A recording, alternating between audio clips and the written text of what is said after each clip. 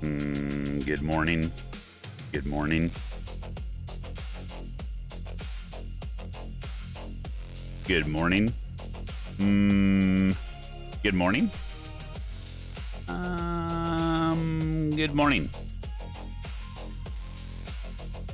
Good morning.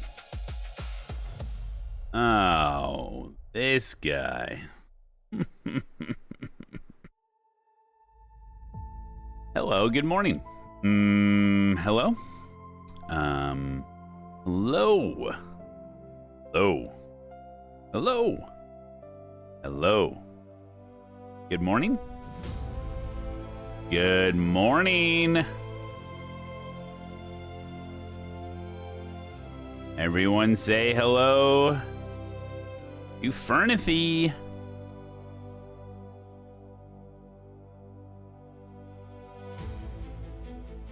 Hello, Fernathy.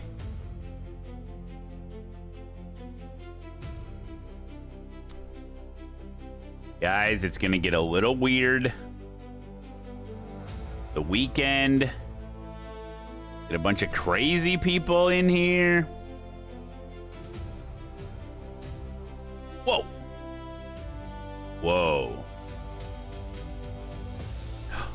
We got this camera back.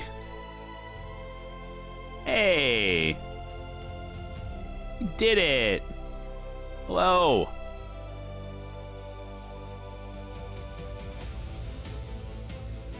Good morning, my name is Matt Malone and I stream iRacing. Good morning. How are we? Samba, the big fat goat, Guile Knox, Team 48 Lows, Ramen Noodles, Luke Hearn, Lucidity, Kyle Ditch, Fives Hound, Old Paddock Man,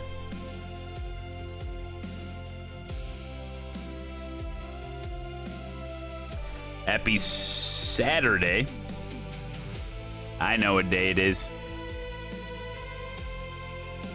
Get ready for pure adrenaline fueled top notch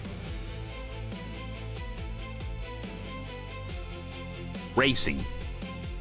The best racing on the internet can be found right here.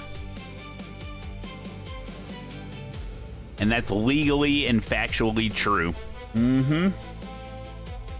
Get ready. Matt Malone signed up for an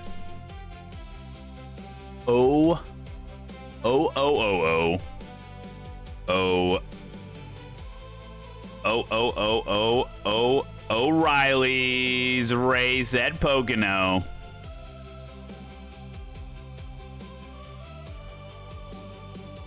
Because I can't get enough of that tricky little triangle. Somebody said NIS was this morning. It's not. It's tomorrow morning. But it's okay. Good to see everybody. Welcome. Good morning. I brought the coffee. Who brought the donuts? Hey, PK. Hey, Nigel. Dennis is here. MSC, hello. Good to see you guys. Yeah, I think there's like a fixed later, but... Dude,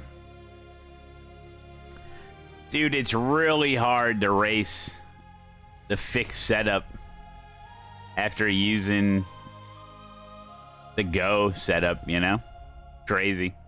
Hey, Black Dog, I owe you $20, buddy. I sure do. I'm gonna give that to you right now there, buddy. Before I forget.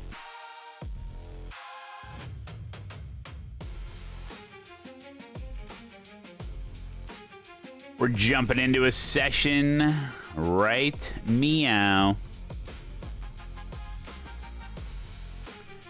Very soon.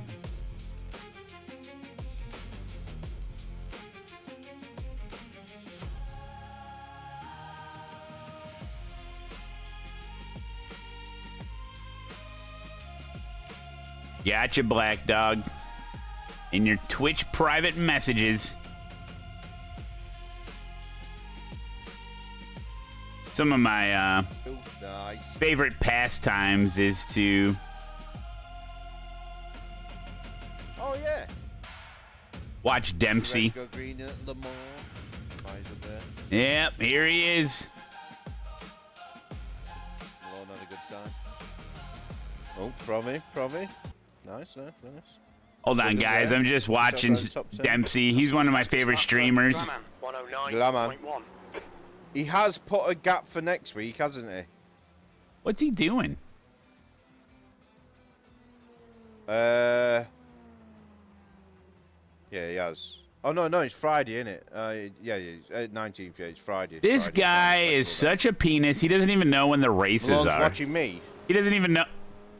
Why is Malone watching me? Whoa! Why is Malone watching me? No, I'm... Wait. No, I'm not. No. I'll watch him then. No, you can't watch me. Why are you watching me? No, you can't watch me. I'm watching you. No, I'm not.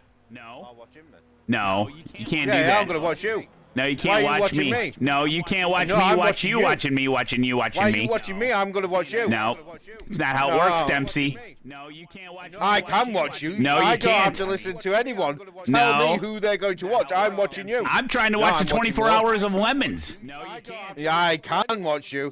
This can go on for a very long time. I don't approve. I am. What about Lemons? I don't care about Lemons. I'm watching you.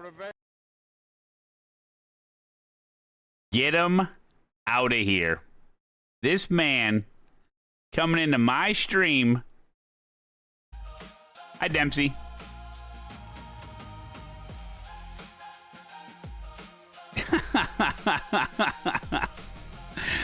Oh, man. Good times, good times. I'm having a seizure. Don't worry, it'll pass soon. Great. It's a great time to it's a great time to get on right as the big Lemons race went green, huh?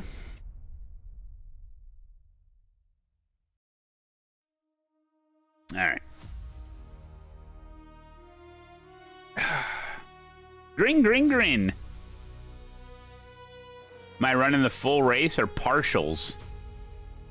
Wow, this is the longest race I could sign up for. This one's 60 laps. I've been running the NIS races. Those are 80.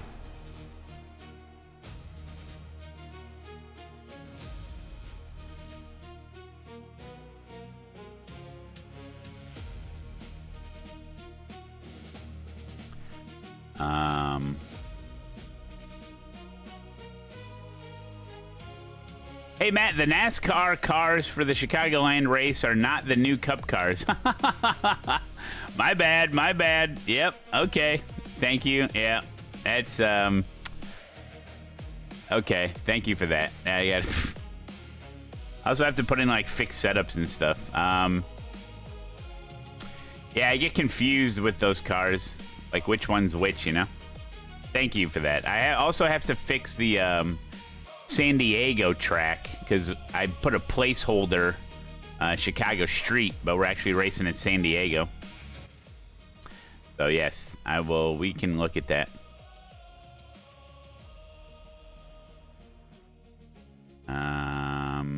Dude, NIS last night was amazing.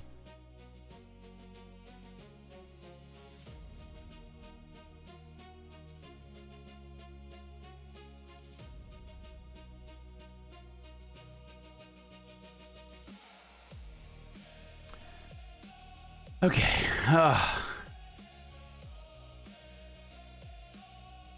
Do I plan on pitting properly? You were chilling watching on TV? Hell yeah, dude. Thank you, man. Ooh, I'm the number 17 car. Split one. This is the O'Reilly's car. This is a 60-lap race to get things started today.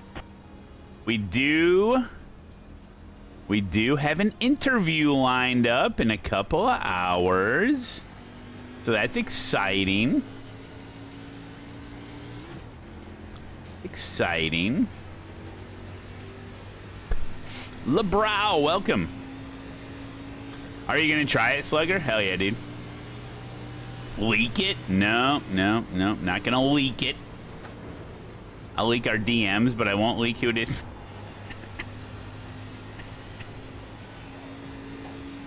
Frickin' Slugger, he's like, I'm gonna try Oval. You give him a half a season, he's gonna be like, Malone, I'm 4,000 I rating Oval. What's the deal? It ain't that hard.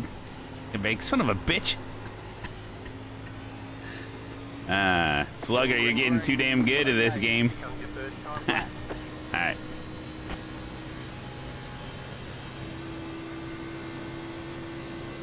Wake up, throw down a heater. Okay. Sounds impossible.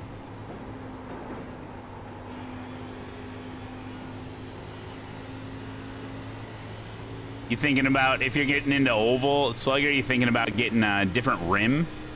I know you got the, Max 32.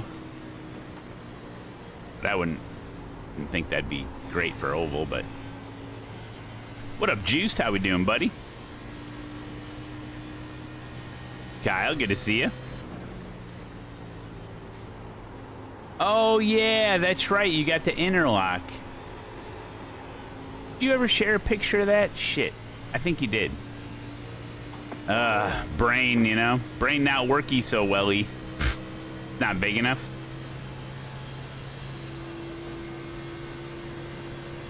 Oh, no. Oh, shit. Wait, what is that emote? Oh, GSI. Round rim. Oh, yeah, that's right. Yeah, they sell the round rim now. That's what she said. All right, cool. I'll take a look. What is it, like 13 inches? 12 and a half or something?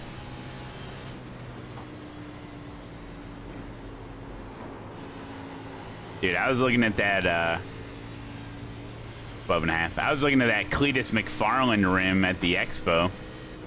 Wonder if MPI is going to be at Chicago. That one was cool.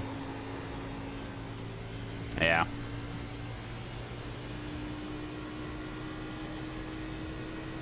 All right, let's check a flag.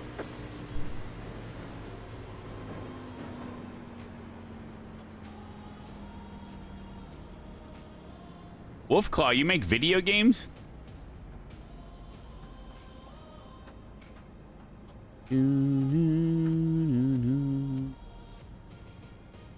Yeah, oh, I'm sure it would, Slugger, yeah. You're starting to make video games, Wolfclaw? That's crazy. I need to find a way to make my turn racing button plate wireless.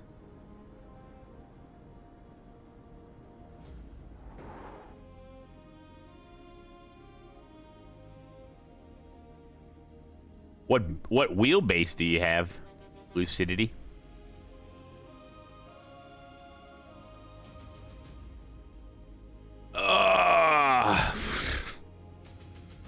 We're back, baby. Just be a minute here. Once the green flag waves, I think it'll be good. SimiCube 2 Sport. Well, I have a turn.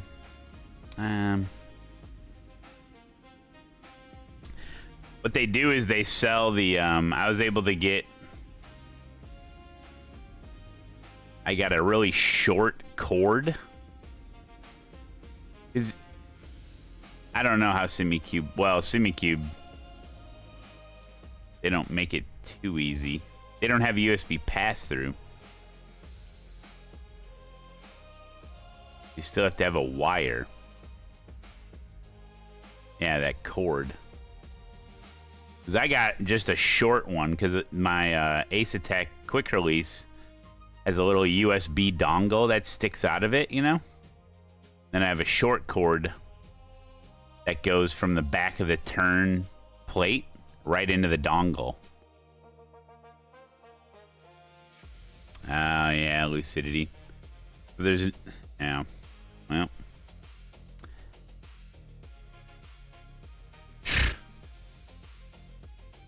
Yeah, the SC3 has like their own. It's like their own proprietary USB pass-through. You gotta get like their little thing, or I don't know. Yeah, I love me a good dongle.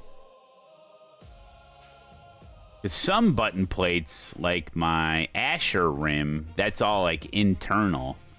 So it literally, there's like a super short USB-C cord that goes from the inside of the quick release to the inside of the rim, like centered up with the quick release, so you don't see any cord.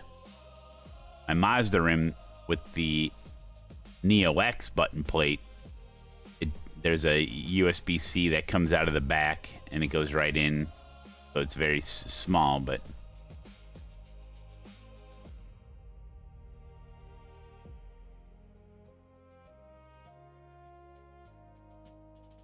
Oh, that's true, Slugger. Oh. I should probably put my setup on.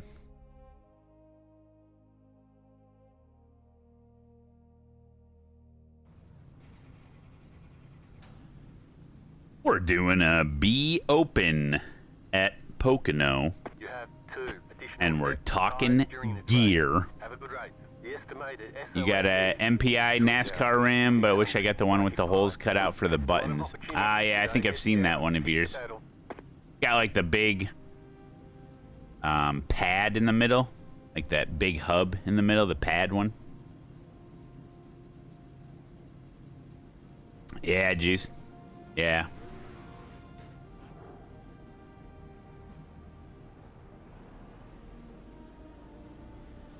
Yeah. One to go. Next time by. You're on the outside this time. Pit road is closed. Catch the... Nice little Saturday morning drive. Know what I'm saying? Know what I'm saying? What a boots! Exclamation point ASETEK shows the winner. I'm Skizzy or something. It wasn't you.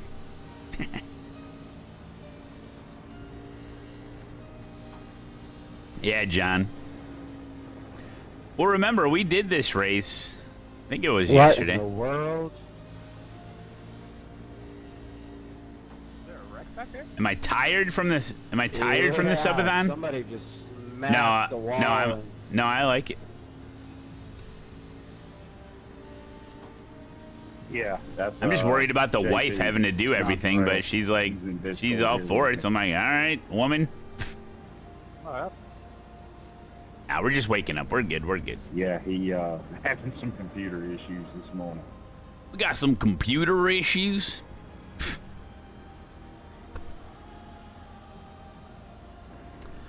No, yeah, we did a race. I think we did this race yesterday, and it's like caution free or something. I forget. Here we go. Let's get up there. Get them stacked up, brother. All right, start off easy and see how it goes. Green flag, green flag. Go, go, go. Green, green, green. Car inside. Stay high. Still there, inside. Still there, Oh, easy inside. does it now.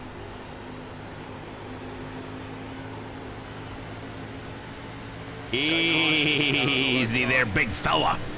That's what I say. Hey there, big fella. Easy.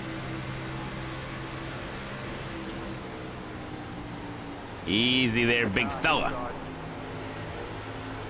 Clear inside. Yeah, just take me a minute to figure out the car. No. Car inside. Been switching between like Cup and O'Reilly's and different setups and... Oh, shit. Ah, no damage. 2x, though. Keep high. Still inside. Stay high to the car on the low side. Remember, these races could go caution-free.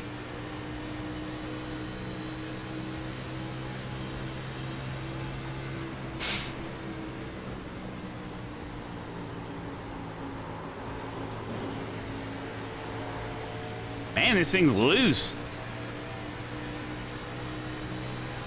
Car inside. Still there, inside.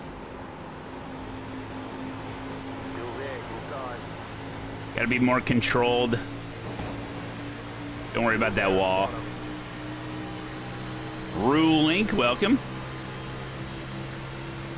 Stay high, clear inside.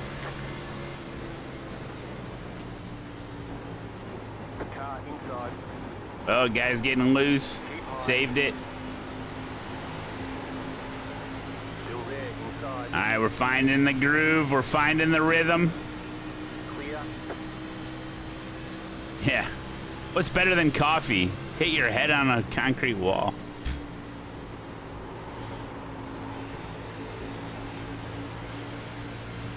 Car inside. Still there, hold your line. Still inside. Clear inside.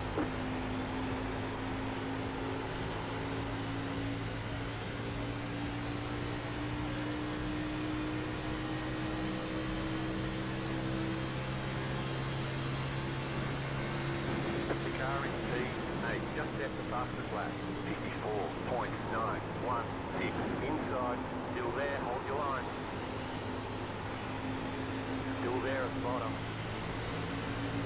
I got it. I got it. Still there, inside. Clear inside.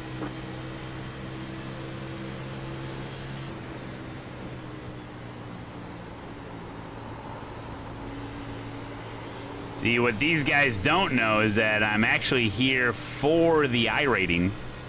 They'll find that out later.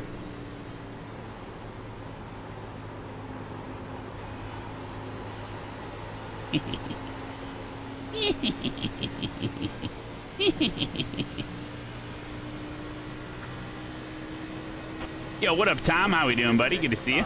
Lap success. No damage. Car looks clean. The car in C11 just at the fastest lap. 54.897.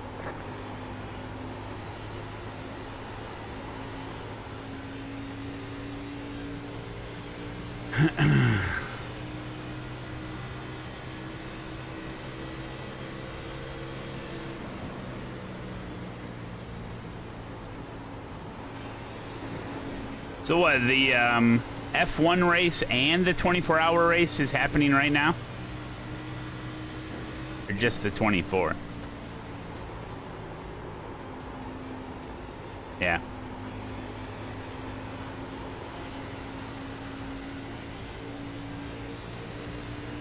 Welcome, instructor. F1 quali. Oh. Oh yeah, it's Saturday. Still inside. Get that grip strip, buddy. Clear inside. I'm looking at all the possibilities here on the track. I got options.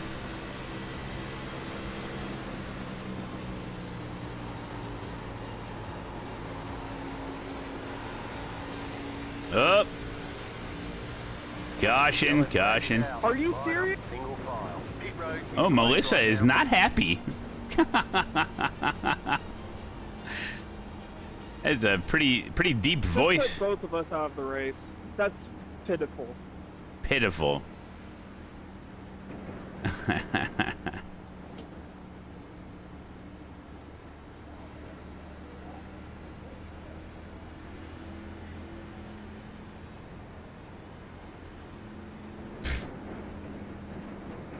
All right, well, this is a good little test run there.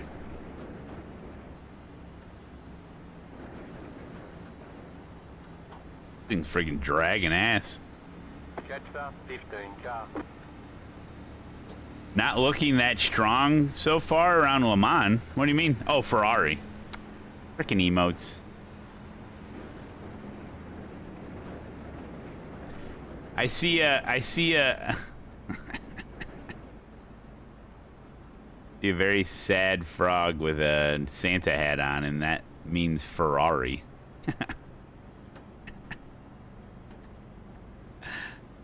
Oh, man. How we doing? Good morning. How we doing? All right, I'm the number 17 car. I'm in 13th, and 13 is a wash on points. So we have to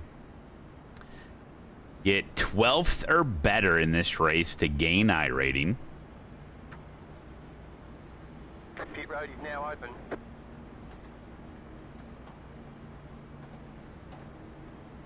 No reason to pit here. We get 2 extra sets of tires. We will need fuel eventually. We'll fake to the pit.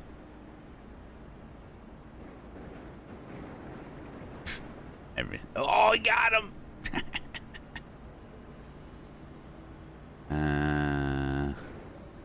Pit road is closed right now. I would have only lost 1 position if I pitted. Yeah. Splash of fuel may not have been a bad idea, actually.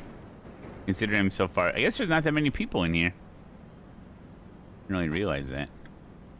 Yeah, I would have lost 1 position. Oh well. I just thought there was more people in here. Hey, Jax, how we doing, buddy?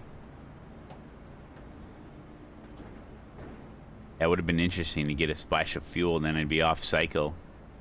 Sometimes that can be fun. Sometimes it can be fun.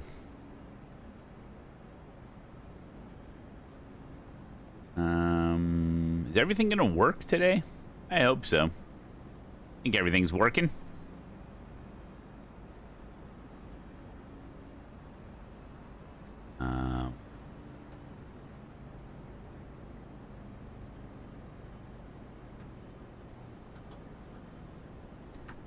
We're having fun. Kind of wish it wasn't week 13 sometimes, you know? Catch up, 15 car.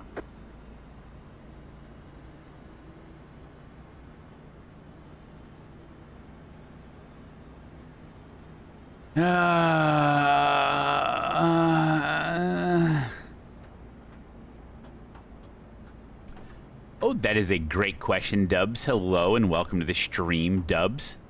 I use RaceLab. RaceLab. Where's the button? There it is. Basically everything you see is RaceLab except for the track map. We're trying out the new iRacing track map, although I don't like it because it's right in my way. Like, where the track map is on screen, that's where it is on my screen too, you know? The great thing about RaceLab is that I can have a different layout for the stream and a different layout for my monitor, you know?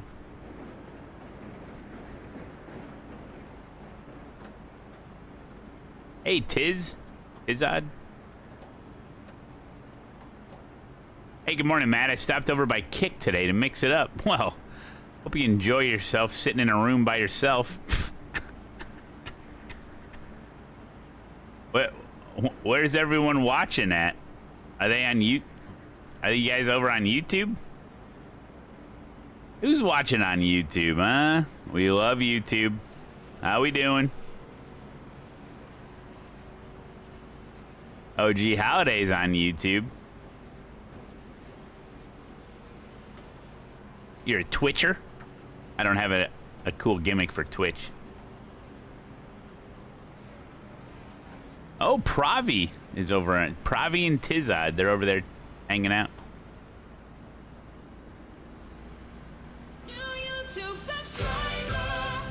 Hey, Deer Killer.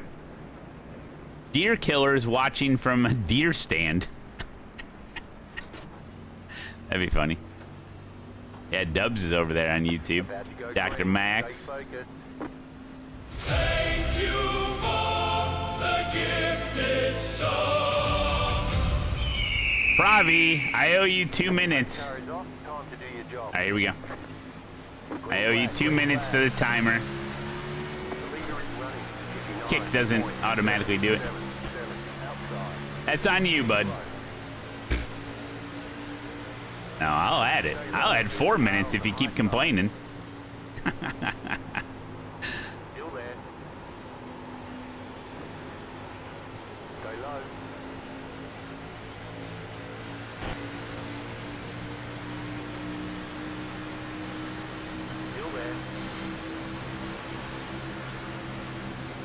outside, clear. Outside. Still there, hold your line. Clear outside if you want it.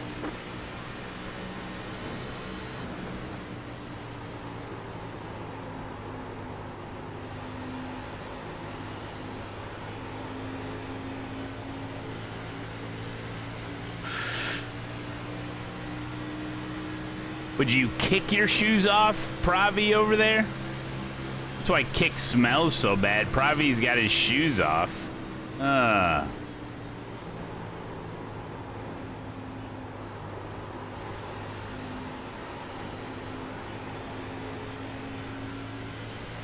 Gotta air out them dogs. Very good dad joke, thank you. I am a dad.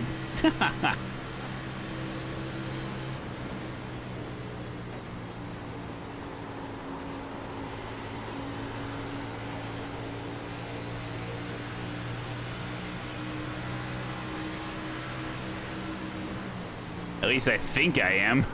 Haven't seen my kids in a while.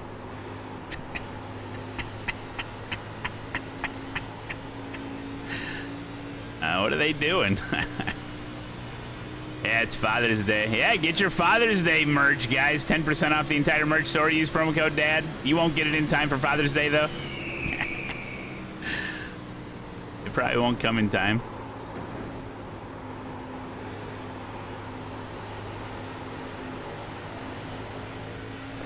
Nah, I'm not gonna. Clear outside.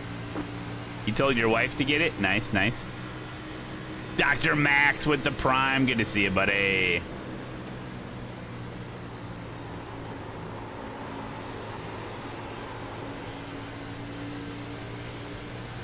We got some special stuff planned for the day. An interview. Some other fun stuff. And I think something later today, I think we'll all benefit from. Okay? Outside is clear. So stay tuned.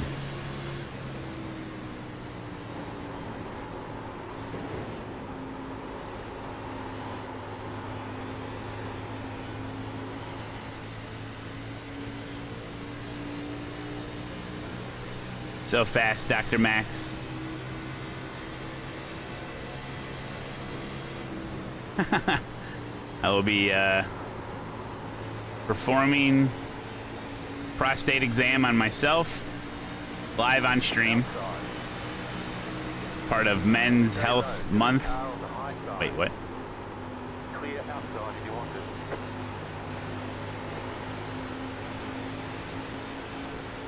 it. Hey, I passed someone, I think. Keep high.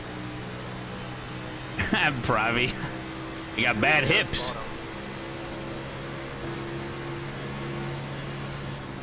Clear. Inside. Stay high. Clear. Inside. The yellow flag is out. They want you in single. You got bad hips. I mean, damn, dude. Up, he's gonna go kill him. Here he goes. Here he goes. He's lining it up. He's lining it up. Oh, he thinks better of it. No, he's going for the intentional wreck. Wow. Oh, he's going for the intentional wreck. Ooh, we got a mental midget in the race. Yeah, that will get you a seat for a few weeks. Yeah. Yeah. And he comes down on me when I'm like 20 miles an hour fast in the corner. And then he wants to spin me after the fact. It's really sad. He must be 13's European. in big trouble. Hey! Tighten up the Europeans, man. Who was it? The number it was the number 13 car. Right, let's go then. Number 13 car. Yep, number 13 car. Big trouble. Big trouble. Oh man. Big trouble. Principal's office. A big talking to. It's gonna be a tough one. I'm surprised they still have internet connection in Europe. Hey, it doesn't matter where Yeah, they're from. that's amazing. So all that trouting you did, the question I want to ask is, so when you started pushing me through the corner and you had the chance to get off the throttle, but you kept, you know, hanging on to the throttle, did that have a question in your mind? I don't understand what you're saying. I only speak American English. Sorry, bud. Oh, I You understand. one of those ones? Okay. Then I just won't waste my time with the retard. All good. Oh, and a chat band. Good job, bud. Ashley, you're not supposed to intentionally wreck people. I think it's part of the rules. Yeah, that's kind of like the golden rule in this. Especially intentionally wrecking under yellow. Not going to be good. I'm gonna stay out. Oh, well. Sucks to be me. And must. Yeah, I would agree with that part. It definitely would suck to be you. Let me give him some advice. Yeah, part of motorsports, a skill you need to develop is controlling your emotions on track. And you got a lot of work to do in that department. Malone? I'd say this as well. Just stay out of it. I was on the brake as soon as you came down. You can go back and watch my throttle trace. I mean, that's fine. I'm just sick of people thinking they can just dive it into the corner from, you know, 2 car lengths back and then think I'm just going to, you know, open up the steering wheel. So, it's all good. I'll take it. It was a clean retaliation, though. He executed it Do what well. you will with it. It doesn't bother me. You must hate this Well, you game. better find another game for a couple weeks, bud. I'll see you on Monday. Plot twist. We all get chat banned, and he gets a warning. I heard Fortnite just had a new update. You'd probably enjoy that. You could play as Ariana Grande or Sabrina Carpenter. That'd be more your speed. All right. Espresso. Now they're just laying on him. Real rabble rouser. I shouldn't even have said anything. I know. I always regret saying anything.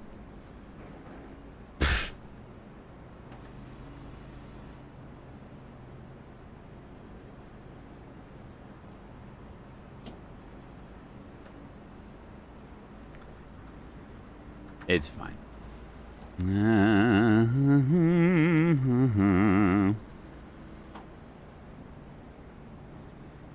I think that's even his real name. Ashley Dodgson. Sounds pretty suspicious. It was like that Melissa. Remember? Wait, there's a Melissa in here too. He's got a real deep voice. Yeah, I guess Ashley. Yeah, Ashley and what's the other one? We got a bunch of fresh tires back here behind us, fellas.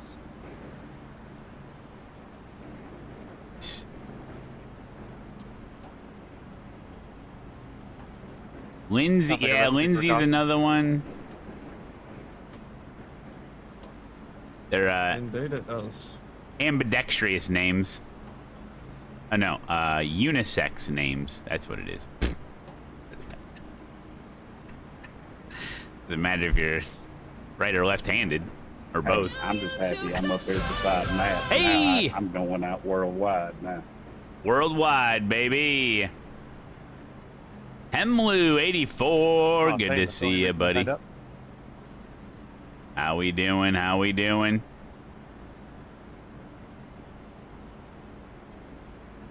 That's Stacy. No, Stacy's not a man. No, you can't do that. Stacy's mom. She's got it going on. That's what I heard. That's this old scuttlebutt around the office.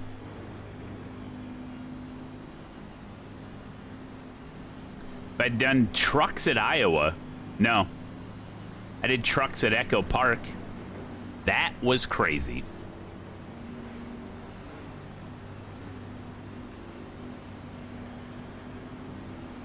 I am not stirring the pot anymore. I've done too much. I already regret saying anything.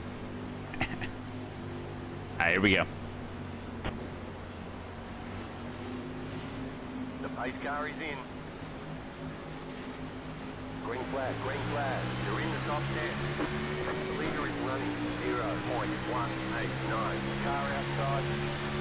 There was a boy named Sue. Still there.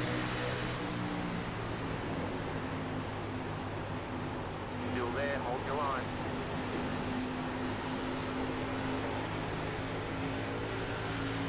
Still there.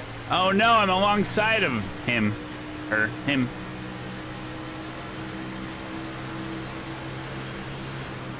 Whoa, whoa, whoa. You want this outside.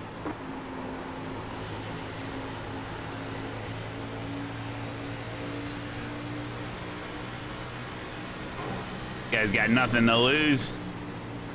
Racing his last race? No. Inside.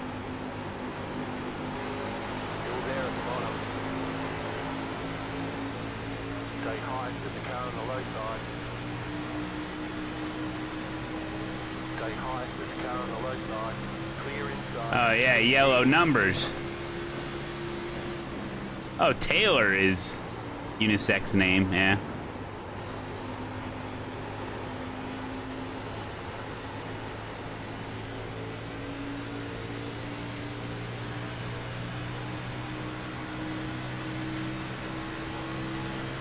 It's that they're done. No.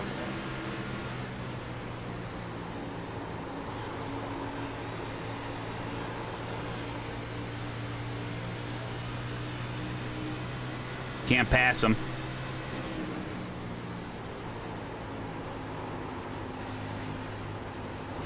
Car outside. Still there. Still there. Still there.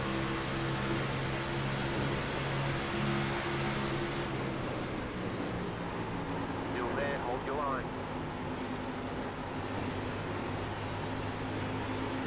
You're on the bottom, rewind. Oh! Car out. How are we? Too wide. Ah, Racing for 15th like that. I didn't want to die. Clear outside if you want. Dang it. Outside. Clear high. New fast flat for you. The car in C2. Just at the fastest lap. 54.893. Car outside. Still there. Hold your line. Still there. Clear up top. Car outside. some of these guys got fresh tires. Still there. Hold your line. Still there.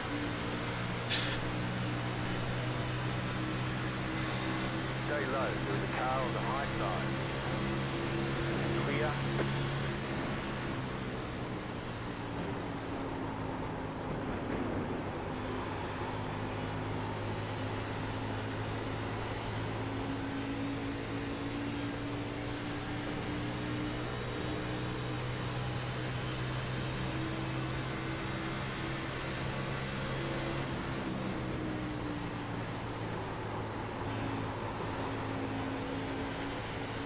Wait, did you just ask chat if anybody was watching the 24 Hours of Le Mans and then you responded, yeah, I'm watching it?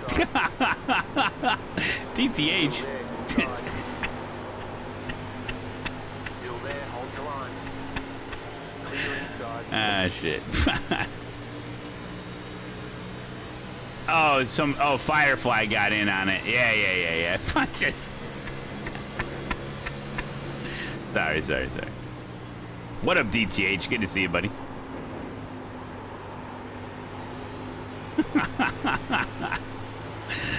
Oh, man. You take tires, Dan? Yes, sir.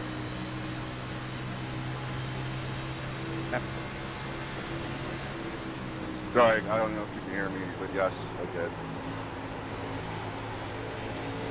Copy that. We heard you. Yeah, I didn't.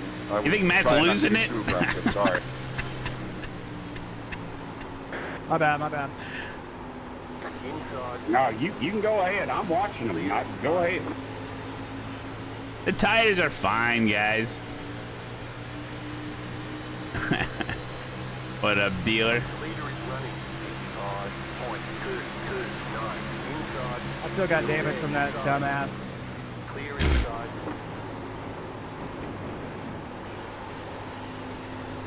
Say his name. Say his name. Ashley.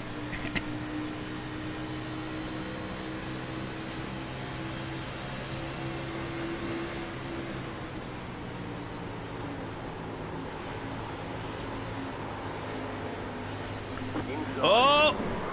Clear inside. No caution, dude. There was nowhere I could go. Couldn't go left. There's a guy there. Check damage. No damage. Car looks Oh, clean. no damage. Go for the move. Car outside. Well, that spread us out a little. Stay low. There is a car on the high side. Outside clear.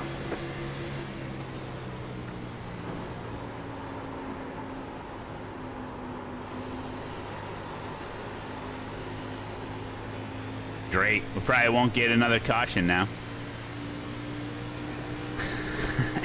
Maybe we'll get some damage later. It'd be fun. Oh, whoa, whoa. Car outside. Stay low. He's either saving tires, saving fuel, or both. Get the hell out my way. Keep high. Clear. Inside. Still there. Still there. Inside. Red Deer, Alberta, Canada. What's up, Bill Jacobson? Clear inside.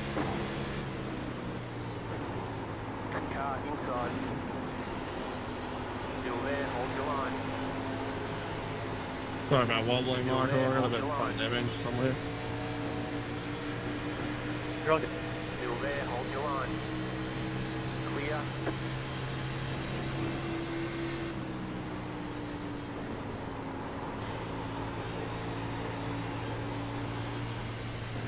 I gotta shake this Walter guy. Filling up now should get us to the end.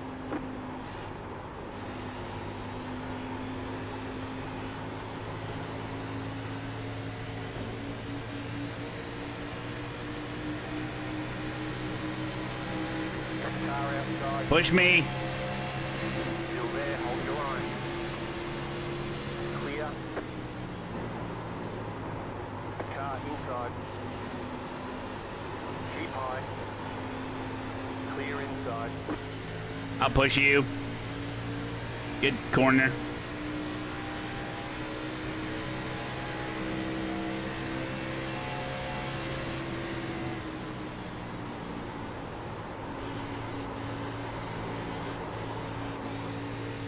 Woo.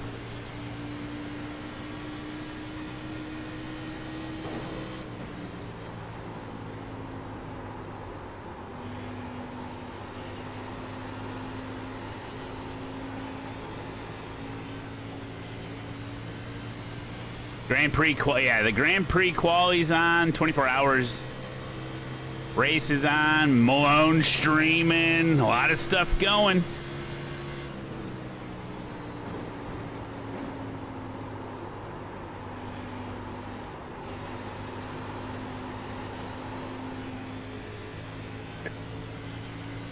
The real Pocono.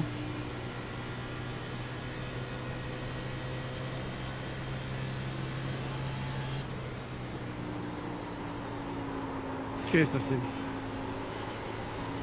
This is the real Pocono.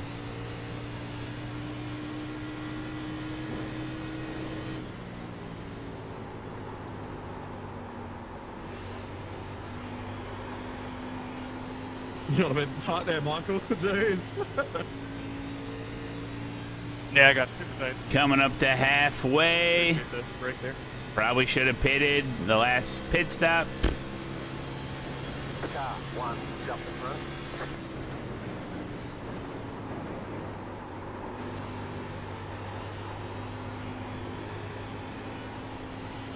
Travis, good to see you.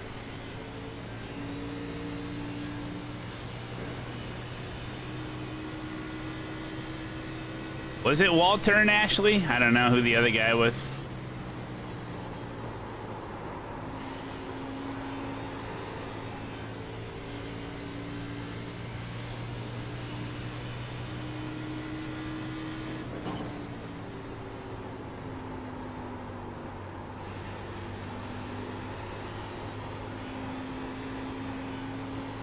Well, Ashley's on old tires. The leader just did a 56.159.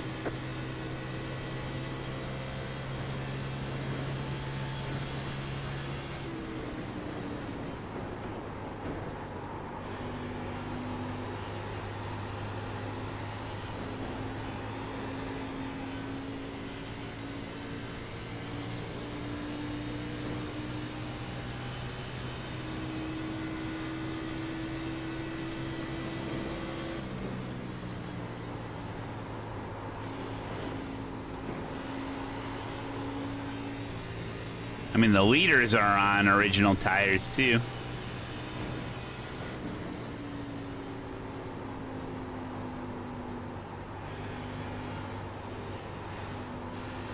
Yeah, thanks for pinching me down. You fall, just slow down. Music maker called G Lion drops fire bars. Oh, hell yeah.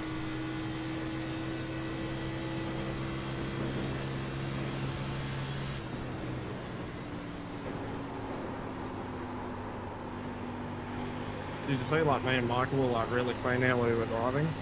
And then you just tapped my rear? Well, shit. I couldn't go any further down.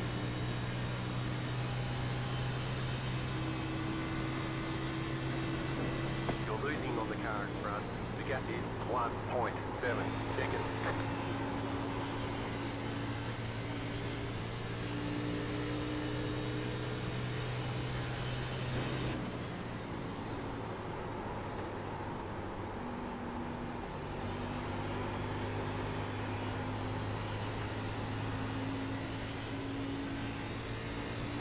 Okay, we're halfway to the finish. All right, come on, guys. Wreck. This would be a good time for a caution.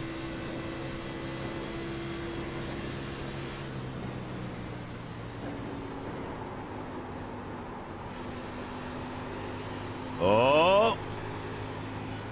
Ashley and Walter. No, it's not.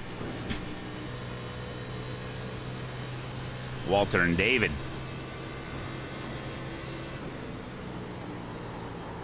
Ashley's leading that 4-pack group there.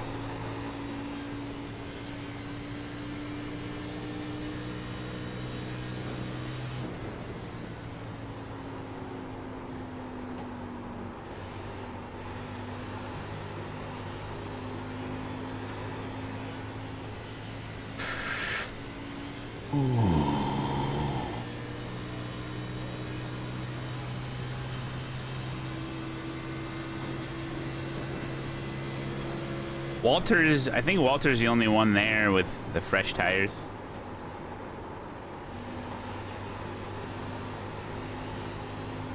I mean, we'll see. There's a bunch of people on original tires, so I mean, I'll just pit when they pit. I have to pit in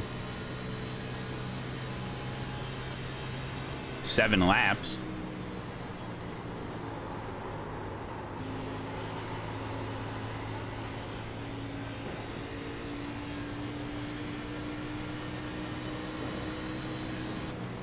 Hey, 4-star General. Good to see you, man. Been a while, I feel like. Hey. Hope you're doing well. Hope you're doing well. You know we're not on the same lap, right?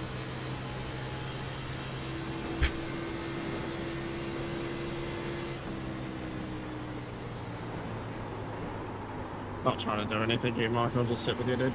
Just let you know. Oh, 2 or 3 days? Oh, welcome back, welcome back. Don says he didn't mean to tap your Scott. There was an accident. Probably got Ben. Yeah. No, I do appreciate the clean out, though.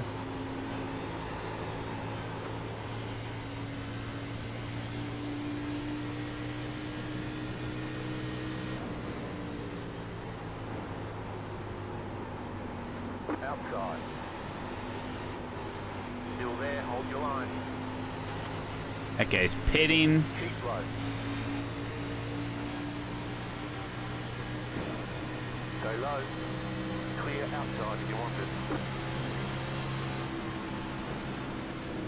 it. This guy's sponsored by F-Bomb. man. What's our pit entry plan? Come in way too hot, lock up the brakes, lock up the tires, and get a speeding penalty.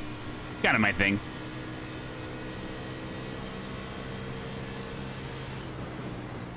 Thank you, sir. Well, there's a lot of people on my cycle, including the leaders, so I'm curious what the strategy is here. Hey, dealer gifting a sub to legit. That's a legit gifted right there. Thank you, buddy. That guy's pitting. The leader just did a 56.5. Maybe I'll pit with the leaders? I don't know. What up, Gabe?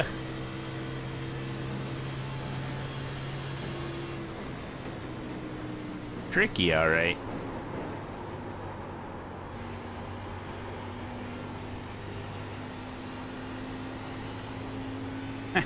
Harley. Thank you, buddy. Thank you, buddy. You got about 5 laps of fuel left.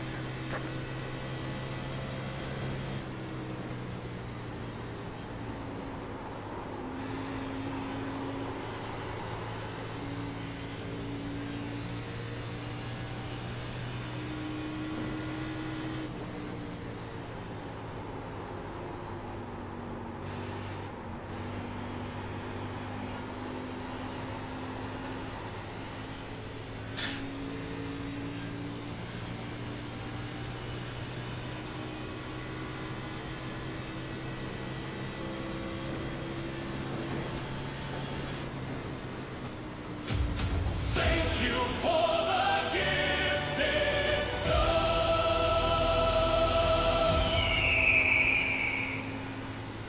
James at it again. Thank you for the 5 gifted, buddy. How we doing? How we feeling?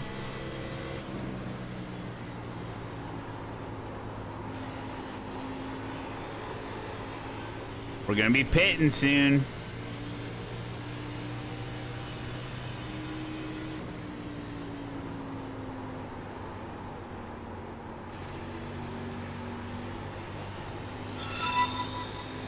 Gabe. I'll be pitting here, Connor, and I'm not very good Keep this party rolling. Keep the party rolling. Gabe with a huge super chat. Thank you, buddy. The party's rolling. Goes my car. Thank you for the gifted subs. And the old Slinky the King. Slinky the King coming in. Getting in on the action. Thank you, buddy. And Slinky the King dropping the prime. Thank you. On road, just don't go over it, like 0.3, and you'll be fine. Epic. What the hell was that? Slugger, you're discovering new alerts. What? A gigantify emote. Oh, the leader's pitting. I'm gonna pit. Oh, slow, slow, slow, slow. Yes. I did not. Car 11 is now leading. Thank you, Slugger. Box in 10. Nailed it. What it should sound like coming down here is like because of the flat spot. 2, 1. Right here. Perfect. Come on, fellers. Do what you've been training to do.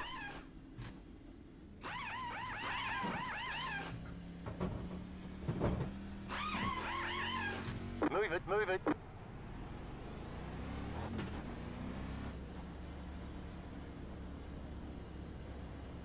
You only have 1 tire set remaining. The leader's pitting now.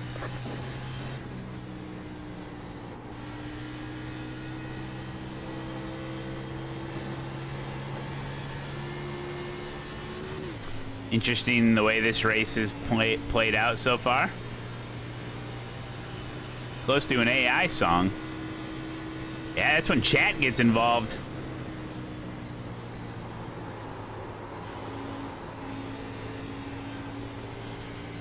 Okay. I'm all by myself.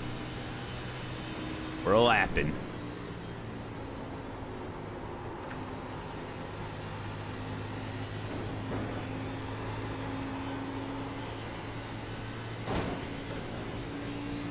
worry about that. No damage. Car looks clean. No damage. Car looks clean.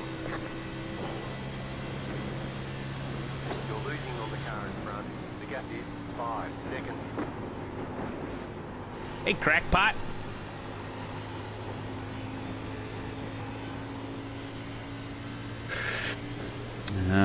Check them tires. 53% right front, 64 right rear.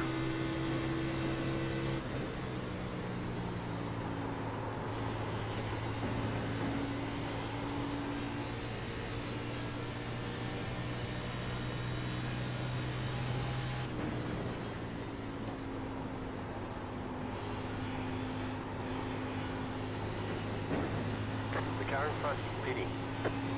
The car in P10 just set the fastest lap. 54.653.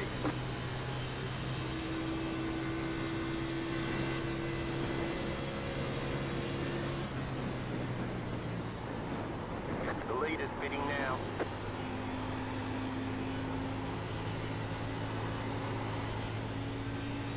The leader just did a 56.839.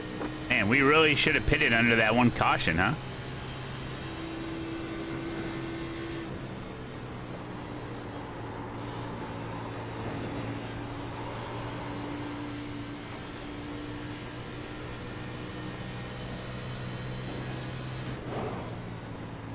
Well, you guys think there'll be another caution for the end of it? I mean, I'm good to the end now.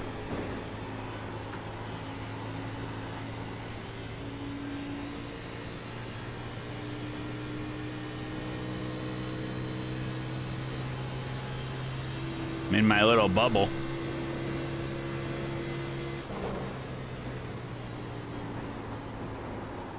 You try not to think, but yes. You're pulling away from the car behind. The gap is 5.2 seconds. The leader's bidding now.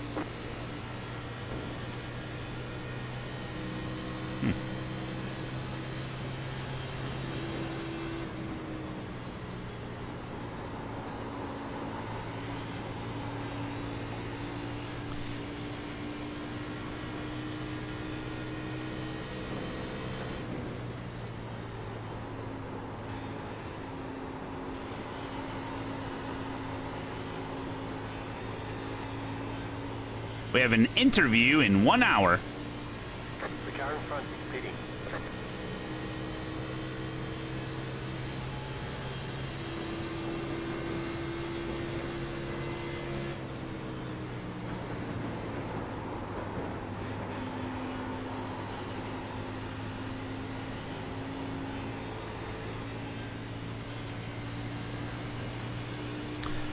Hype train level 4. It's pretty good. Pretty good. Thank you, guys.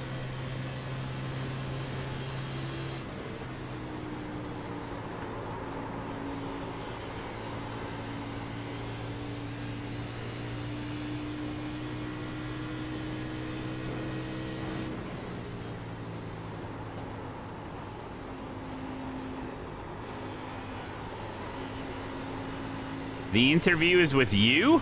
It's news to me.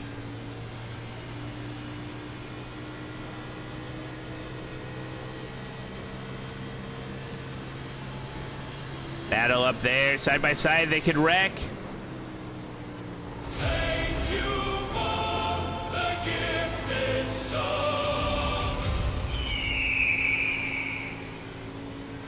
Oh.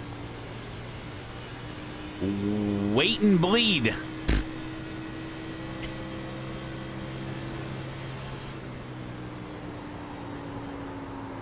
Thank you for the 5 gifted.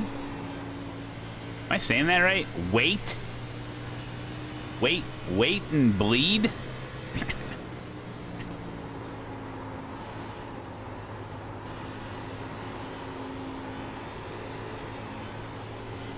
Thank you, buddy.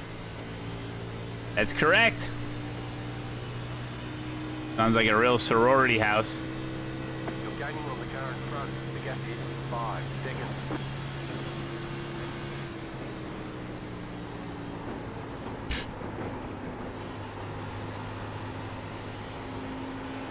Car inside. Still there, hold your line. Clear. No, there's been 2 power hours. No, we've had 2 power hours. Inside. Clear. Inside. Still there. I'm gonna battle my life right now. Clear inside.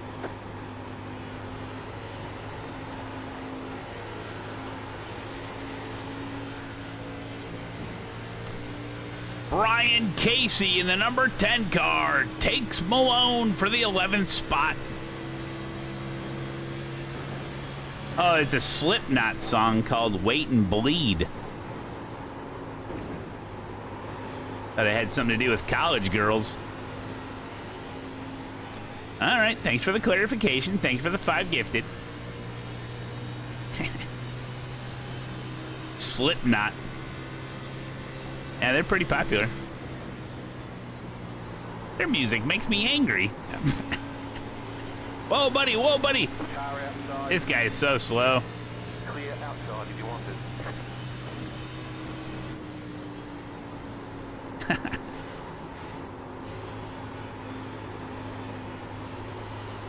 You know what I like? Some of that, like, super heavy death metal or whatever it is. But then they, there's, like, melody parts. Kind of like, what's that? Dragon and, Fire and Dragon. Dragon and Fire. What's the band became super popular in Guitar Hero for, like, the hardest song? Dragon, Fire, Fire, Dragon, something. Dragon Force. Yeah, stuff like Dragon Force is really cool. That, dude, you listen to some Dragon Force or like that type of music, you'll run through, you get so pumped up, you'll run through a brick wall. You can do it, wouldn't even hurt you.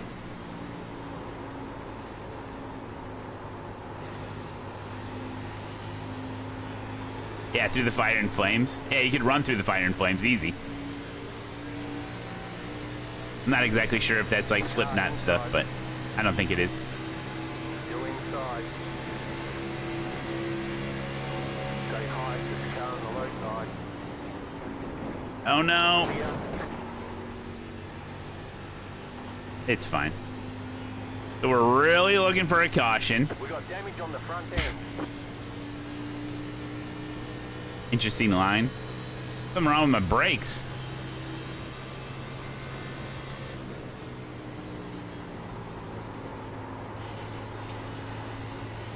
Yeah, I don't know what Dragon Force has done for us lately, but they got that one pretty epic music video where they're all on like these big rock formations, freaking jamming out. Oh man. Yo, what up, Greg?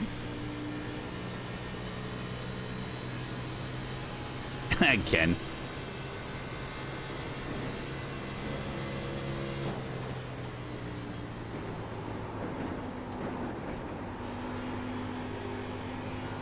It's the way these races go sometimes, like. Yes, sir.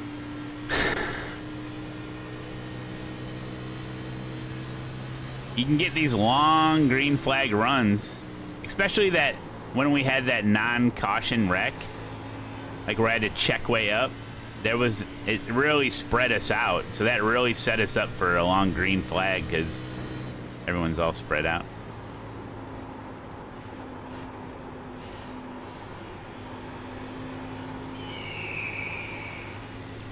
Well, Valmont, thanks for the sub, man. Welcome. Hey, man, that's real nice of you.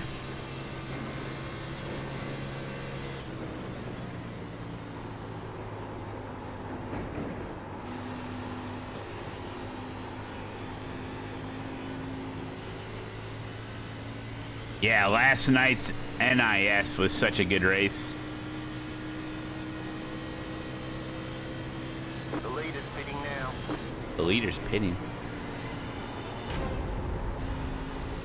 The lead is pitting now. LSR, thank you, buddy. Couple gifted. Hell yeah. Yeah, pretty eventful weekend. I don't think that White House thing is gonna happen though, right? Because of the weather. Hey, there's Maui. Yeah, it was fun.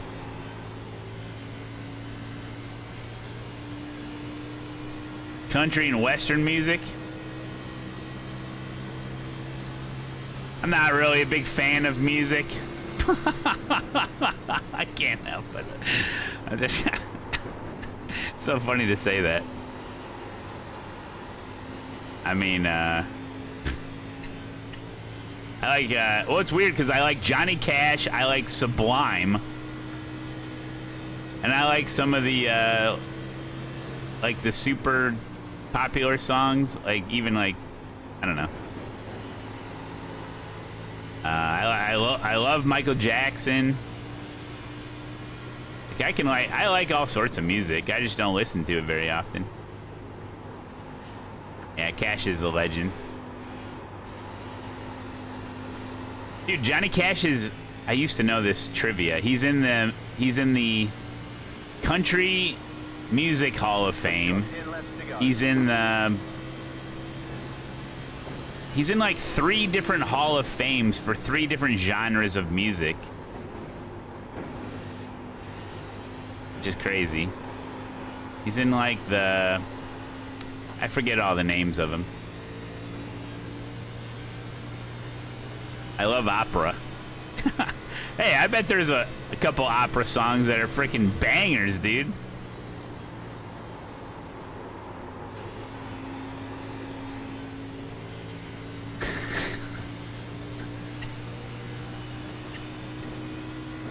No doubt about it.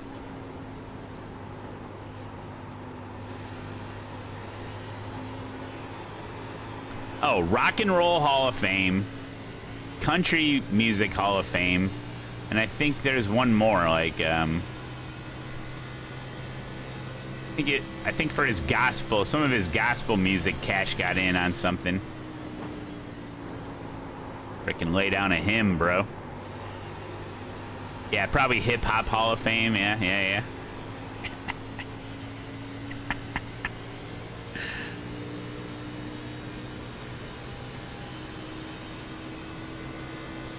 But I like a lot of the 80s music.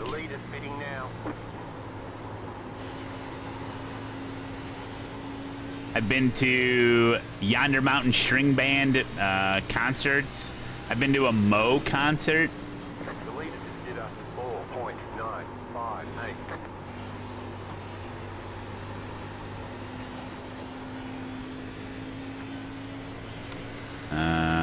Inside.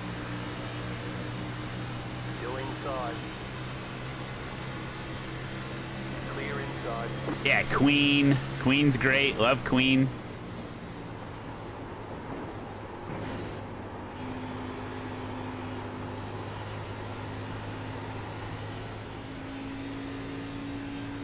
But my brother definitely has shared with me some like power metal stuff. It's pretty crazy. Pretty good.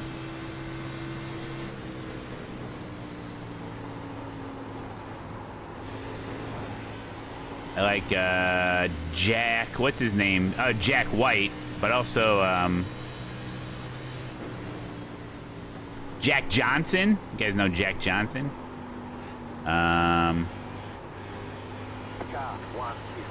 What's the guy's name? Taylor, Gone to Carolina in My Mind. James Taylor.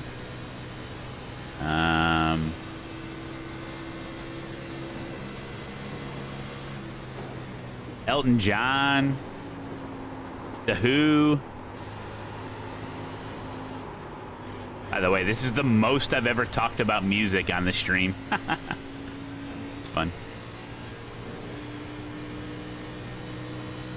We used to listen to, on the stream back in the day before DMCA, we used to listen to a lot of Volbeat on the stream.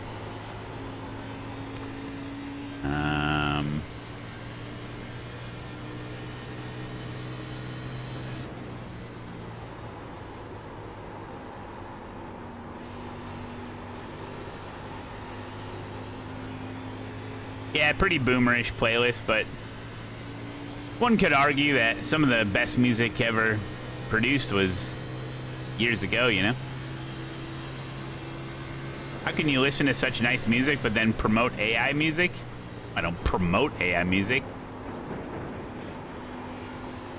I think it's cool. You can thank Twitch for that. I can't play all the good music on the stream and get in trouble. 14, just set the fastest lap. 54.527.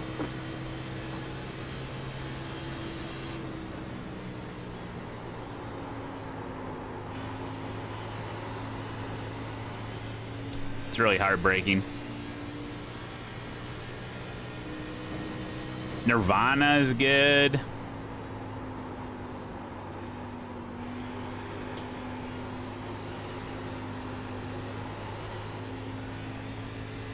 Well, me making shitty AI music for the stream doesn't take away from You got 5 laps to go. all the actual good music in the world.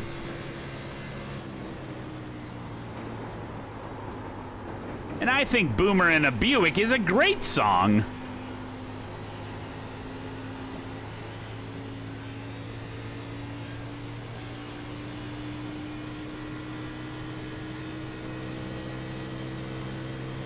Yeah, you can split audio for VODs and stuff, but you can still get in trouble for live if you get enough reports.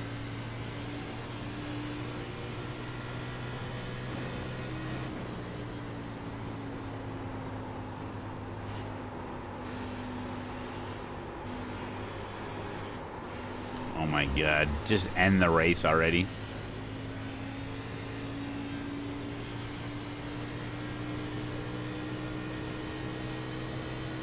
Thank you, Bandman. It's either I have to like Google basically shitty music that people made on GarageBand that's like just like the same shit over and over. Or I can make some AI music, which is a little bit better, and it's non-copyrighted. Or we sit in silence. It's not one or the other. It's not like if there wasn't AI, I would hire people to make music. It's either AI music or nothing. And some of that non-copyright stuff, it's worse than AI. So it's like, well. And that's all just made from like looping stuff, and it's real low effort stuff anyway. That's not true. Some people actually make pretty good music using GarageBand and all that stuff. But I've used like non-copyright stream-friendly music, and you know what the trick is, right? With all that stuff, you know what their trick is? They're like, here, use this for your stream music. Oh, it's great. Use it for your YouTube videos. Oh yeah, totally free. Yep, totally good. And then like after a bunch of people use it, then they flip the switch and they turn it to copyright, and then they start claiming all your videos. That's the scam for that. That happened to me a bunch of times. Ah, come on. Caution. They want you in single file. Close. Oh, buddy. I mean, I was right on the wall. Oh, buddy. Oh, careful. Oh, buddy.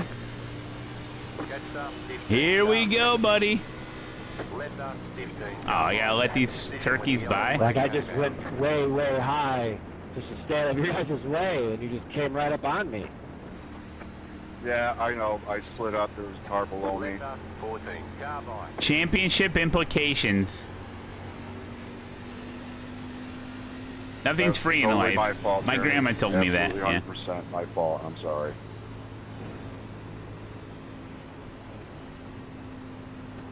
Yeah, and when I release an AI song on YouTube, it's an AI playlist. I put AI in the thing. It's AI, you know.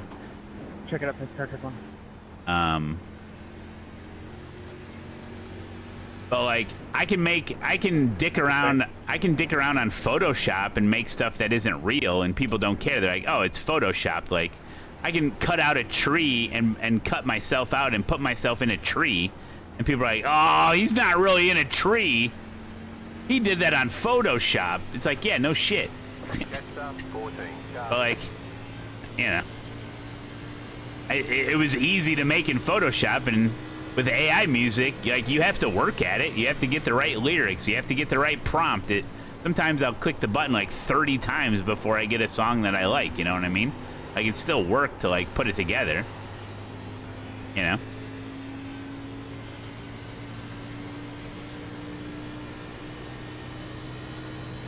The AI learns from real music, so it's unfair. Well, I got news for you. Life ain't fair. Suno is pretty powerful. I just don't think it's, out of all the things in the world, to take a principled moral stance on AI. That's the boomer take. It really is. I mean, that's what people were saying about search engines.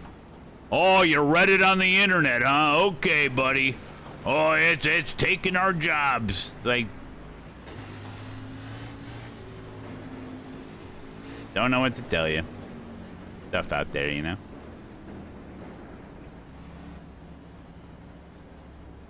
There's a good argument to be made that AI will create more jobs. 10, 5, 3, 2, 1. Right here. The invention of hydraulics took away a lot of people's jobs whose job it was to use a shovel in a hole, you know? But you would argue that that was a good invention, you know? That's it, go.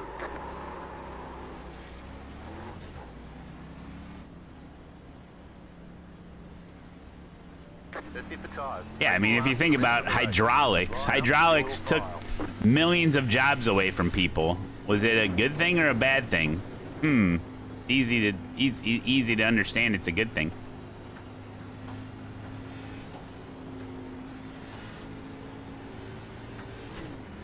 Right, so if you were a guy that had a shovel and they invented hydraulics, you would be mad because now you don't have a job. Like, yeah, but just the way of the world.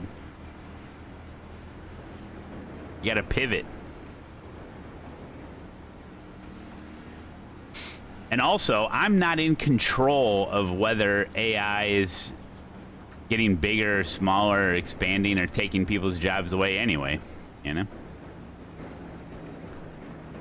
You could argue, I could argue that I'm actually giving people jobs by paying money to Suno, because there's engineers working at Suno to make that AI software and website. So I'm actually providing people's paychecks. Yeah, I have no time left, so it didn't have much of a choice here. You could do the same to artists, though, but I wouldn't.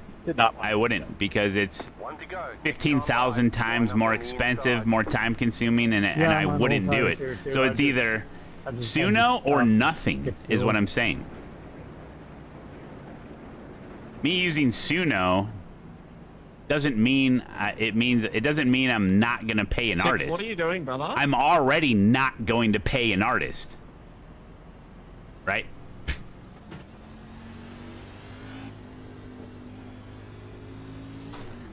So it's either nothing or... Made me think I was doing something wrong.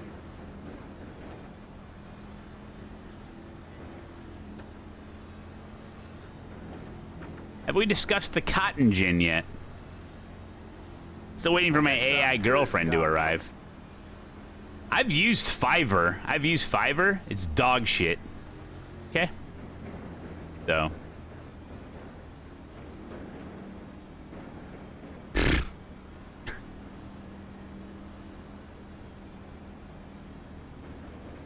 yeah, all the people on Fiverr are just using AI. So, like, you know, get it together.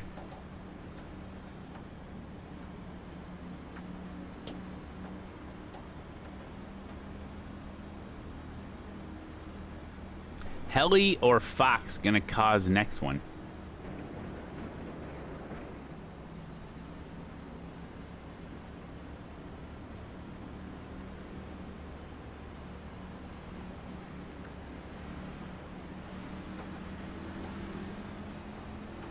About to go green. Stay focused. All right, here we go.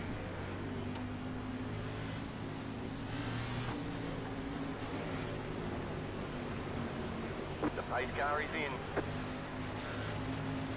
Green, green, green.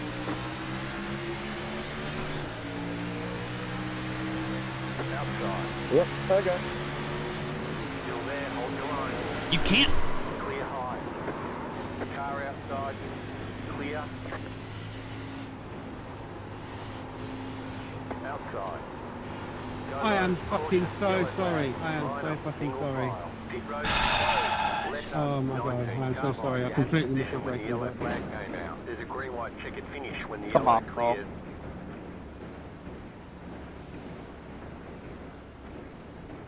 Sorry, Matt. Whenever they checked up right in front of me, it just kind of sucked me over right into the side of your car. Oh. Yeah, all good. I was trying to pinch and keep everyone staying over there, but yeah, all good, all good. He said sorry.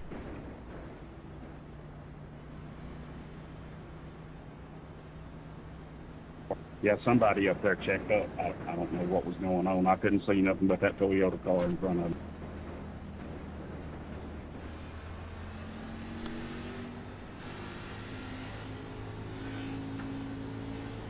Well, we get another shot at it.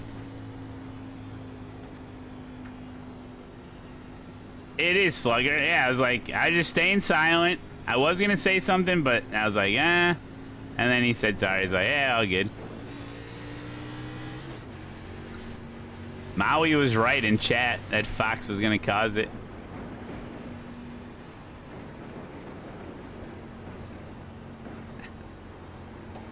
Yeah, I'll come back now, you hear?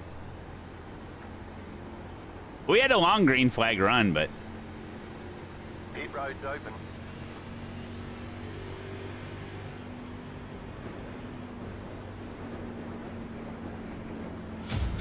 Thank you for the gifted song.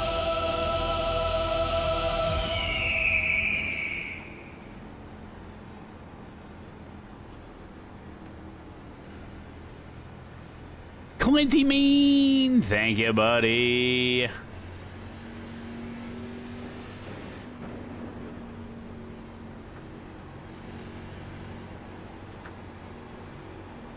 I don't know. To me, it seems like AI is just a more advanced search engine. I mean, it's not... It's just... Jetstar 12. I don't know, man. It's pretty arrogant to think that if you don't use AI, you're somehow saving the Earth. It's a real weird moral stance that some people take, like, I'm anti-AI and you shouldn't do this, and then they feel like they can lecture to you about it and how if you use AI, you're somehow a bad person. It's like, but yet they're using a $1,500 cell phone made by slaves to make their point online. Like, all right, you know. It's just the new best thing to stand on a moral high ground and lecture people, the AI thing. It's weak sauce. You know? Now, if you were Amish and you were sending me letters about it, I'd be like, this guy's making a good point. But it's just like, it's just the way of the world. Like, if I was in a situation like, you know, if I was like a Jeff Bezos or an Elon Musk, where like those people do have actual power to change things, like maybe their stance is a little different, you know, but...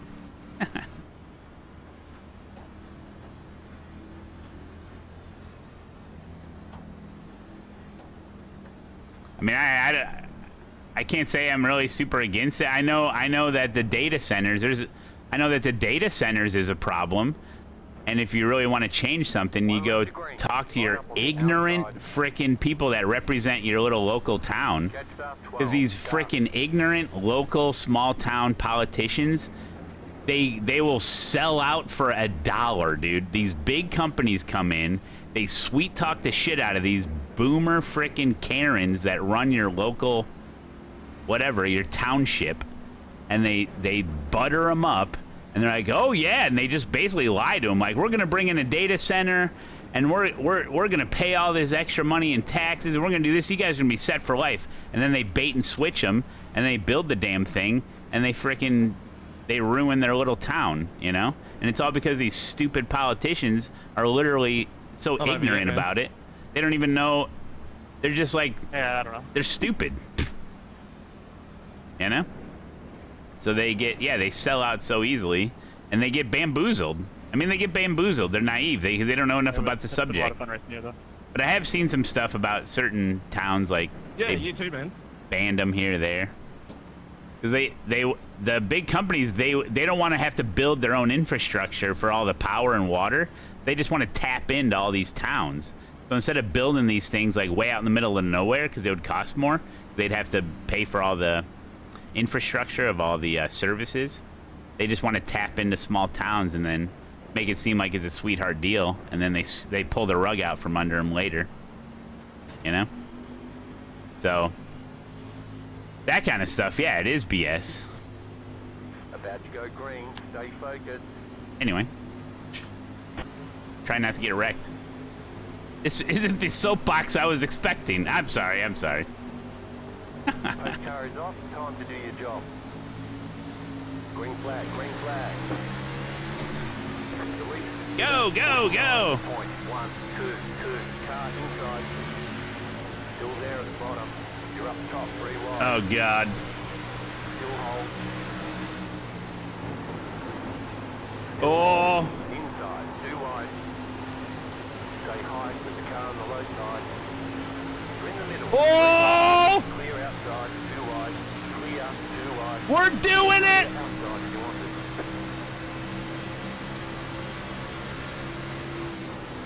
Oh shit. I don't care. It's 0x.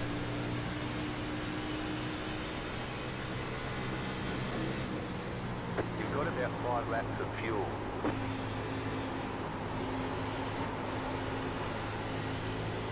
Woo, we moved up in the world. Damn, that was tight.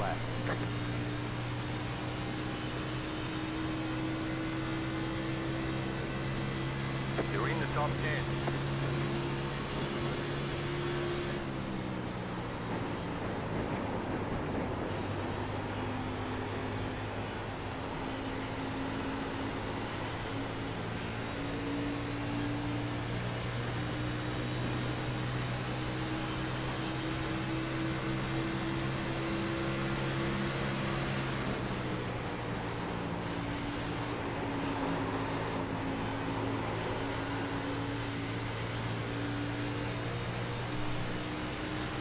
It'll be fine.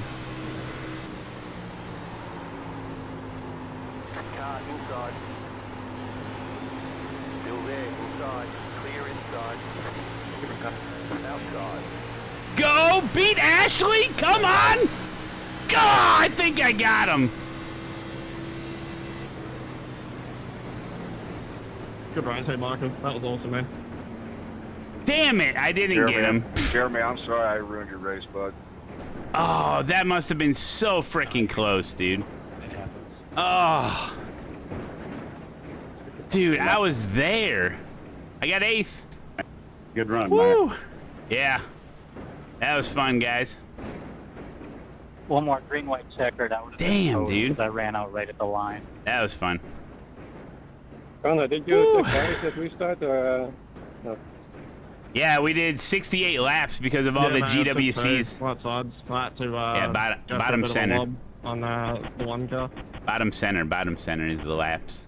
Oh man, that was good action. I didn't know what to do with that Ashley guy. I just like hit him a couple times. Didn't mean to. Let's take a look at it. Yeah, I mean this race was not looking good there for a minute. It was not looking good. Hit him harder next time. I did almost get him super loose. We're 4 wide. You guys don't see it. We're 4 wide.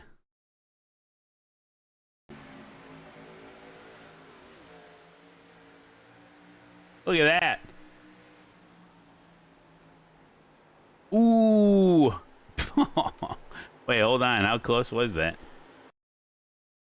I freaking came way down on him. Dang, that was close. Oof. I I knew it was going to be close.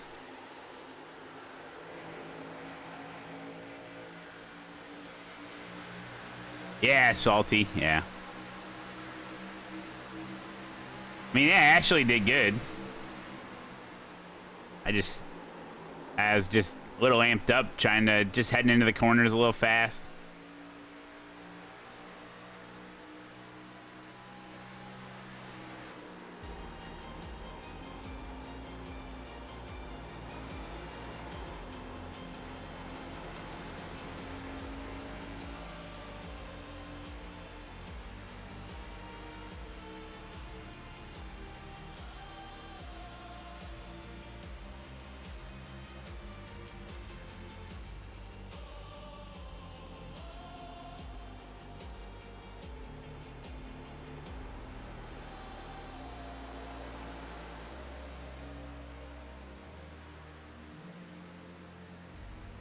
Got an interview in a half hour.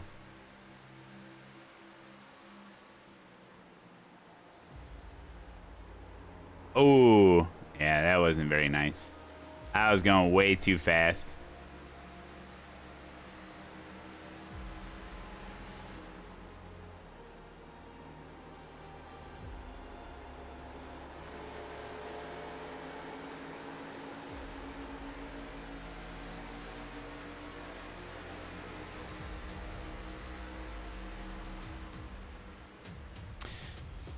Yep. Do you guys remember what lap it was where everybody was saying bad words?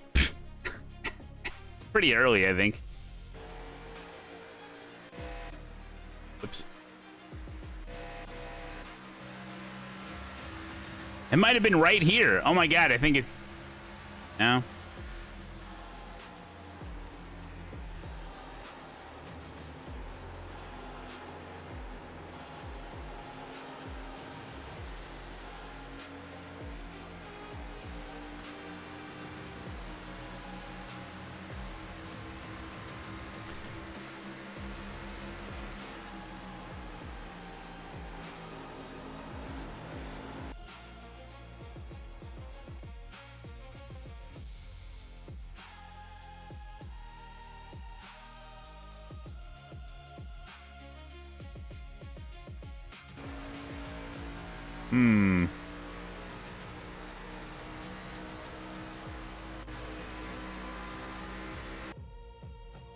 Oh. Found it. Was that Walter? Yeah, Walter. All right, let's see.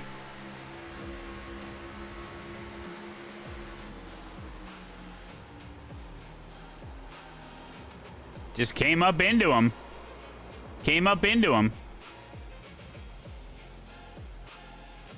So, okay, you know, kind of BS, but...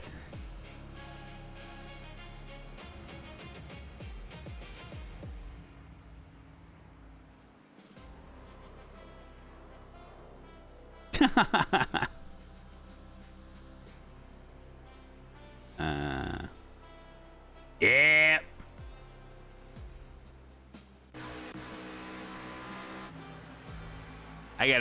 I gotta pee here. Let me show a AI video.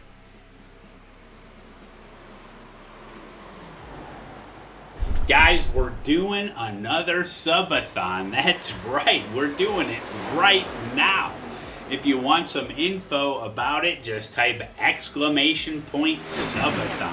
to see all the different details of it. I would give you all those details right now, but this was actually pre-recorded before I got all the details figured out. But basically the deal is that if you sub to the channel, it adds time to the clock on the screen, the timer, and then I stream for all of those hours. Now listen, you know, I go to sleep, you know, I'm not like some sort of a cyborg mutant created in a laboratory somewhere by the government or anything. I do have to sleep, I'm a human, but when I sleep, shut down the stream, the timer stops, you know, obviously. And then we get right back up in the morning and we start streaming and the timer starts going down. Expect some really long days. Expect maybe some yard work, maybe some meals thrown in there. You know, we're not just gonna fully focus on iRacing, although listen, we're going to be doing a lot of iRacing. Trust me, I can't wait. Okay, and we're doing it right now. Really, I mean, if I play this video, you know, a week or so into the subathon, we may be doing iRacing. We may be doing ATS. Okay, we may be playing Forza Horizon. Who knows what's going to happen? Okay, we could be taking the dog for a walk or joyriding the Dodge. You know, a lot of cool stuff's going to happen. I hope we get to know each other even more through the subathon. I remember I did one a couple of years back, and it was a real hoot. So I hope you guys enjoy it. Hope you make this subathon and the streaming part of your daily routine, and we'll see where this bad boy takes us. You know what I'm saying? You know what I'm... Yep, that was AI.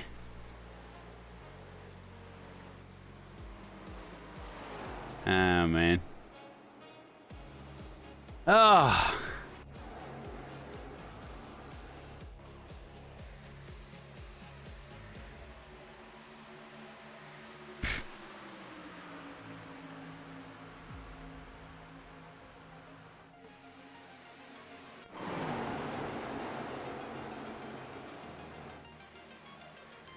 Oh.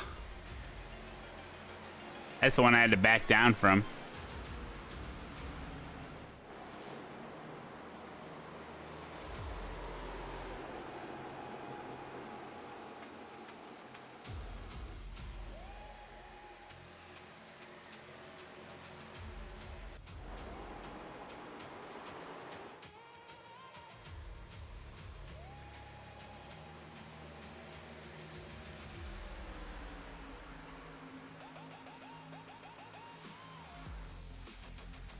A lot of touchy-touchy. There's rain in the Watkins 6 hour. Oh, boy. Am I going to run the fixed NIS? No.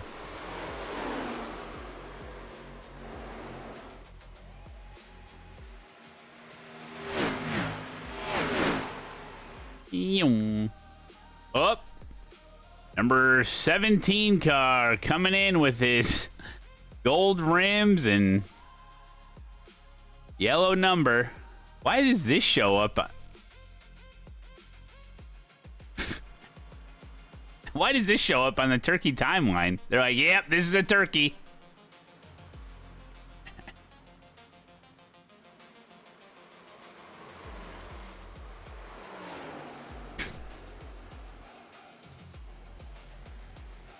Got an interview coming up.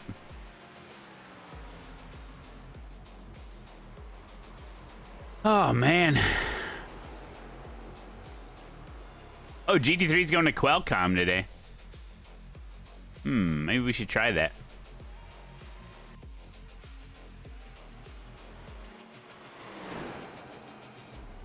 Oh, that was a good corner.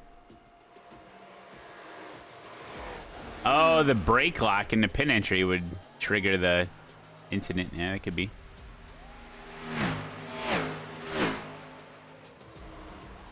Miami right now for GT3.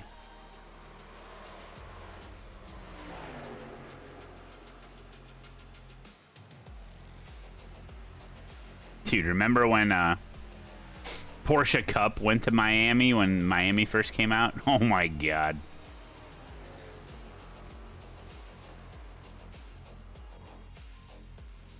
That was a wreck fest. Hey, are you not in France? Geographically speaking, no. I'm not in France.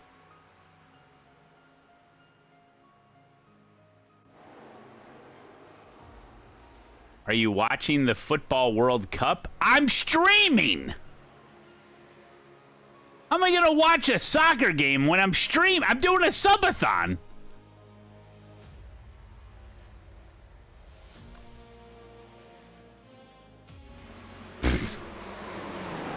No, but you guys keep me informed. It's like, oh, it's 1-0. And then like 3 hours go by and they're like, it's 2-0. I'm like, man, what a good game.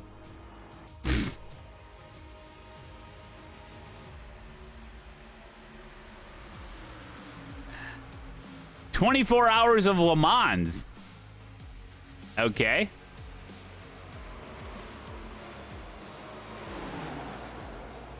Yep. Yeah, that's going on right now.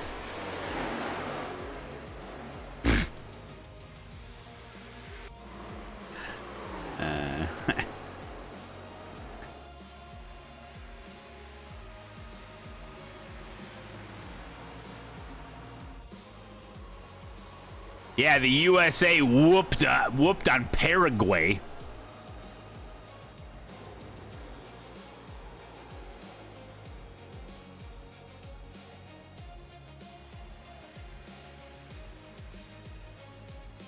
Yeah, America's not into soccer. It's just not our thing. We're into football. NFL football. That's our thing.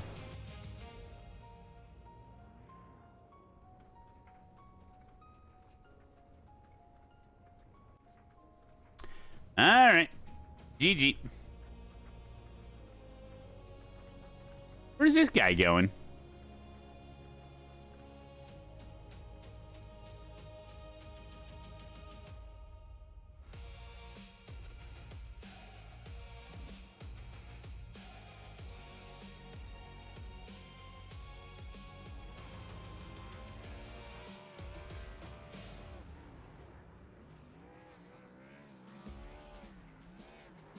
Well, the World Cup is a world sport. NFL is just America, so. Did this guy win the race?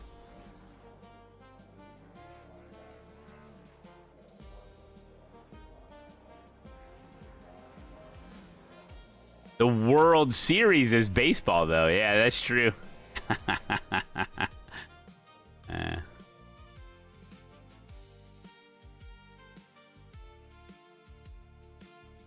GG. Racked up the incident points that are late, I think.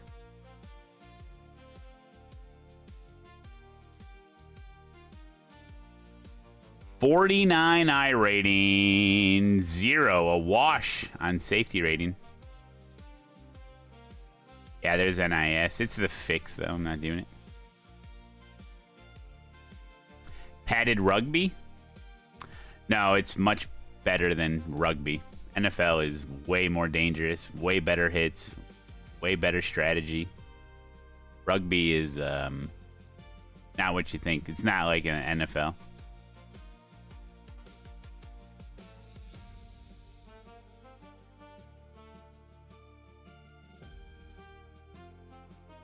I think Samantha's back from obedience class. It's for the dog, not for the wife.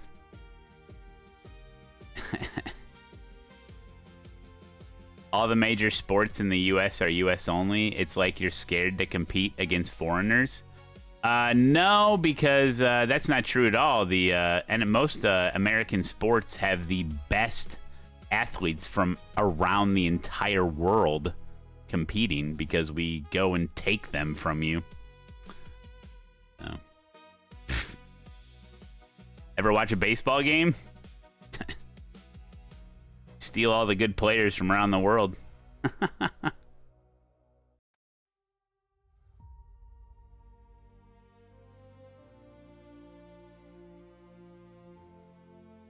Yeah, we're also the best in the Olympics most of the time. Anyway, enjoy what you want to enjoy.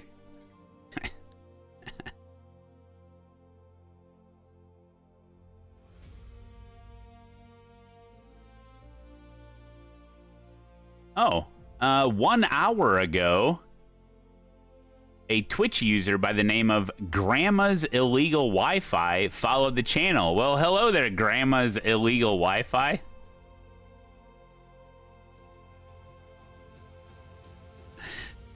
Freaking people's usernames are so funny to me.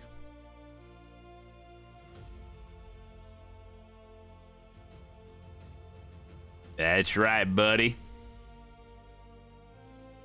The Australian break dancer? Yeah. What was that? Remember the guy in the Olympics where they're shooting the gun, you know? And he just like He's just like, yeah. Everyone else has got like these weird glasses and contraptions, and he's just like freaking just raw dogging it.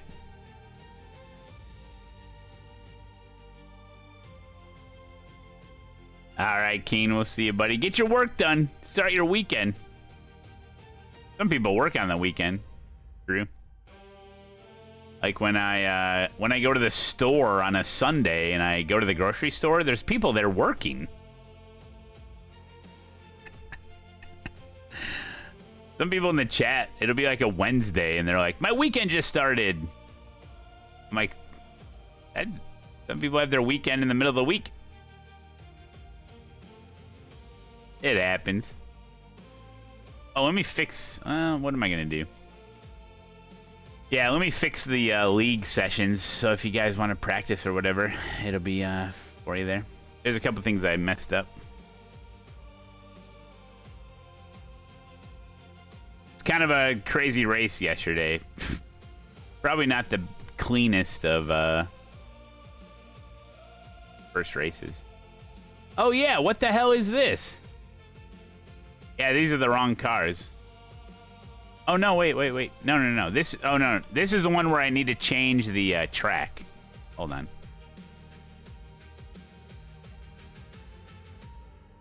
Why does it say... Hey, why does that say Season 1? Oh, no. What? This is broken. This is broken. Back. Hold on, the UI might be broken. Season 4. Oh, let me restart the UI.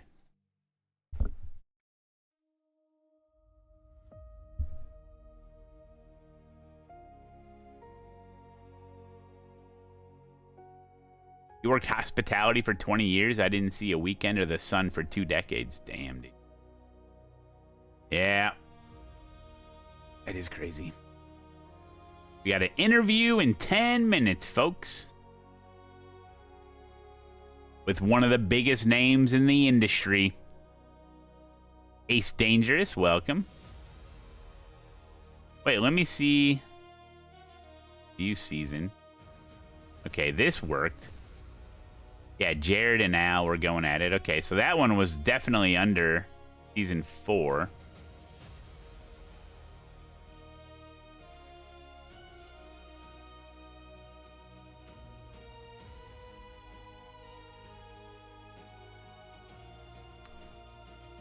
Edit. Oh, now it says Season 4 here. Dude, the UI... Oh my gosh. The UI is scary sometimes. Okay. I think we're good. June 26th. Yep, it's next Friday, 5 p.m. Good. Open qualifier in a race. Cars. Street stocks. Track. This is what I gotta put in the new track.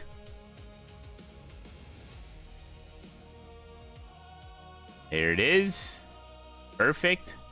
Error. The submitted weather forecast was created for the track Chicago Street Course. Please regenerate the forecast. I will regenerate it.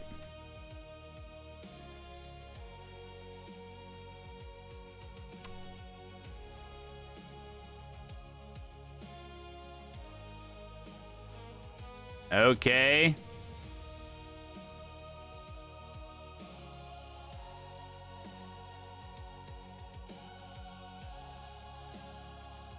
Save edits.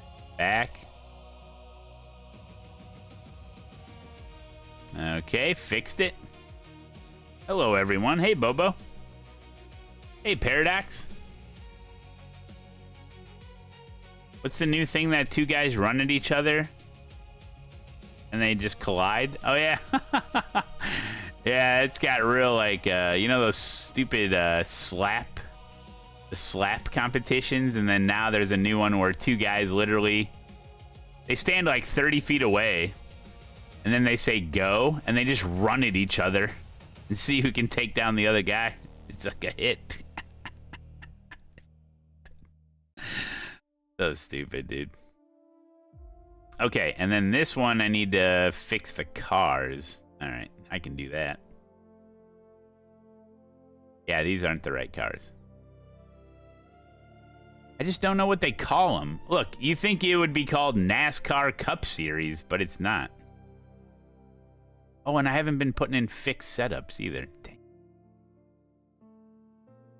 Used car classes. NASCAR. What are they called? NASCAR 2022 Next Gen? Is this it? NASCAR Cup. No, that's what I had before. Did this one? Must be this one. Next Gens. Okay, got it. Enable fixed setup. Chicago Land. Chicago Land.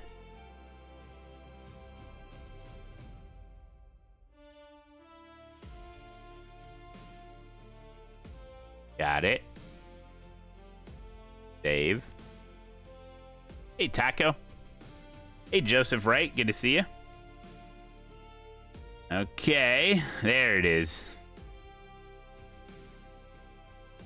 Let me fix this one again because I didn't put a fixed setup in.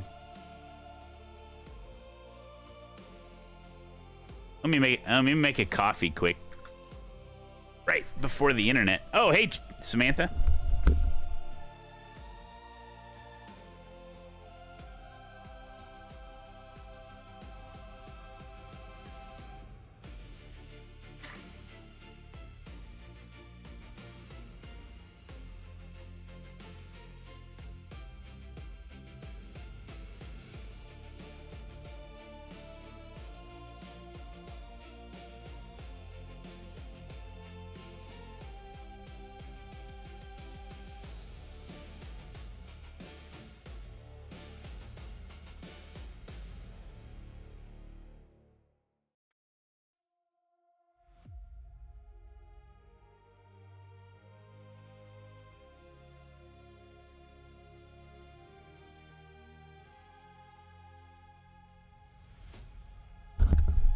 Sorry, I had to add more water. Cherry, without a doubt, failed the last class. LOL. The teacher tried to work with her 2 times and stopped to pick another. And she had me stay after to show head harness thing because she is so ADD. Oh, great. She failed obedience class.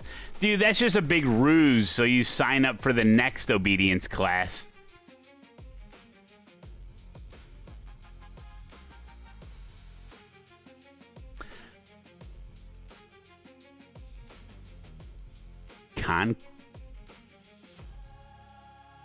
I doubt they have a setup for this.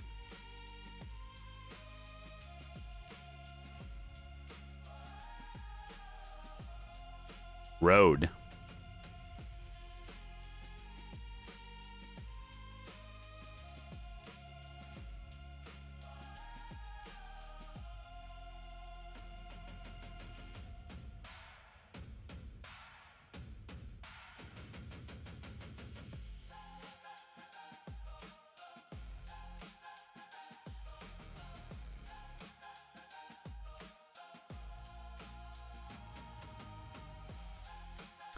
Got it.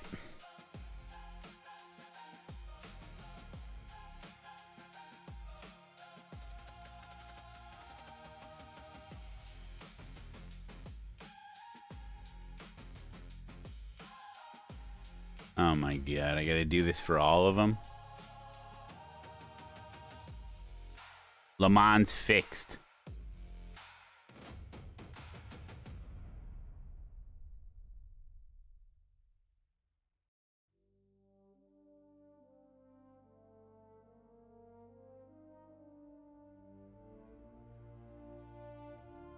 They gotta figure out a new UI for this freaking league stuff.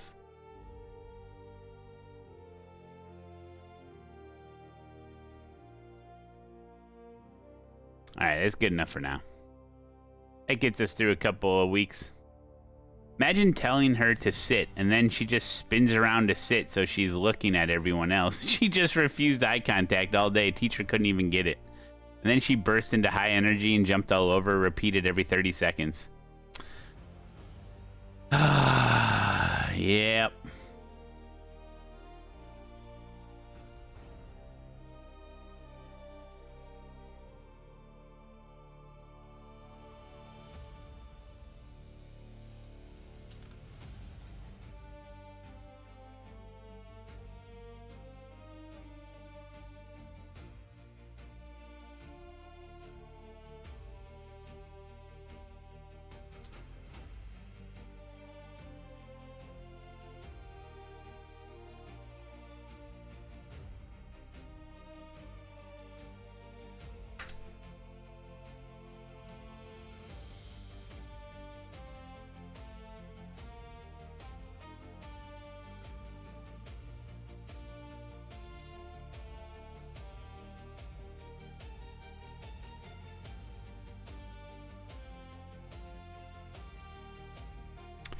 All right.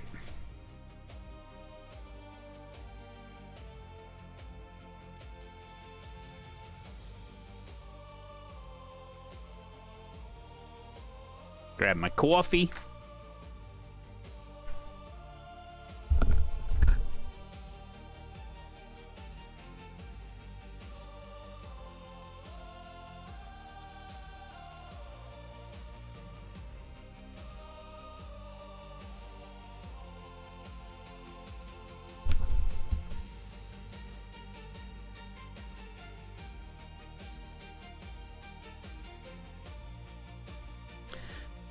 All right, guys. Okay. Okay.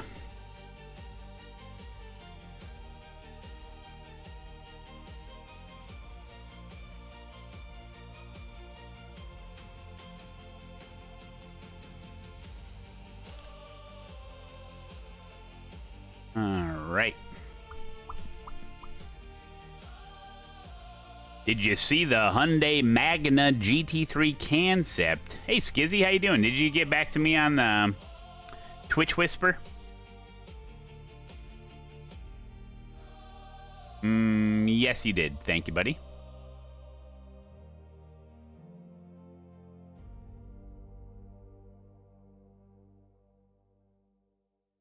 Skiz. I just read it, Skizzy. You're funny. All right. Oh, boy. Get that going later.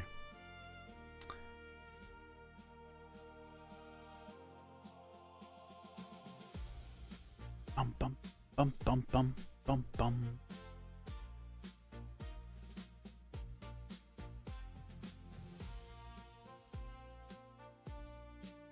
Alrighty then. Couple minutes, we're doing an interview with one of the biggest names in the industry. You're not going to want to miss it.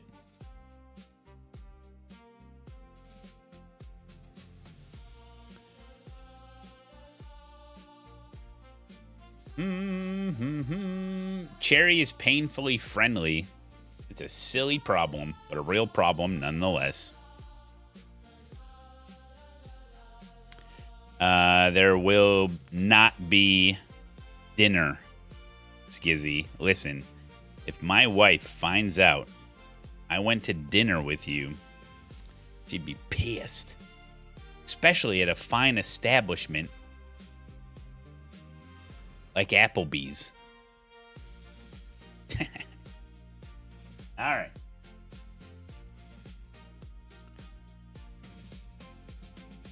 Samantha doesn't like to go out.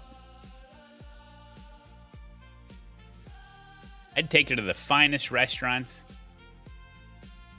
the best clothes,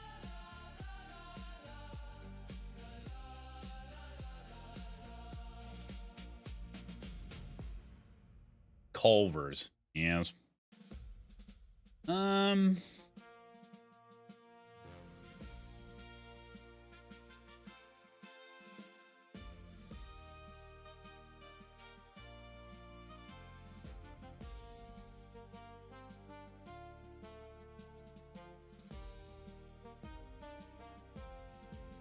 Alrighty then. The time has come. Do, do, do, do, do.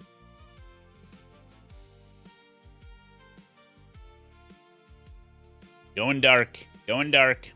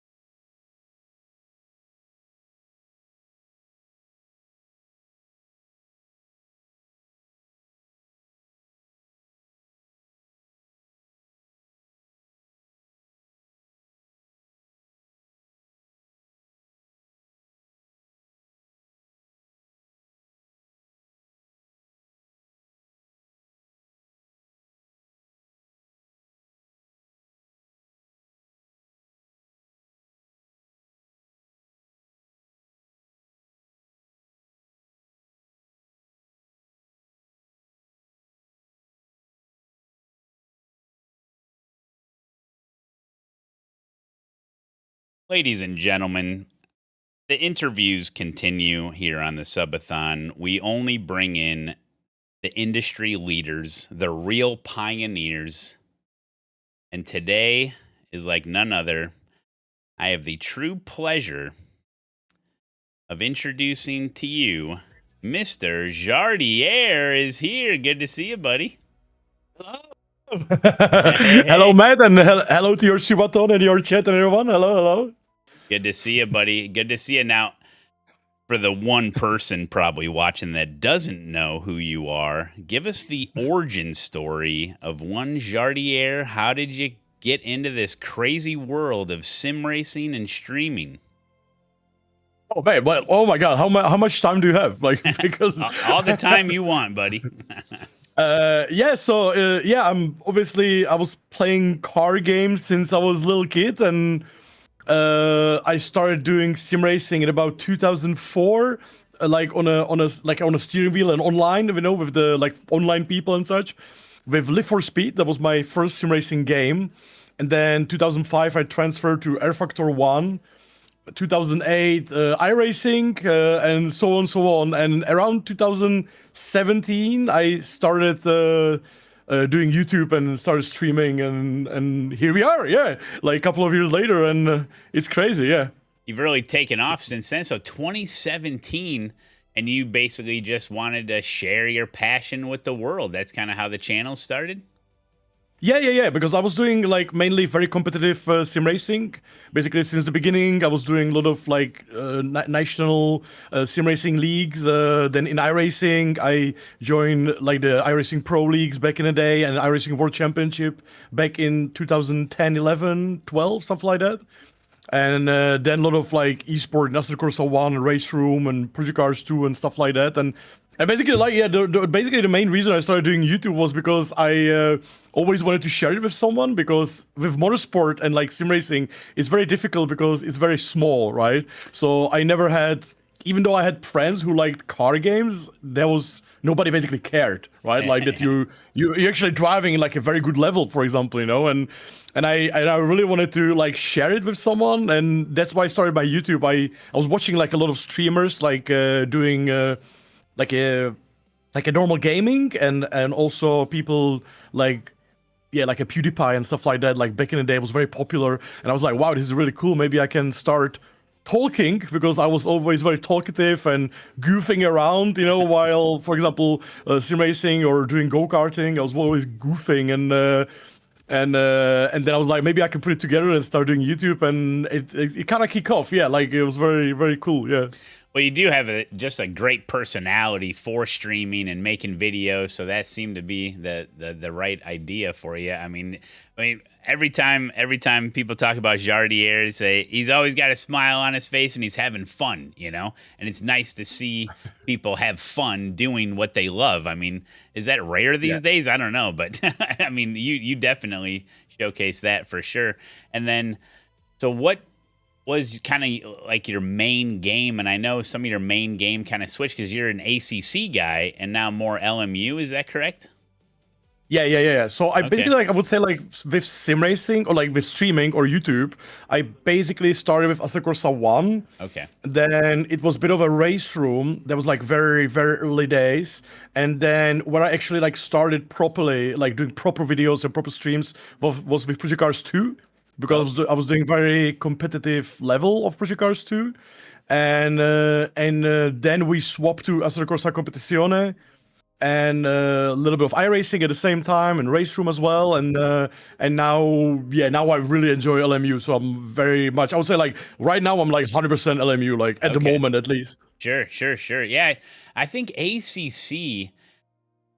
I do like the driving and the physics and the tire model and what it has, but I just don't feel like it has the infrastructure around it with like the easy online lobbies that you can just jump into. And that's what LMU kind of solves, right? Where you just jump into your daily races, right? And that's kind of what you do on the stream.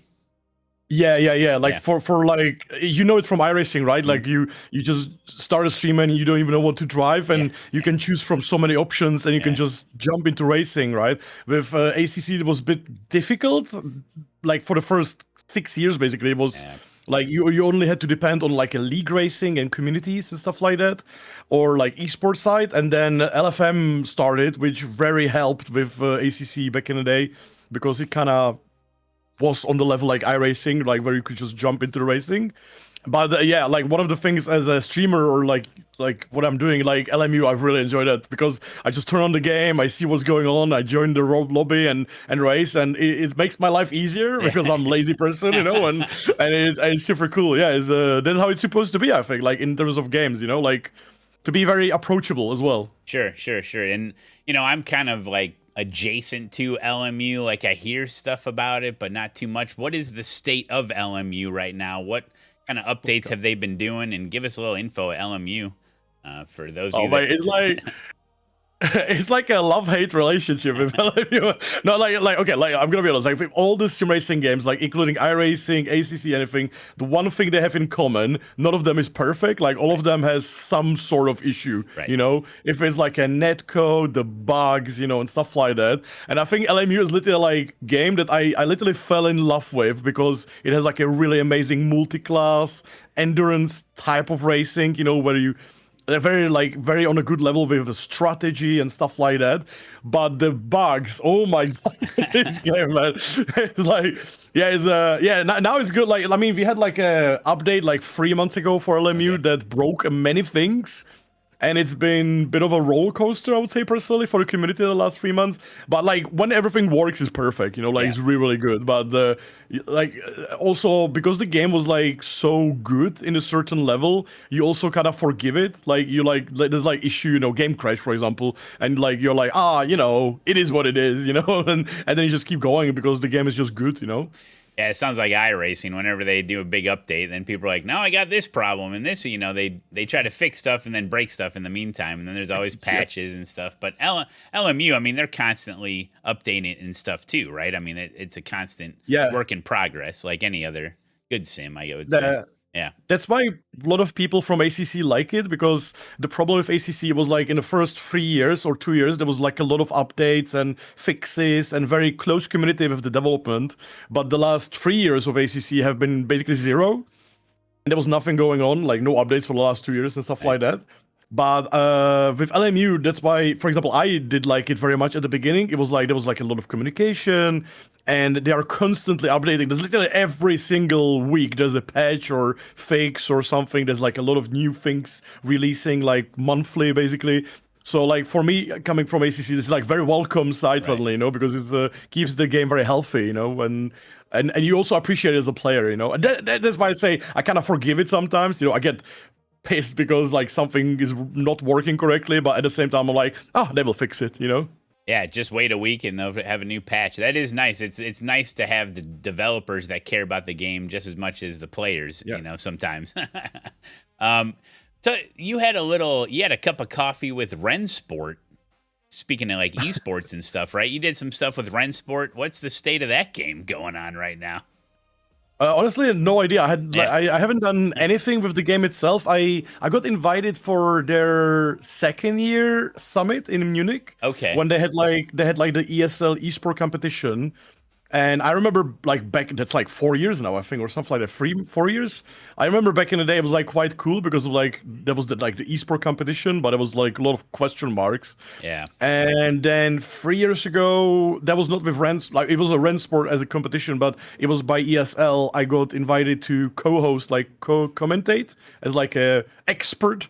And that was pretty cool. Like it was a cool experience because of like half broadcasting and giving my opinions and stuff, but it was literally my own experience because I haven't touched Rensport for like a year. Yeah. Like when they released 1.0 version, I tried it and I was like, oh my god, this is terrible. And then I just continued, you know. And, That's interesting. And as you know, you get into racing games, then you get into sim racing, you start your channel, and then all of a sudden you're going places, you're doing this, you're outside of your bubble, you're going to expos. You know, how does, you know, just speaking as a human, and starting this whole thing, how is that journey like? Because you do this full time, right? Yeah. So like, talk about how like what the channel and opportunities have come across your table doing just playing video games. I mean, it's pretty wild, right? Yeah, it's crazy. Like obviously, like during the COVID, it was like massive. You know, it was like now it's a little bit different, but like it was. I'm very happy I was able to do it in that era as well because so much stuff like happened. You know, and like for me, like it's crazy because like I never thought like if you would tell me 5 or 10 years ago that I would be doing this for a living, I would never believe you because like it's just weird, you know. But because like for me, if I'm like sim racing almost every single day, and if I would not be streaming, I would still be sim racing, you know, exactly the same, basically, you know, because for me the sim racing is literally life, you know, like that's, you know, like for some coffee every day, right? For me, it's the sim racing every day, you know, it's literally just addiction, and yeah, it's been crazy. Like obviously the channel goes up and down. So like with the YouTube, it's like sometimes you're more popular, sometimes you're less popular, then you again popular. You know, it's like up and down. And I'm very grateful that in the last couple of years I was able to work like with some big companies and even car brands and stuff like that. It's been absolutely fantastic. Like I like, yeah, it's amazing. And for me also like the biggest shock was like during just before COVID, I had like a bit of a like I got a little bit more popular like just before COVID. And therefore, also during the COVID, I was not able to go anywhere. So there was like a certain time where I basically was just like a small channel. I had a smaller channel, and then I got a little bigger, but I couldn't travel anywhere. And then COVID started, and then I went to Spa 24 Hour, I think it was, in real life, like 2022 or stuff like that, which is a bit of a shocker for me because I went from like nobody knew me, nobody knew who I was, and nobody cared. And then I went to Spa 24, and suddenly we are walking with my girlfriend, and suddenly people are like, "Oh my God, you're here! Can I take a picture?" I was like, "What is going on? Like this is weird, you know?" Oh, and your girlfriend witnessed that, so then she was like, "Whoa!" She was pissed. She was so pissed. Oh, she was mad? So pissed. Yeah, she was pissed because she knows me as the annoying guy who's screaming across the whole room, you know, across the whole apartment. And then suddenly people wanted to take a picture with me. She was like, "What the hell is this?" You know, that's so weird, you know. and you contribute your channel's success to that got you into the real car because you've been doing some real life racing, right? How's that all going for you?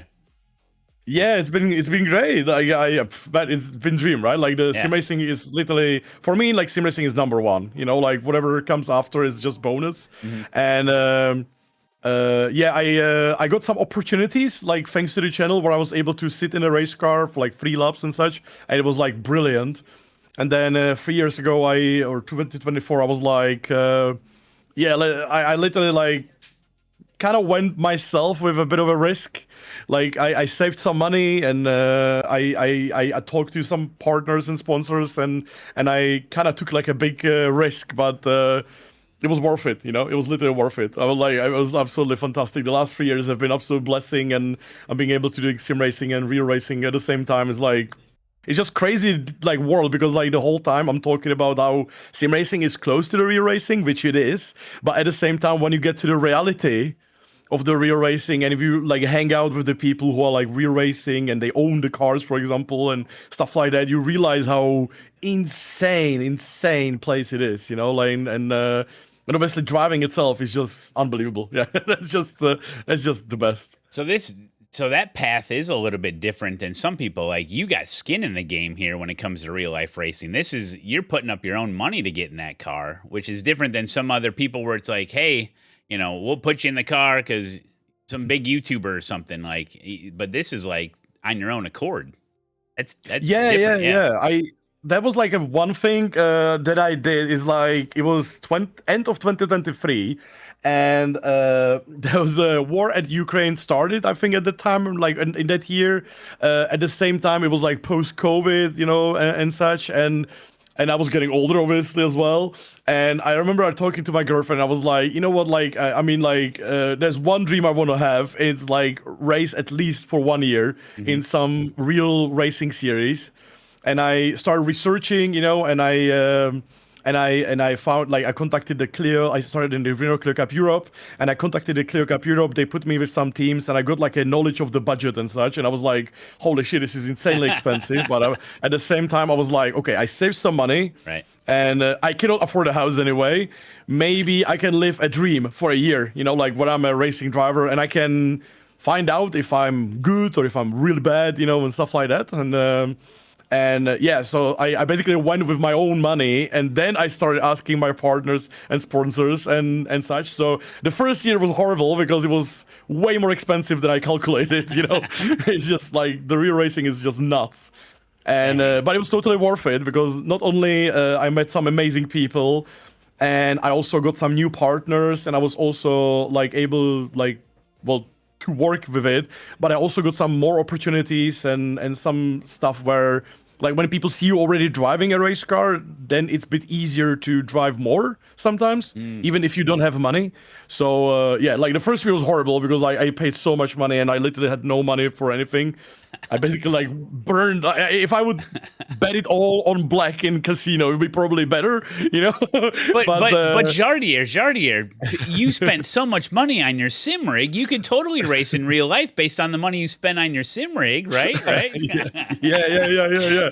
Well, at 1-0, 2 zeros on the end, But no, like it was like one of the bets that I made that like I knew it's gonna be expensive and I knew it's gonna be horrible, but I knew that it's gonna give me such an amazing experience. And I said like to my girlfriend, I said like even if it's last on 1 year, it's what I want to do, like for myself, then I can die basically. Let's say it that way, Well, true. I mean, in 20, 30, 40 years from now, and you looked back and you say, I had that opportunity and I didn't do it. You would be kicking yourself, so you're paying yourself dividends later on in life for sure, making that decision, succeed or fail.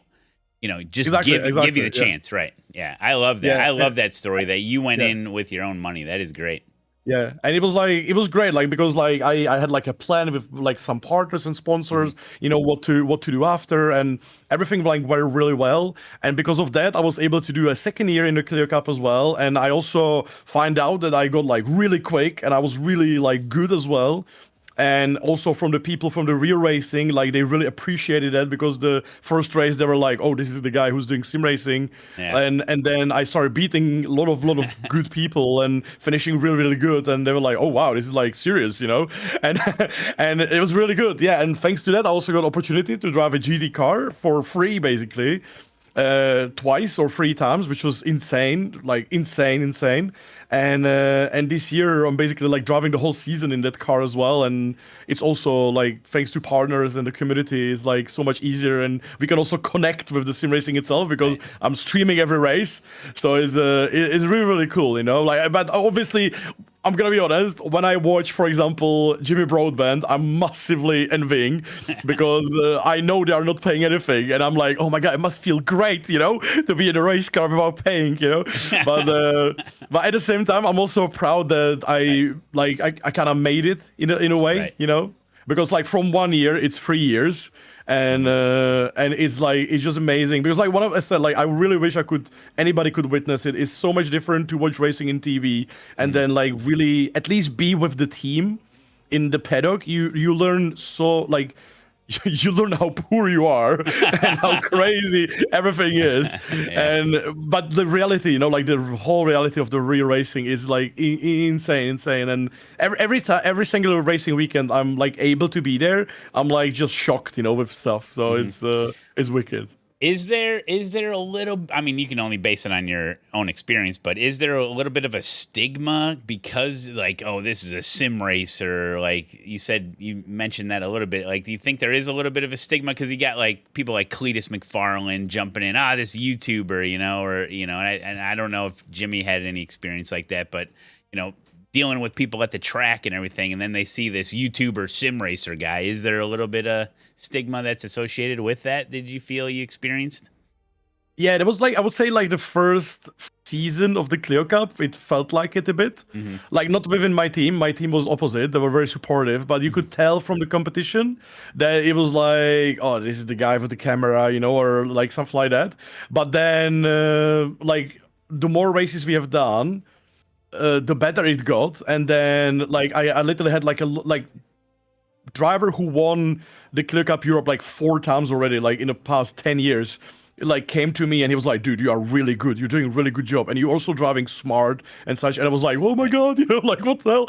And then like a lot of like, you basically like learn, like you get the respect from the way you drive, I guess. You earned it. You earned their respect. Yeah. Because you have like, obviously you have some drivers who are like, I don't know, Hollywood actor, and then he goes to real racing and he's either good or he's really bad, and then the people judge him by the results. And I think like, at least like for me, it felt like I was doing a good job and people were really, really nice at me. And we made like even it was very competitive, we still had like we built like a very nice respect, from the people around. And now when I'm driving like the GT car, there are people like the people are even better, even though it's like a very low level of motorsport, it's still like a GT car. And the people are like, man, you're doing a great job. And I'm like, yeah, I'm happy,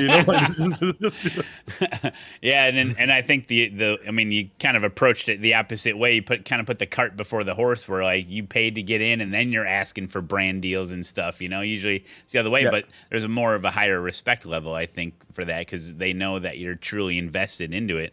Speaking of brand deals, I mean, we're kind of co-workers a little bit with ASETEK. Tell us how you got involved with ASETEK as a one of the definitely the best looking ASETEK ambassador. When did that all go down? And was it because of the real life racing? Why did they take interest in you? I guess is what I'm asking.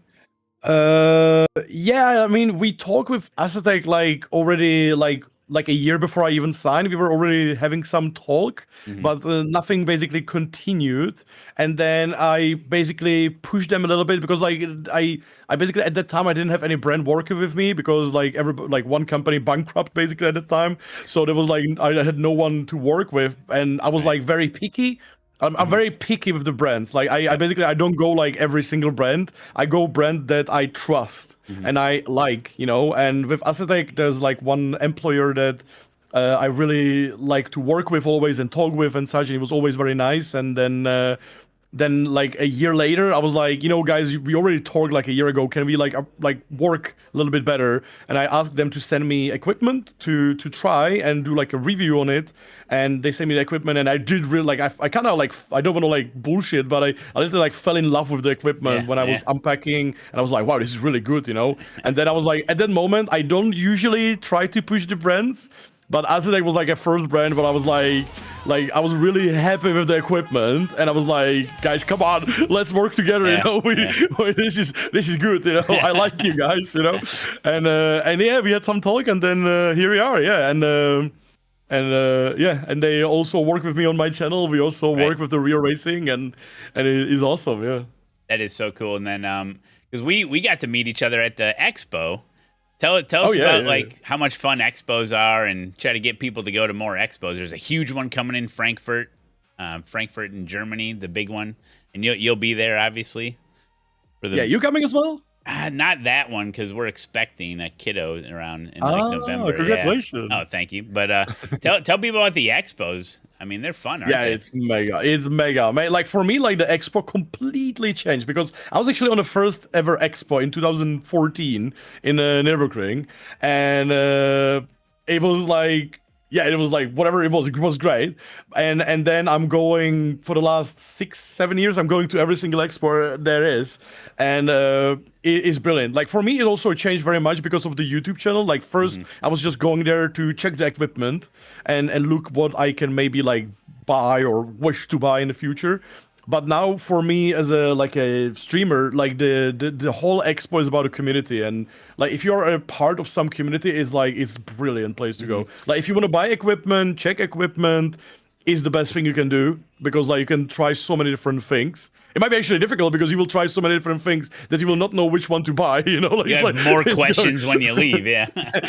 yeah. But otherwise, like for me, it's like because the sim racing is so small, right? It's so hard to find people that click with you as well and enjoy and such, to find your community. And yeah, thanks to YouTube, we built like a great community, and we are having meetup at the expo every single year. So for me, the expo, like I feel like 5 years ago at the expo, 4 years ago at the expo, I remember just vlogging and checking all equipment. And now I go to expo and I'm just talking for 3 days straight with my community, and we are going to dinner, we go-karting, you know, and it's brilliant, you know. It is absolutely like it's literally.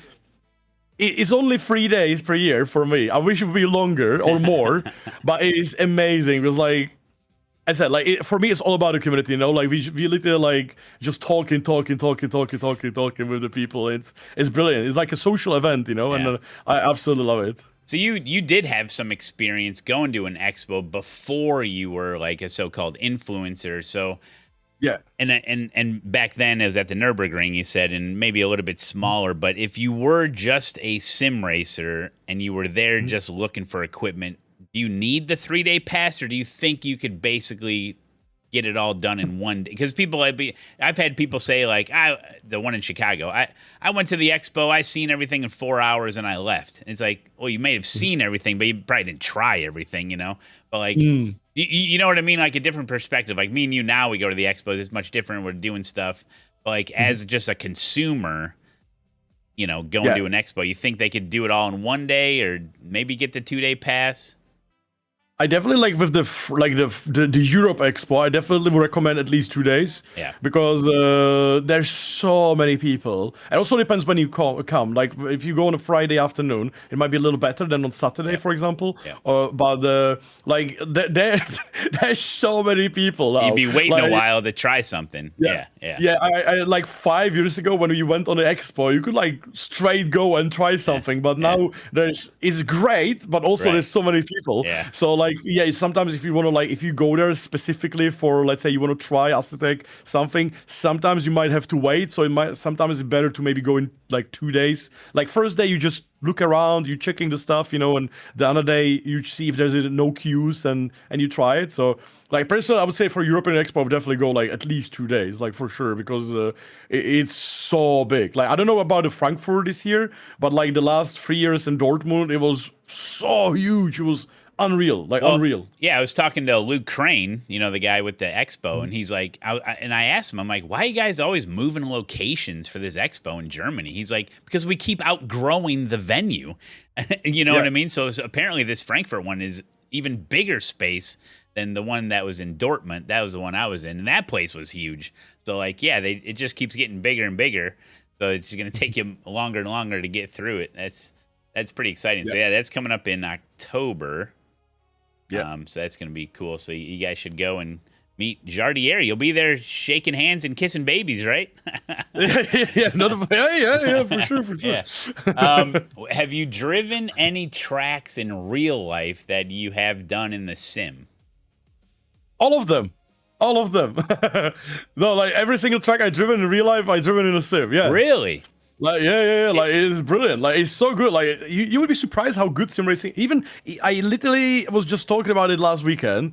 Even if you're like, let's say, practicing for a real race, you don't even have to drive the same car or stuff like that. Just driving the track is it's crazy. Like I had such an advantage even in a Clio Cup or even now. Like it's crazy. Like with the like, yeah, obviously in a real racing car is different. You have to adjust to so many things and stuff like that. But in terms of like the tracks, it's crazy. Like you just go straight from the pits and you know everything basically as a sim racer. Yeah, it's crazy. When I drove a Mazda at Road Atlanta, and when I was there, it was pretty surreal. Like it's almost like I'd been here before, you know. But what was actually weirder was I went home after driving it in real life and did it on the sim, and that was strange. And then my brain was thinking, "You're actually here." It was the weirdest, mind-boggling thing. It was just really surreal. So, I feel like the tracks are so different. In a like when you go from sim to real track and you do like a truck walk, you realize how tracks. First of all, you realize how barriers are way closer than in a sim. You know, like it feels like, you know. It's crazy. I remember like my first ever experience like this was Hockenheim in the Clear Cup. Like first time in Hockenheim, and I go there and I'm looking at the first corner. I'm like, I remember in the first corner I go like 20 meters off track in a sim, you know, and then there's a wall, you know, brick wall, you know, like what the hell? So it's crazy, and you also notice the imperfections, you know, like holes in the curbs, you know, and hole in the ground and stuff like that. You have to avoid in a real car, for example. But it is brilliant, man. It's brilliant. Yeah. We are speaking with Jardier, YouTuber extraordinaire. Now, you do YouTube videos and live stream. How do you balance? Do you have like a schedule? Do you balance all that? How do you do that? You're a hard worker. Oh no, I'm definitely not hard worker, no, man. I did work hard this year. I did 66 streams in a row, and then I got super sick, and I didn't stream for like a month. but no, like I do like I used to be doing a lot of like videos and such, but now like I always tried. At the beginning, I always was like doing different things, and then I try to find a balance that will make me sane at the same time, because I never want to like I know I will never get burnout from the sim racing, but you might get burnout a little bit with like some other stuff. So I like have ways of avoiding it. So right now, for example, I'm mainly streaming and doing very little videos, which is very bad, but because for growing and keeping audience, you need to do videos, which I'm not doing right now. But yeah, I definitely, there's a big room for me to improve. But I really enjoy the streams because it's like, I really just like to talk for some reason. Yeah, that's why I like live streaming. It's a direct pipeline to the community, and we're just hanging out, chatting and racing, and it's what we love to do. But for your videos, Jardier, where do you come up with your ideas? Ooh, That's just it's kind of a joke question, but yeah, go ahead. Okay. No. To be fair, like realistically, usually like most of the ideas for like a video comes to me when I'm about to go to sleep. Oh. And I have like a little paper, like the sticky papers, and I write everything on them.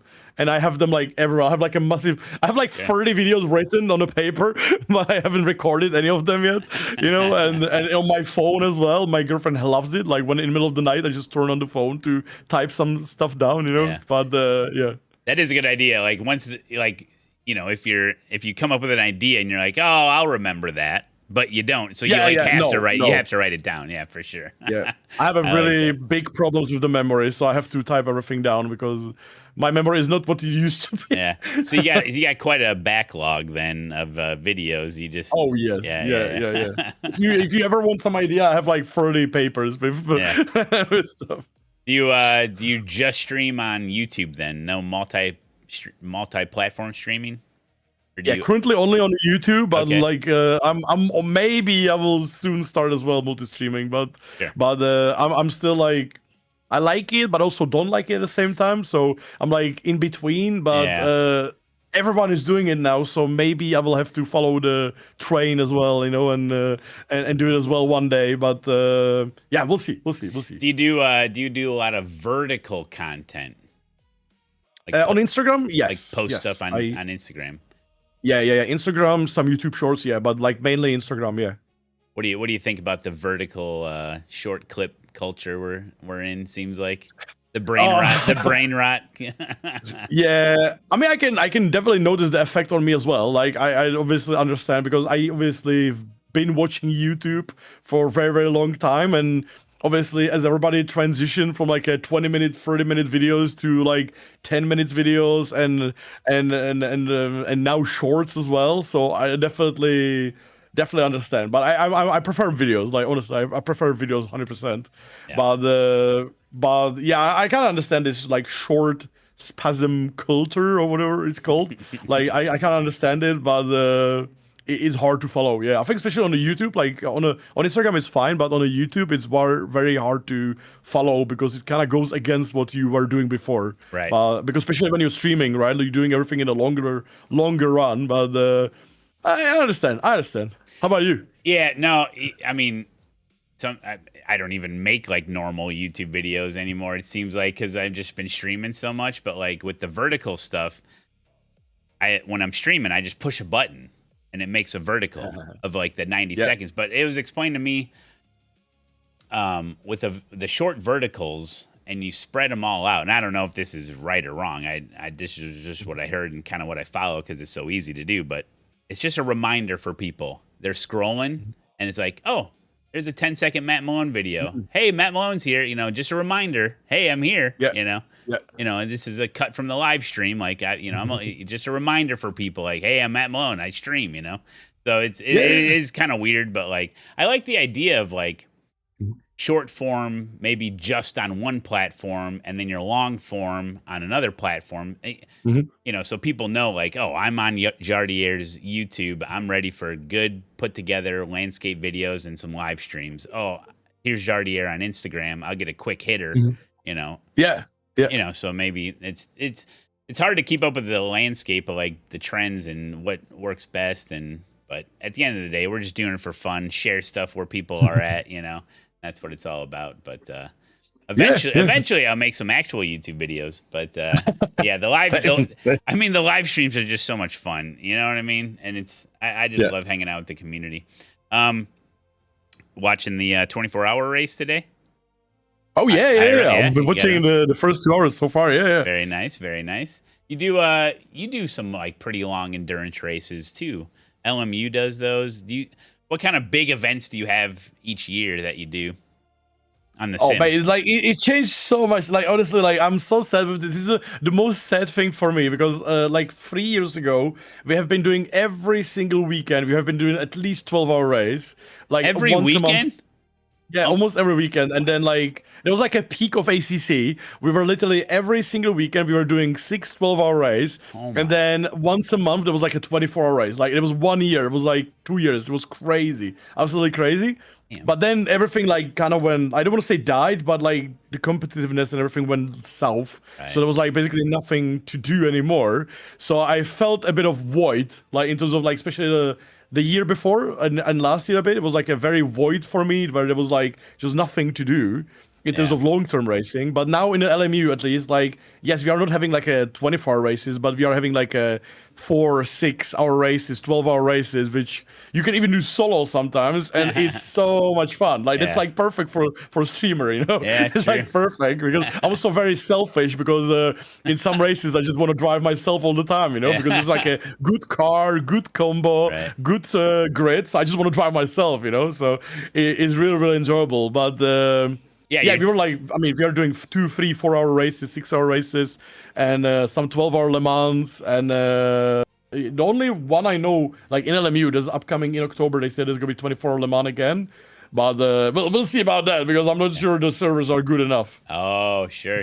Yeah, maybe your teammates can get in on with you there instead of just hanging out in Discord. Like, hey, Jardier, can I get in the car, please? Like, it's only 6 hours, guys. I got it. That literally happened recently. Yes. That's funny.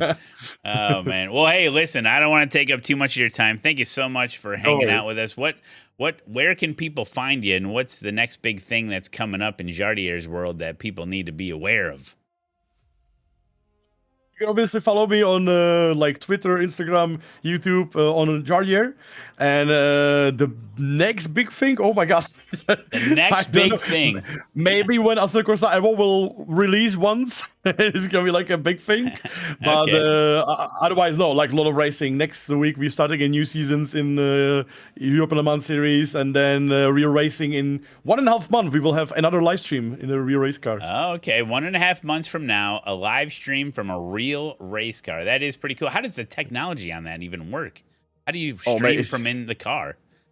Luckily, the owner of the car is like insane in technology and like IT and stuff. Dang. Because it's really expensive. Like so basically, well, we have like a device in a car that it's like a massive box, and it costs like $4,000. And it's you have 4 SIM cards in it to get as much as data as you can get. And it's connected to all the data from the car and connected to the camera in the car as well, which is like a special race car camera. And it uploads all the data into the cloud, where it's like all the information and such from the car, like the data. And then from that, we get it to the laptop, where you basically stream it from like a normal laptop with OBS and everything. You have like that data. Yeah. But it's and then you have another device with 2 SIM cards that you can use for upload, like to stream. Because the biggest problem on the racetrack, there's almost no signal almost ever, and there's also sometimes a lot of people. So there's like we tried the Starlink, we tried like so many things, but it is honestly like every single time it's like flipping a coin if it's gonna work, if it's not gonna work. It is very stressful. We basically said with my friend that we created like a whole new stress, because usually when you're driving a race car, you're like, oh my god, I'm about to start a race. I need to do a good job, We don't care about that at all. We are like, oh my god, we need to start a stream. It has to work, It's like the racing comes second, So it's like the most stressful thing is about I remember the first race this year at the Red Bull Ring. Like my stream was like 15 minutes too late, and I was running back and forth, restarting things, trying to find a SD card, recharging my camera. It was absolutely horrible. And at the same time, my mechanics were like, "Oh, you have to drive, you have to go to the car." I was like, "No." So it's it's extremely complicated. Yeah. It's extremely complicated, but to me, it's very cool because it really connects my community. The way as we are doing the streams at home, it literally we are doing the same thing in a real race car, because I want to do it with like everything, like the normal intro, showing where we are, like getting dressed, and stuff like that. Like anybody can turn on the stream when the car is going, right? But doing this all together with commentary is insane, man. But it's so difficult because then you appreciate how they do it in like F1 and such. Right. It's like $1 billion in this, It's just, and we are doing it here like the cheapest possible way, and it still works, So. Right. Yeah, it's awesome. And that's why you are a pioneer in the industry. You're breaking all the molds, Jardier. And then you can read chat while you're racing, right? Oh, yeah, I wish. That would be really cool, to be fair. That would be really cool. But I don't think it would be very safe. I don't think they would let us, to be fair. It feels like a heads-up display on the how they do the heads-up display on the windshield with like the speedometer and stuff in the new cars. Yeah. Listen, Jardier, I appreciate it, man. I'll let you get back to your 24-hour race. Thank you. You have a great day. Thanks for doing this, and we'll get everybody heading on over to your channel. And any final departing words for the viewers? Right, enjoy your Shubaton. I hope it go as long as possible, and your viewers will enjoy it as much as they can. There he goes, guys. There he goes. Thank you, sir. Thank you so much. Thank you. There he goes. That's Jardier, legendary streamer. Kind of a little bit out of our bubble as far as the sim racing world. He's more of an LMU, ACC kind of guy. We're stuck in the trenches of iRacing, but there he is, Jardier. Thank you, buddy. You're a legend, Jardier. Thank you, buddy. You guys enjoy that? What a nice guy. We're coworkers. We hang out in the ASETEK headquarters, bumping elbows at the water cooler. Always spreading some scuttlebutt around the office at ASETEK headquarters. Yeah, he's such a good dude.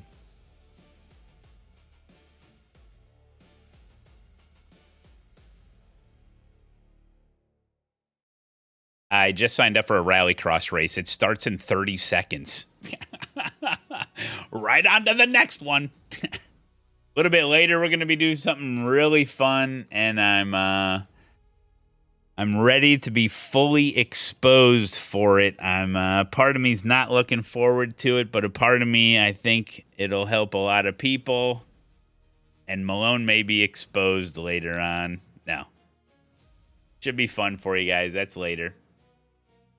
Oh, boy. Thank you, Jardier. I appreciate it. Oh, man. We only get... You guys know this by now. We only get the industry leaders on the stream. Jardier fits that description to a T. Only the biggest of names.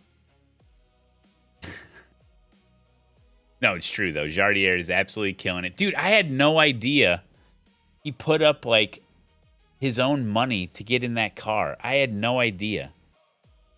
Because, you know, as a content creator, as a streamer, it's hard to keep track of everyone, you know what I mean? So you, like, see it.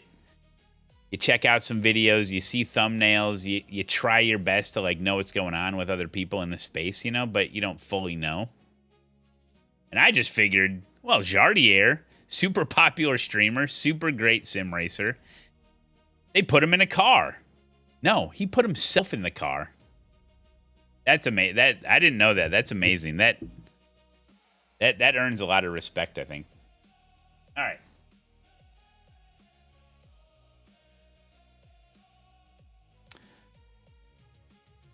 Right. Your turn, Matt. This old man.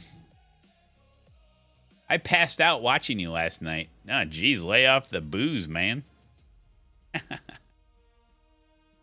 BRB. GG, everyone. You're doing great. You're doing great. You're doing great.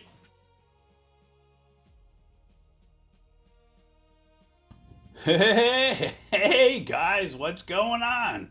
It's Floating Head Malone here. Oh, boy. Hey, guys, thanks for watching the stream. I really appreciate it. Whoa. Hey, did you subscribe today? Hey, thank you so much for that. Whoa, boy. Hey, did you like the video on YouTube? Whoa, thank you so much. Hey.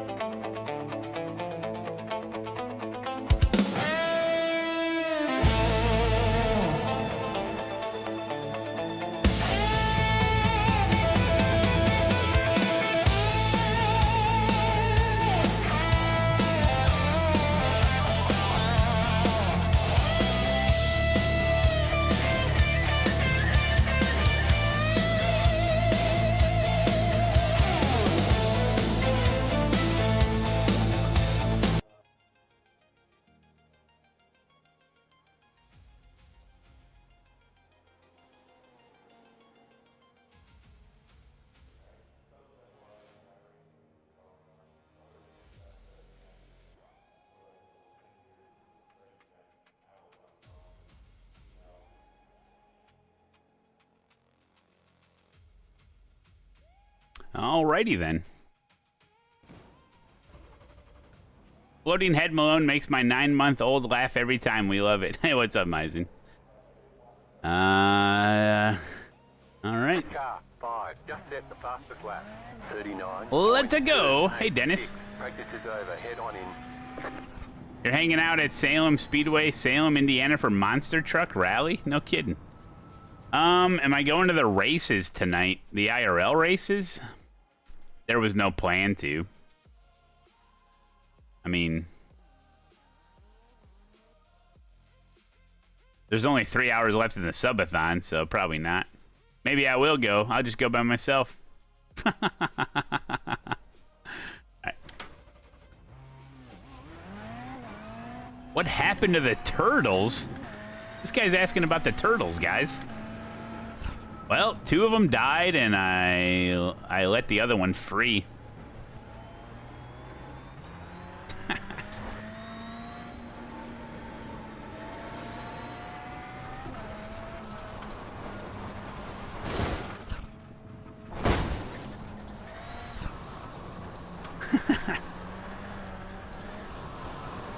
I like turtles. Green flag, green flag. I'm sure you do. Along with trains, too, huh? Okay, here comes your first time lap.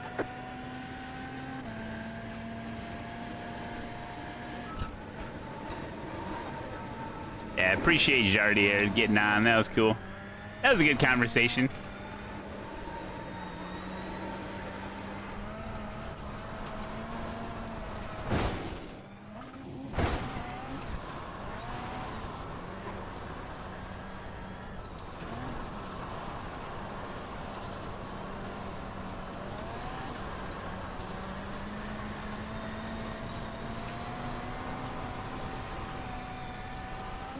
One more lap. You like zombies?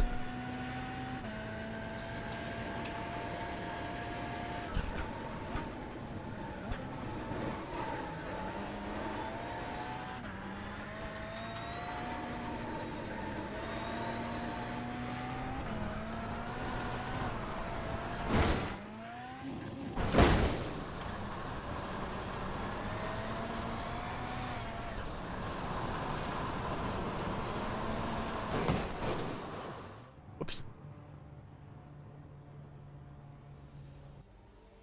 Yeah, I'd assume they're racing tonight.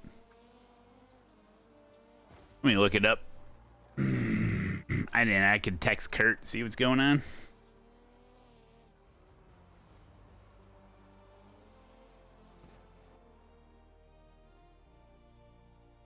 June 13th, that's today.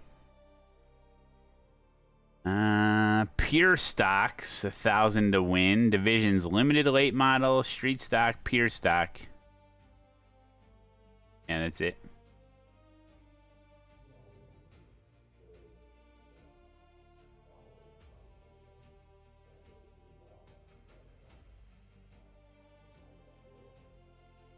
Dude, it says on the website, so it's like a special. This is interesting. I'll just read it. June 13th, Saturday Night Racing, Mike Nelms Classic 45, Pure Stocks, $1,000 to win. Limited late model, street stock, Pure Stocks, $1,000 to win, sponsored by William Rudd Construction, Knopf Singer's Auto Repair, Uptown Garage, Midwest Racing Media, and Rockford Career College. So you just put up a bunch of money, and then you can say, like, you know what I'm saying? Like, $1,000 to win, sponsored by Matt Malone TV. But I bet you they have to put up more than 1,000. You know what I'm saying? Because some of it goes to the track. Wonder how that works. Am I far from Jefferson or Madison's? Yeah, I don't even know. Yeah, pretty far. 4 p.m. the pits open. 5:30. 5:30 the general admission gates open. Damn. 5:45 drivers meeting at pit tower. 6:15 pack the track. 6:30 hot laps and quali. 7:30 opening ceremonies. Yeah.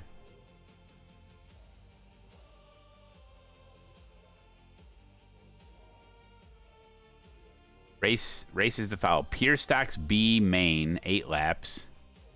Street Stocks heat, limited late model heat. Intermission, then the Pure Stocks feature. Street Stocks feature, 20 laps, and then the limited late model feature, 25 laps. Oh. Mike Nelms Classic 45 payout. Race 23 laps, then. No, I don't know. It's all weird. Oh, here we go. Oh, here we go. Yep. Oh, marbles, marbles, marbles. Oh, my God, marbles. Oh, marbles. Oh, all the marbles. You know what, Dempsey? You've lost your marbles. Very funny, Dempsey. Hilarious. Oh, yeah, no, all good, Dennis. I don't know. I'm thinking about it.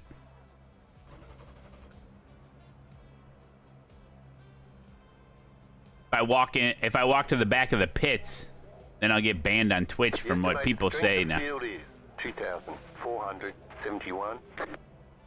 Thank you, Dempsey. We love Demps. Thank you, buddy. Thank you, buddy. Rallycross, baby. Green flag, green flag. Oh yeah, Rockford. Yeah, they shut down. Right side, keep to the left. Still there. Stay on the left. Keep to the left. Oh boy, that blue car shouldn't have done it, man. You completed the Joker lap.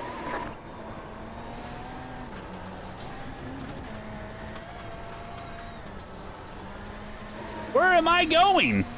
I can't see anything. Jeez. What up, Kevin?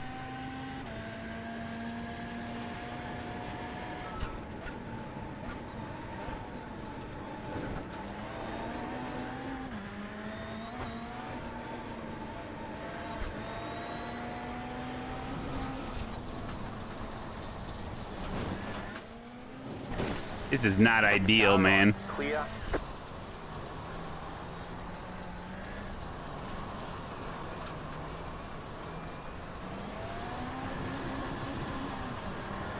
He hit the wall, and I passed him. Yeah, it's just the rookie car. You're now in third.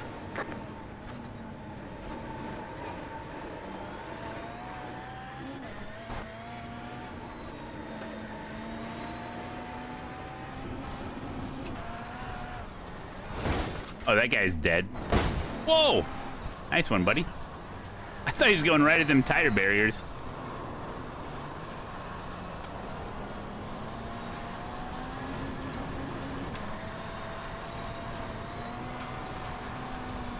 Whoa! Nice one, Bjorn. New fast flat for you.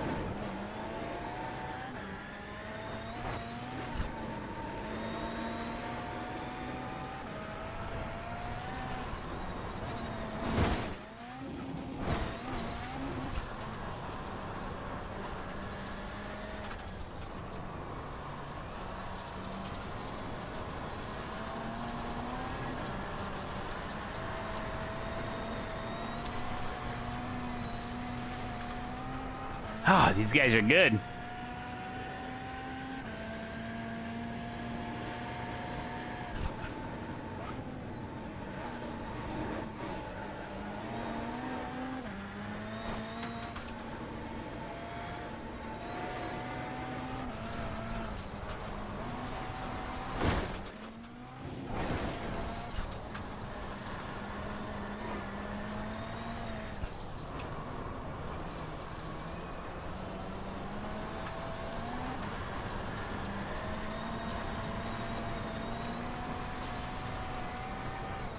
You've got 2 laps to go. The leader just did a 39.883.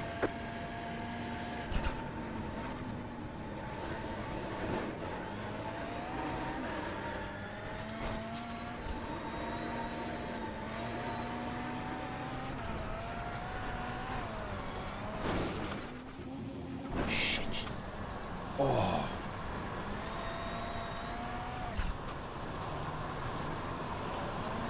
Last lap.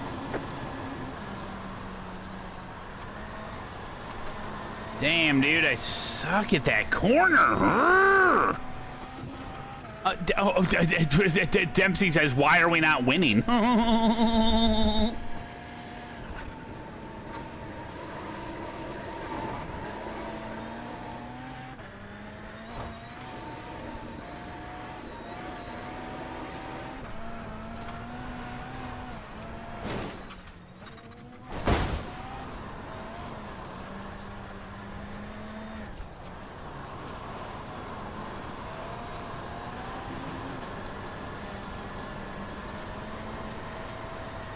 Can't find the frickin' grip strips.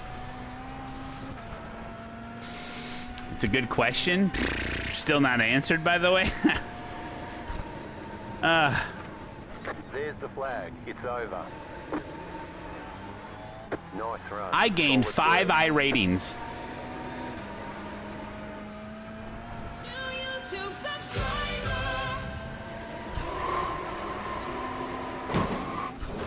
Whoops. Got wheel damage. David Griffith, thank you for the YouTube subscription. We got damage on the front end. Did you see that wreck?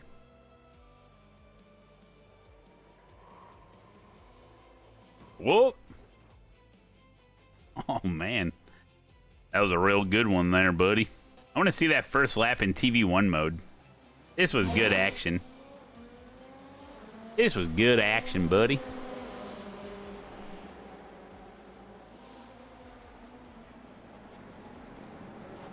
Welcome, everybody, from Dempsey's stream. Hope you guys had fun over there playing with your balls. Did you do any good racing? I'm sure you had some good racing in there. Week 13 hosted. What were you doing? Tell me now. I'm waiting. Jack! Thank you for the gifted subs. Dun, dun, dun.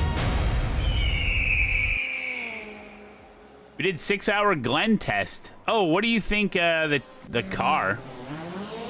What do you think would be a good car, Dempsey?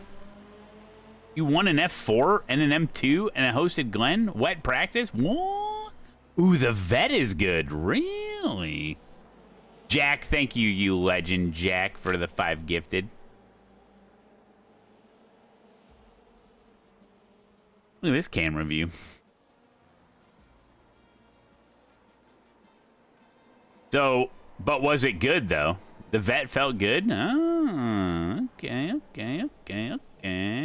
Does Go Setups have, setups for that? Good in the rain. The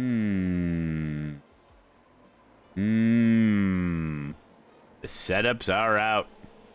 Okay. Motor Magpie. Hey, Motor Magpie. What's going on, man? Thank you so much. How we doing? Magpie is part of Grid Rivals. Pretty sure. If my brain is working.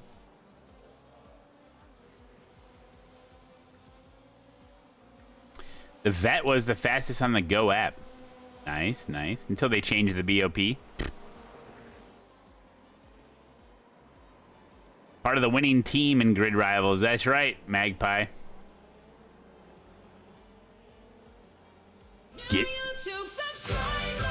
Hey, FL Racing 84. Good to see you. The vet is very good. The Go setup is loose but controllable. The Ferrari feels good too. Okay.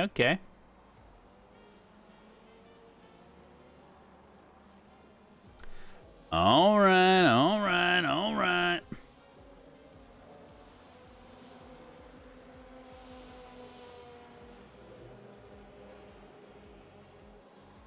Got to change my RaceLab tags with all the people. All of the peoples. Slugger's still on the... I was hoping to get Slugger. I just waited too long and Dempsey got him.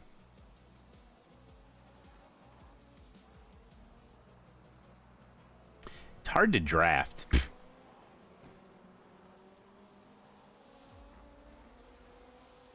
Oh, I stole some of yours, huh? Mm-hmm. Week 13 is lame. Yeah, it can be. It's just the schedule they have. I mean, they're running. F4 went to Summit Point twice. Yeah, the track choices, man. Like, give us Toyota GR86 at Road America. You know? That's some good action. Real snoozer schedules. I think LMU is paying iRacing to put out the bad schedule for the 1 week now. Advanced Mazda has the Nürburgring 3 times next season. Yeesh. That can't be good. I know they're different variations, but yeah, I saw that.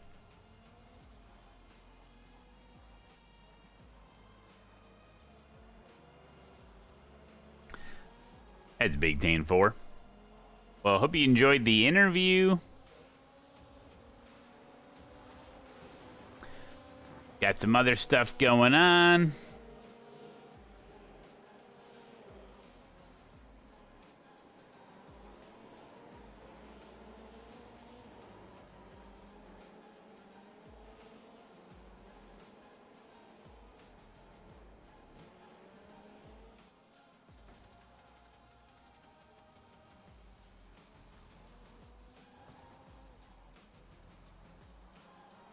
We can go to the races tonight. I don't know.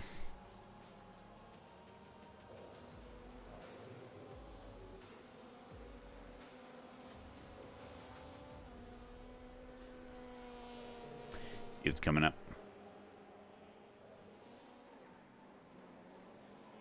Bum, bum, bum, bum, bum, bum. I mean, F4 at Summit Point is actually really fun.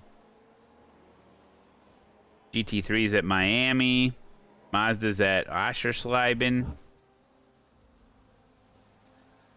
You got the 13th week Mountain Showdown. Is that official? Unranked. Unranked. Unranked. Unranked. Unranked.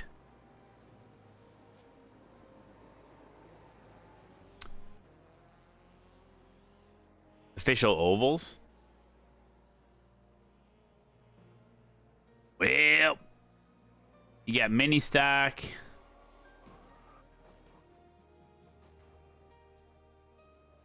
Street stock, 2 are modified. There's some other ones though too.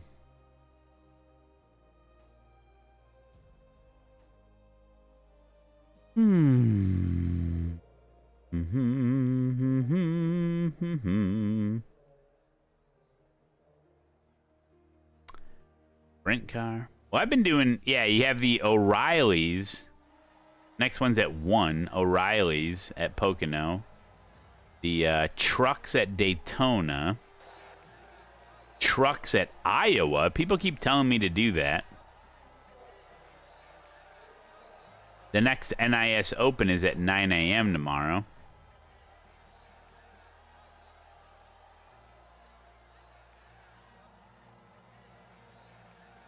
I just gained 0.06 safety and 4 I rating. Hey, Blueberry.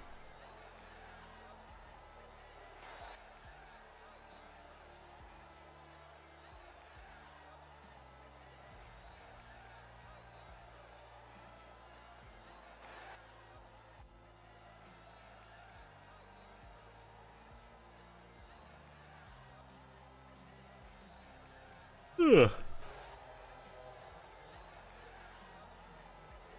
Daytona with the trucks is official. Oh, God.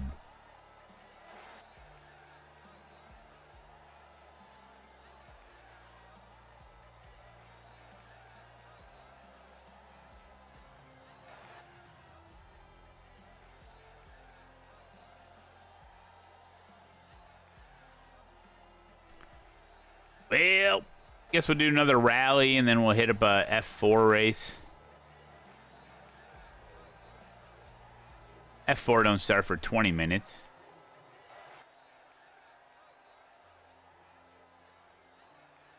Next rally's in 5.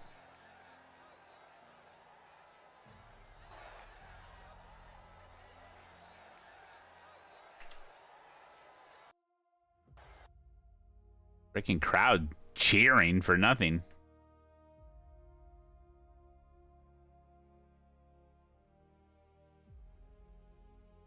Hi, Slugger. Hi, Dempsey. Hi, Blueberry.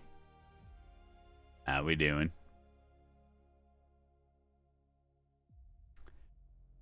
Is it just me, or has this week 13 been really underwhelming?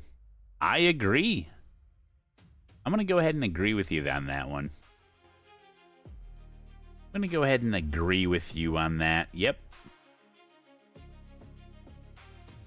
Well, while we wait...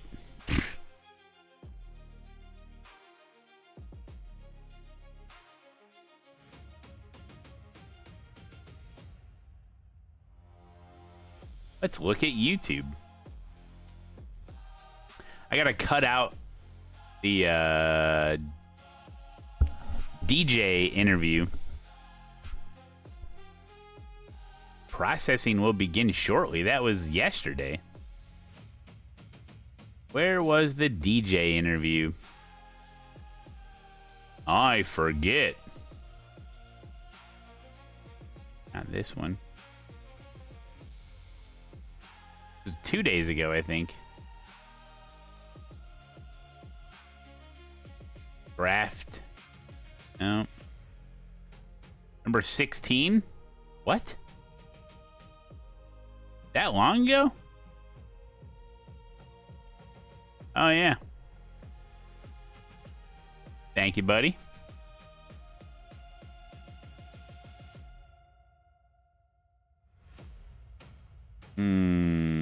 Right here?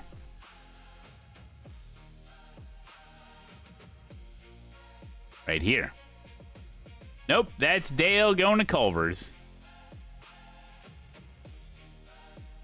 You must have done it earlier then. Nope, it was later.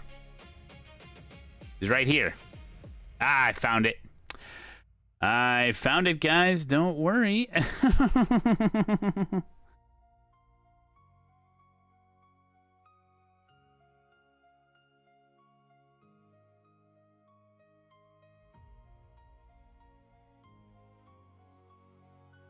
DJ.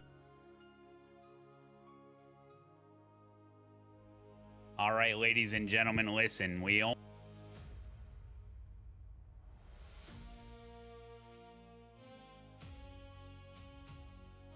All right. All right, ladies. It's so funny. It's so cute that Malone thinks there's ladies watching. The only one I know of, Paradox Fox. I tried to watch Demps 151, but while typing, he abandoned me, got me Malone, and Malone said, "Hi, what a true penis." I'm joking, Demps. I just woke up as you was ending, LOL. Oh, Blueberry, yeah.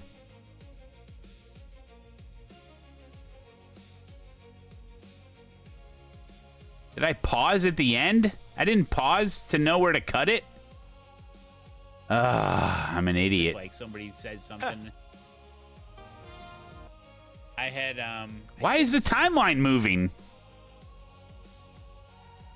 Doesn't make any sense. Good, because I was like, it didn't feel good because afterwards I was like, if someone clips that and like puts it on Instagram or whatever, that's gonna be a long day tomorrow. Oh man.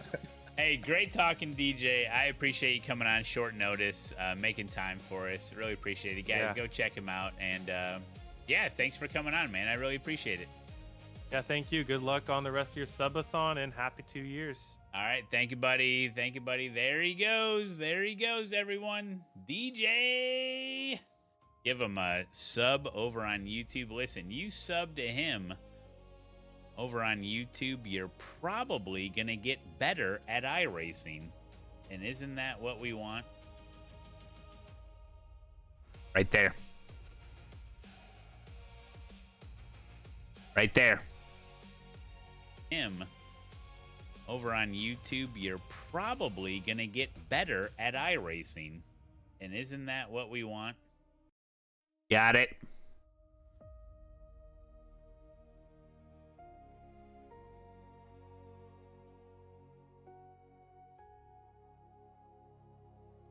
Got it, guys.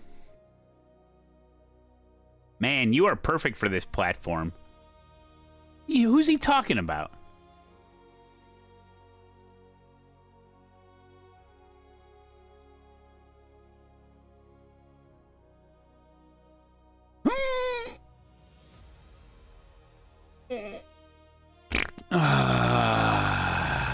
Good job, everybody. Hey, there it is.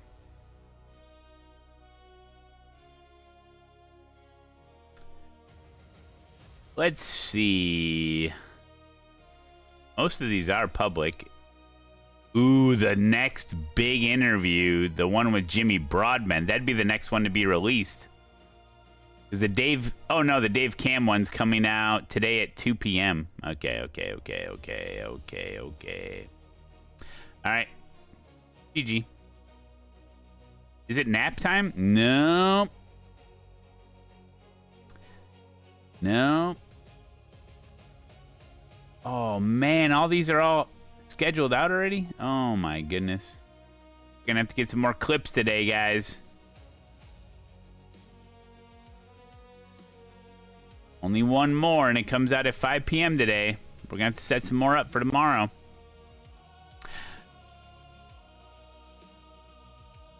Join race.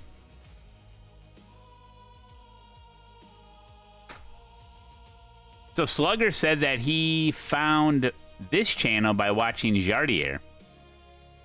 Saw that during the interview. Yep. I think the best interview was Dempsey. Yeah, I loved Dempsey's webcam. It was at 280p. That was my favorite part of that. My favorite part.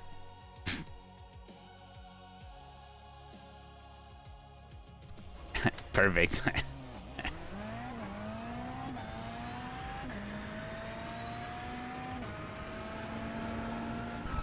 I don't know.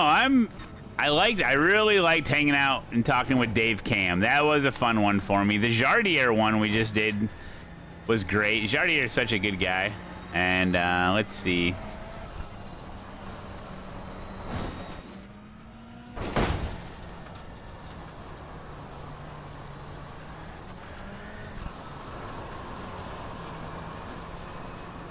Trying to think of the ones that pop out of my head. I think I learned the most from DJs. Definitely learned the most from DJs. Car 6, just set the fastest lap. 39. I like the Gamer Muscle one. Just because I like Gamer Muscle. I really do. He's got such a different way of thinking. Car stops on the right.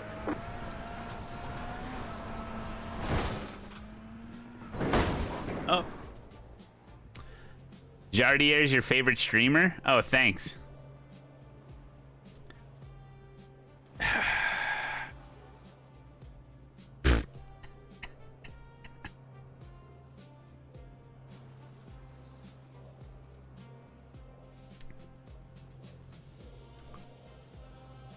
It was fun talking to Bell Wells.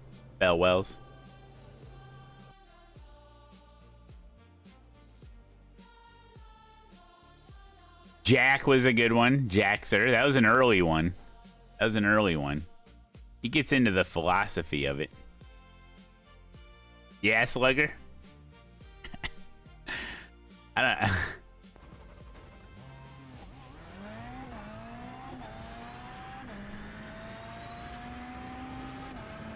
don't know. I think we touched on it.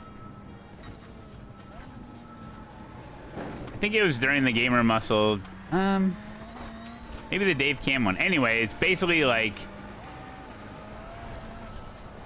if you are like a streamer or a content creator, like your preferences are different when you like when I watch streamers, Maybe I watch it for different reasons. I don't know. Maybe it's different. I don't think so, though. Okay, here comes your first time lap. Who knows?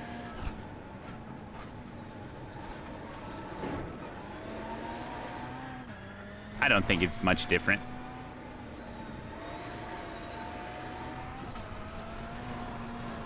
It's a little different.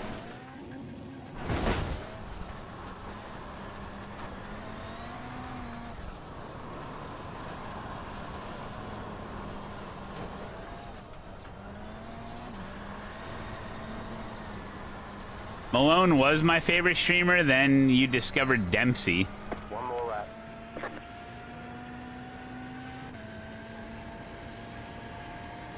Oh yeah, Gamer mostly used to walk on the treadmill while streaming.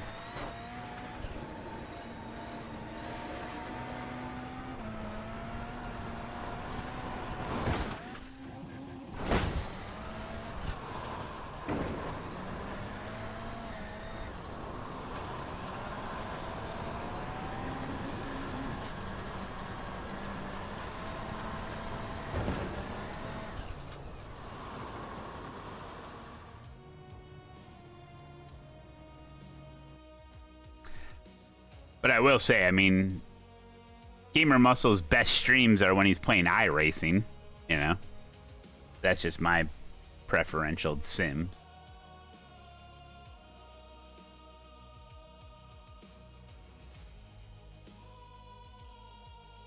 Malone used to be my favorite streamer. He still is, but he used to be too. Oh, thank you. Rydog in the house. You probably already worked a full shift. Oh, it's the weekend. I don't know what you got going on. It's incredible that you just stopped. Everyone in the chat bow down. You are the best. Better than all the rest. That's true, Rydog. Everyone bow down to Rydog. What's up, buddy? Thank you, sir. I strictly watch iRacing videos for informative reasons and iRacing streams for entertainment. I see what you're... Jack, I see exactly what you're saying. Yep. So you're saying that this stream isn't informative?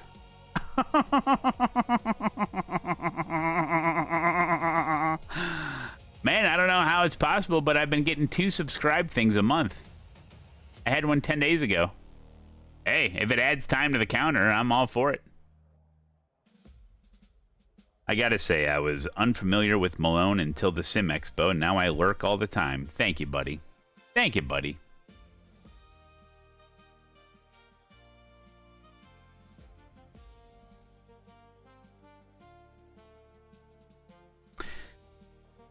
Oh, let me sign up for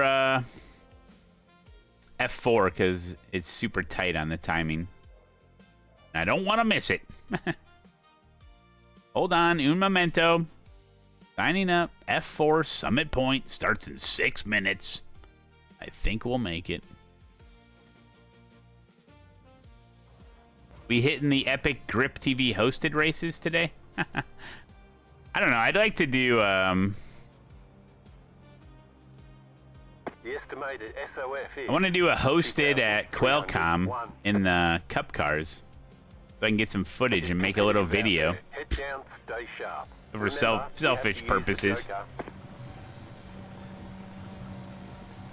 You didn't get the new track, did you? Riley ain't gonna drive no Cup car at Qualcomm. Oh god. You're on the left, 3 wide. Right side, 2 wide. Car right, 2 wide. Clear on the right. Right side, clear. Oh, watch me pass him. The next car's the leader. Left side, clear on the left. You completed the Joker lap. Left side, clear on the left. Car on your left. Clear. Car on your left. Clear. Car on your left. Keep to the right. Clear. You're now in third. Car on your left. This guy's like, Clear on the left. The next car's the leader. Car right. Clear on this the guy right. hates me.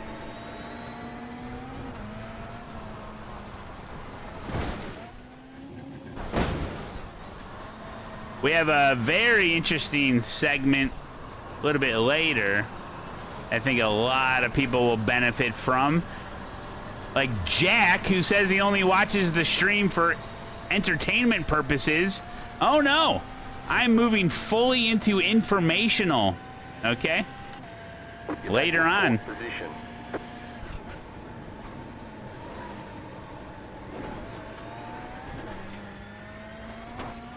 Just kidding.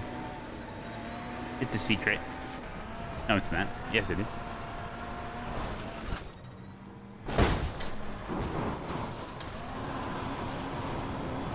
Let's make sure we rejoin safely. Car approaching. Hold.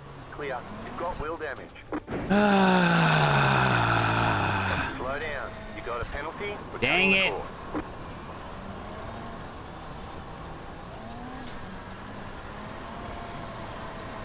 Would I buy a cup car or a GT3 car? Me? GT3. 39.424. Sorry, guys. I hit that barrier. 5 to go.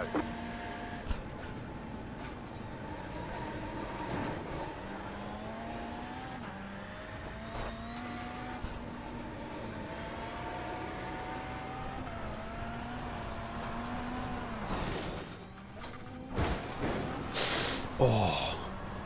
Thought I was going to taint slap that wall again.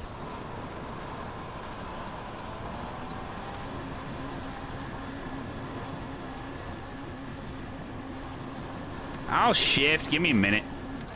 Got it. Yeah. Jack. Yeah, you learned something about barriers. I learned not to hit them. Sometimes Rallycross is kind of a crapshoot.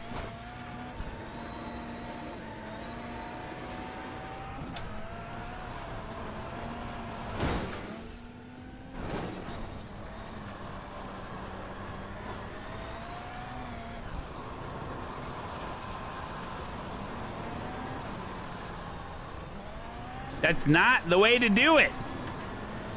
I hate that corner. Hey, Jim Bones, good to see you. Just set your fastest lap of the session.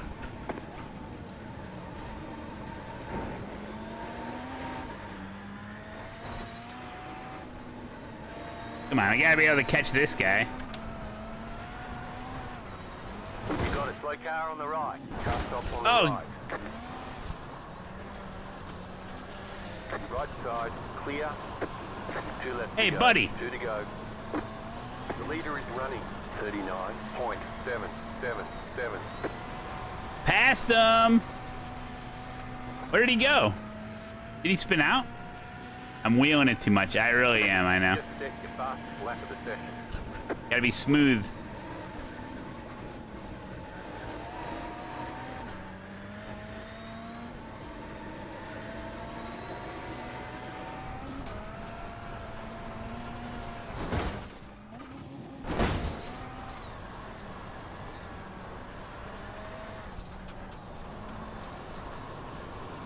White flag this time. You're gaining on the car in front. The gap is 1 second. I just saved his life.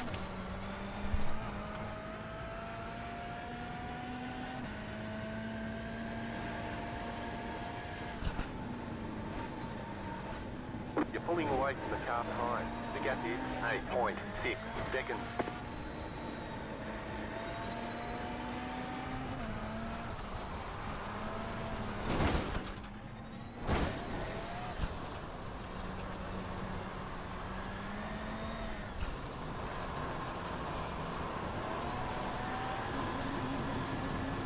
Get to the inside. Ah. Yeah, I had to adjust. Car stop on the left. I had to adjust. On the left. Because he was there. There's the flag. See, It's I over. respect the space of my fellow competitor. Nice run. Solid If I was 90% of iRacing people, I would just be, wah, you're in my way, blah, blah, blah.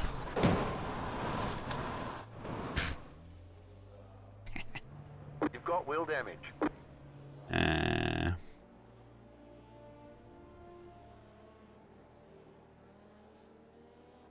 GG. The thing about Rallycross is that it's road racing with room to pass, and you don't have to spend 100 years practicing to get a reasonable pace.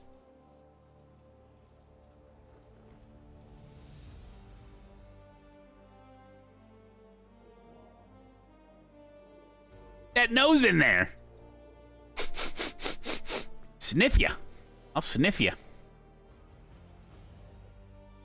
I will. Sniff ya real good. I lost 84 I rating, but I didn't lose safety rating. And that's just so important in this game, guys. I wonder if my wife is going to feed me lunch.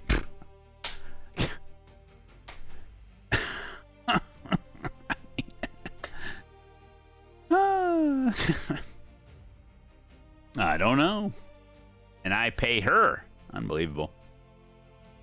She's buying frickin' Garth Brooks albums. I mean...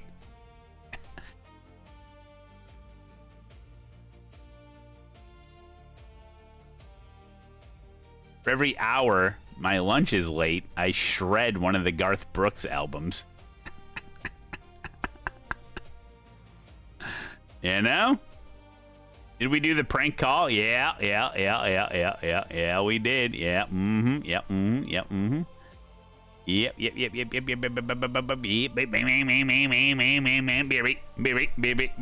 BRB.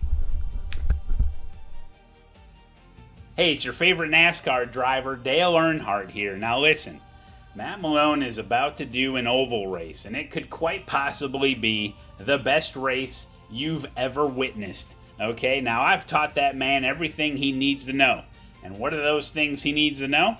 He needs to go fast and turn left. After that, it's up to God. Okay? So sit back and relax and enjoy the race. Hey guys, what's going on? It's Floating Head Malone here. Oh boy.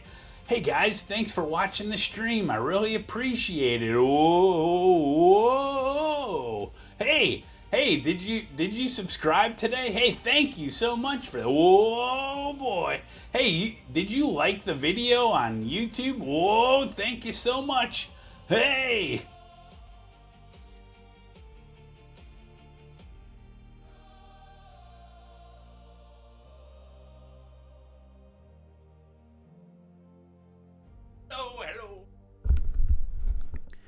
Hello.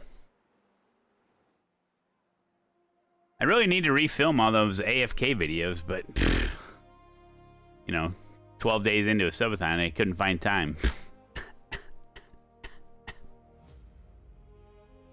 He lied. He says he's going to do an oval race. I only play those two because they're short enough. The other ones are too long. 911, what's your emergency? It's still week 13. Stupid. Interesting oval. Reed Timmer broke the Dominator.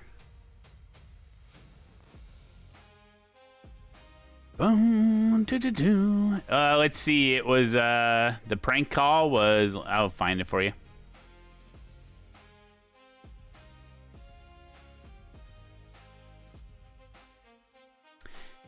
Wasn't that good. Was this one? Yep. Check the timestamp on this particular video.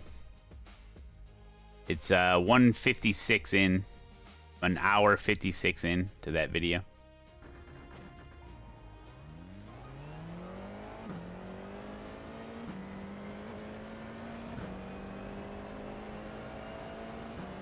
Da-da-da-da-da-da. Looking at the Cletus rim and don't think the interlock would fit the round one? With the D-shaped one? Really? Yeah, that interlock's got pretty substantial, like, beefy things sticking out.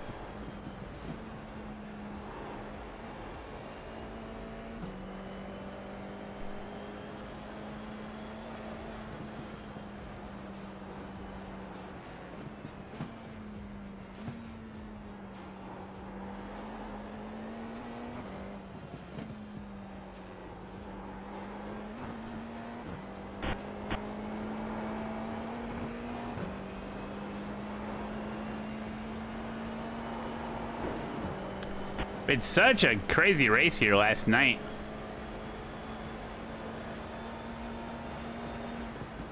I did pretty well. We had a lap car. We had a lap car causing major issues. Okay, here comes your first time. He got taken care of. Little street justice. Yeah.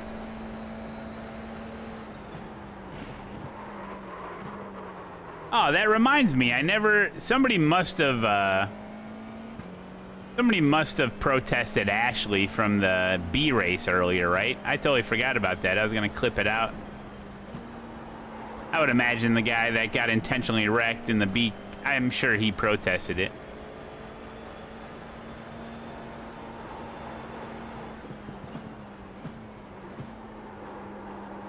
It happened right in front of me. I think I clipped it too. I think I clipped it, mate. That clip's gonna go viral. 300 views guaranteed. Oh, we got RaceLab tags in this race? Oh no. Oh yeah. Oh boy. You remember him? That's a weird name. I can't even say it.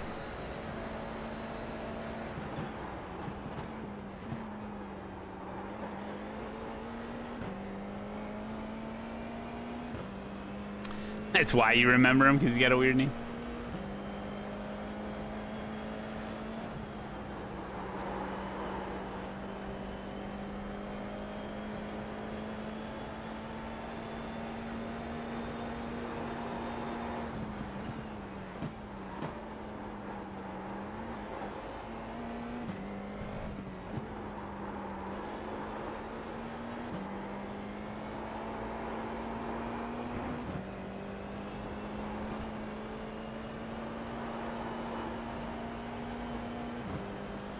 Yo, what up, Andreas?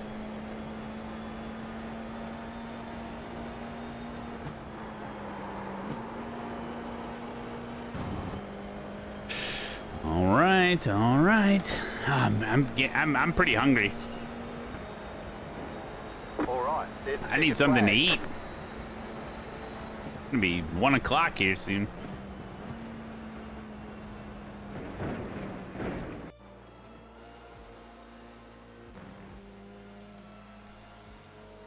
Okay, how'd we do? Middle of the pack, like I always am. Looking to get punted. I've had more good races here than bad, though, for sure.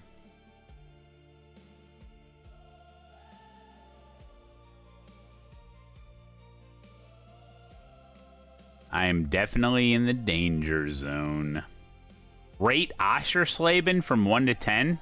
4 for me.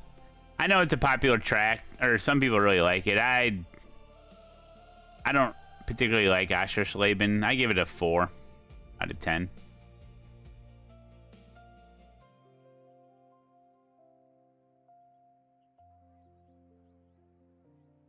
Yeah, I wouldn't do MX5 there. I'm so slow there.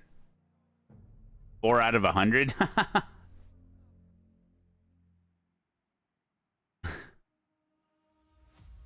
No, not a fan, not a fan.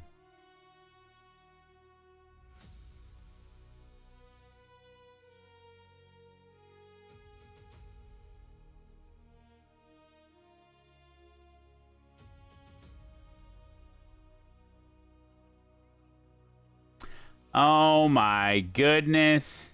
Look at this. Oh.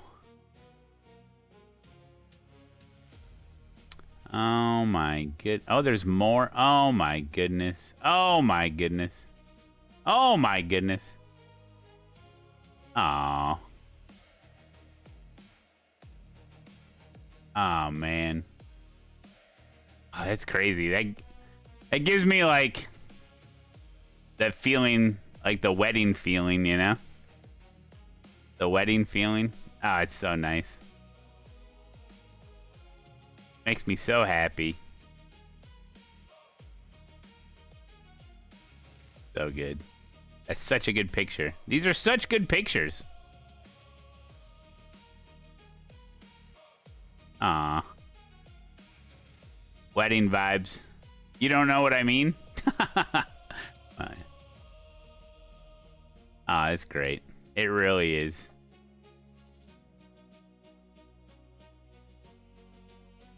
Are we gridding? Not yet.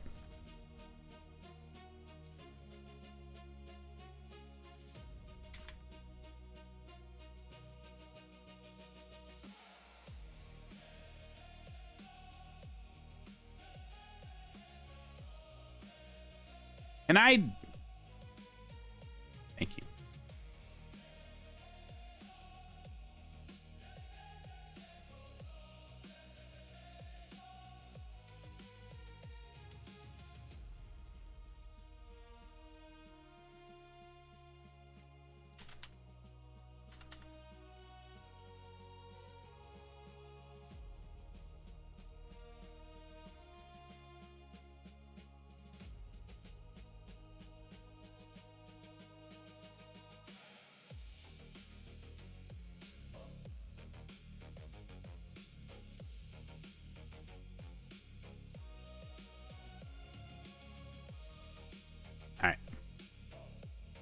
JP Crush thing. Yeah, it's been a good subathon. Unfortunately, it's coming to an end. And it sucks. Hey, Matt, how do I get into Grid Rivals? You're banned.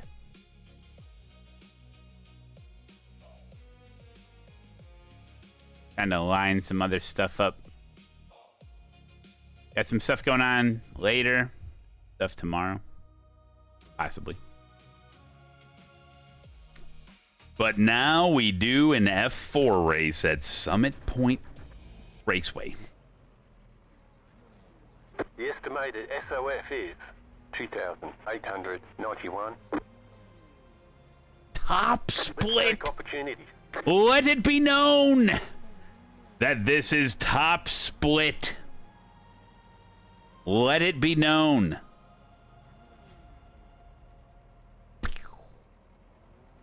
Get ready for the best racing you've ever seen. Le Mans 24 hours. I spit on you. F4 Summit Point Week 13 iRacing? Oh, hell yeah. I'm just kidding. 5 cars left to grid. Good luck, everyone. I'm prepared to be informed. F4 Pandemonium. It's gonna be a death split. Not yet. Not yet. Hold. Hold. Hold. Hey, Vlad. Good luck. Good luck. Class is in session. Watch and learn. Yeah. Can we get live standings of lemons? No. Yeah, you want more stuff on the screen? Green, green, green. We don't even get standings of this race that I'm in. much less a different race. Car right. Still there. Hope everyone's monitors are turned on and their brake pedal is functioning properly.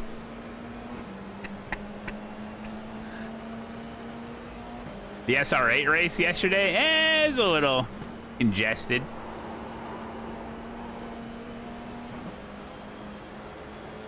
I'm asking way too much of my fellow iRacer. Whoa, we're slowing down. Whoa, we're really... Oh, okay.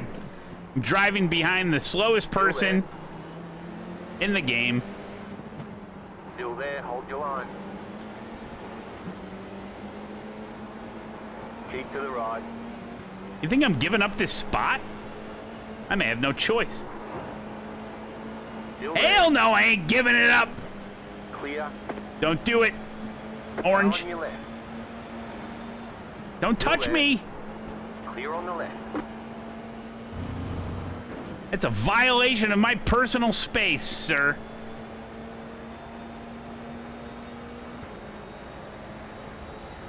Oh, this is gonna be fun. Don't do it, don't do it, don't do it, don't do it. Thank you. Where's that Worcestershire guy? I think he's up there a ways.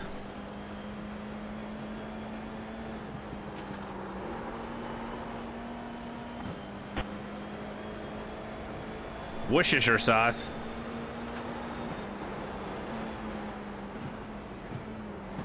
Car right. Keep to the left. Still there. Clear. Boom, boom, boom, boom, boom!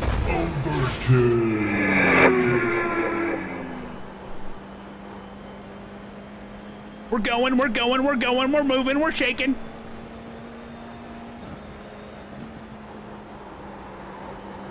Advanced tire technique. Calm down. So far, you've seen better racing here than Le Mans 24. No, you didn't. I don't know. I didn't even watch it. I'm not watching the race. I'm streaming. There's an incident ahead. But Malone, this is a video game. What a gaggle, huh? Am I right, people? Am I right? Am I right? Am I right? Looks like a gaggle. Oh, this guy's having issues. Let's just pass him.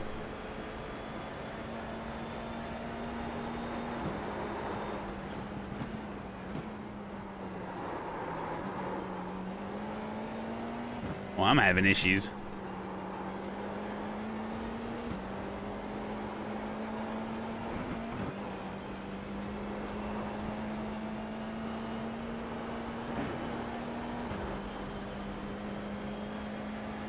We're in the draft. Need some real good, like, chase music.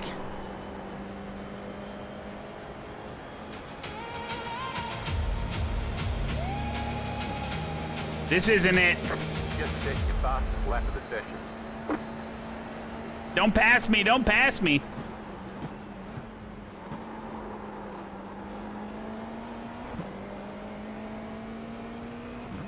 You think I can just ask him not to pass me?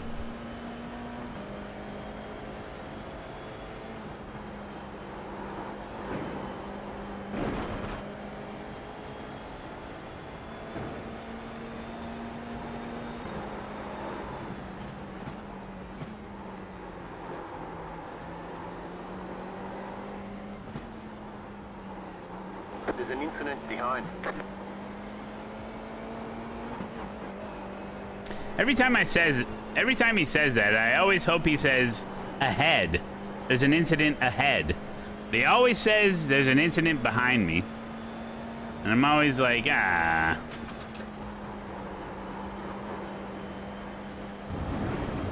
I think the first word should be either behind or ahead. And just say like, ahead, there's an incident. Or behind, there's an incident. They should switch that around.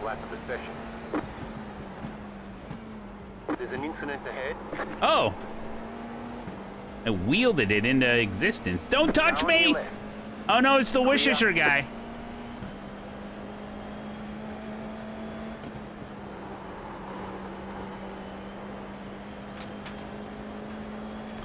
Oh boy. One of those guys that's too fast for his own good.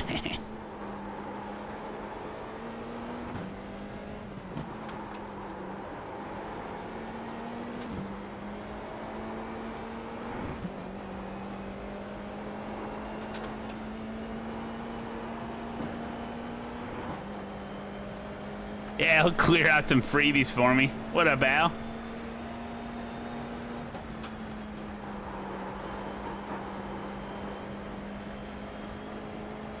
Yeah, right?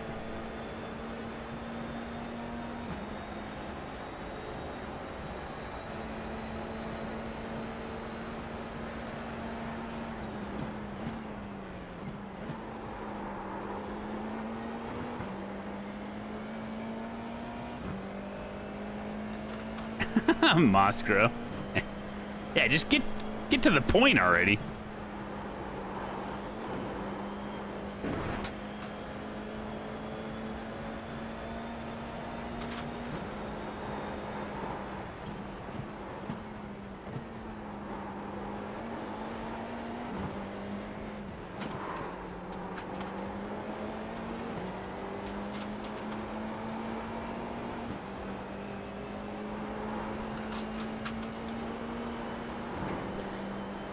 Okay. They're like warning tags. You can do that in RaceLab. If like you've had experience with somebody, like they're a dirty driver, toxic driver, you can tag them so you remember them next time. Like warning, warning, warning.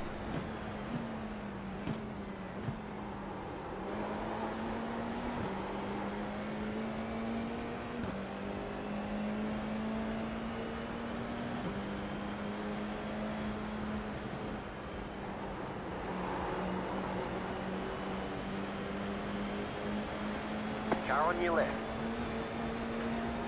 Still there. Clear on the left. Car on your left. Oh, he just hit that guy. 3 wide. Car on your left. 2 wide. Keep to the right. Clear. Eh. Hey, we tag people for a reason. Now you know.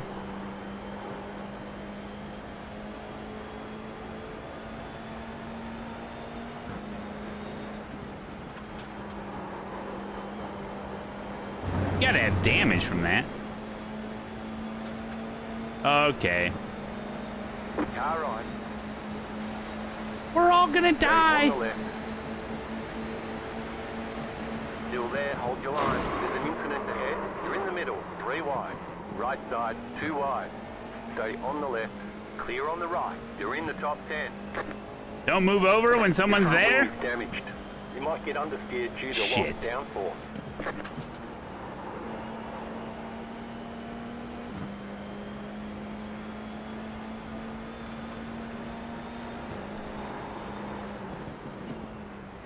Highly recommended that when there's a car alongside you, you don't just move over. Keep to the right. Clear on the left.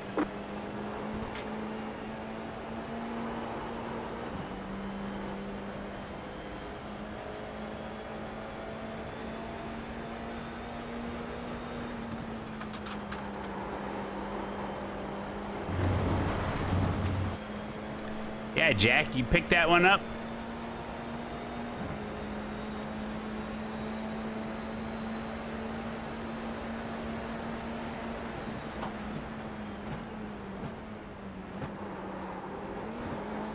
Car on your left.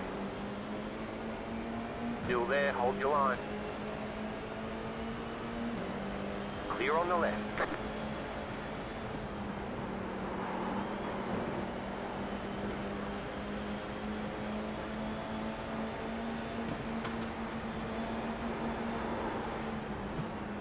Car on your left. Still there, hold your line. Clear.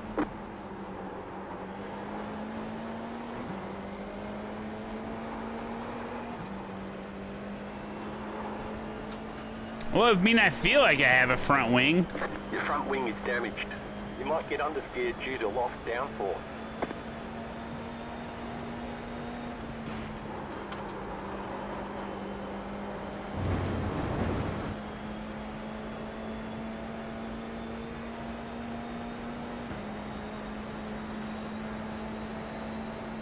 Yeah, I probably just bent a little.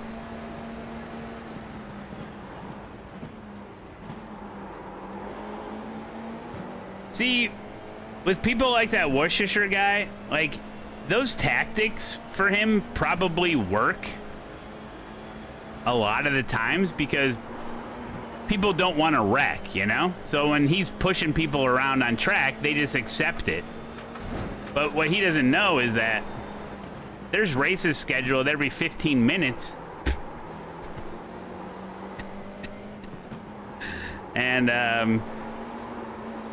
yeah, I'm not gonna... I'm willing to sacrifice my race.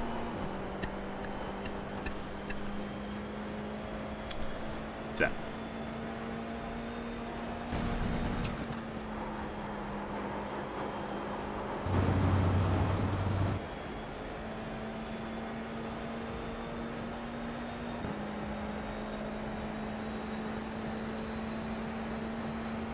Well, no, you can always, there's always races popping off every 15 minutes in iRacing just in general. Not like every series doesn't go off every 15 minutes, but something does.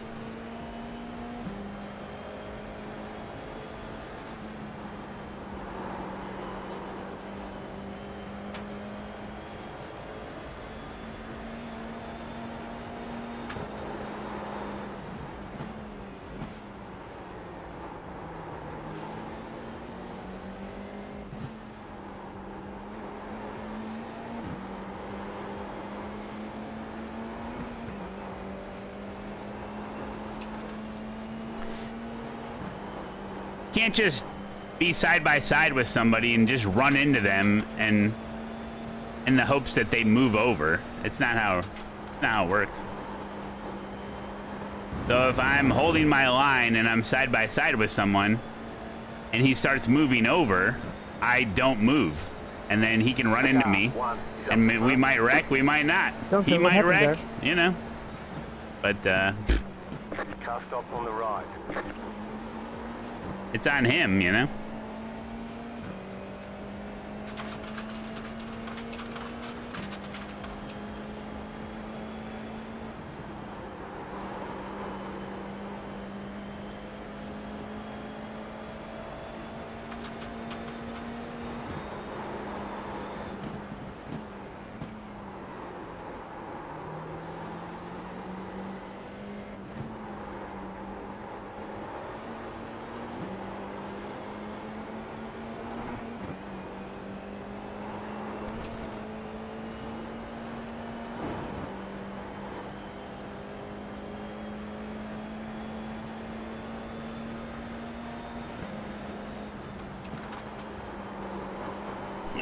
The leader is running. I can't. I think it's because of the wing. Can't get him.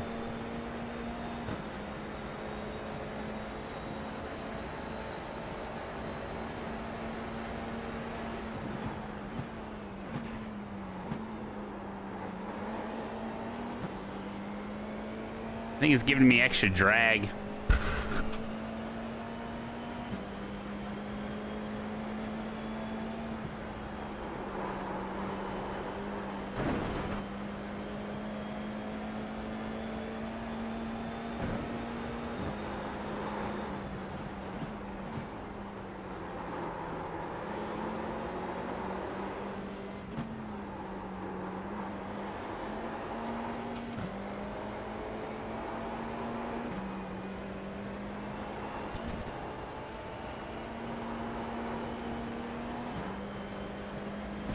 Extra ball drag, yeah.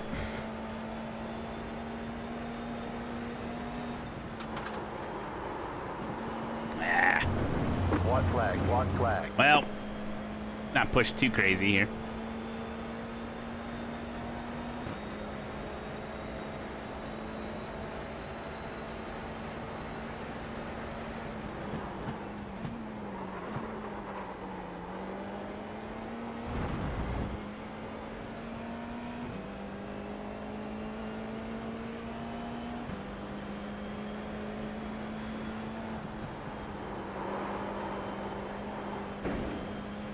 What the hell is happening?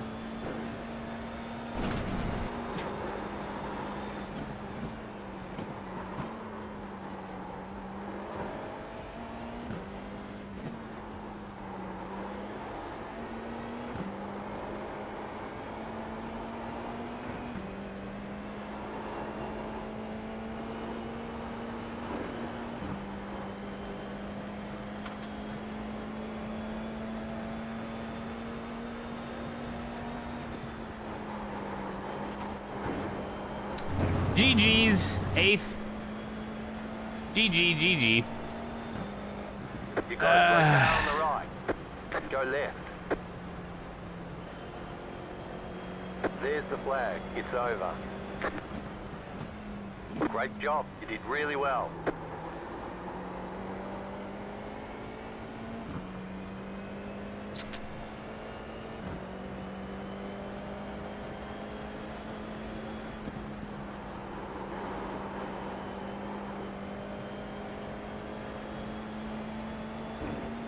Duncan, what happened there? Why did you stop me? We're gonna go ahead and look at the replay.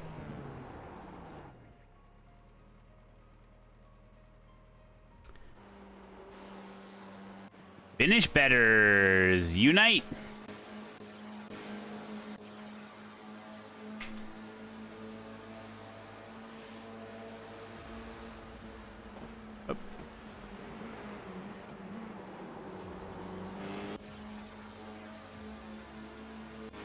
Oh, it's right here.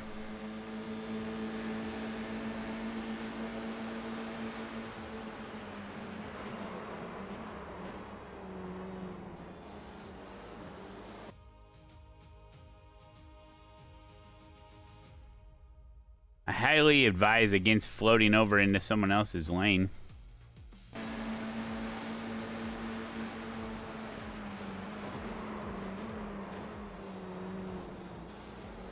Yeah, no, I know. This is you, this is you, this is you, newer, no, nower.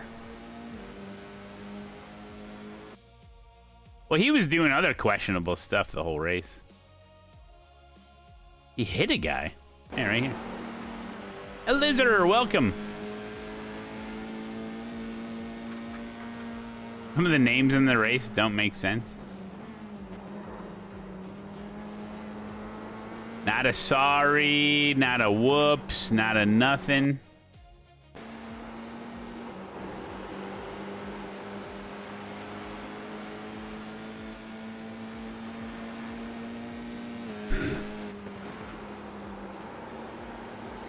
yeah, no. Late block. That's not so bad.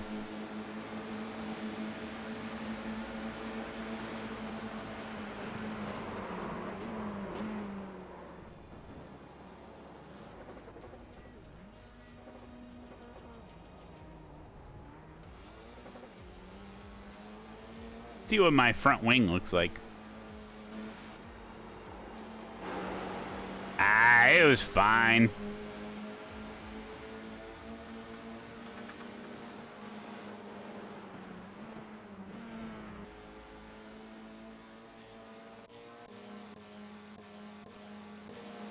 You were mowing the lawn, Cody? Let's take a look.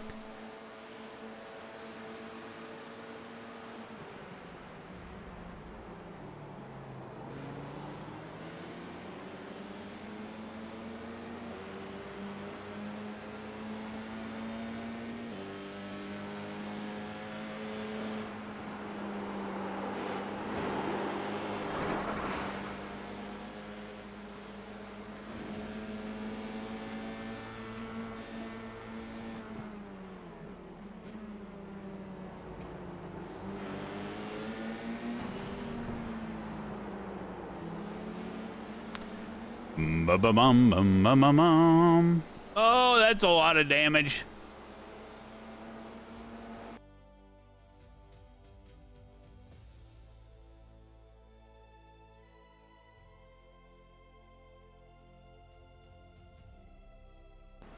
I don't know, I might have missed it. I was multitasking. Good job, good job. Oh, there's a guy. Hey, Cody, what are you doing? Cody?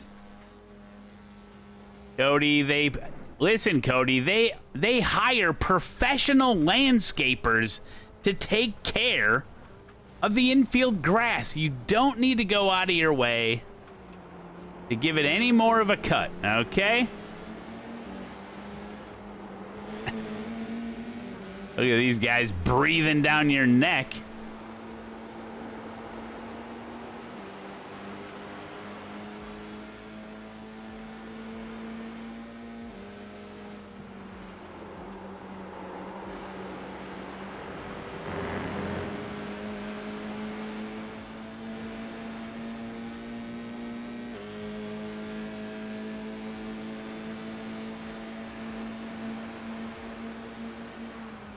There's a driver in WEC named Dempsey who literally drives for Racing Team Turkey in the vet. What? Is that your alter ego, Dempsey?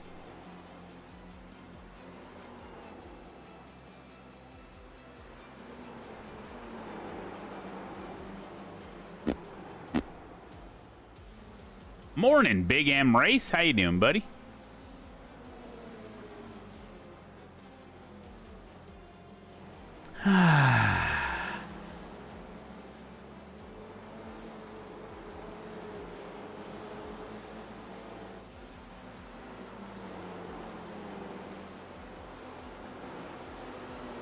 Real sausage roll. It's actually me. Look at the onboard, the laptop open while driving. Yeah.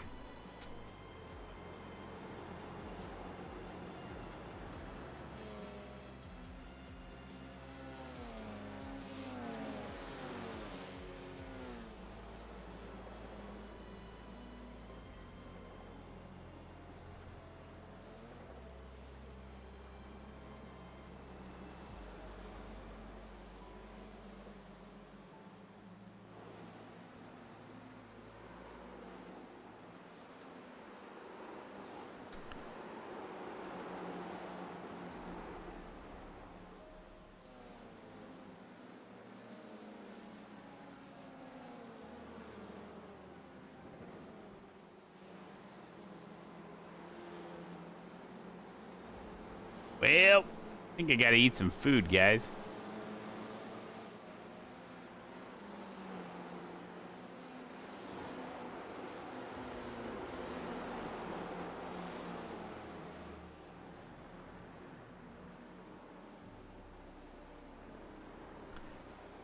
I think I need some substance.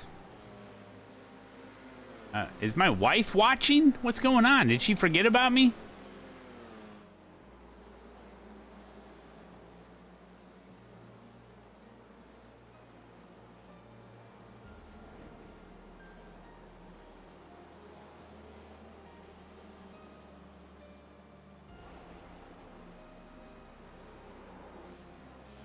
What happened? I don't see nothing.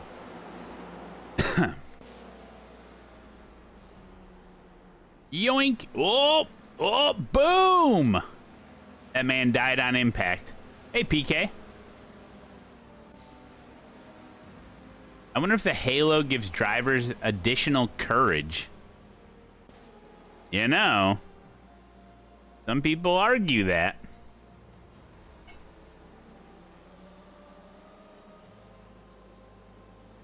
Some people argue all the safety things give people a little bit more confidence to pull some moves they may not make. You know?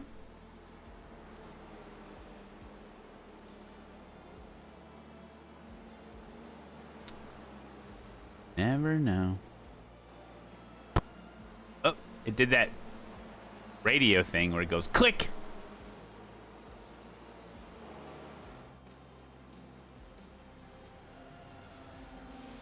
Can we just watch the 24-hour Le Mans? How do I do that? Can't get in trouble. F4 at Zandvoort yesterday was a treat. Yeah, that was fun. Damn, 27 I rating, 0.07 safety. I'm pretty good there in that open wheel, I reckon.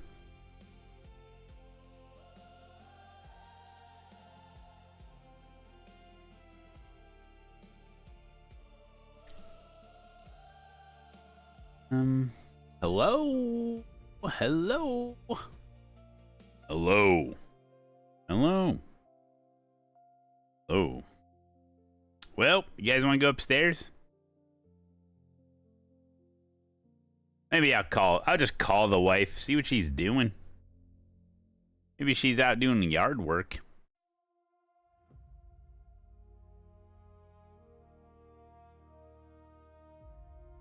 I got the wife out doing yard work. No, I don't. I would never do that. Told her to not do it. Hey, what's going on?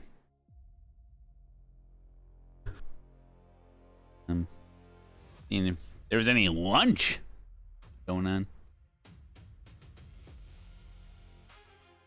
I was wondering. No, I was wondering if I was just seeing what was going on. See how you're doing. Well, I had a snack a long time ago, and I've been working outside in the yard, so... That's, you know, I was calling about that. I don't want you overdoing it outside in the yard. Well, the yard gets away from us, you know? You can't just turn a blind eye. Okay. Wait, you want me to heat you up some pizza? No. What? Chicken?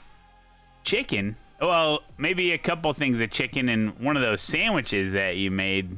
That was yesterday. Oh, that was so good. Okay. We love you.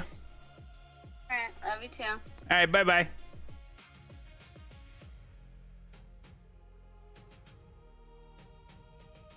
Sorry, guys. I had to order lunch. I had to order up some lunch. Mom, can you give me my Hot Pockets? A dog house? Well, the dog stays inside.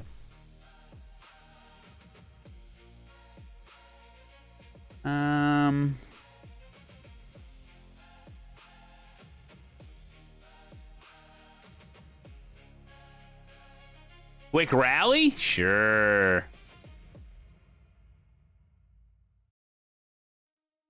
He didn't get it? No, what I don't understand is all of the comments about you're sleeping on the couch, the doghouse. I mean, are you guys like the pussies of your marriage too? Like, I don't understand. The jokes don't make sense. I paid for the house, I paid for the bed, and the dog stays inside. And yeah, those are just weird comments people make. I don't really get in trouble with my wife. We're a team. I mean, listen, I hope your marriage gets better, but we're doing great. Just really weird. All right, we'll do a quick rally.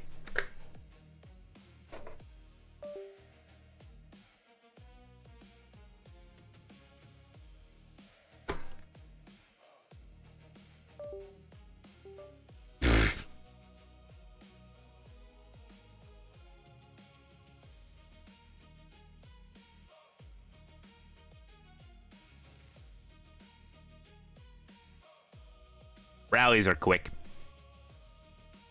Sorry, I'm a little hangry.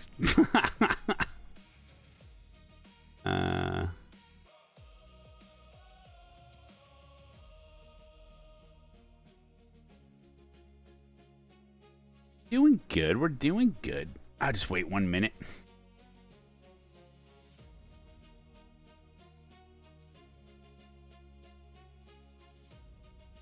Oh, Jaffer is going to a wedding this evening. Is it your wedding? Probably not.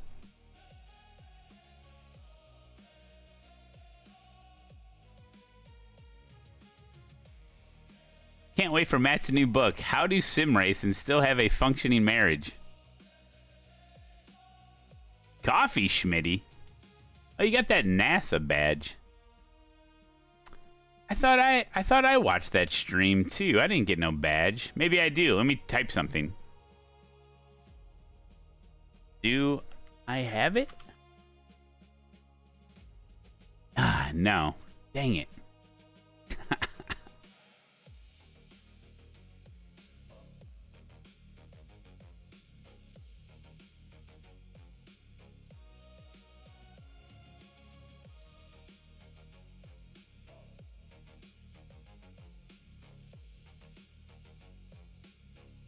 I guess my big thing is the whole culture of like, it started back in the day where like every single sitcom you watch, the man of the house is the dumb idiot, can't do shit, and the woman runs the house, and like somehow that got into our culture, and it's the most toxic, it's the most dumbest thing. I just not how it's supposed to be. Think about every father figure in sitcom and movies, how they're portrayed.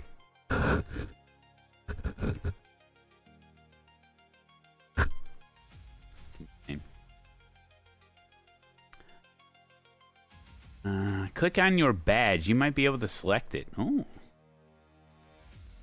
You can show or hide badges, yeah. Yeah, red in 70s show. Yeah.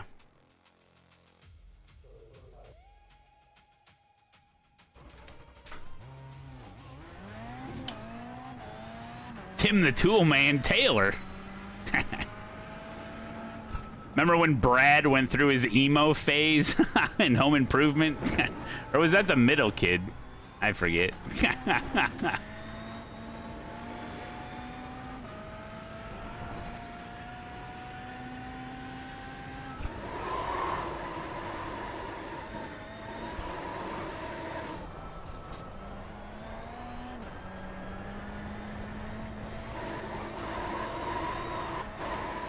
Oh.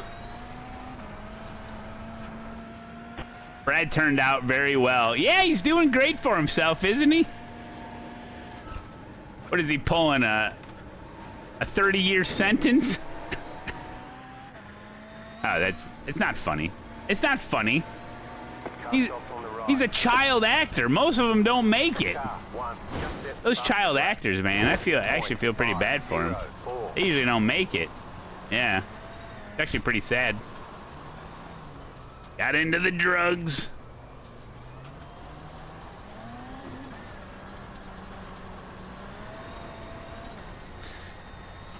Okay. The ponytail haircut, yeah. Can all be traced back to that rat tail. Car 1, just set the fastest lap. 39.307. They say you cut the course. You'll have to Thank you, Dempsey. Thanks for hanging out, buddy. What up, Vince?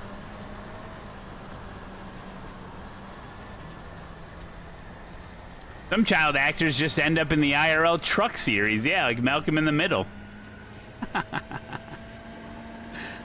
How's he doing? How's he doing? He's racing trucks? Because the last time, what was he doing? I forget what he was doing.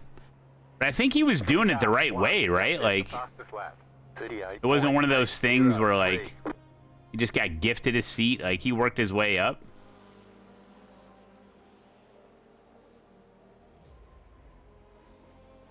He's in the literal worst equipment.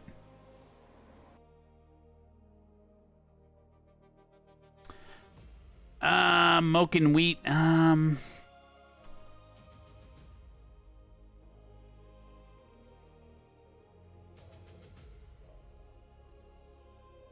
I kind of prefer the Rallycross tracks that don't have grip strips. So yeah, I like this one because I feel like it's a little bit of an exploit. I mean, as much as I kind of like using them, and they're fun to hit sometimes. I don't know. I guess I like this because it's a border, so it's easier to know what's going on. Malcolm in the Middle is racing GT4s? Damn.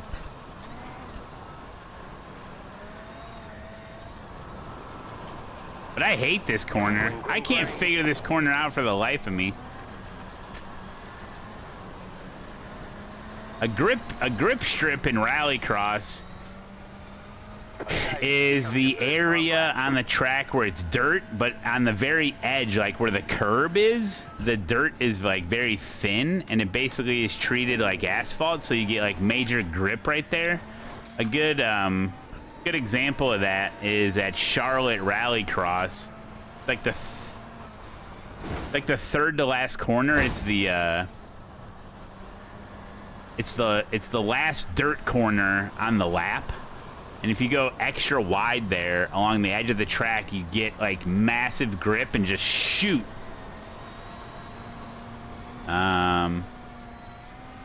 Brands Hatch has them. Oh, there's others. I can't think of them.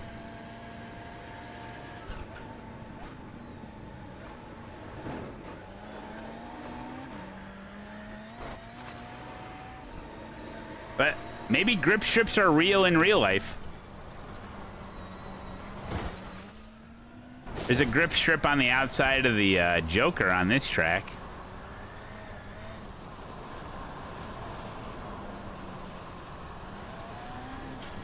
You can't hit the grip strip. That's a skill issue.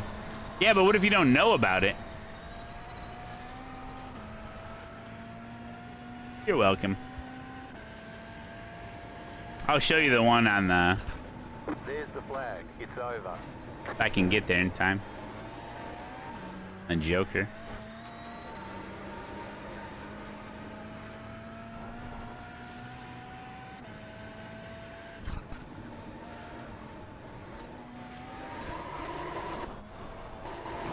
You hear that? It's like pavement right there. Wow.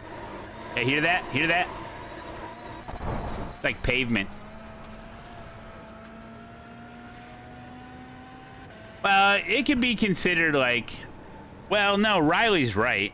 I think Riley's right in the sense of if you're a road racer, you need to learn the track limits for tracks. Like certain tracks and certain corners have different track limits. So like that'd be the same thing, like learning the track limits.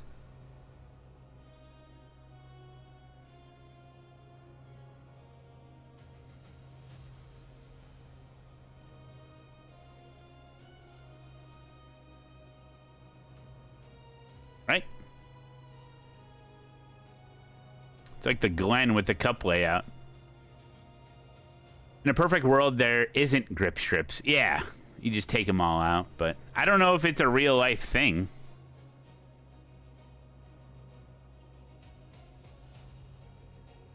Like I would imagine when they're putting dirt down on the track. Maybe they just don't go all the way to the edge.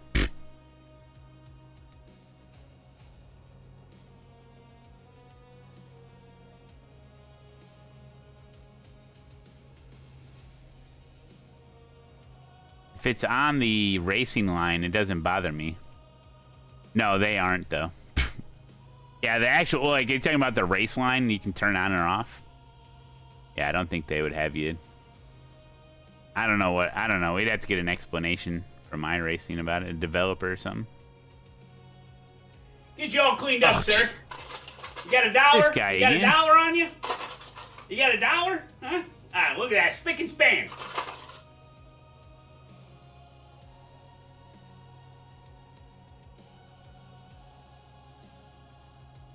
I'm gonna do this race, have lunch. Ooh, maybe we can watch another bottom split Mazda race. Remember we were spectating bottom split Mazda?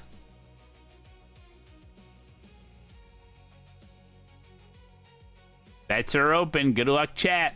Stars on screen. We're in the green. You are an absolute legend! Thanks for subscribing!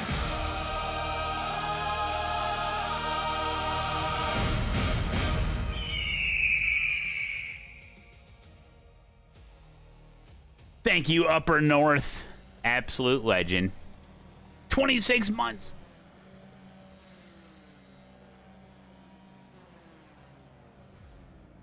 The estimated SOS 2,217.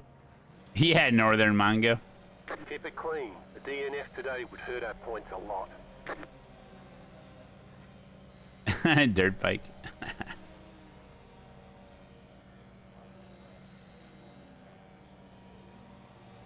I'm ready.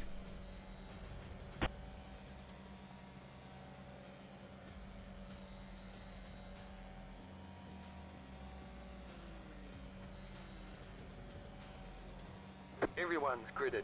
Remember to take the joke up. Oh, yeah.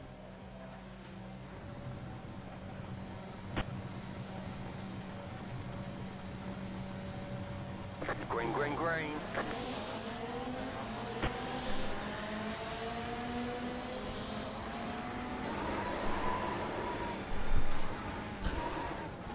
Left side, still there, hold your line. Stay on the right. That was a close one, guys.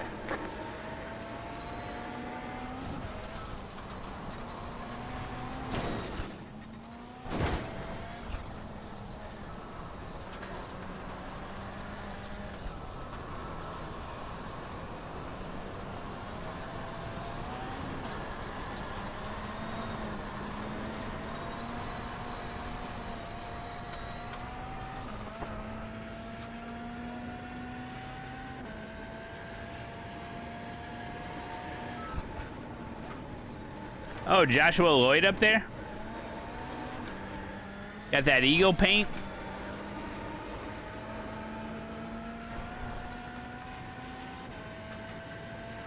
Turbo Snail, that's right. You completed the Joker lap. The next car's the leader. I'm an owl now. He's an owl.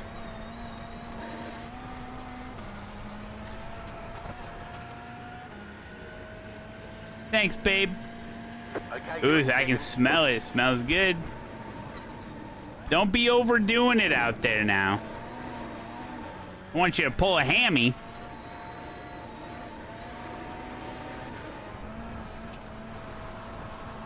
I know.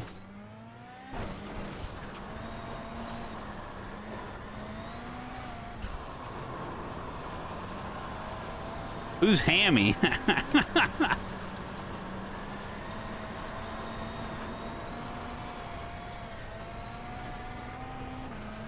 Oh. 5 laps to go.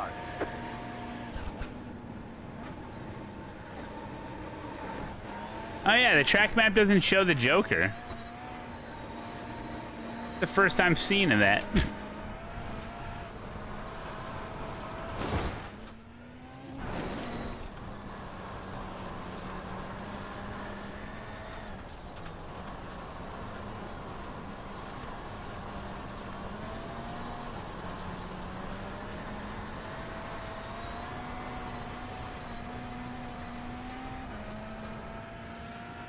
Hernaldo Alfonso Racing, hello.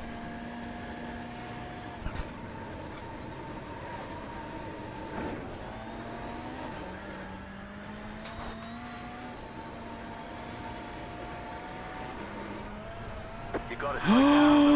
Oh! Just off on the right. Go left. Oh, that passed a guy. Oh, I thought I was hitting that wall. Sheesh is right.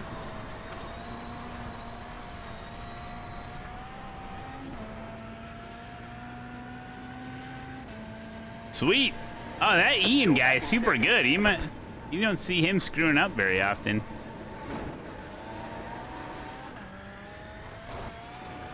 Take it. Everyone's jokered. Race it out.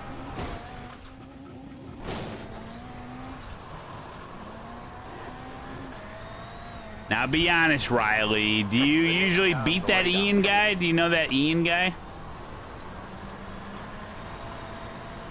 Every time I don't think I've ever beat him. Yeah, he's good. 2 laps to go. 2 to go. The leader just did a 39.549. He must push it pretty hard.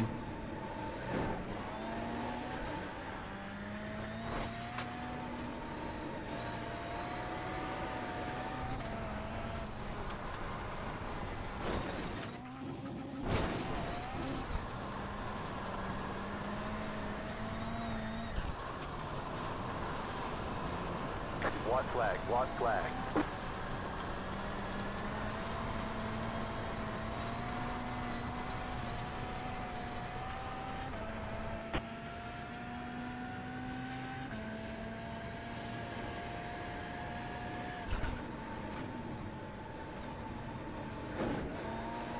Bring it home. Take second.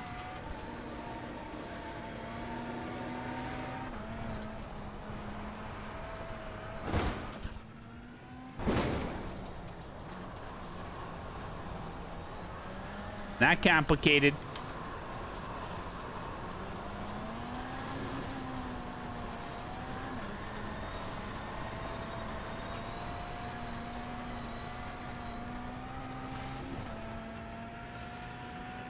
Yippee! There's the flag. It's over. Nice run. Solid work. Solid work, team.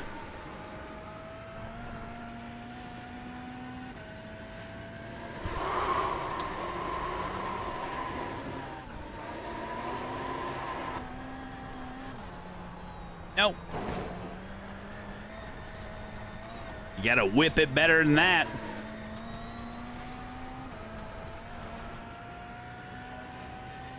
Okay, the race is over. Bring it on in.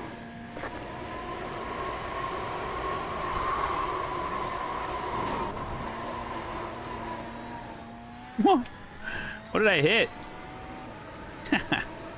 Hey, buddy. Get out of my way. Nope, nope, nope. Toyota's new hypercar is doing amazing. Runs on hydrogen? For real? Hey, I didn't hit anything here. It gave me a 0x.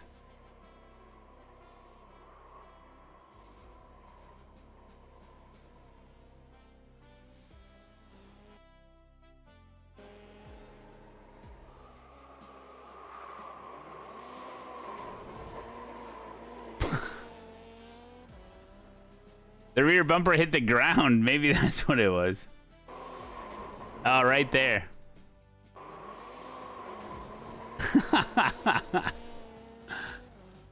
Yeah, I'm like 10% of what Riley can do when it comes to styling. That was pretty good.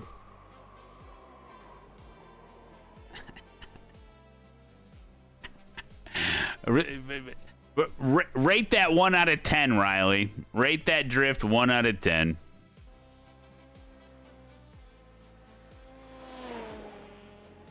Cars are so much fun, dude. Didn't quite hit the apex, though. I give it a 6 out of 10. Definitely room for improvement. Definitely room for improvement. Give it a 10, but I'll have to knock 80 per 6 off my rating, so it's a... Because of the correction factor. I get it, I get it. Yeah.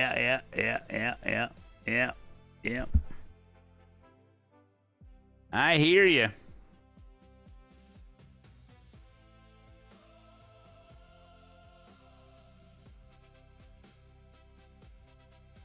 I hear you. .12 safety rating, 56i rating. Time is it? 1:34. Mazda race just kicked off.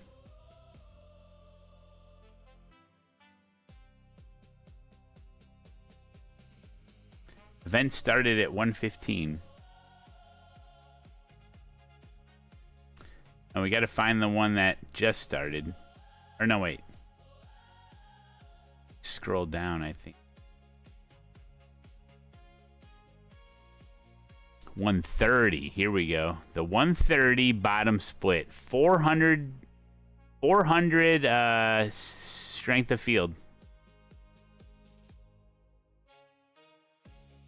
Hey, what's up? I'm new here. Great driving. Hey, Spencer. How we doing, man? Welcome, welcome. Welcome aboard. Thanks for the follow. Good to see you. Thanks. Yeah, I mess around in Rallycross every once in a while. It's fun, but I do mostly everything. We're going to spectate bottom split Mazda Cup while I have a little lunch. The GR86 Cup is around Coronado's fun. Dude. Yeah. Great track. Well, a lot of these guys are rookies. What's funny is the D-class drivers are probably bringing down the SOF here, not the rookies. Because if you're a true rookie, well, it's not true. Some of these guys can't get out of rookie. 400 SOF.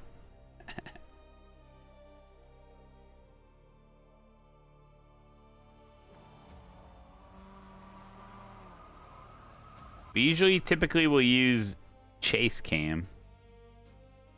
Go on, focus on crashes, I guess. Well, no, rookies do. Thank you for the gifted sub.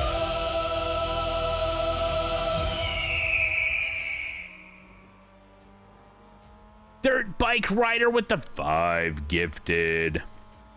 Well, yeah, rookies have iRating. It just doesn't show up. So they have an iRating. So you can go up or down your iRating. It just doesn't show it. Alrighty then, I'm gonna have some lunch. My table is full of junk because but yeah, we can watch this and I'm gonna have a little lunch there. Thanks for hanging out.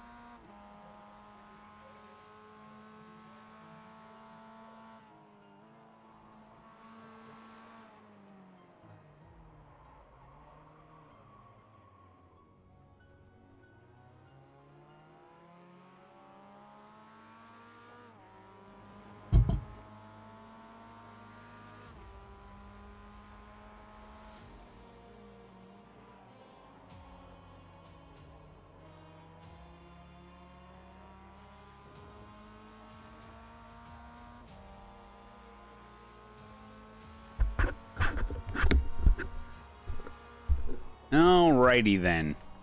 I can read the Twitch chat. That's it. Got ourselves a real nice sandwich. Literally the same one from yesterday. So that's perfect. It's super good.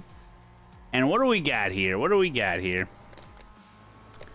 We got Doritos. We got Cheetos, Doritos, and Lay's, and popcorn. We got Cool Ranch Doritos. Is it a Cool Ranch Dorito kind of day? I think it might be. Pretty rare. It's a rare day for me.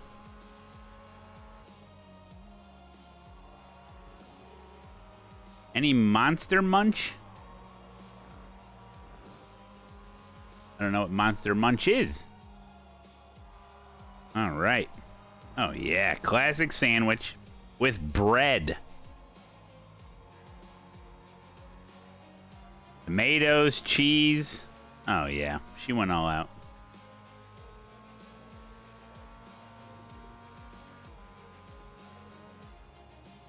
Did I get any more of those world's hottest banana peppers? She better not have put any in here. Oh, no. She could be pranking me.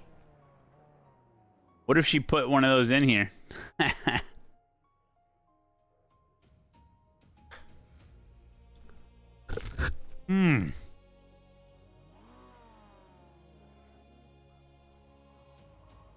What is that guy doing? He's backing up on track?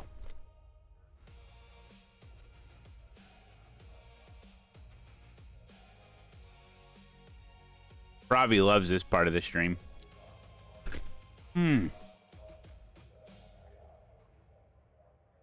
And still, I have still not brought paper towels down to this room yet.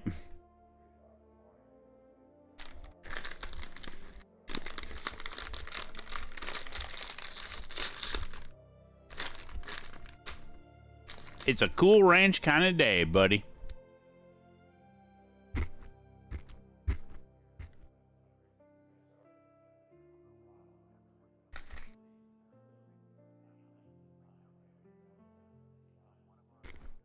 Oh, are they gridding? Do I need to click on something? May have to click on something.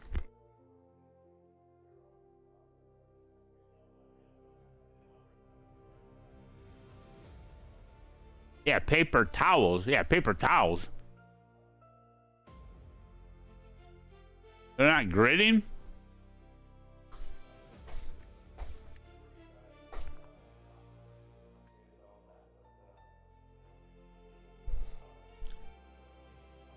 Oh, they're almost done. It should go right to them.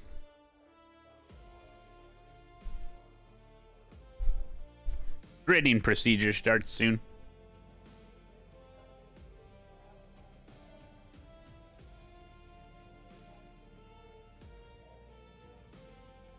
Oh, there's the pace car.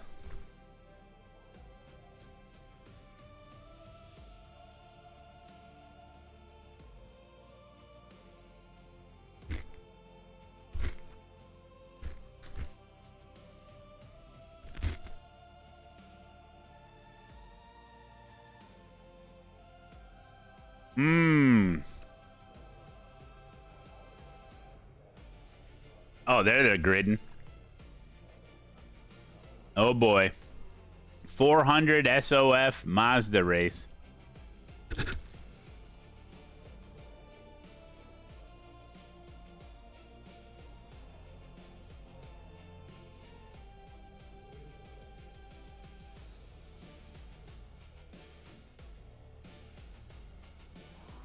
I wish I was in that race. What would you do if you were starting dead last in this race?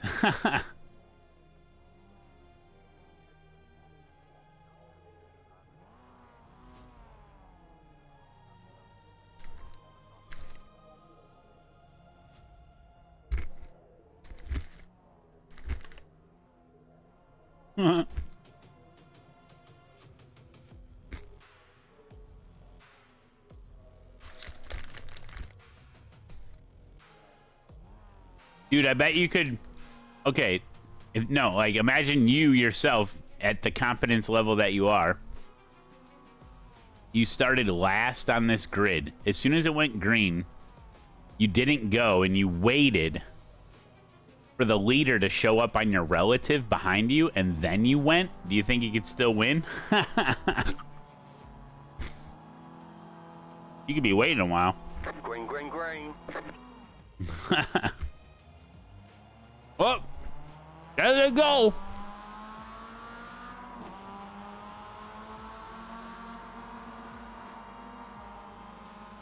Hey, they're doing good. Oh, never mind.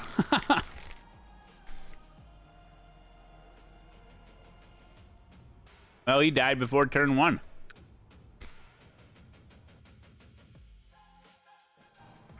Oh, this guy's off. Good rejoin though.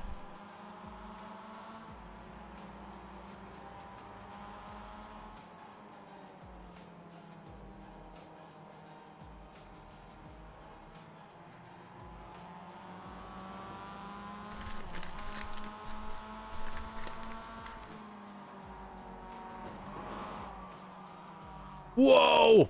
Whoa! Where's he going?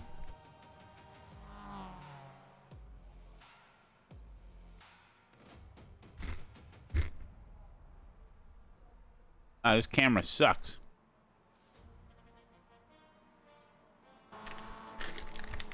Whoop, picking up on the action. Whoa, close racing. Whoa, hold on to it.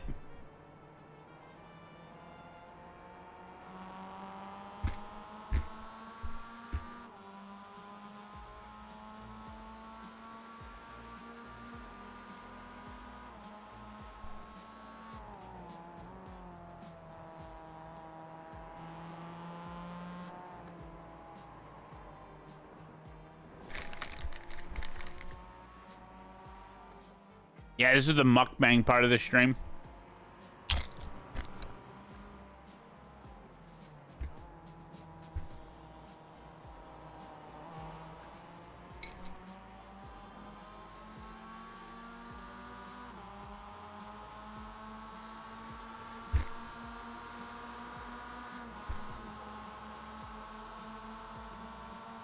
Eating a sandwich, having a little lunch.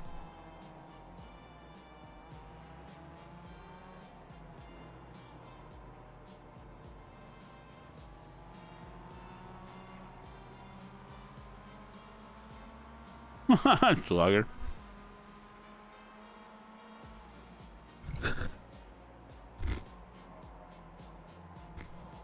It might be on the keyboard. Oh. I should have put it on most exciting. Get the good races in.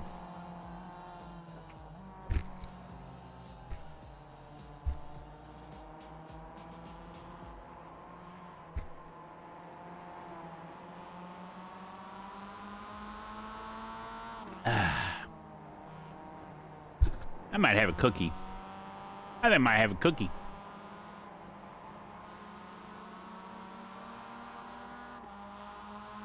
These are old cookies. I don't know if they're good anymore. Oh, the lights are going off. What the hell's going on?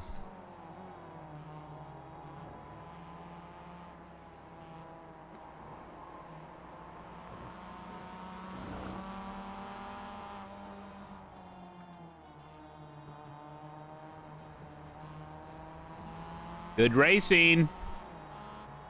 Oh, oh. He murdered that guy.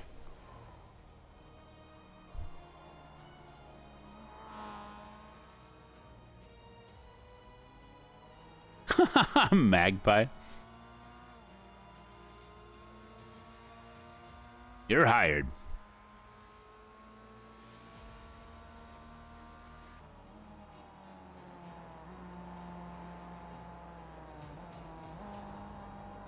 Oh, you getting a run.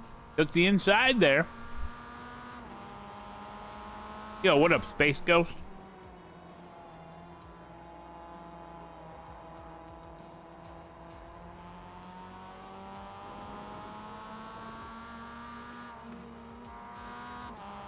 Hmm.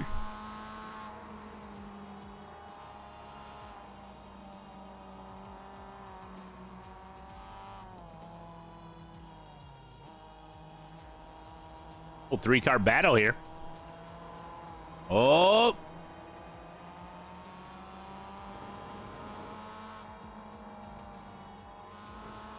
Gotta give them credit, man. They don't care what their stats are, dude. They get out there and race, you know? Well, I think we can all learn a little something from this. I think we can all learn a little something from this. They don't care. They get out there. They're having fun. Yeah, this is 400 SOF Mazda.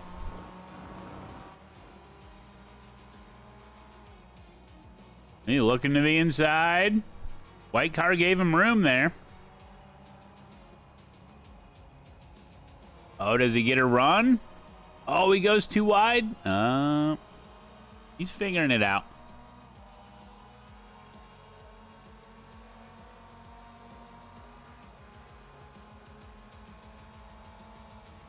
Making a move. Just taking a look, taking a look. Oh, moving on to something else. Oh, he goes a little wide.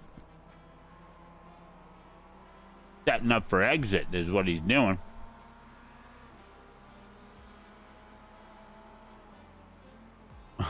Slugger. Maybe. Too twitchy, yeah. Good telltale sign.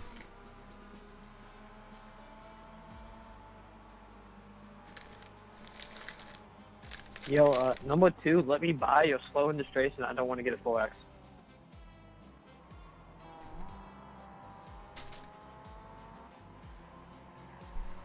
Guess I can throw away this donut that's been sitting here since day 1 of the subathon.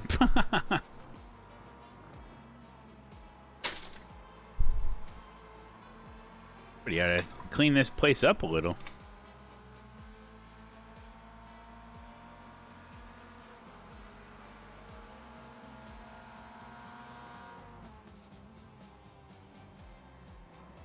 Oh, getting a run.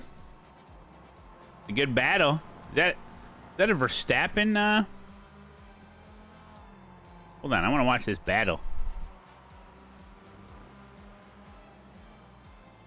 Yeah, watch it from this guy's perspective.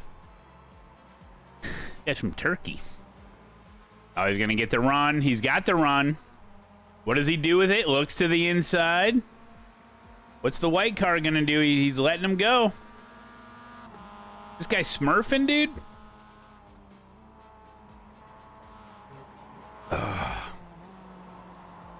Ooh, don't follow him. Oh, here comes the white car now. White car had a better line through there.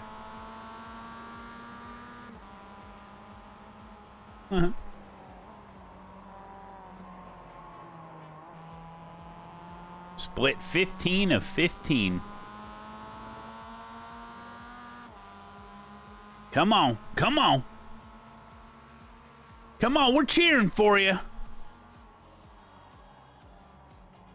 Come on, come on, come on. Come on with it. Get a run. Oh, he's in the grass. Me. Guy is good. Oh, here comes the white car. Oh, out of nowhere. Oh, he goes wide. Still got a little run, though.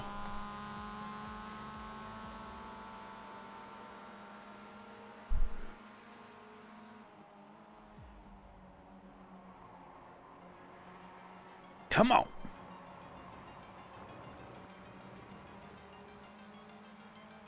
I don't even know what this is a battle for.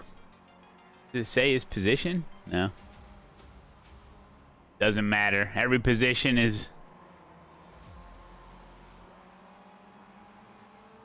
worth fighting for. Yeah, bluefish, exactly. Strange workout. Just moving around. I like this move. It's the reverse kick. In case someone's behind me, sneaking up on me. Whoa! Whoa! Alright, this is boring. Something happened. Let's go to most exciting. Go wash my hands. This white car is the most exciting. Who would have thunk it? The glute kickbacks are why he's got a dump truck like that. You damn right, son. You damn right. All right, be right back.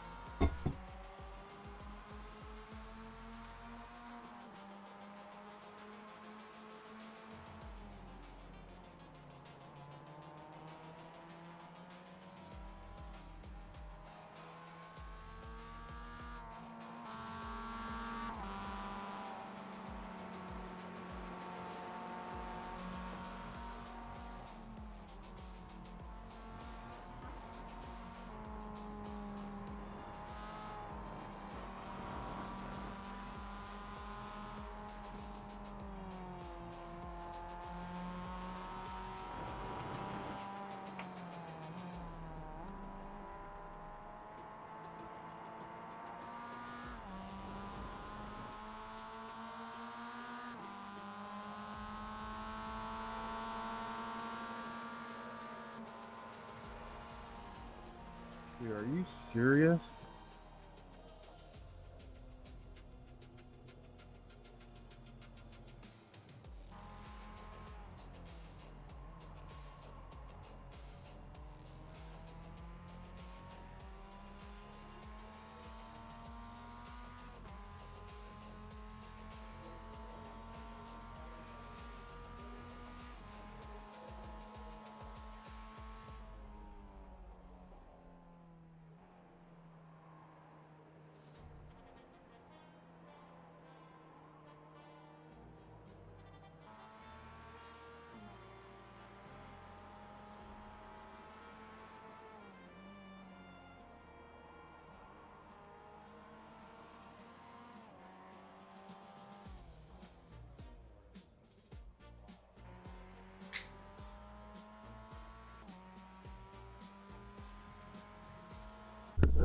Still racing?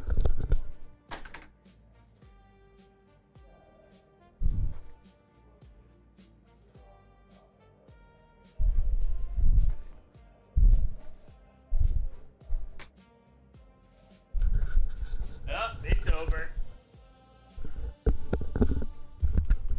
Just in time.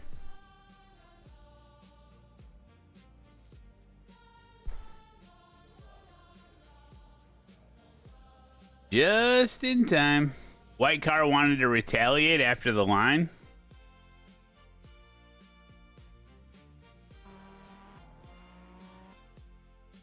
Going for him. Now he's getting his extra SR, dude. That's what you want to do. Get that extra SR. Dirt bike rider, thank you so much, buddy. With the 5 gifted. Ah, whatever. I don't know what I'm looking at.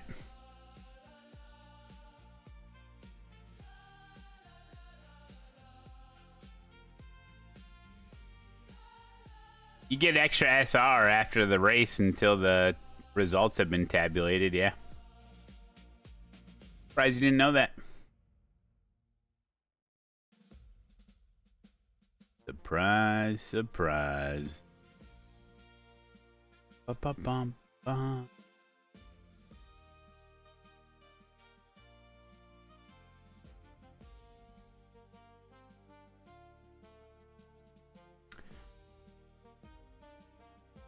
Okay.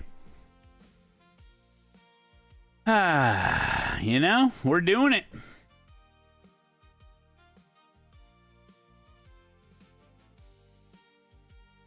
What, you just been crashing after all the races? Wondering why you're losing SR?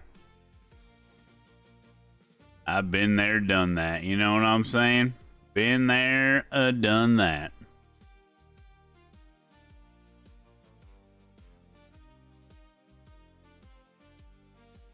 Clock. All right, let's do a quick F4 race, and then we're going to do a hosted NASCAR Cup Cars at Qualcomm.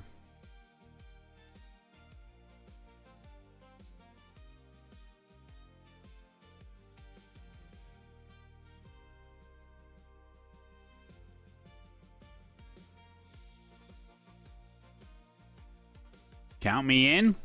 Want to see you in there. I want to see you in there.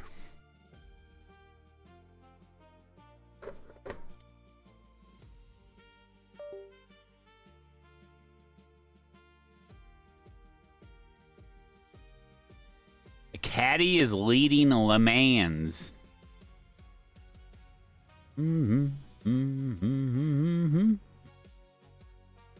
Do. Yeah.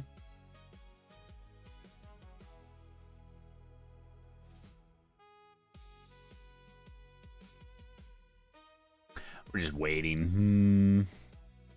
If I had a nickel for every time you've said, surprise you didn't know that, you'd have $1. Le Mans has been boring, no big crashes. Cup Cars doesn't mean the O'Reilly class, does it? No, it means the Cup Cars. I need a couple shorts or something to promote eNASCAR coming up on Tuesday. It's a big deal. It's a big deal. Got to get some content out of it. But we can always host something better. Listen.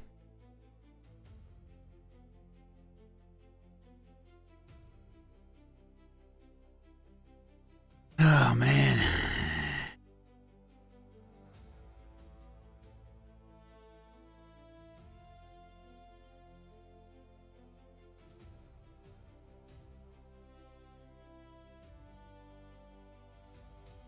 Was it last year for the Le Mans 24-hour race where they showed like a wiener dog on that one guy's property? Or was that Bathurst? I think that might have been Bathurst. They showed like a wiener dog checking out the race or something. He like ran to the fence. Hey, Malone. Knowing this community, this subathon may get extended even more if it ends today. Thanks for a fun time these last 12 days.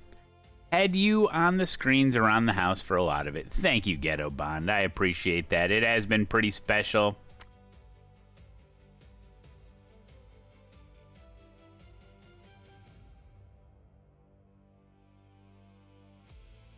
It has been pretty special. Same split. I'll try not to wreck you. Thank you, Conrad. I'll try not to wreck you, too.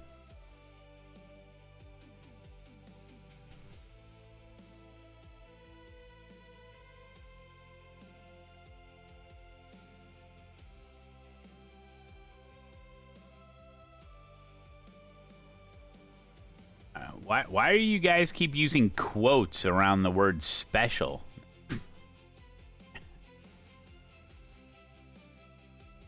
And listen, I mean, stuff out there, you know?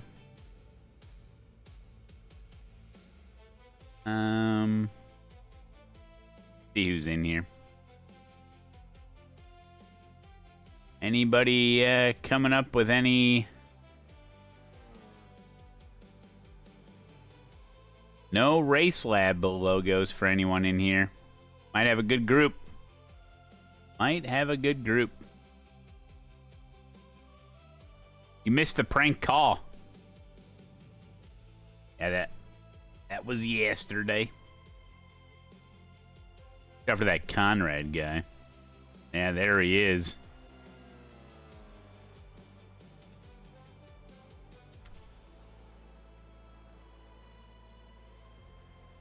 It was really more of a therapy session for Adam.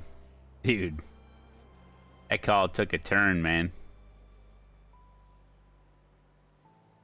Should have billed his insurance. Well, it was yesterday, right? It was yesterday right before NIS. Pretty sure.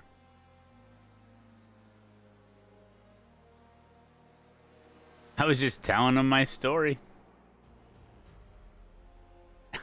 Slugger was confused. I was confused.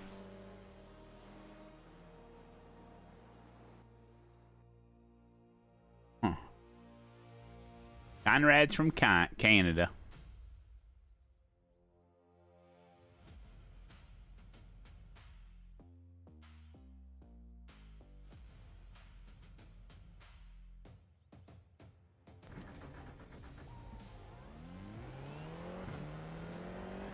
You don't think qualifying is a good idea. Well, every time I qualify, I end up right in the middle of everyone. Wait a minute. I'm off to get the girls. Okie dokie. Thank you for lunch. It was wonderful. I selected the Cool Ranch Doritos with that sandwich, paired nicely with the tomatoes. Astrid. Happy hour choo-choo. Happy hour choo... Oh no, the... Uh-oh, the happy hour is in effect. Oh, it's just at random times. Oh, great. It just pops up randomly. There's like a 25% chance it'll happen every 2 days or something. Forget what it is. Oh no!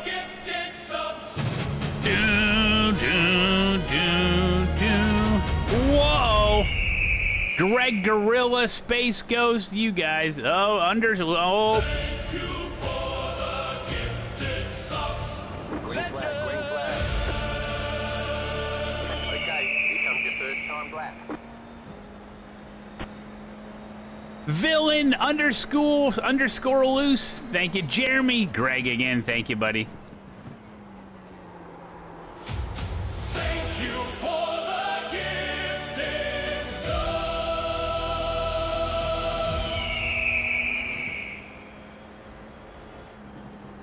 Ramosu! Hype Train level 10? Jeremy, thank you, buddy. Weekend Hobby with the 10 gifted. Weekend Hobby Lucidity coming in. Oh, yeah, during qualifying. Thanks a lot. Yeah, I'm trying to... Guys, enough with the notification. I am trying to concentrate on my qualifying. This is the most important F4 race of my entire iRacing career. Pac-Man, thank you, buddy. Lucidity, thank you. Thank you for the gifted sub. Villain. Oh, no, not an anonymous gifter. Anonymous is going to take forever.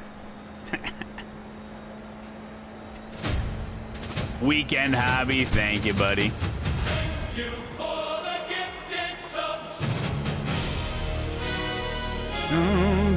Turbo.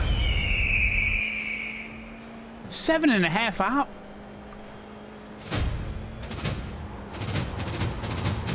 Thank you for the gifted subs. Lucidity. Here we go.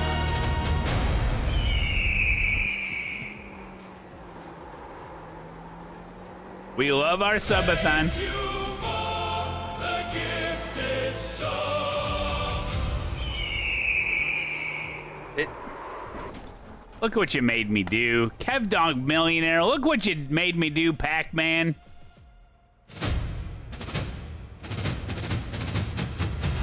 you for the gifted Turbo Snail.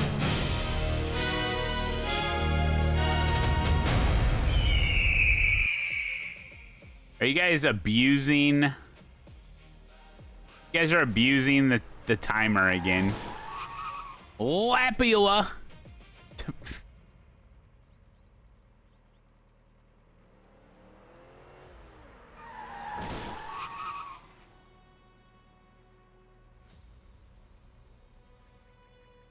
Slugger. Slugger.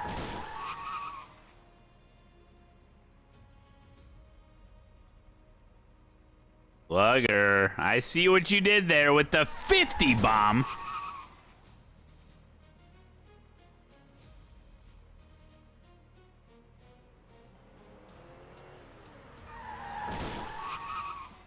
When you gift anonymously, it goes 1 by 1, just so you know. Kev Dog! Thank you for the gifted subs! Dun, dun, dun.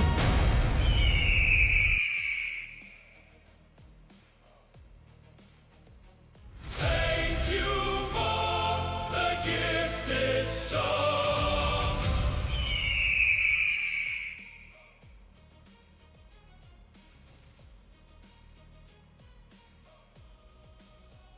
Oh. Oh. Oh. Turbo Snail, Kev Dog, Anonymous, Villain, Pac-Man, Lucidity, Slugger, Lapula, Iapula, Lepola, Ilipula.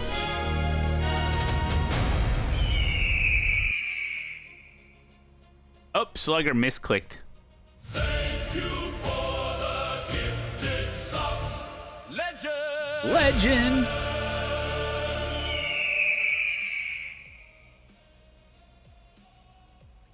That's a big one. That I saw the clock jump way up from the 50. That was incredible. And Lucidity coming in for 7 months. Thank you, guys. I think we're good. I think we're good. I think we're good, guys. I mean, Space Ghost, I don't have control over it. It's like an algorithm that it runs off of. It's like every 2 days, there's like a 25% chance of it popping up. And then the amount of time on the clock, it feeds into the algorithm somehow.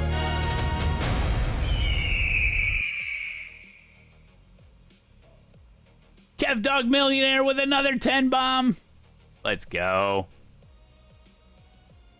I had something in my eye. Yokin. Thank you for the gifted subs. Weekend hobby.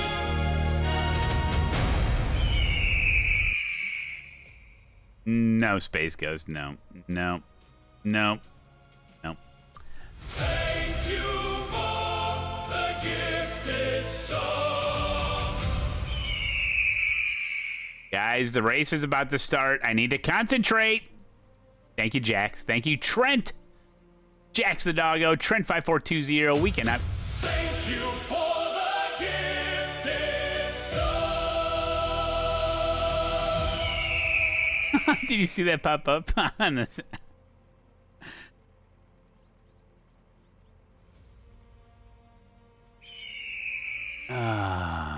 Hey, K Buckin. Feed the algorithm. Be the algorithm. K Buckin, thank you for resubscribing to the channel for 16 months. I appreciate that.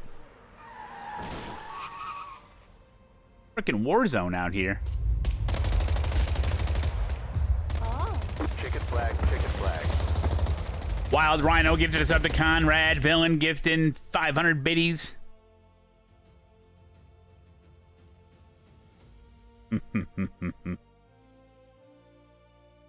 Oh yeah, I still owe hold on, I owe oh, look at this. I owe Pravi.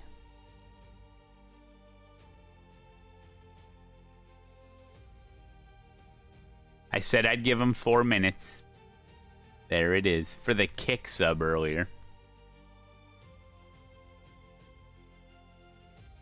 Son of a gun.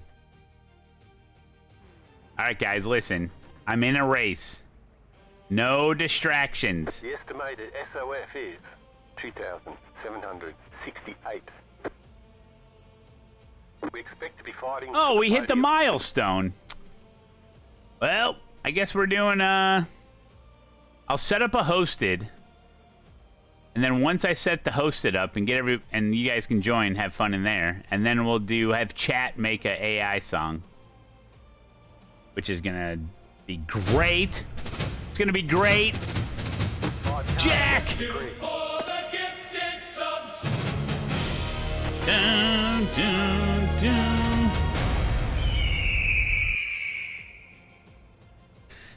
Thank you, Jack. Howland Matt Murphy coming in with 5 gifted. Jack with 10. Guys, listen. If you break Streamlabs again, I don't know if I could ever forgive you. Still waiting on 2 cars to grid. Oh, here we go. Somebody starting from the pits? Green, green, green. Yes. Yes. JP Crush. Subscribed on Kick.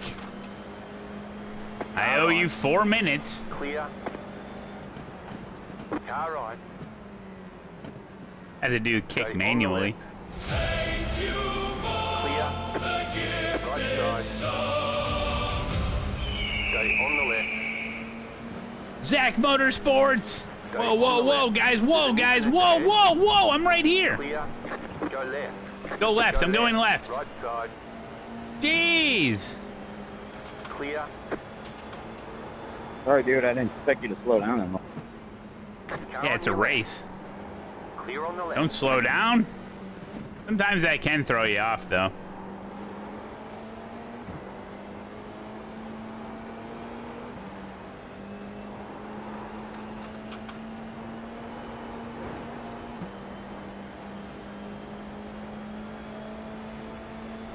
Lingo.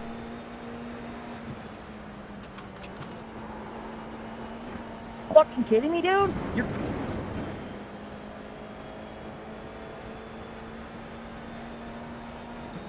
I'll have you know this is top split, Bluefish. There's an incident ahead. You got a slow car on the left.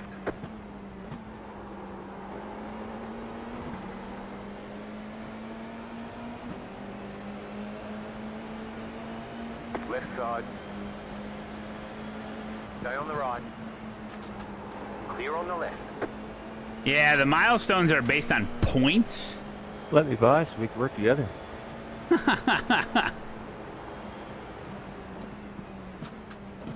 And like one sub is points? Or, made no sense.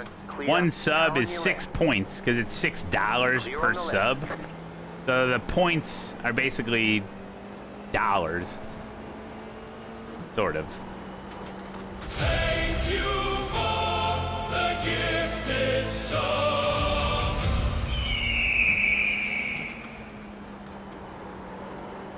Oh my God! What have you done over on kick? Clear on the left. Thank you for the gift. Okay, hold on. That's one at a time. I had to mute it. It's literally going to be going off the entire time. Tell me, how many was that? That'll literally take the rest of the race.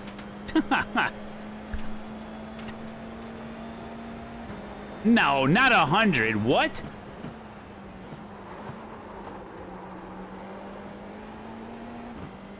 Are you... It filled my entire screen on Streamlabs. Oh my God. Justice for kick?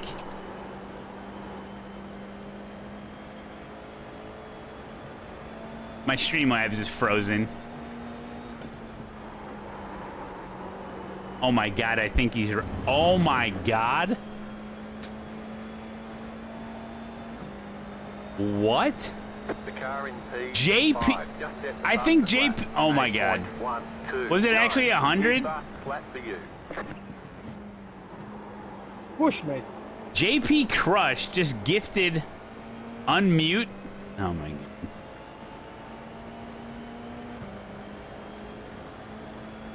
Thank you for the gifted song.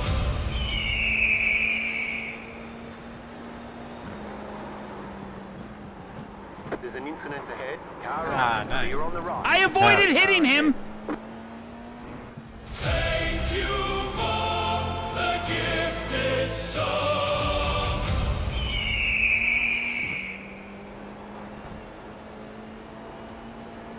Oh, well, 100 gifted under power hour is 8 hours, yeah. Thank you for the gifted song.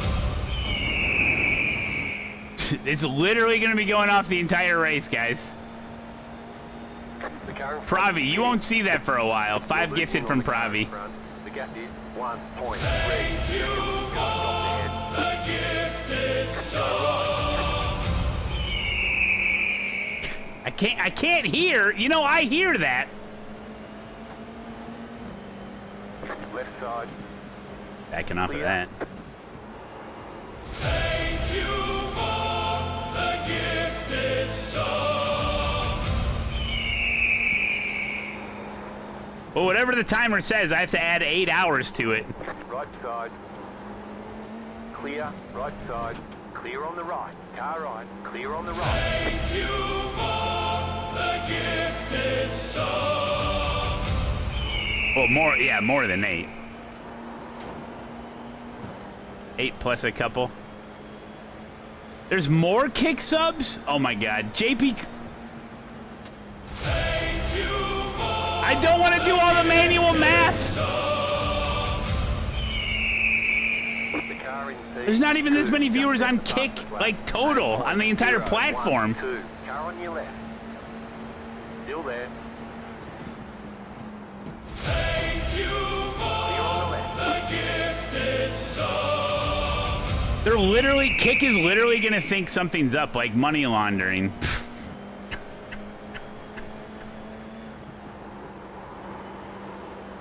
I just passed the guy, by the way. Easy. Thank you for the gifted song.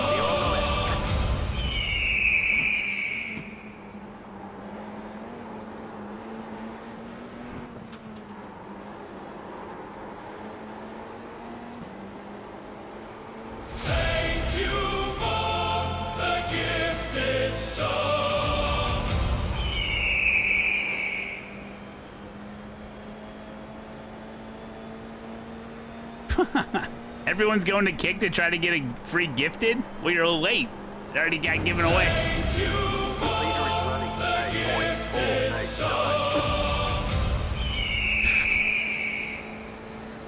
Car 15 has taken the lead. You're in the top 10. Car right. Thank you for the gifted song. Clear.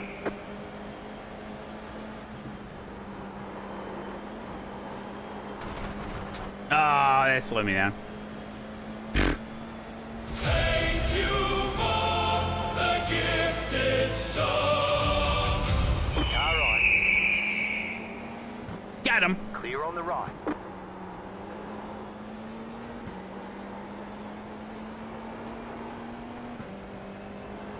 Thank you for the gifted song.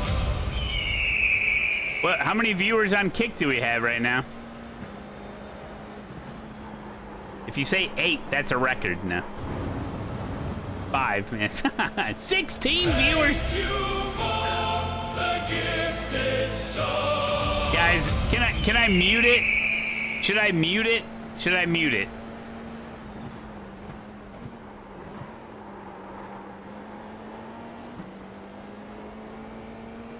Thank you for the gifted song.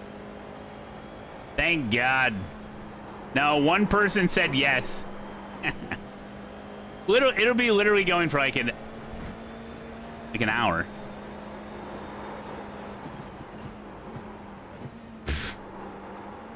If you see your name popping up on screen, that means you were gifted a sub on Kick from JP Crush. We love JP Crush.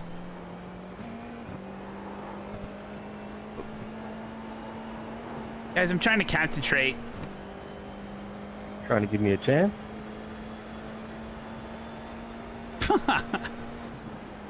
Had to avoid a squirrel.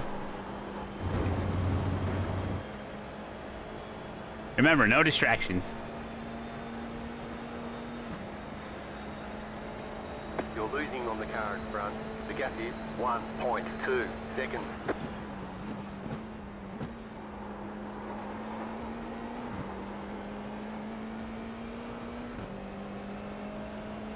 JP Crush knows what he's done.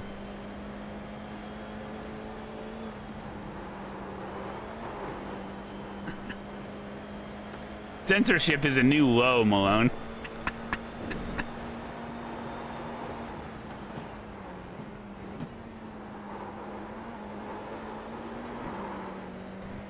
There's an incident behind. It was going.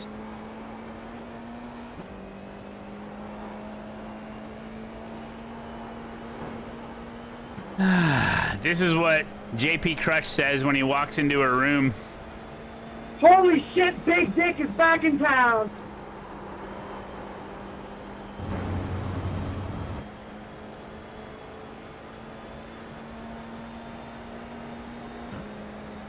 We love JP Crush.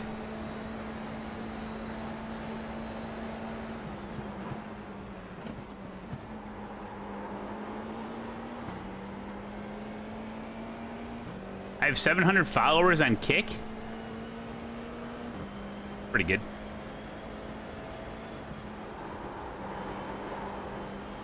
You got a leak space?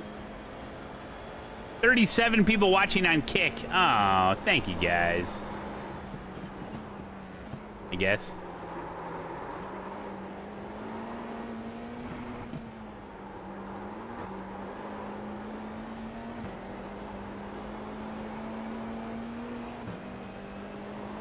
Dang squirrel. Dang, another squirrel. They're pretty active today. Kick me, daddy. Oh.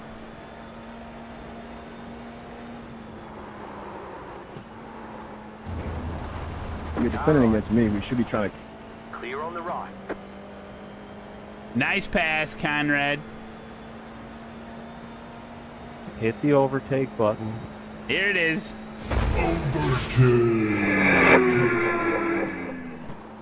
Alright, now we can work together.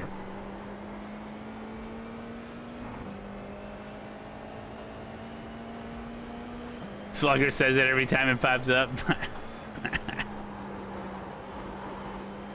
It's the same one over and over. Who are these names? There's an incident ahead. Slow car ahead. Slow car ahead. You got Oh, a here slow we car go. on the left. Here we go, Conrad. Oh, Go right. Car on your left. Clear on the left. Right side. Go right. Still there. That's why I let Conrad pass. See, guys? It's all calculated. Enjoy the freebies, Malone. I will, thank you.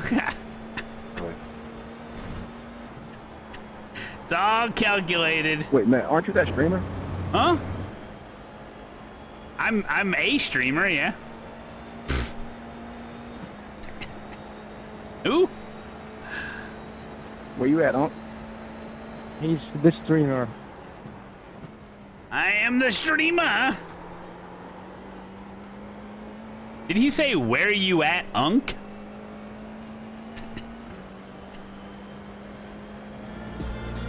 It's my Malone in the server, here we go. Hey, where you at, Unc? Just... I think he said Vlad.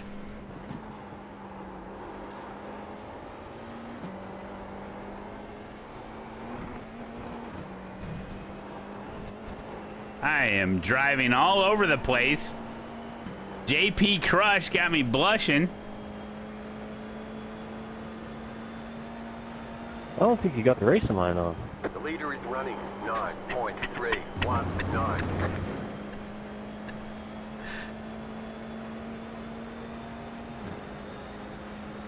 What the hell's going... 100 more? Dude, it literally won't pop up for another hour. It's still working on frickin' JP Crushes. Our right click. Thank you, buddy. Oh my god. Well.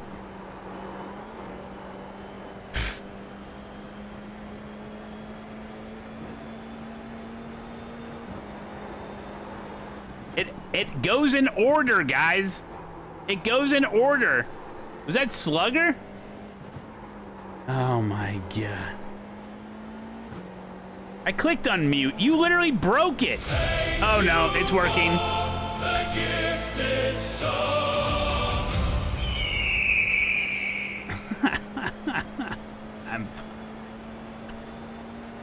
Remember, we have to add like 9 more hours to that even. White flag, white flag.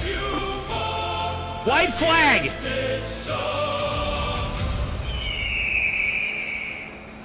That's not good. No. It's my fault, I'm sorry. It's my fault. It's called karma, man. No, it's not your fault, it's my fault. I fucked up. It's my fault, should have been stop far away.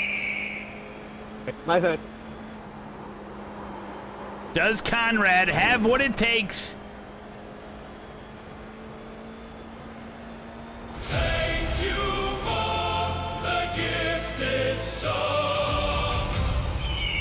Why, man? After such a good race. It was a mistake. I'm in the points.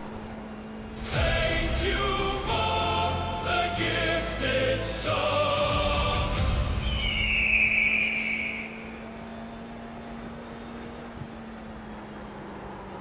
Karma to yes, dirty. Didn't have it. Wasn't good enough to do that. You deserved it. I gave it to him. Chicken flag, chicken flag. This way we gain about the same I rating. Very good job. Thank you for the gifted song. Whee! Don't know how Perez managed to finish that. He was Nailed pretty it! bad. Got wheel damage. Thank you for the gifted song. Anime Store Adventure 100 gifted on Twitch. Dude. I'm just seeing this for the first time. Thank you for the gifted song. Where are you at, Unc? Dude.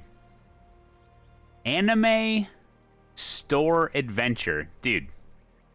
Thank you for the gifted song. How do I count all these up?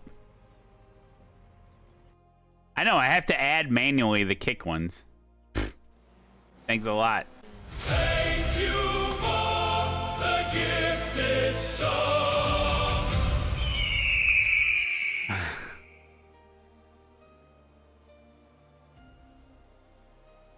101 for kick. Well, no. Thank you for the gifted song.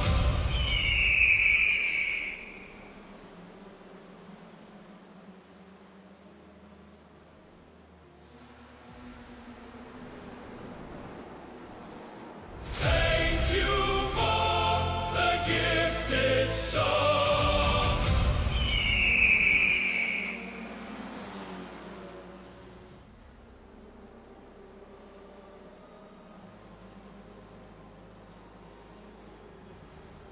Thank you for the gifted song.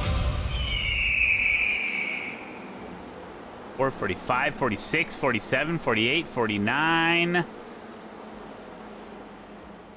50, 51, 52, 53, 54, 55, 56, 57, 58, 59, 60,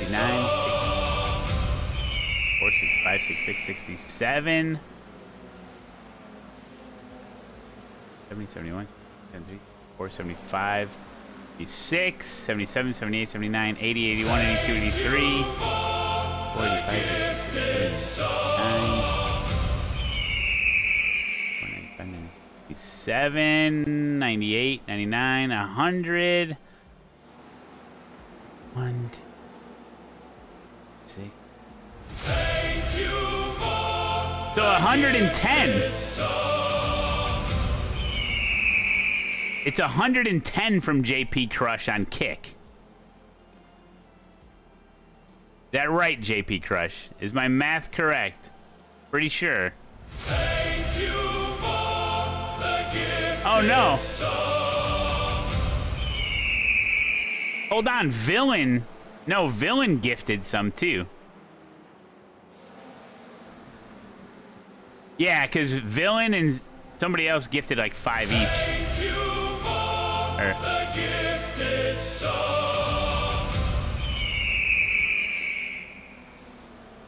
All right. So let's go with 110 times 4. What is that in hours? 100 is 4 hours normally. So normally, under normal subathon conditions, 100 gifted is 4 hours, but we're under a happy hour, so that 4 hours turns into 8 hours. And then 4 times 10 is 40 minutes, so 8 hours and 40 minutes. I'll give you 8 hours and 40 minutes. You ready? This is a big one. I may have to do it in 2. I'll do 8 hours and then the 40 minutes.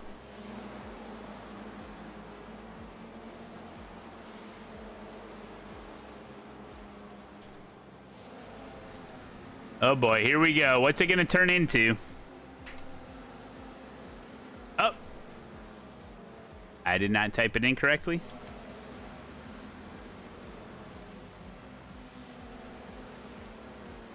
Here we go.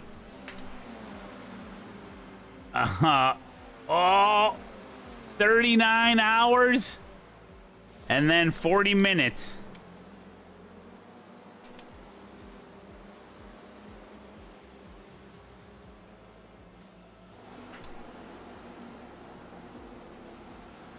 JP Crush, you son of a bitch. Thank you, buddy. And now you can thank JP Crush for listening to this frickin' sub notification for the next half of an hour. It's never gonna stop.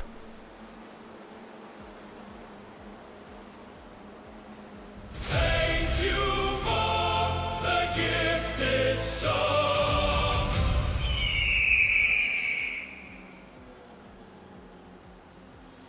23 plus 8, 41. Thank you for the gifted song. It's added another 40 minutes. I think it's fine.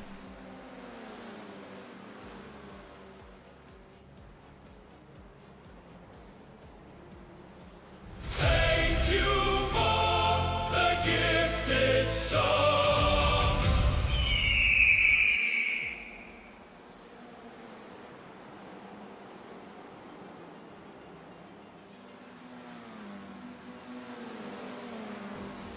Thank you for the gifted song.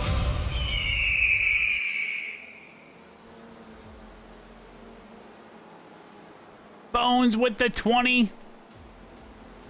No, it's because other people are subbing and stuff, and it keeps going up. The gifted song.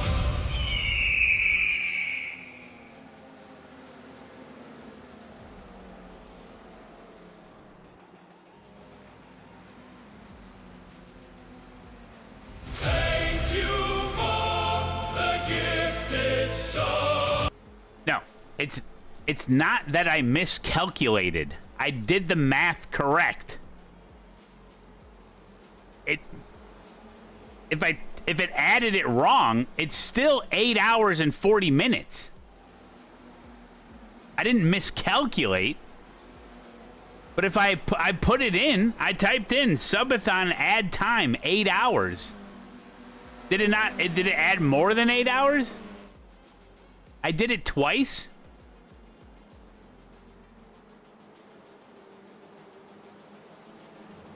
It went in twice because it said it was invalid the first time.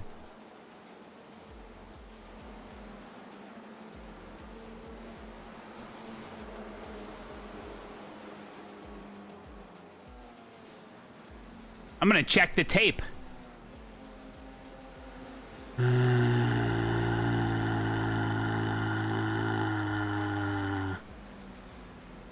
I can read all the chat. Play it where it lies. Thank you for the Fine, fine, gifted song. fine. Play it where it lies. Go ahead. Give more subs on Kick. See what happens. I got him. Thank you for the gifted song. I think you got a free 8 hours is what happened. But that wasn't because I miscalculated. There could have been a misclick involved, but I didn't. Thank you for the gifted song. You can thank JP Crush for what's going on right now, by the way.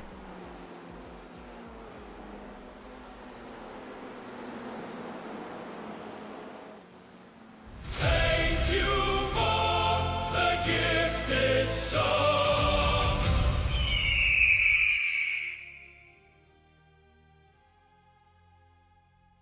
Plus 22 iRating. You're welcome. Plus 22 I. Thank you for the gifted song. You're welcome.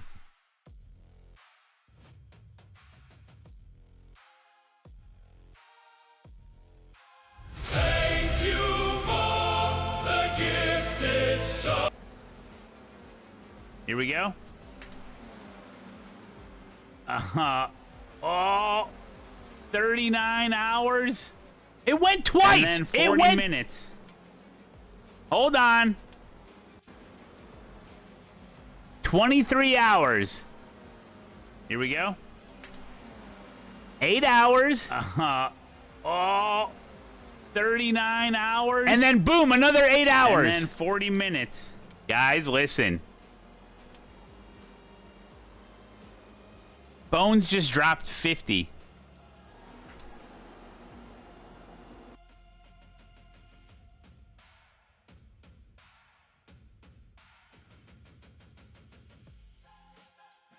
Bones. Thank you for the gifted song.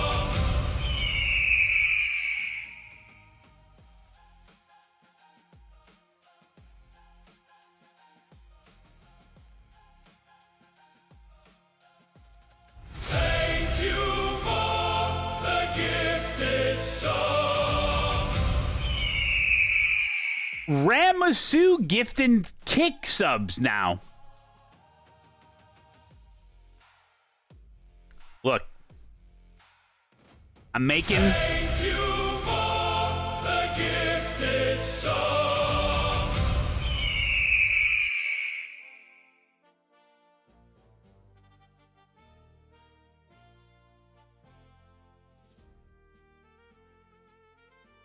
Oh, that's it? Oh. Thank you for the gifted song.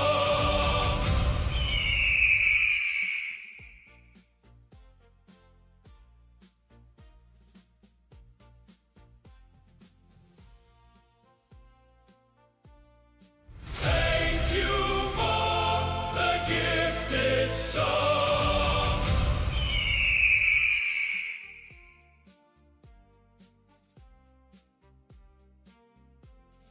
Look. Thank you for the gifted song.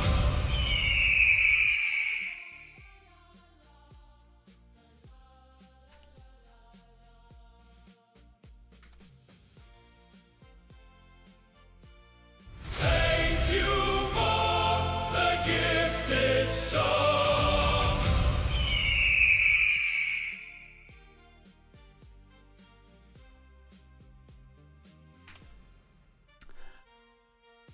I'm going to make an executive decision.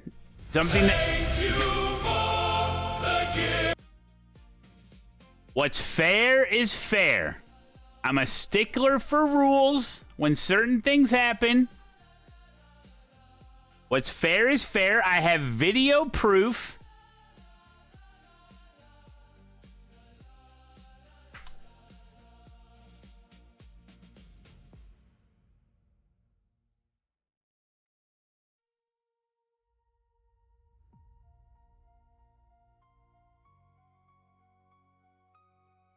How is this messing up? Oh, because it's happy hour. Okay, I gotcha. It's because it's messing up because of happy hour.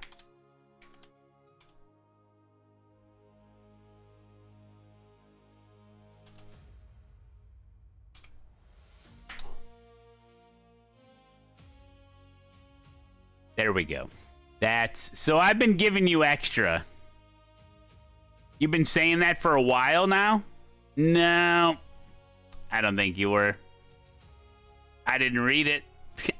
What's fair is fair. And now Ramu is adding time. So Ramu did 10 gifted. 1, 2, 3, 4, 5, 6, 7, 8. We'll say it's 10. Okay, give you a little extra. So 10, that's 20 minutes.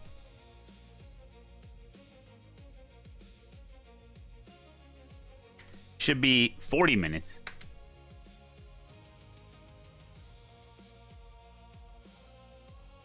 Not valid.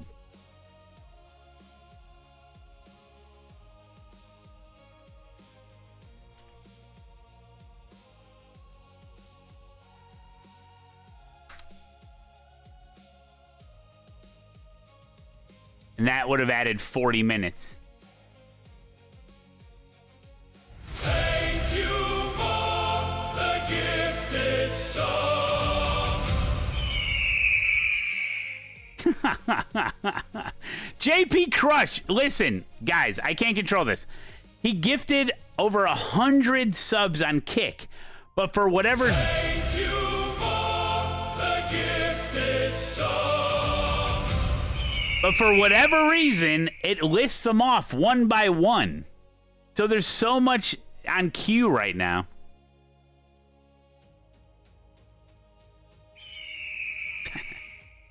I'm going to host a race.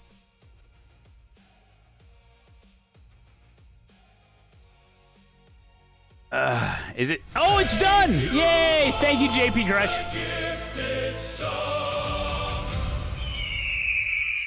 Echo Milo, thank you, buddy. Echo Milo, thank you. You're just the bestest. Okay. Thank you. Thank you for Pravi, thank you, buddy.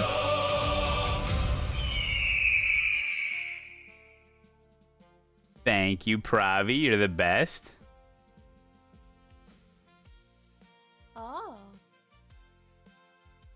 Nanitio 420. Hello. Dr. Hose. These are follows. Thank you for Villain. I already added that. I've already. Oh, yeah. I'm already up to date. Oh boy. Thank you. Thank you. Thank you for the gifted song. If you delete your Kick account, it will stop. Oh, okay.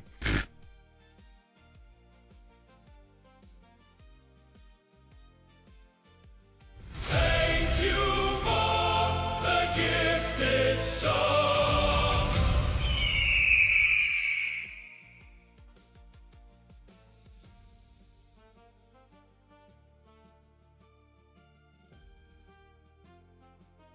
The next. Thank you for the gifted song.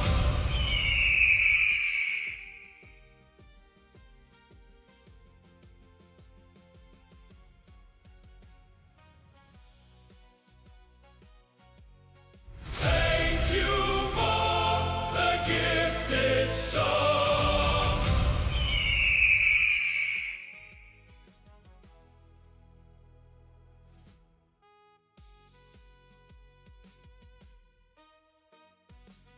Oh. Doing it hosted. Oh. Oh. These are all the people that followed on Kick so they could get gifted a sub, but they were too late. Oh. Oh. Thank you for the That's a big one. That's huge. Anime store adventure with 100 bomb. That's huge. Thank you, buddy.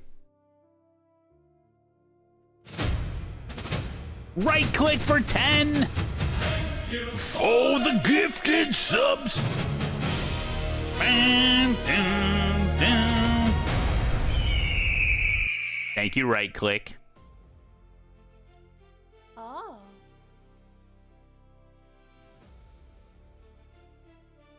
Thank you for the gifted song. Space Ghost, thank you, buddy. Over on Kick. It's going to be a one at a time situation.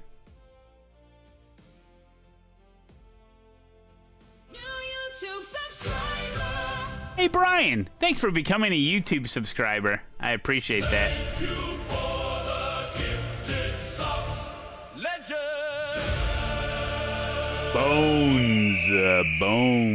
Bones. Thank you for the 20. The hosted session is up. Jump in. We're going to make an AI song. Get ready.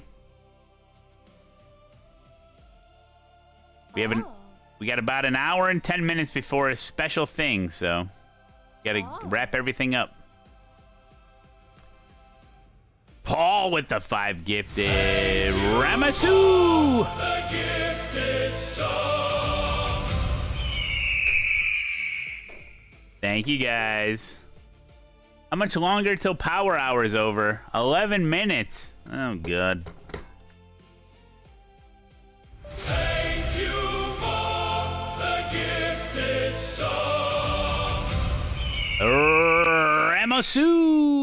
Travis, you didn't have to do that. Travis, you have a brand new baby. Travis, thank you, buddy. Got it. Thank you for The gifted subs. Legend.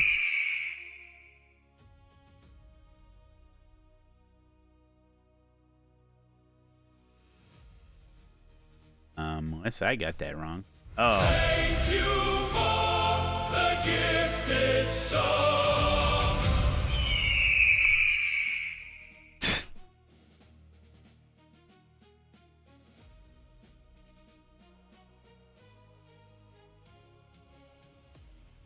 Thank you for the gifted song.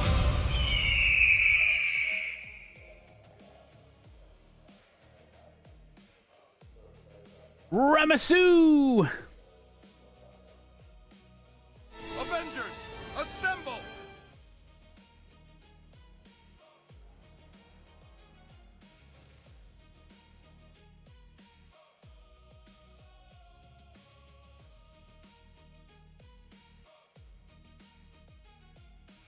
Thank you for the gifted song.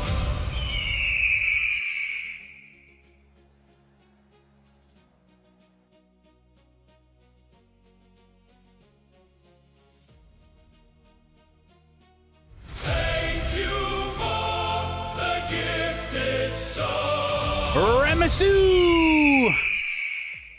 Thank you, buddy. There's a hosted... minor change of plans, guys. There's a hosted session right now. But we have something extra special for you. It's going to be amazing. Let me run to the restroom really quick, and then we'll get started. Milestone will have to wait. Give me 3 minutes. Oh. Don't worry.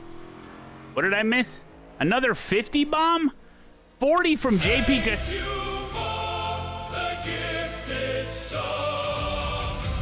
JP Crush? I'm gonna hurt you. JP Crush with the tier 3s? Oh my god. Oh my god. Thank you for the gifted song.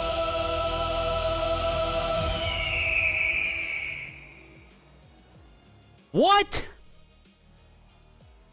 Guys, we have something special coming up. Thank you for the gifted song.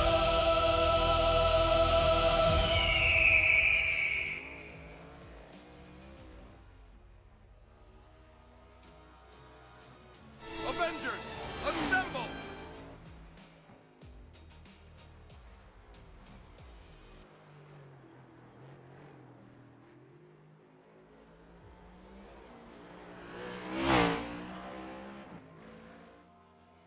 New YouTube subscriber! Oh.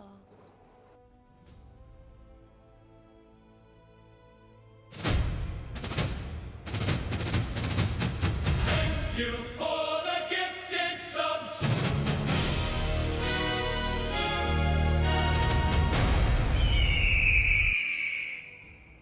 Thank you for the gifted soul.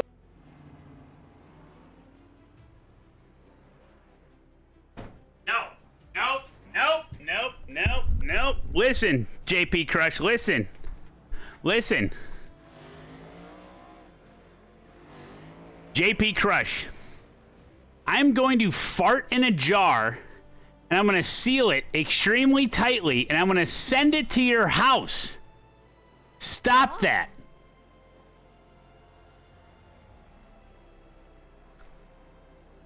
Guys, we got a change of plans.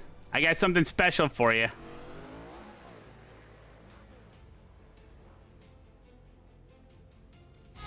Use code mattmalone, get RACELAB Pro today!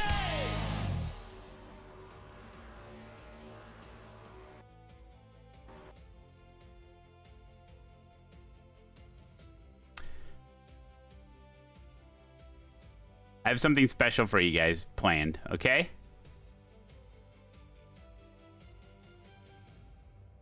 Samantha, JP Crush gifted 100 subs on Kick. He broke Streamlabs, and then he gifted 50 tier 3 subs on Twitch. It's showing 40 on mine, but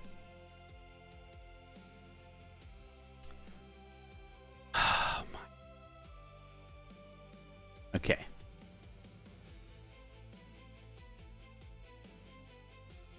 Guys, I have something special for you.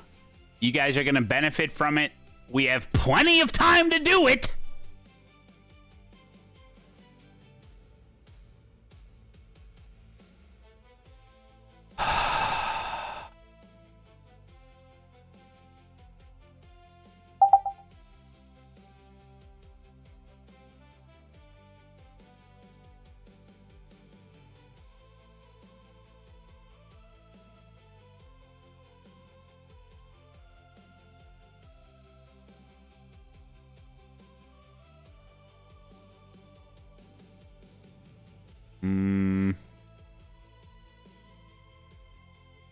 We have plenty of time to do it.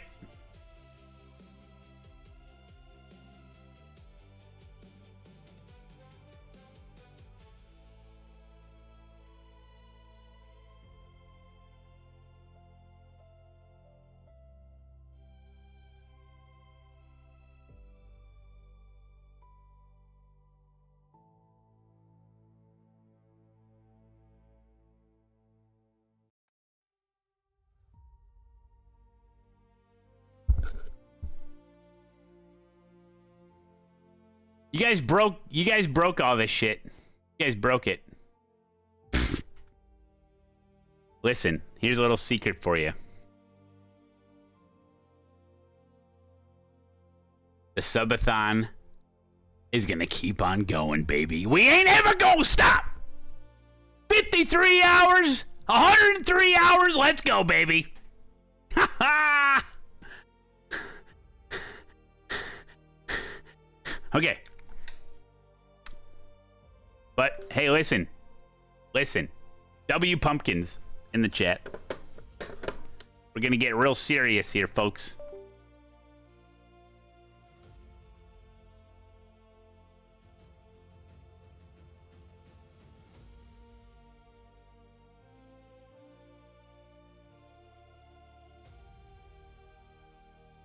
As you know,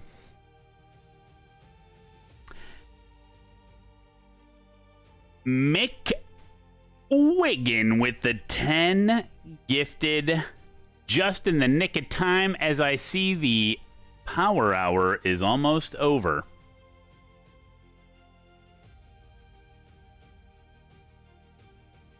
Thank you for the gifted subs. Private Crackpot. Thank you for the gifted.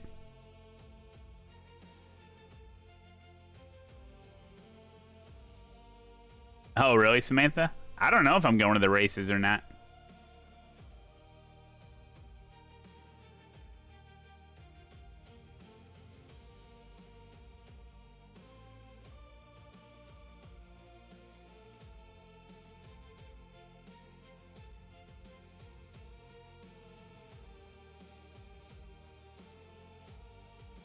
Villain with the gifted. Thank you, buddy. Okay. I'm just waiting. Is the timer broken? What makes you think that?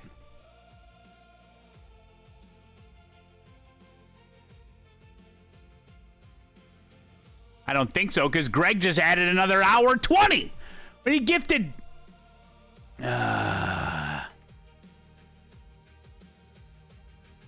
20 from Greg, just as the power hour is ending. JP Crush redeemed. What the hell is that? On-screen celebration?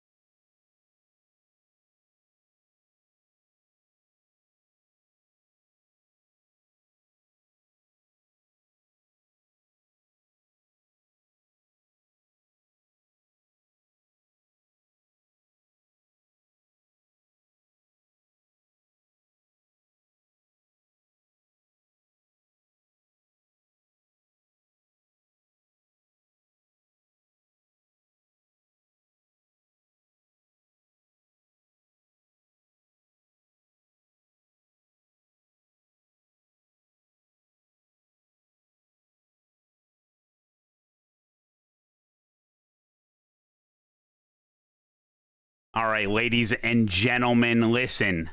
In the pursuit of always striving to get better and better at our passions and sim racing, I present to you someone that is going to push us over the edge. Someone that is going to allow us to push to the limit, to find every single 10th, and to possibly bring home the epic gold trophy, I present to you Mr. Kevin Ellis Jr., esports extraordinaire. Good to see you, Kevin.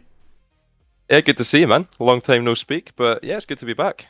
Hell yeah, dude. Yeah, it's good to have you. Listen, for those people that don't know who you are, give us a little bit of an origin story of how you got into sim racing and what you do now. So yeah, essentially, I started iRacing in like 2014 or so. Started out as an oval driver, just sort of doing it for fun, and yeah, it was just sort of playing it for fun, and then I realized that you know, there was money up for grabs in like world championships and things like that, and I started watching it on YouTube, and I thought, you know what, kind of want to get into that. 2016, gave it a go and qualified in for the world championship, and I've been doing pro esports since the start of 2017. Basically, I've done most of my career on iRacing, but I spent obviously like a 3-year term on Rensport. I've not long got back onto iRacing at the start of this year, and yeah, so far enjoying my time back on iRacing. A lot's changed since I left, and since we kind of last spoke. I think that's when we last kind of caught, like, sort of touch base, is when Rensport started up and everything. So yeah, coming back to iRacing, it's been quite an adjustment. A lot has changed. Yeah, now with esports and stuff, it does follow kind of a parallel of real life motorsports, where you're looking for sponsors and looking for a way in, but ultimately you still have to perform, right? I mean, so how does that work? Like, if somebody out there wanted to get into esports, where do they even start? Good question. I mean, you know, the last few months have been quite interesting for sim racing esports. We've seen quite a lot of regression in terms of championships and prize money that's being offered. I think one of the main problems we have right now is a lack of ROI within the esports stuff, which, you know, it's understandable, but for us drivers, it's frustrating. Mm-hmm. But you know, at the moment, I think that probably the best way of getting in is just working on your craft. In official races, trying to get noticed, because you know, top teams are always kind of looking at official races and seeing how people are getting on. They'll always have a few guys who are scouting around or watching Twitch streams, and they might just see you pop up one week and you're winning 5,000-6,000 SOFs or whatever, and you know, that sometimes that can be enough to kind of get a foot in the door. But yeah, esports right now is in a really tricky spot. It's something I've spoke about quite a lot this year on streams and on YouTube and things like that. I don't know exactly how to fix it. So if you want to get into esports right now, well, I'd probably say practice right now. Right. But then 2027, I'm hoping it'll be a little bit better. Yeah, no, I do the watch parties and stuff for the NASCAR esports thing, and I think one of the biggest issues with esports broadcasts and every that is that there's just not enough character development. Like, the NASCAR thing does it really well, where they have the camera on the drivers. They do little, like, hit pieces on the drivers, like, hey, this guy's doing this one week or whatever. And, like, you become invested in the drivers because you get to know them. And I think it benefits hugely that people stream their race. Like, you stream on Twitch, get your face out there. People get to know you. They have somebody to root for. Like, the viewer watching esports, they need a reason. They need for someone to root for, you know, and I think that the human aspect of that is what some of it's missing, you know. Do you see a change in that, some of the esports stuff that you're doing, where they're trying to get more of the human element in? Is that even a topic? Or is it just all about speed and sponsors and, you know?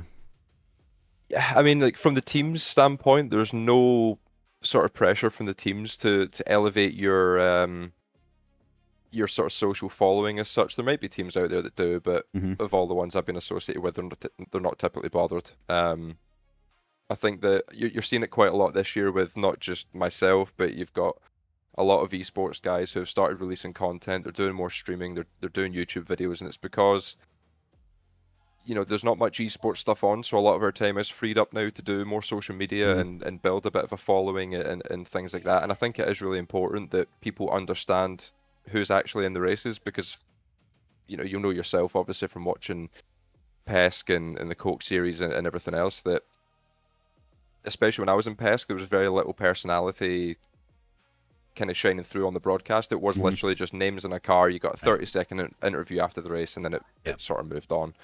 And that's always how it's been. And I definitely agree with you. There should be something should be done, you know, like a Drive to Survive type thing, but obviously like within reason, limitations that we have. Exactly. Yeah.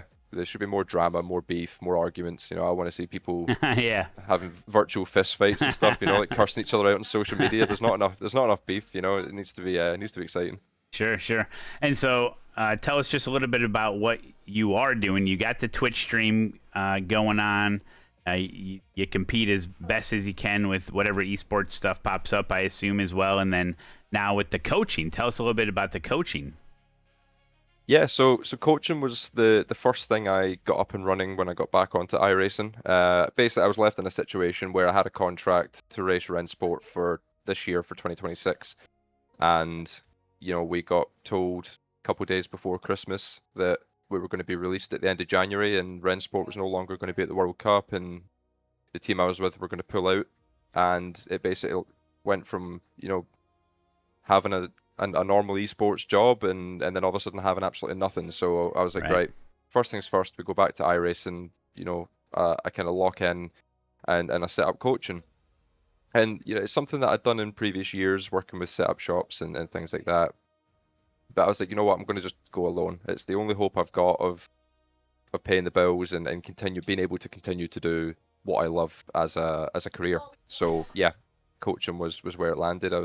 I had a couple people that I used to coach years ago that I reached out to try and get things started. And yeah, the streaming along with the coaching has been a massive part of the business that I've kind of built up now. And I've started doing data packs as of like last week as well. And that's something that every pro driver has to do now, is do data packs. There's no teams that are offering enough money through salaries to just do racing, and that's it. So, explain what a data pack is then. So yeah, data packs are basically what you would get from like VRS, Go Setups, Hymo, you name it, all the different setup shops. You get your setups in there, you get a telemetry file, B laps, O laps. You know, depending on what shop you go with, you get like track guides included as well. So obviously you'll know yourself with the VRS and stuff, you can get like the actual track guides with commentary over the top. Or with Go, you get the cockpit videos up on their YouTube channel and all that kind of stuff. So essentially that's a data pack. Our job is to follow the official schedule week to week. We get assigned certain cars at the start of the season, and our job is to go and build the fastest setups that we can, but obviously within reason. Like if I was to just build an esports setup that I would drive and post it up onto VRS, they're going to be inundated with complaints because everyone's spinning with it, you know. So it's quite a tough balance to kind of strike, you know, to try and make it competitive, but also make it approachable for people of all kind of skill ranges. Yeah, I noticed that I use Go, and they have an esports version of a setup and then a safe version of the setup. And it, you know, sometimes depending on the track, if I'm not very good, I try the esports version. I'm like, I better go with safe on this one, you know, before you really get the handle of it. So that makes a lot of sense. That is so cool. Now I understand you've agreed to kind of help me out here. We got the big Watkins Glen race coming up, a special iRacing event coming up. And I don't know how we're going to get in there if you do the session or whatever, but live on stream now, viewers, listen, chat, listen. I'm going to get live coaching here, live on the stream here at Watkins in preparation. Now, I think our team did decide to do the Corvette, just so you know, Kevin. Perfect. Yep. And and I do love the Corvette. It works out for me for most tracks. Some tracks it's just like, what the hell's going on here, and I got to switch to something else. But yeah, I am about to be exposed here live on stream as a horrible driver. And as we kind of get to some of that set up and stuff, can you talk about some of the people that you coach, and maybe they have like ingrained horrible habits that have been ingrained in them for years because they just stream on the internet and have fun racing? Is it hard to get someone to be like, hey, like you need to relearn this, like you almost need to rewire your muscle memory, you know, and that can be hard, right? Yeah, this is a really common thing that we see with guys who will reach out and say, you know, I'm stuck at this I rating. It could be 1.5K, it could be 3K, you name it. It could be anywhere. And they'll say that they're stuck at a certain level and they can't quite like break through this barrier, and they're kind of stuck. So what I'll say to you is basically what I say to everyone else is when we get into the session, we will do 5 laps at the start just so that I get a gauge of where you're at and we cover all the basics. The first thing I like to look at is your racing lines. So your car positioning, where your apex, and then your track usage on the exit. That's like the first protocol for me is what I'm going to be checking. And another thing as well is the way I look at improving is like building a house. So obviously we want the foundations to be flat so that you can build the house high. If you've got wonky foundations, the house is going to collapse. And the house collapsing kind of represents you plateauing with iRating, right? So the first layer of that foundation will be the racing lines. As I say, your car positioning, where your apex and your track usage on the exit, all that kind of stuff. And then it moves into like braking points, where you're picking up throttle, how much steering lock you're using, and we gradually layer it up and layer it up depending on where you're at. For yourself, for the most part, racing lines will probably be okay. So we'll kind of advance through that first stage quite quickly. But again, we'll do the first 5 laps, see roughly where you're at, and get a gauge for that. And then, yeah, it should be fairly straightforward after that. Okay. Okay. I can basically, that's the other thing, just to touch on your other point that you said as well, is like trying to get people to unlearn the bad habits is a really tricky one, because a lot of people think that coaching is just like a golden ticket to going a second a lap quicker. A lot of times there's like years worth of repetition in there and muscle memory, and you've got to kind of give them the information about what they can improve on and show them how to do it properly, but then it's up to them after the session to go and like do their homework and try and actively work on it, right? So yeah, that's probably the hardest part, is, you know, giving them enough information so that when they go away on their own, they're not falling straight back into the bad habits that they had. Okay. Yeah, I mean, and listen, just be perfectly blunt with everybody. Like, I've been doing iRacing for so long. I do have bad habits, but I'm also running the stream and everything. But sometimes I get locked in, and I think, you know, can do pretty well sometimes, but nothing like, you know, the top split guys. And I think no matter what skill, what skill level you're at, I think, like you said about the plateauing, like I've definitely plateaued, if not decreased a little bit. And like, I think I'm about a 4K driver. You know, it doesn't always reflect that, but I'm always bouncing around to different stuff. But there's definitely some ingrained stuff that I need to like relearn. And but any type of, like, somebody like you can take a 1K driver and you know how to communicate like to a 1K driver, but also communicate probably to a 5K driver, because they're different levels. So you need you as a coach, you have to adapt to who you're teaching too, right? And that's a big part of it. Yeah, 100%. I find that the people who are harder to coach are the quicker guys. So I had a client who was 6,500 I rating, somewhere in there, and he went out and done laps, and I'm sitting watching him, and I'm like, right, okay, everything looks pretty good, but he's just like 4 or 5 tenths off. And that's really when we had to utilize like telemetry within Motec and things like that to sort of pinpoint the minute time losses that were sort of adding up. It wasn't a case of he was just doing 2 corners wrong and that was half a second. It was like 3 to 500s every corner throughout the lap. So there was just one part of the fundamental was wrong. And it turned out it's just how he was applying the brake. He was applying the brake too quickly, then coming off too quick. And that basically led to, just like a gradual loss throughout the course of the entire lap. Okay. And a lot of it is just like different concepts too, to rethink kind of what you're doing, and, you know, be able to have almost like homework to be like boom, boom, boom, work on these couple things and kind of take with you. And that's what I'm hoping to get out of this, is like get some key aspects of different areas and be like, all right, something to work on. Remember what Kevin said. Okay, remember Kevin said this here, and okay, but we can jump into a session. How does this work? You walk me through it, and we'll get in and start running some laps, huh? Yeah, so I've sent you the password on Discord. It's just a random mumbo jumbo of numbers, so nobody can just type like 1, 2, 3 and get in. So we're nice and secure that way. But yeah, it'll be a hosted server. I've just got the testing conditions that I used for my data packs, just so that I've got like a reference time. You know, you can use whichever setup you're most comfortable with, whatever you want to drive. If you want some setup advice on the server as well, we can do that. That's absolutely fine. All right. But yeah, the first thing we'll do when you get in is we'll do like 5 laps, kind of see where you're at. As I say, we'll evaluate the lines. I'll have a quick look at the break points and stuff as well. But yeah, my main focus is just getting the lines absolutely spot on before we start adding it. Because if you try and add speed on top of bad lines, you're just going to go flying off the track. So Sure. Okay, I'm loading in now, and I can use whatever setup that I want. I gotta go setup. I mean, usually how that works, right? Okay, great. And, I tried. I actually tried doing I've requested that co-stream thing, just where we do the driving part, and then I will jump off.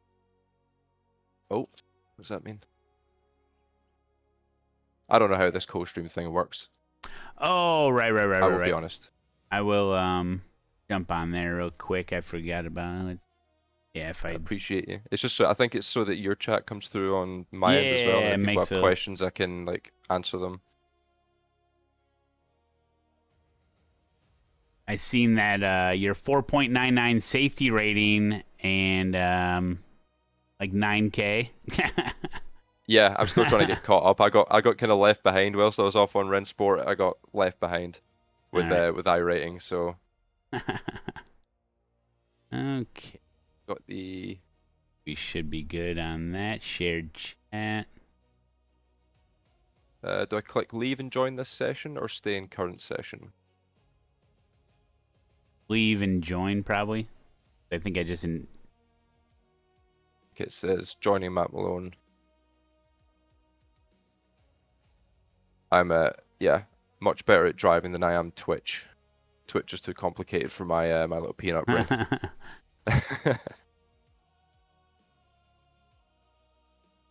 Yeah, but I had a good week a couple of weeks ago. I managed to get like 300 iRate or so. Oh, it's just disappeared now. Here we go, Johnny Matt Malone. There we go.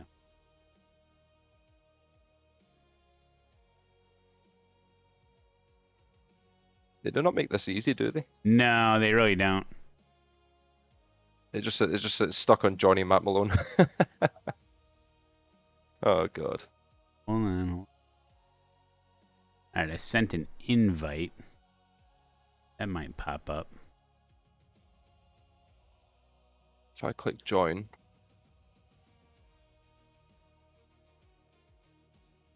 No, Twitch is not wanting me to do this.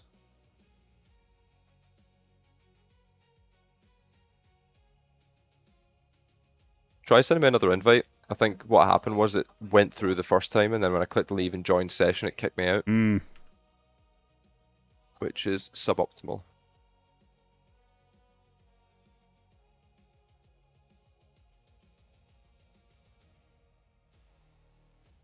Action already taken. The host or another mod just perform that action. Oh well, should.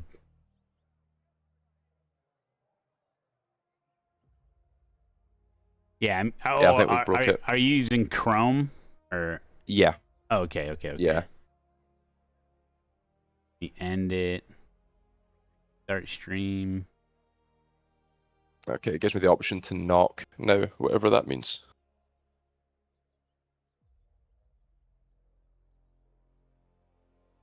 Will I click it or you want to click it? I don't want to break it. Go ahead and click it. Right, if I click knock, something went wrong, please try again. Oh, here we go. Here we go. Second time's a charm. I've sent it. You should have a request. Hey, there we go.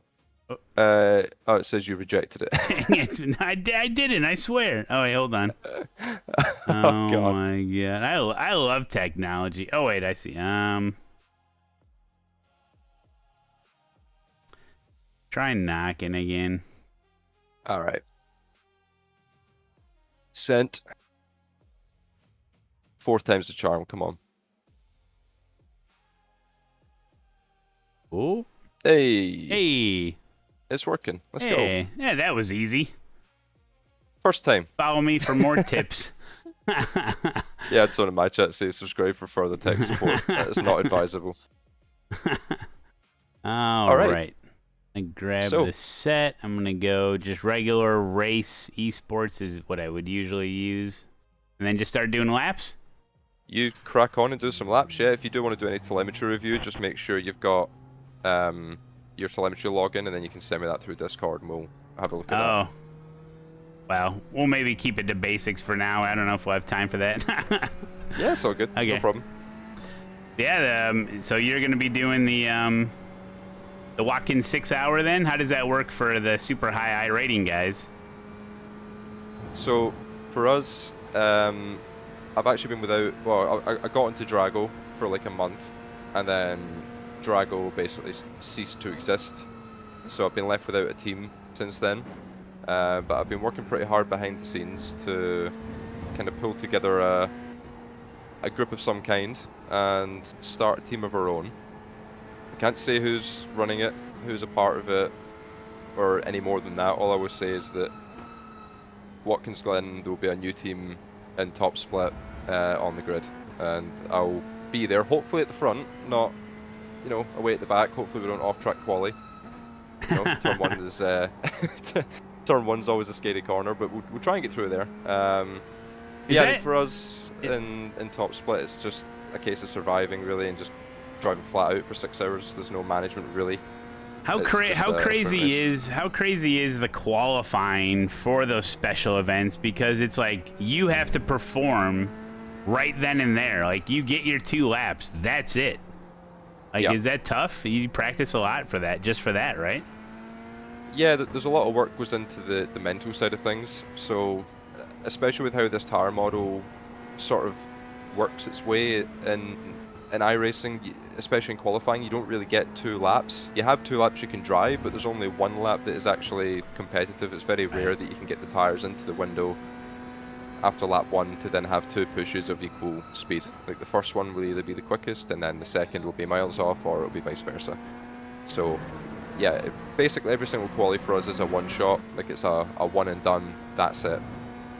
Wow. So yeah, there's a lot of training goes into like the mental side of things, trying to utilize like breathing exercises and, you know, whatever people tend to use just to stay calm. Some people don't need to do anything, but you know, there's some people who like to do breathing exercises, stretching, going on a walk, you know, going to the gym before the race, you name it. Anything that works just to keep the heart rate down and the brain clear. That's it. Dang. So they've been running GT3 here at Watkins, part of week 13, but it's been the cup layout, and everyone's mad. Everyone's mad, and they're like, "Well, how am I supposed to practice for the 6 hours? Because all the track limits are completely different." Yeah, I've seen that. The cup layout is insane. Like the track limits just don't exist. It's hilarious. How much do you like protect your iRating? Like, do you have a Smurf? Do you like jump around on some public just for fun, or? So I didn't have a Smurf until about 6 weeks ago, and I was like, you know what, my iRating's like by an esports standard is very low. You know, if you compare it to like all the other guys that I race against on a regular basis, everyone's sort of 10, 11,000 iRating. So rocking up as a 9K is a little bit low, and there's actually risk that I could drag a car out of top split because my iRating's not high enough. Like I think the number 24 was like a 9.7k SOF. Damn. Like, and that was across the GT3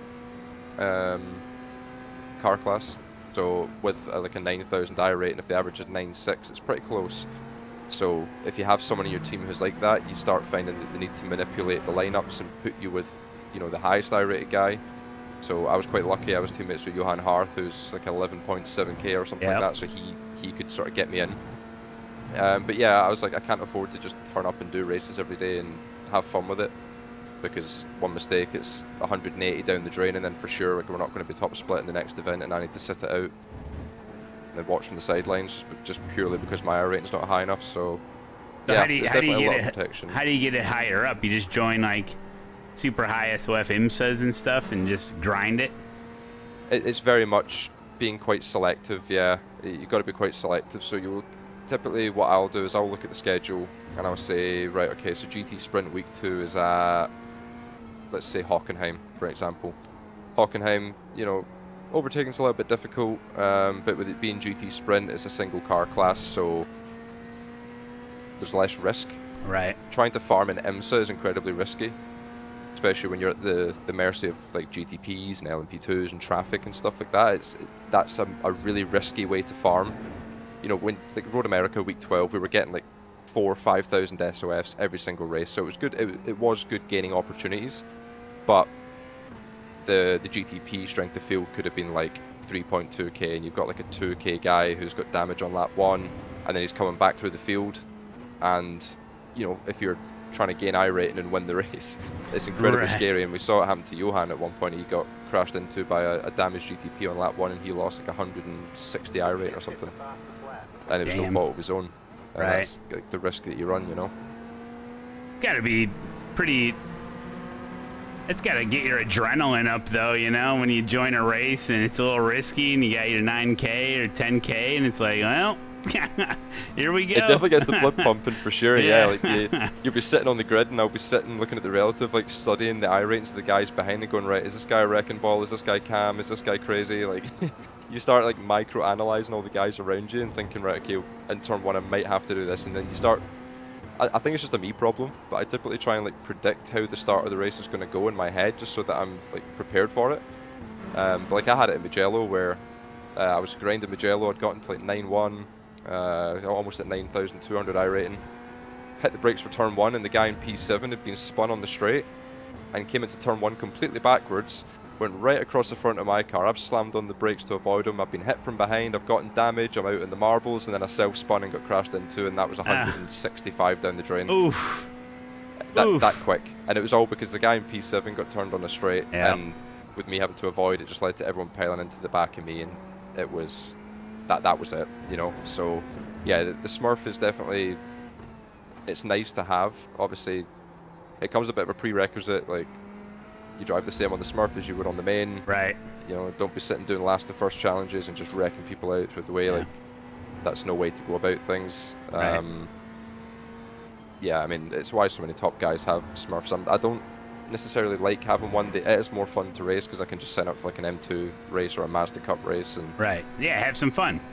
Exactly, yeah. And when I was coming up through the ranks, it was actually really fun just racing without this pressure like looming over you that if I lose 150 I rating, I'm out of the next special event. So I gotta give a shout out on the stream for Stratty. Huge raid. Thank you, Stratty. Yeah, it's gotta be. I wish I was good enough to figure out, or I wish I was good enough to have to worry about my I rating. Well, who knows? Maybe after this session, you'll find yourself getting up towards like 5-6K, and then all of a sudden you're protecting it. There you go. I think I was up over 5K one time, and it was because of week 13 Mazda, and I farmed it. I remember that. Yeah. But I would say I remember tuning in. GT3 is, I mean, it's fun, and I can get out there and mix it up a little bit, but GT3 is just a totally different animal. How different is like iRacing GT3 compared to like other games that you've played? Like, what are some weird characteristics of it? So I've played a little bit of LMU, admittedly not much, and I've done obviously an awful lot of Rennsport. And Rennsport had some really nice aspects to it about the GT3s that iRacing doesn't have.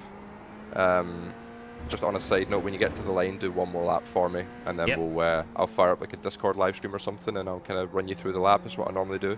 And I'll pinpoint a couple little bits. But yeah, like Rennsport was nice because you could actually like use the brake pedal, so you could slam it to 100%. You know, like you see in real life, they slam the brake pretty quick and then they start coming off. Whereas iRacing, it's very much like leaning threshold braking. Yeah. Exactly, yeah, the threshold braking, the super smooth trail off, avoiding the ABS, you know, or not avoiding it entirely, but trying not to use too much of it. So yeah, that's the downside with iRacing, is just the ABS interaction with the tires. I mean, we spoke about it like 4 years ago, in fact 3 years ago, whenever it was, and it's still kind of the same thing. You know, the tires are still very sensitive to temperature. You have a small slide on the exit of one corner. By the time you get to the next one, there's a high chance you just completely spin. You know, the grip over the limit is very, very small. It tails off very quickly, a little bit too quickly, in my opinion. Rennsport is probably too far the other way, where you could go over the limit and just drive like a maniac, and you wouldn't really get punished for it. So somewhere in the middle of iRacing and Rennsport probably would have been pretty good. But yeah, I mean, iRacing's like, especially on open set, got to drive the cars super twitchy, super on edge. It's not something that I'm a huge fan of. You know, knowing that as you come into a corner, if you have 5% too much brake or 10 degrees too much steering lock at one point of the corner, you're going to spin. That to me is just not confidence inspiring. But that's kind of what you have to do to be quick. You have to be rotating all the time. You can't ever have like a moment of understeer or something like that. And that's hard to be confident with, especially when you're not a huge fan of it. I like a car to be quite neutral, or like quite loose on throttle I can handle, but loose on entry I'm not huge on it.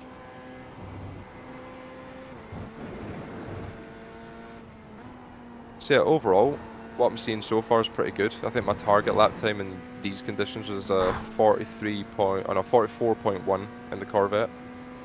I screwed up the bus stop a little bit. That was my hot lap, but I screwed up the bus stop a little bit.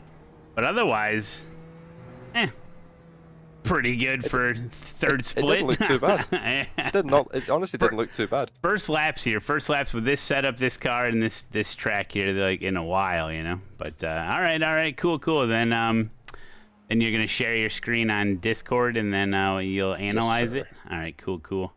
You'll have to excuse I'm on triples, and it doesn't give me the option to just stream the one screen. Oh, you're fine. Which is a bit frustrating.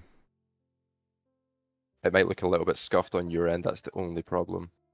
We can make it work. We'll make it work. I'll pull your stream up so I don't jump the gun here. Make it work. Oh yeah, there we go. We're good. Oh, look at that. We're chilling. Maybe if you give me good driving techniques, I can help you with the streams. No, I'm kidding. That sounds like a fair trade. I'll take your advice any day of the week. All right. So, yeah, just looking at T1. So wait, which lap is this? This is my fast one. So this is your fastest jet. Okay. 46.0. Yeah. So straight away on the entry, everything's looking good. Like the first thing I'm looking at here is your track usage on the left-hand side, right up against the grass. You know, that's spot on. No concerns there. The turn ends maybe a little bit late. We tend to, turn one's a bit of a weird one. Mm-hmm. It invites you into the corner quite early, but you also know that you've got a long straight coming up, so instinctively, obviously, your brain is probably saying, I want to set up for the exit because I know that it's a long straight coming. Mm-hmm. So I can see that with the approach that you've taken, that the exit is more of the priority, which is good. The only issue we have is the throttle pickup is a little bit too late. So if you sort of look here as we come through the corner on the exit, you're not using all the track here. So this is kind of where you've ended up, but you've opened the lock to get there. If you watch the steering input, you sort of open the lock there, then you turn, and then it kind of straightens a little bit. So you're sort of steering the car over there. What we want it to do is just end up there naturally, to where you're turning the wheel to the right, and as you're coming on the exit, you're like barely able to hang it within the track limits rather than coming through and opening the lock. Obviously, it's your first laps on the combo, so right. We'll give you a bit of leeway that way. And that's what you were talking about as far as like just having rotation the whole time. Like the car is rotating, you're not steering it. And we're just for everybody, just to lock them back in here. This is Kevin Ellis Jr., esports coach, top level driver, and he is fully exposing all of my flaws in iRacing. We're getting a little live coaching here on the stream. We just did some laps at Watkins Glen in preparation for the 6-hour race, and he's going over my fastest lap here, and we're giving us tips. So chat, make sure you're writing this stuff down. Okay, continue. So yeah, as I say, the entry track usage and the turn-in points and everything was really nice. What I'd want you to try and work on when you go back out is focusing on the track limit. So on the exit, we can use a lot more of this. Okay. All you need on the exit of turn 1 is 2 tires on this curbing in any shape or form. You can have a little bit of slip angle as you come off the end of it. Obviously, we don't want that, but you can get away with it. So you can the see- only thing that needs to be touching the paint are my right side tires. Exactly. Okay. Yep. The left sides and the middle point of the car can be way off in Narnia out here. It doesn't matter. Okay. You just need these two right-hand side tires on that curb, and you'll be clear. So bear that in mind. Like, keep the line the same, but when you get to sort of this point here, so just before the right front gets onto the apex curb, that's where you want to get on the power, and you can sort of just go 0 to 100 straight away. Okay. With GT3s and iRacing, you have to be very smooth and precise with the brake, but on the throttle, you can just drive like it's got a brick on it for the most part. Oh, like that's a lot perfect of these for corners. me. Yeah, that's, my throttle is an on-off switch. Yeah. Well, there you go. You're a GT3 driver at heart, then, because that's all you need to do. You don't need much sort of, kind of like finesse with the throttle yeah. pedal. Yeah, like the low speed stuff is a little bit more technical. But the high speed stuff, like the last corner, T1, out of this carousel up here, it's just 0 to 100 straight on, and don't worry about it. So this is the lap you said you missed the bus stop a little bit, right? Yeah, I just came in too hot, huh? Yeah, that's fine. So, or I just didn't get quite settled after my initial turn in. It felt like. Because that curb kind of threw me off. Usually I go to the wall on this. Can you go to the wall? On the right side? No, because of the new curb. Exactly, yeah. They've changed the track limit now, so you can have your left-hand side tires on the white line, and that's as far as you can go. And this curb is a little bit frustrating because it's one of those ones where you can hit it what feels like identical 2 laps in a row, and one lap will be perfect, the next you'll just spin. And it's because you've got a slightly different angle coming over the curb, or you're like half a tire width further to the outside, and the splitter just catches a part of the curb that it didn't normally. Just to kind of go over the brake point, like your brake point here is fine. This sort of orange marker on the wall on the left hand side is fine. What you want to do is basically start turning in right at this Marshall post on the left hand side, and you're kind of diving in for that first apex. So you want to, as I say, get your left hand side tires on the white line, and have your right-hand side of the car all up in this sort of area. Okay. And we're going to obviously have our threshold brake pressure, and then we're going to start coming off the brake just before we get to the curb. So you actually want to come over the curb with no brake input or no throttle input whatsoever. Once you land, that's when you can then get back onto the brake. You don't need much brake into here. It's like a little 25% kind of stab, and that's it, to get the nose in for the left-hander. And you can cut a lot of this curb. Obviously, let me check the previous lap's bus stop just to see if it's a little bit closer. Okay, yeah. So through the left here, this usage is perfect. This is kind of what we want. You can use a lot of this curb.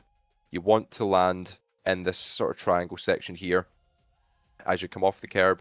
So the closer to the grass you can be, the better. And then the track usage in the middle is really nice. We're going to use this seam on the left-hand side. And you kind of want your left-hand side tires basically on that, or a tire width to the right of that at most.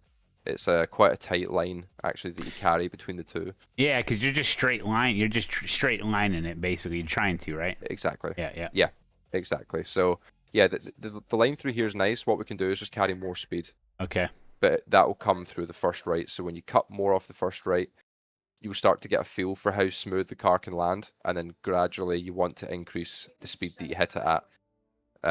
If you get stuck for a while, eventually I will just say to you, just send it and crash on purpose. Yeah. And that's what I say to people quite a lot, is like, just send it and crash on purpose, just so that you can get a sense of what that entry speed feels like. Yeah. Because they might get the entry speed right, and then they just miss the curb, and that's why they crash. But yeah. Okay, good. Cool. And somebody in the chat's like, this is free coaching for all of us. Yeah, guys, pay attention for the 6 hour. Yeah, this is good stuff. A one-time only for the subathon. We've got to hop in and help you out. So, yeah, the carousel generally looks pretty good. The carousel, now I see a lot of people like setting up the carousel, which you just want to ride the camber of the you don't want to like go way wide coming out of here and then try to set it up, because then you can't get it in the groove, right? So exactly. To keep it tight. Okay, good. Yeah, you want to keep this just all as one natural flow. Okay. So like you come through this left-hander, and the car will naturally end up all over this right-hand curb. It doesn't matter. Like, you don't need to open up the carousel. Just launch over this curb on the exit. What we're wanting to do is as we land off the curb, we're going to get to this patch of the circuit here. This is where we're going to start coming off the throttle and just letting the car roll. I mean, your positioning here is like perfect. As long as you're within a couple car widths of this sort of seam, or like within the middle of this lane, if you like, this is fine. You don't want to be all the way out here on the left. This is too much distance to carry. And the point that you kind of got into the apex is perfect. The only thing you've probably done wrong, and I don't like using the word wrong.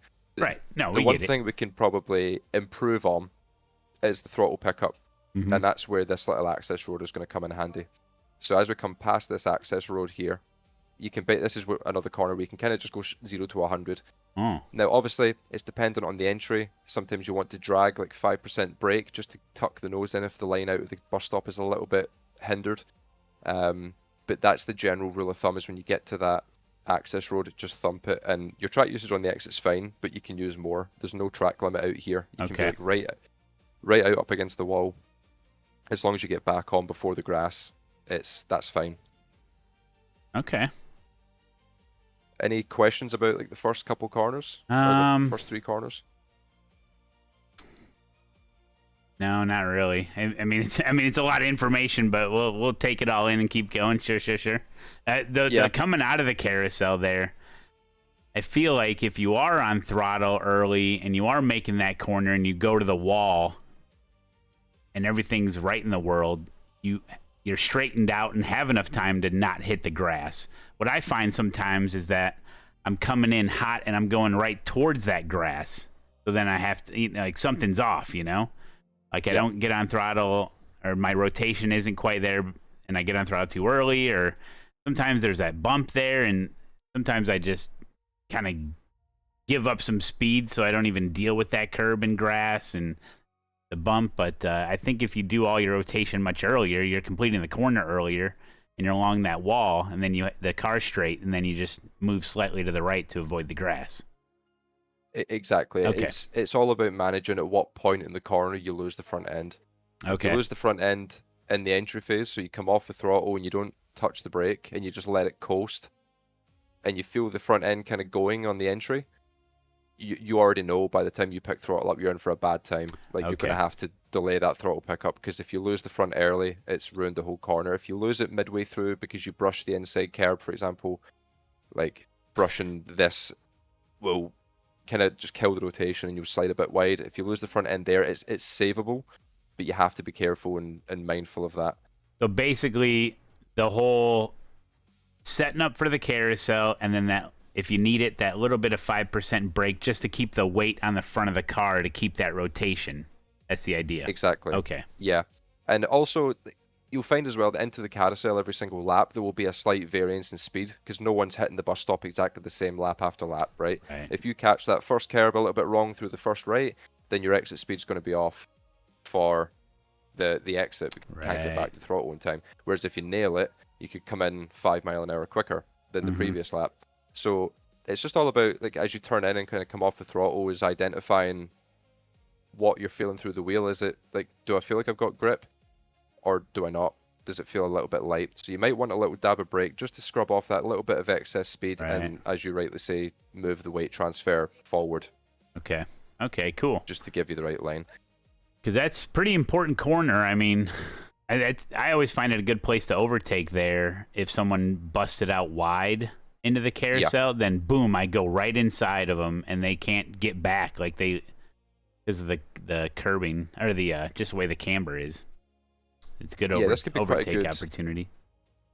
Yeah, it's really good for setting up an overtake as well. A lot of people kind of come in their way too hot, and they start running wide, as you mentioned. It's quite a good opportunity to kind of cut underneath them, and then you'll have the outside for this corner, which probably isn't advisable, but sometimes you can get the run and get up the inside.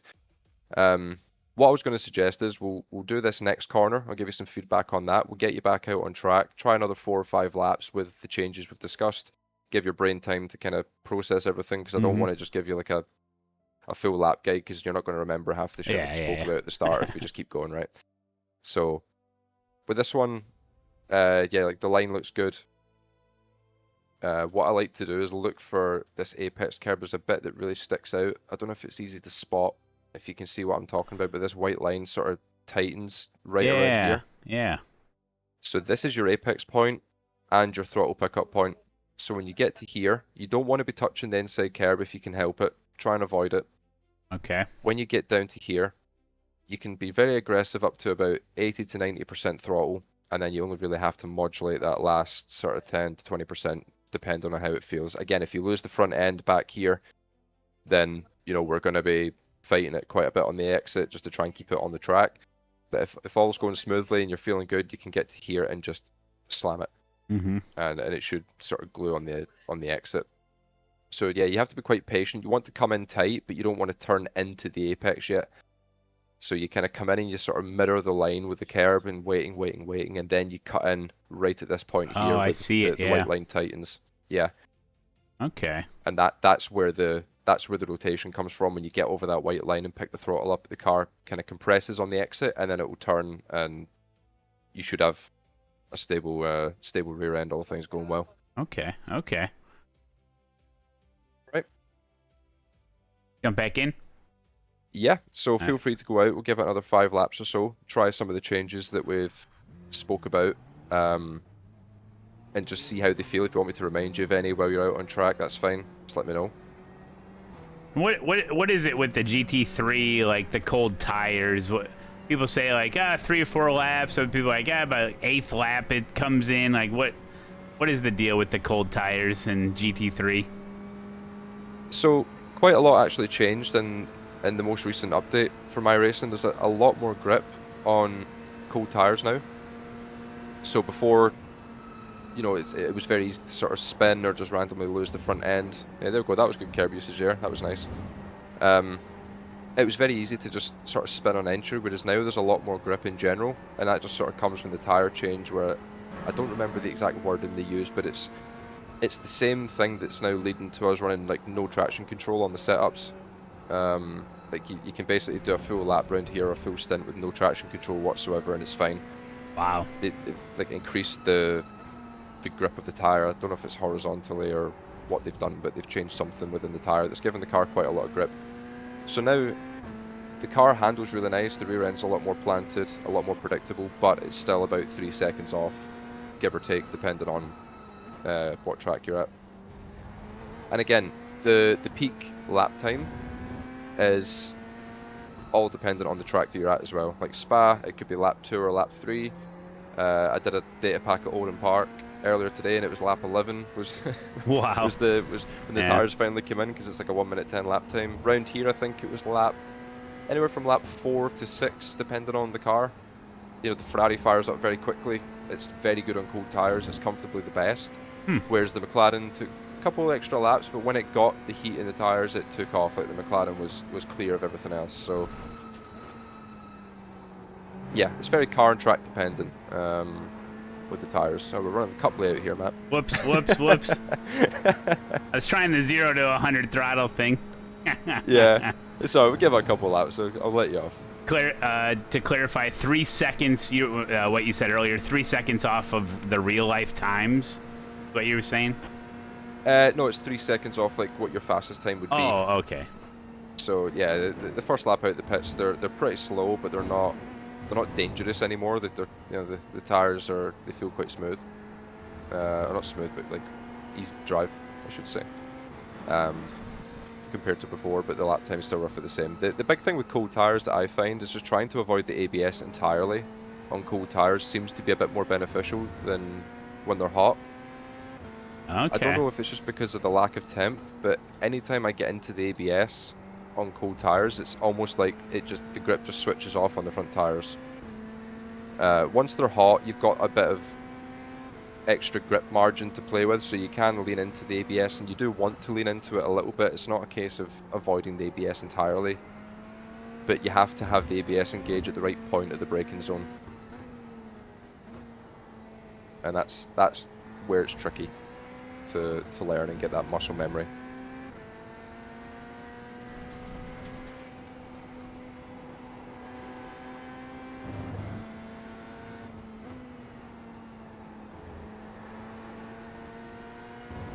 that last corner there is just about a little bit of trail braking and setting the car for rotation. That's how I just kind of ride it, with trail braking. Yeah, the last corner is really satisfying when you get it right. It's like a little dab of brake on the entry just to get the nose weight kind of where you want it, and then... It's a fun corner. Yeah, it's really fun. Yeah, I like the profile now. It feels a bit wider on exit than it was like 5-6 years ago. It really felt like it tightened up on exit. Now it feels quite open in comparison. I don't know if it's just because my memory's terrible or if it has actually changed a little bit. Oh, I gotta slow down. That's alright, I'll clear it. Sweet, thank you. See, there I had to apply a little bit of brake just to get the nose back rotating.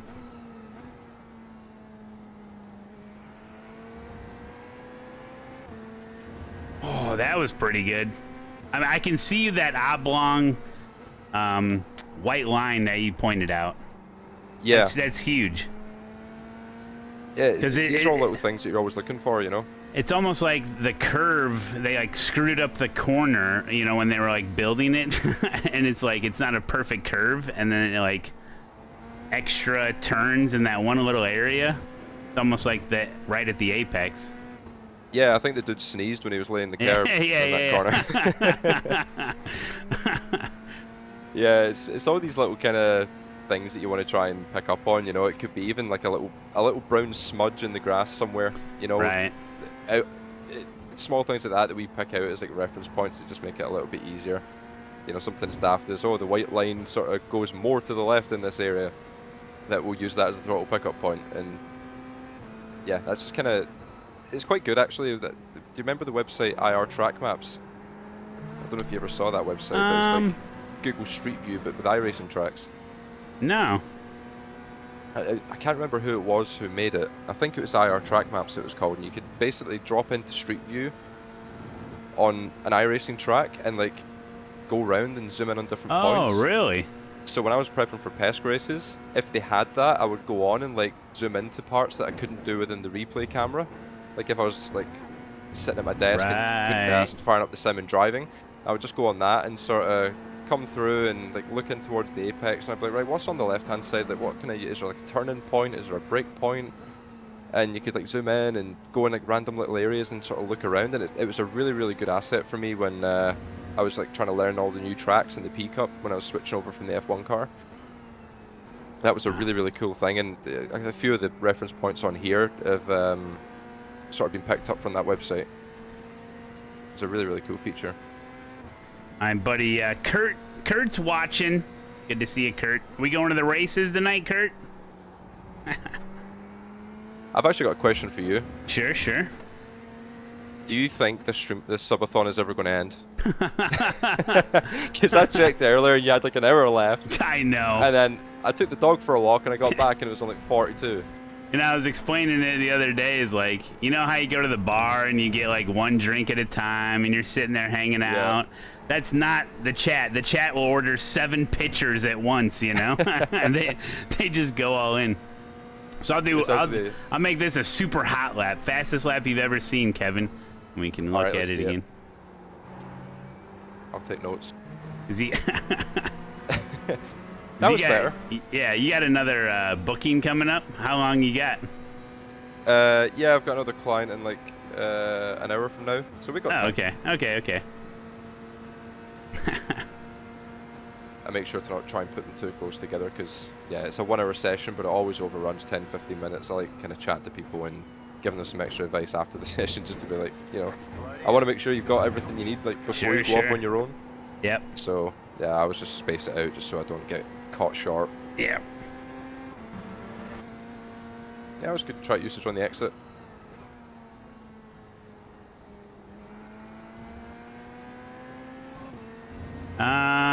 Kurt. Yeah, it's up to you, Kurt.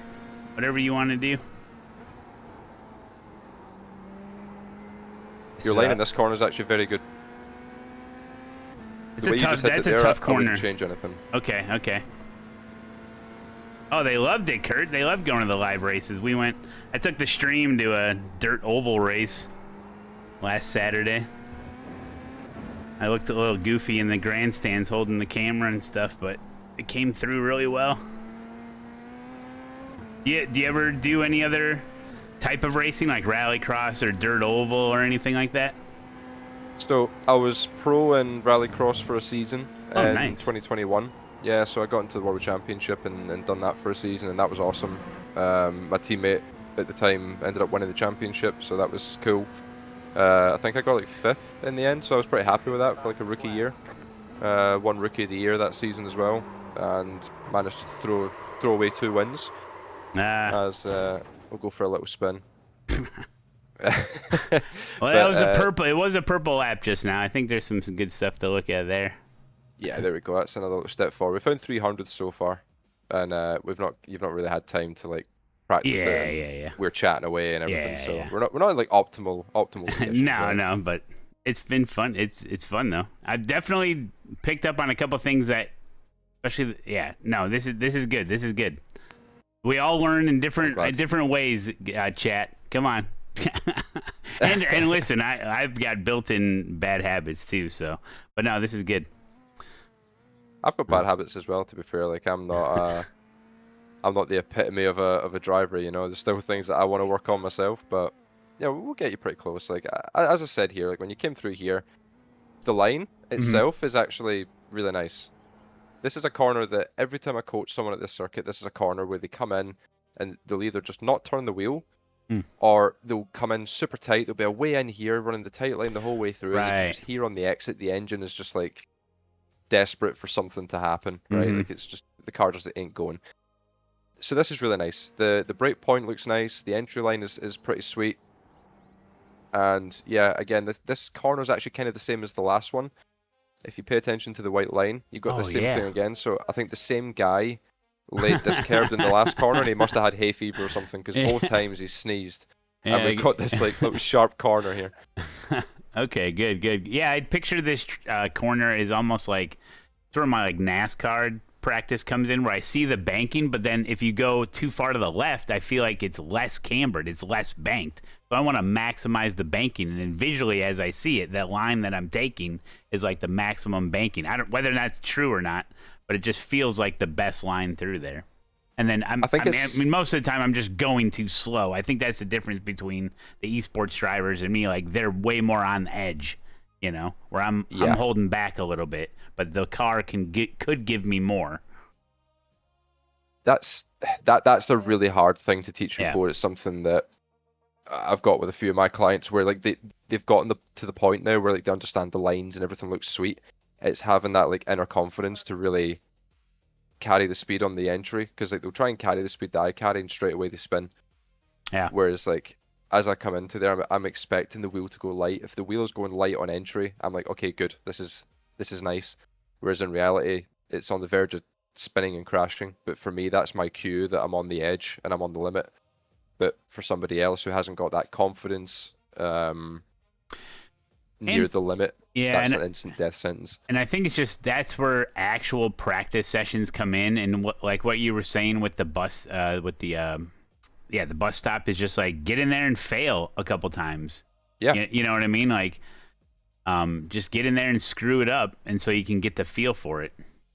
You would be amazed how much we crash at an esports level. Like I mean, I literally had it on stream the other day, or a couple of weeks ago. I was doing the Ringmeister series and the Mustang GT3, and the Ringmeister setup was catastrophically bad. Like iRacing whiffed completely, and going through Flugplatz, you know, the car would just spin. Like the rear end geometry was wrong with the setup, and it was like super unstable at high speed. I went into Flugplatz and I crashed 6 times in a row on stream. Everyone's laughing at me. It's right before the race. I'm like, I'm on my main account. No, I was on my Smurf actually. I was on the Smurf, but everyone was laughing at me because I kept crashing. And I was like, fucking hell, like what's wrong with this setup? And then I went in. I had the fastest queue time of the week, and I was really quick all week. And I had plenty of confidence in Flugplatz after that. But it's only because I went in and crashed on purpose 6 times. You know, so you got to crash to find the limit, right? That's the luxury of sim racing. All you need to do is hold reset, go again. Who cares? Right? There's no damage bill. True. Take advantage of that. Yeah. But yeah, this corner's really nice. That little sort of spiky bit in the white line, that's like your apex point, and just before that's like your throttle pickup point. Yeah. Okay. So yeah, everything sounds good in terms of the throttle pickup. You maybe crept in a little bit early at the apex there. because you can see you sort of have that small correction and you sort of lose a bit of rotation there. Right. But I'm really kind of nitpicking there. Like the no, general fundamentals yeah. are good. Sure. Okay. Yeah, overall I'm happy with that. That looks nice. So we'll quickly go through the end of the lap. The last 2 corners are pretty straightforward, so they won't take very long. This corner, this looks nice. Maybe turning in a little bit too much and a little bit slow. That's why we're sort of skimming that curb. And if you watch like the yaw angle of the car here, as it brushes the curb, look what happens. See it straighten up. It's really, it kills your rotation. Yeah, it's really, really subtle, but this makes a big difference.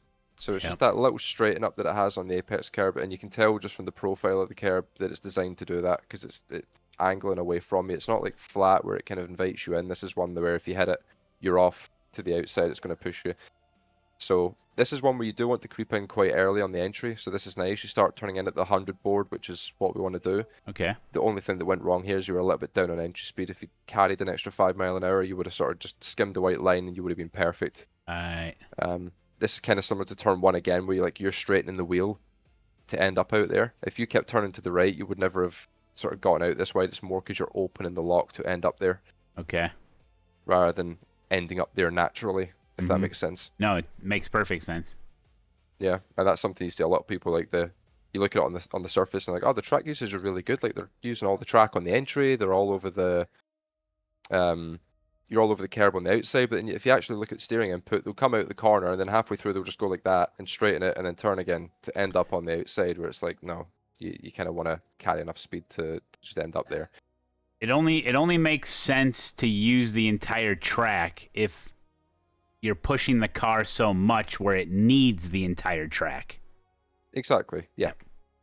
Otherwise you're just making it a longer way around for no reason. Like if you've already got all your rotation, why are you using that extra track? You might as well make it a shorter line, you know? Yeah. But the idea is to use the whole track and to make sure you need the whole track.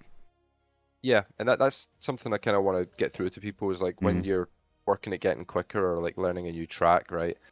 Like look at your track usage first. That's the first thing you should be checking. And then ask yourself the question in replay, did I end up there naturally or did I intentionally end up there? Did I turn my car, put it there, or did I end up there naturally? If you're ended up there naturally, that's good. That shows that you're carrying the right amount of speed with the right angle, with the right steering lock, and the correct corners of the car are gripping to keep you within track limits. Makes sense. Right?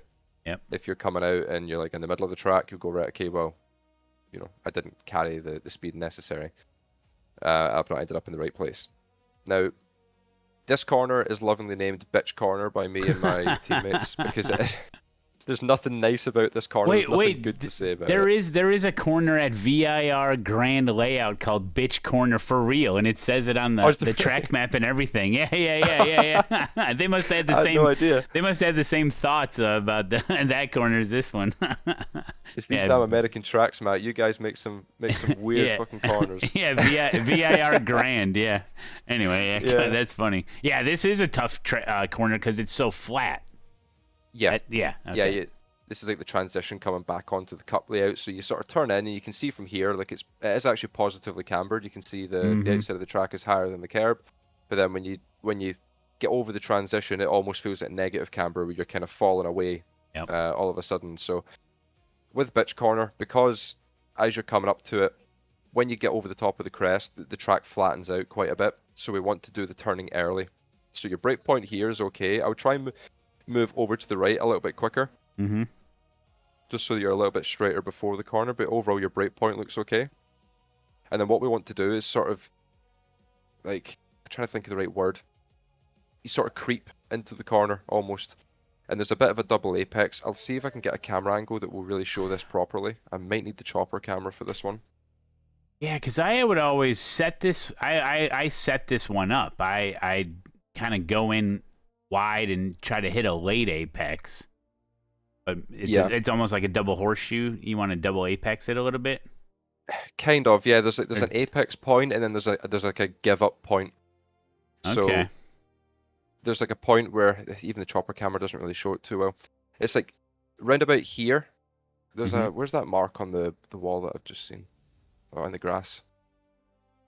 There's not really one there. This is why it's bitch corner, because like, there's so little there's so little reference points. You've got to just sort of hit the brakes and start creeping in early, and get onto that white line and just hold it there.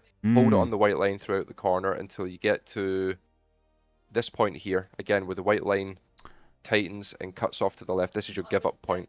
Okay. Right before the transition, this is where you give up. So you kind of come in, keep it up against that white line on the inside. We'll see if we can get a better camera angle to show everyone kind of what we're talking about. Fucking trees. You basically hold it in like within about a tire's width of the white line the whole way around, and then you get to that give up point, and then you can just sort of let it go on the exit and let it track out. So for a corner like that, I would just say keep it tight. You keep it tight, basically, and then you wait for your exit and go.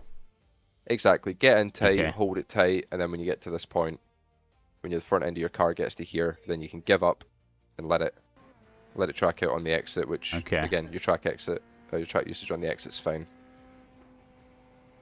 This corner's nice, you're just lifting too much. The car's got more grip to give there. Okay. I normally lift off to about 75% throttle, give or take, depending on the lap.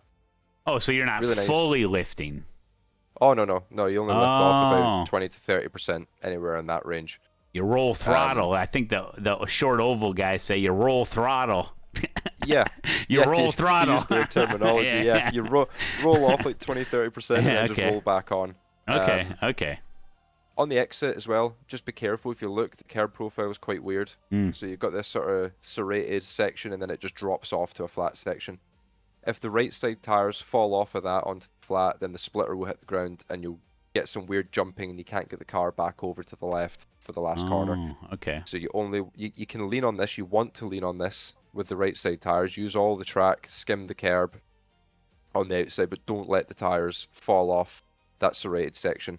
You can get away with it, but there is always the risk that the splitter will catch and it will fire the car into the air, and you obviously, when you're in the air, you ain't turning. So the thing will just go straight, and then you come into the last corner with a port angle. Okay. Somebody's asking, what is the give up point? That's in that previous corner. The give up point is where you get back on throttle, basically. The give up point is just where that's where you give up being on the apex, for lack of a better term. So like through here, you'll be on throttle kind of through this section, sort of modulating it just before. So like kind of here. Then this here is what I call the give up point. So this is where you can give up aiming to be here, and you can go to the outside at that point. That's where you can let go of the inside, and the car should naturally end up on the outside curb. All right, if that makes sense. Hopefully. Yeah, no, you're giving up the apex. You're leaving the apex. It's time to get out and go to the track out. Exactly. Yeah. Give up the inside, head to the exit. You've completed the corner. Yeah, get on with your life kind of situation. Exactly. Get on to the next one. Yeah. Okay. So like again, your track usage here. See this? This is spot on, perfect. But if we go and look at the steering input, I guarantee we'll catch you out again. With opening the lock. Yep, there it is. Exposed. There you go. You've opened the lock in to 4K. End up there naturally. So that's a sign that makes you can carry sense. more speed. Sure. Yep. So that's like there's all these. See, when you're doing a lap, the car's constantly giving you feedback about why you're not going fast enough. The hard thing is understanding and deciphering that information, right? Someone could look at this and go, I've ended up on the outside curb, but I've still lost 2/10. Like, what have I done wrong? The car is showing you at this point here. If you kept turning, you would have been nowhere near the curb on the exit. So, because you've opened the lock to get there, the car's basically telling you, right, you're being a bit of a bitch in this corner. Like, send it a bit harder. I've got more to give. Right. So, damn, but that's like really on the edge, though, man. Good. Like it's that thing about just knowing them limits. That's cool. Yeah, it's just all about going over it. Like, honestly, I spend 50% of my time crashing. You do all the crashing and the offline test servers or in the hosted servers and with your teammates, and then when you get into the race, you've already made 101 mistakes. So now that you've made them, you know how not to make them. Right. If that makes sense, right? It is kind of funny because like the minimal practice that I get with like a big race, and I'm like the times that I'm like crashing, and then the race starts and everyone bets crash, and then that gives me a huge incentive not to crash, and I know the limit, and that those races I usually tend to do well, you know. But I mean, it's very rare I even get to practice. But no, I get you. Yeah, that makes sense. That's such a huge asset. Yeah, and there's also another clue as well, with a second last corner. If you look at where you end up in the last corner, right? Look at where you turn in from. This is your angle coming into the last corner. You're aiming away from the corner. I'm not in the setup for it yet. Yeah. Yeah. So if we look at that in a weight transfer perspective, obviously all the weight is over on this side of the car as you come through the previous corner. Well, straightened up.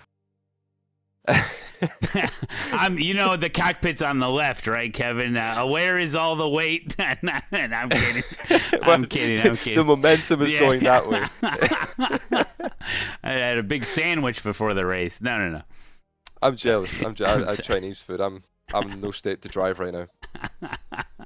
So basically, the way this is going to go is when you hit the brakes, the weight's going to go forward, but then it's also going to go to the left. Now, if it does it too much, you're going to overload the left front and you'll never get into the apex. Or you can get into the apex, and this happens, where you're like Tokyo drifting it on the entry because all the weight's gone forward and it's taken too much off the inside rear. So what you want to do is if you carried more speed through here, you would have gotten to the outside curb earlier. So you probably would have been on the outside curb somewhere around here. And then you got time to get back over, whereas you straightened the lock to get onto the curb, and then you just sort of went, right, corner done. And then, oh shit, there's another one. Right? So it's kind of like caught you out a little bit. It's just like coming out of the carousel. Get it done early, and you're going faster, and then you miss the grass. Okay. Exactly, yeah. Don't take a breather here. You've got the front straight coming up to take a breather. So here, just stay locked in for an extra second, get the car over to the left, settle the weight transfer a little bit so you're leaving less to do. Right now, you're making this angle way tighter than it has to be. If you can get it back over to the left and be perpendicular with the line and the wall, you brake at the end of the wall, you turn in, and you don't have any of this sliding. And then when you get to this point, you can just slam on the throttle, and everyone's happy. I'm just late. I'm late on everything there, basically. Yeah, it's all because of what you did in the second last corner. So I imagine for you, you probably came out of there and went, I screwed up that last corner. Whereas in reality, you actually screwed up the second last corner, and that's what's led to that mistake. So they all lead into each other, especially when they're like close in proximity like that, where you haven't got straight in between. Really, like you're always turning through there. You know, you're never really going straight. So that's what's led to the mistake in the last corner, is what you did in the second last corner. Makes sense. It's a real compounding issue. That's usually what happens in races. Like, couple little mistakes compound, and then it snowballs really quickly. Snowballs. Yep. Really quickly. Yeah, it's so easy to just fall out the rhythm, and then that's it. You end up chasing your tail for the next 2-3 corners. That's why Nordschleife is so difficult for us, because you mess up the first part of the section, and then all of a sudden you're chasing you're either chasing the front or the rear or the whole car in some cases through the whole next section. I think that's going to be a huge deal for Coronado. Have you tried the new track? Because that's got a lot of like complex, like 3 corners in a row, and it's compromise, exit. And if you screw one of those things up, that's crazy. All right, more laps. Got it this time. Well, the session is actually just ended. Unfortunately, but I wanted to kind of cover everything, every corner, to sort of let you go away with, and then start to practice. In your own time, whenever this damn subathon ends. I imagine without it's going, you're not going to get any practice for the 6 hours. No, maybe I'll host a session, guys, and we can come in here and while it's fresh in our brains, and we can do some laps. But if you want to do some summarization or whatever you got to do here, and whatever you think the viewers would like. I think I've learned quite a bit. I mean, obviously it's a lot, but this is just more of an example of kind of the skills Kevin has as a coach. And you guys can, if you want to book, what are the session lengths? Like, you can book an hour, book 2 hours. How does that work? Because you can't, like, one session, you're not going to become a 6K, 7K driver. I mean, this is like an ongoing thing. And you probably have homework to do, and then you come back and yeah, explain to us kind of how that all works with the coaching. Yeah, so for me right now, I've been very busy, you know, in the rig and out the rig, so I've not had a chance to actually set it up more professionally as such, where people can go into a website, book a time, and book a slot. Everything right now is just simply through my Discord that I just monitor on a daily basis. If people put a request in, they can request their car, what track they want, the session length, and then their preferred time of day, or the preferred date and time, sorry. And then typically I'll message them and say, like, give me like your 3 main points that you want to focus on, so that the session is specific to what they want to work on. Obviously I've got my due diligence that I have to do, which is making sure that the lines are correct and foundations are there, but also accommodating it so that I'm answering their questions in the same session. So for me, people can book 1 hour, 2 hour, or 3 hour chunks, or blocks, I should say. But if they want to split those 3 sessions up into like 3 separate 1 hour slots, then they can do that. It doesn't have to be like 3 hours in one go. Nobody's going to want to sit and do that. I'll have no voice by the end of it. They'll be bored. It'd be too much information. You know, Exactly. That's just too much for the brain to take in. I mean, we've been going for about an hour, and it's like, okay, like I feel like I got stuff, you know, that I can work on, and it's a little bit more manageable. But yeah, to chunk it up makes a lot of sense. And that's really common. Like I'll have a couple of my sort of longer term clients that are sort of working with me on like a weekly basis. They would, you know, just buy like a block of 3. That will do them for, you know, a week, 2 weeks, 3 weeks, however many sessions a week they decide they want to do. And we just keep on doing that. And every single session, you know, we'll go to a different track. We'll do what we've done with you here, where, you know, we check over the lines first. If everything's looking good, then we start moving on. And we try and keep the advice quite general, so that there's stuff that you can apply from track to track as well. There's stuff that there's knowledge you can carry on if you're doing the official weeks, to where it's not just Watkins Glen specific. Yeah, I'll show you the lines and the track limits, but a lot of what I was telling you about with like the weight transfer in the last corner, that's something you can sort of take with you everywhere. Right. Yeah, you do. Yeah, and that's what, you know, and this is a little bit different situation with the stream and everything, but the idea is that you throw down some laps, he's going to look at it, he's going to give you general, he's going to, you know, I mean, you're the teacher, so you give fundamentals, so it's not just like, this is what you do at this corner at this track, and it's like, okay, well, that coaching was just for that corner. It's like, no, this will transfer over into all of racing, some of the fundamentals, like what you definitely with like the weight transfer and just different concepts that will make you just a better driver overall, for sure. It's like what I was saying to you with where we kind of caught you out with the, you know, on the surface your track usage looked good, right? But in reality you were opening the lot to get there. That's something you can remember and take with you to every track. You know, make sure that, especially this Coronado Naval Air Base thing, where it's, you know, one corner into the next, if you're like, oh, my track usage is really good, I'm right up against the wall, you can be like, oh wait, hang on, Kev said, did the car end up there naturally, or did I put it there consciously? And hopefully in that you find some time. I've not had a chance to drive Coronado yet. I watched you drive it a couple of days ago to try and at least learn where the corners went. Right. The layout. I'd never heard of the place. Yeah, I was just trying to learn the layout because I've got data packs there in a few weeks. Sure. Yeah, that was something. I think it's a great track. I've heard some of the oval guys bitch and moan about it, but as a road guy, I think it's great. Yeah, so, I mean, I like the look of it.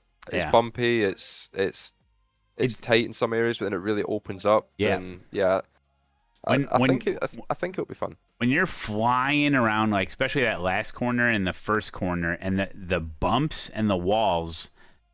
And even in like an M2 and you're just on the edge, it feels like you're going so much faster because of the bumps and you're just riding it. I think it's a blast, but I mean, it looks really fun. Yeah. Well, listen, Kevin, I mean, this has been amazing. I mean, I can't thank you enough for giving myself and everybody watching tips and tricks, stuff that will make us all better drivers. And I mean, this is great. And you stream, you do the coaching. You're getting esports ready. I mean, you are esports ready, but you're kind of you said the esports world is kind of crappy right now, but I think it's gonna be picking up soon, right? I mean, the esports, if you're an esports team and you just join like the 24 hours of the Nürburgring, like not really like it doesn't pay anything. I mean, what's the deal? Like those teams just do it for the notoriety, get their name out there on the broadcast, right? Pretty much, it's like brand awareness, bragging rights, keep the sponsors sweet kind of thing. Because obviously every team's going to go right. Like we did 24 hours on Nürburgring, it had 10,000 views, and you can use that to get sponsors. So that's the main reason. That's a tough gig, man. I mean, not only do you got to be super good at racing, you got to find those opportunities. That's a tough gig, man. But I mean, with the coaching, I think with the coaching, yes, esports can be exciting. Having awesome broadcasts can be exciting, but I think with the coaching, I think you're giving the sim racing world an even better service, serving them that way, with it making us better and making us understand sim racing even better. But I applaud you for that, for sharing your talents and viewpoints.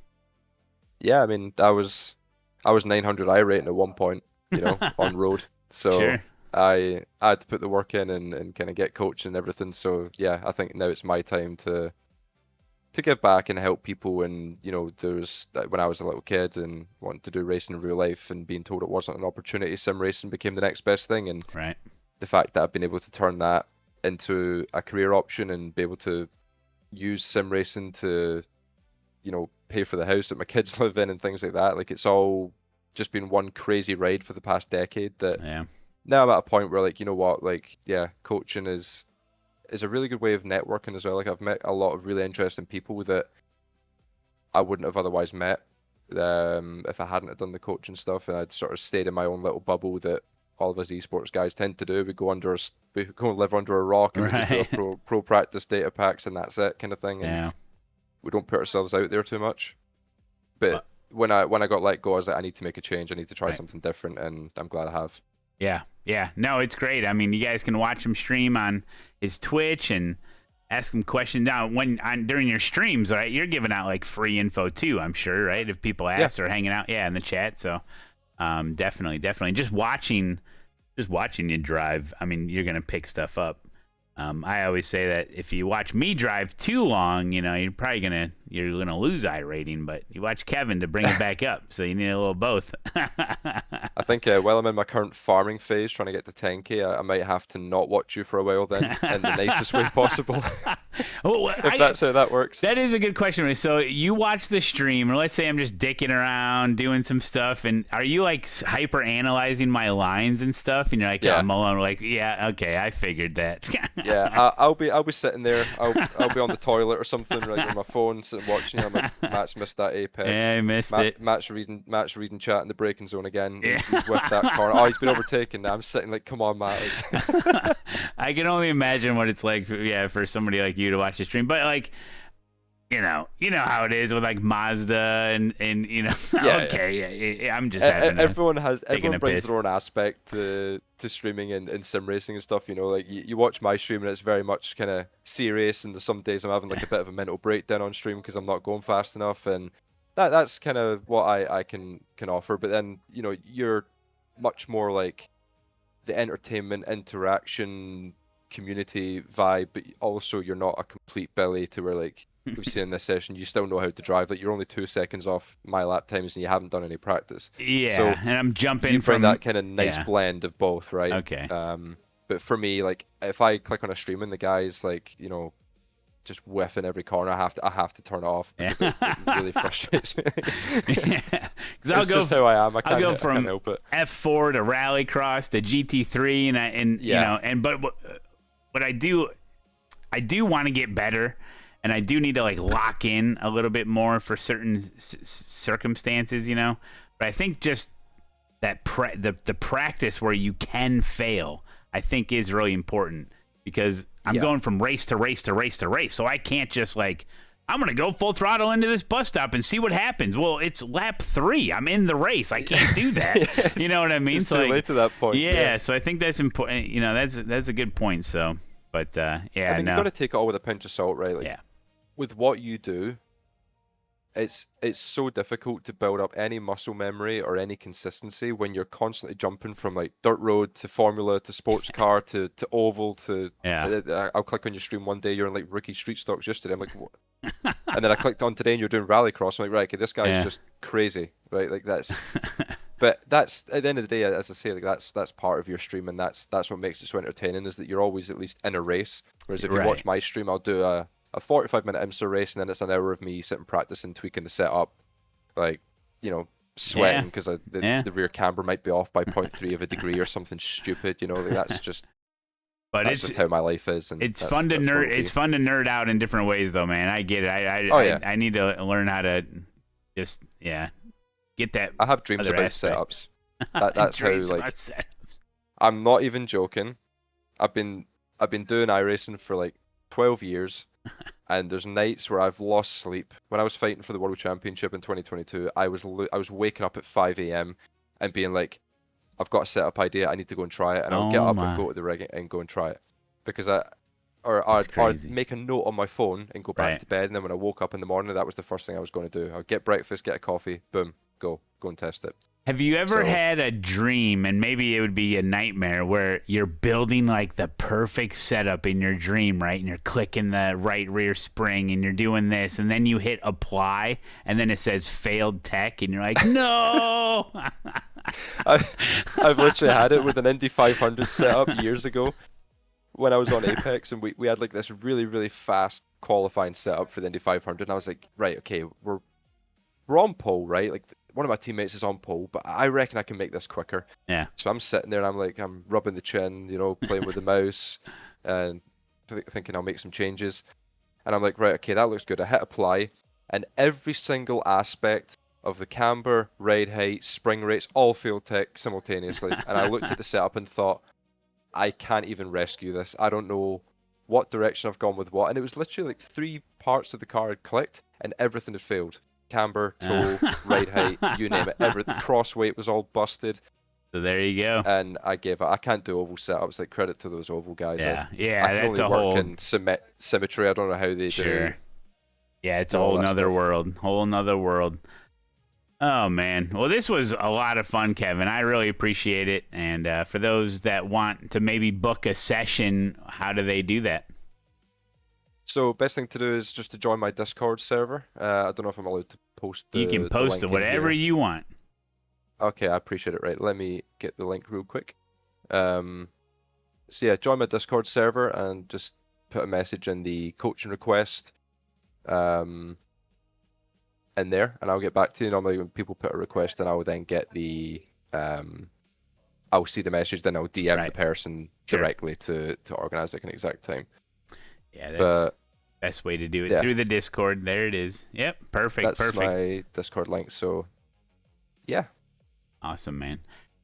Any final tips or tricks or anything you want to throw like a earworm in for us to help us on our sim racing journey? Any 3K drivers out there maybe they can benefit from?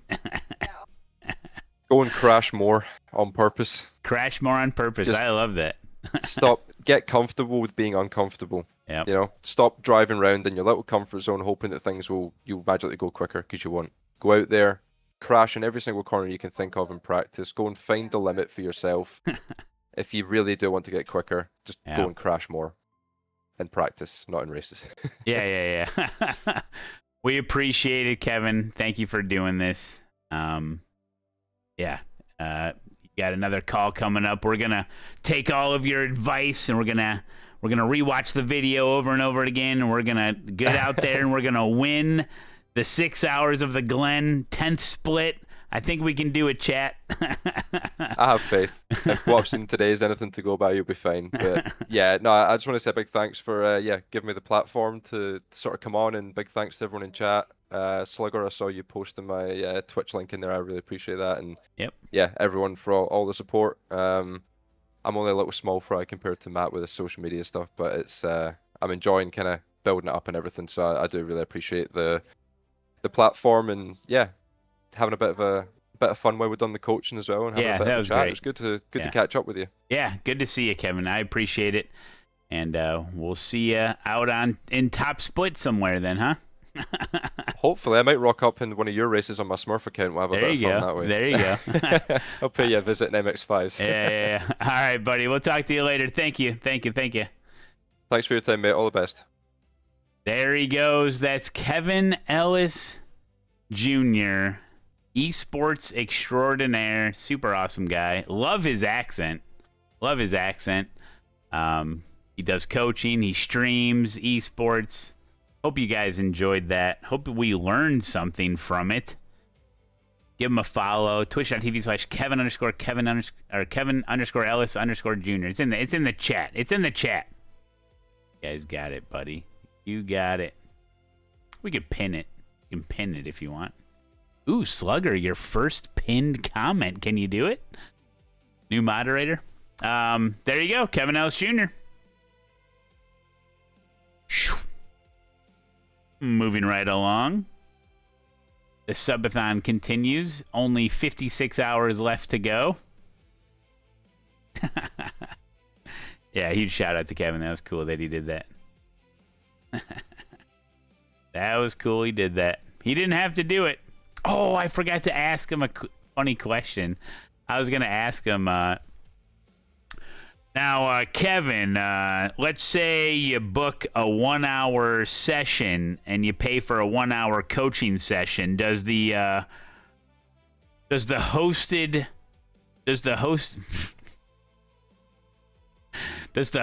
session price come along with that? Is that free? Do you throw that in? You know, the 50-cent 1-hour hosted session, that's free, right? Pretty good deal. Nah, it's a stupid joke. All right. I'm so stupid. Oh, man. Oh, okay. Let's try to reset here. Let's not leak any DMs. Okay. I hope that went okay. I had to switch some scenes around and stuff, but it's pretty cool. Okay. What do you like about the ASETEK wheelbases? Is there anything that stands out between other brands? Yeah, the USB pass-through, the RGB lights, the huge USB port in the back, the best quick release on the market. I mean, what is there not to love?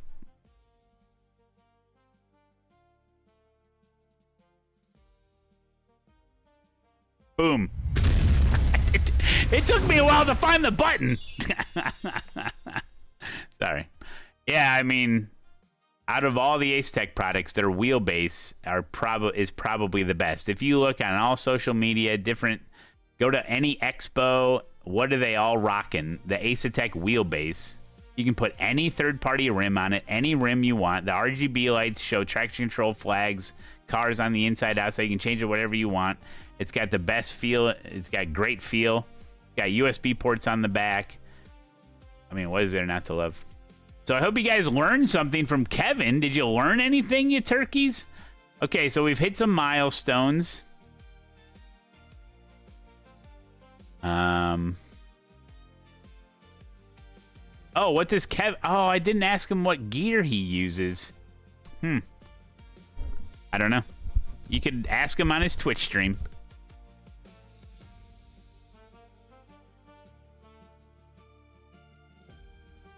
You're going to book a session with him soon? Yeah, Kyle, yeah. I know, guys, listen. Okay, hold on. I got to get caught up here. War Machine with the 6-month resub. Thank you. Real Rabbit Robert, thank you for the tier 2. Mr. Mark, thank you. Villain, thank you. Look. Stratty with a huge raid, I saw. Okay, this is what happened, guys. Listen. So, this is what happened earlier. There's a 60% chance that every 4 days during the subathon, when the timer reaches 2 hours, it chucks in an algorithm of 25% likelihood of a happy hour, okay? And there was a happy hour earlier, and a man by the name of JP Crush decided it was a good idea to gift 100 subs on Kick. And then Anime Animal Shop, what was it? Anime Animal Shop gifted 100 subs on Twitch. Yeah, Bones gifted like 1 million. And then JP Crush gifted 40 tier 3 subs on Twitch. And that's why, and along with so much other generous gifted, that's why we're at 56 hours. Along with a whole bunch of other stuff. And then, since we were under, just for clarification, since we were under the happy hour and the Kick gifted, and anything from Kick doesn't get added automatically. I have to add it manually. So since we were under a happy hour, I went to add up the 120 gifted subs from Kick or whatever, and then I doubled it in my head, right? Because we're under happy hour, and then I added it. Well, then since the happy hour was enacted, it doubled it again. But we fixed that all. We fixed it. And you got some extra time in there, too, because of some other stuff, okay? Some free time. But we're good. Firefly. But I'm excited. Kurt was in the chat earlier.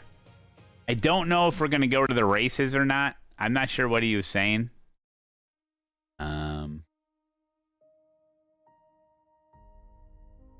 What the F happened to the timer? What did I miss? I just explained it! Get ready for that for the next 2 days. What happened to the timer?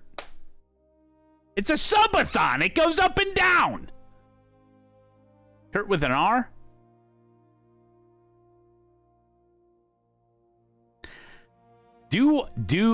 Let's answer the most important question. Do I want to go to the races?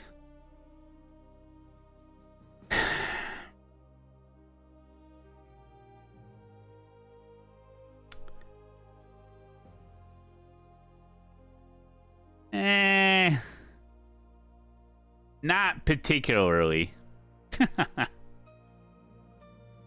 Outside, bad. It's just a freaking hassle, dude.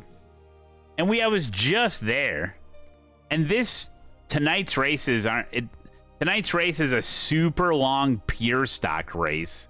They're the slowest cars, and that's that's like the big race tonight. You know what I mean? So... And it's super hot outside, I think.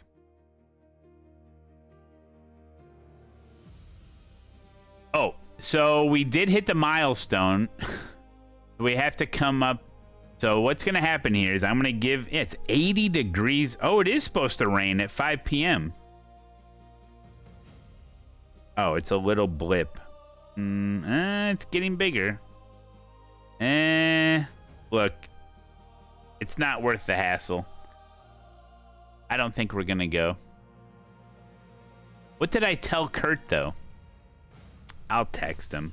Just to make sure he's not like, we're going to go or what?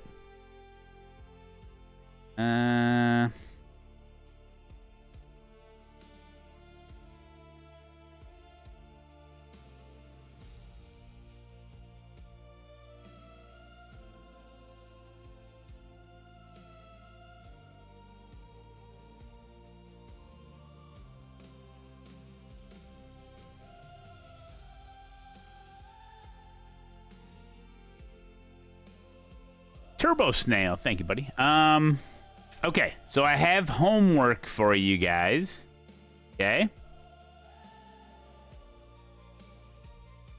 Kurt with a T. Let me... Look, maybe... Okay, let me host a race for you guys. Not the Cup car. Don't worry, we'll do that tomorrow or something. Let's go back to Culver's. Let me host a race for you guys because I have we got some work to do. It's still going to be at Coronado because that track's amazing. I got some homework for it. Oh, did you guys want to do the Glen? Did you guys want to do the Glen? It's pretty hardcore practice. Okay. Nah. Yes. How about this? How about I do the Glen and then later we'll do Coronado. While it's fresh in our brains. While it's fresh in our brains. While it's fresh in our brains. Right? While it's fresh in our brains, you guys get out there, try to implement at least like one thing that he said. Right? At least one thing that he said. And it's just going to be practice. You get out there and you wreck. He said to wreck. He said to wreck. Okay, now which one is it? Watkins Glen Cup? No. Watkins Glen Classic Boot or the Boot? Shit. Which is it? Just Boot? Not Classic Boot? Oh, no. Classic Boot is no bus stop. No, Boot. Boot. It's Boot. Got it. Sorry. Boot. Are you asking me to boot you from the chat? No.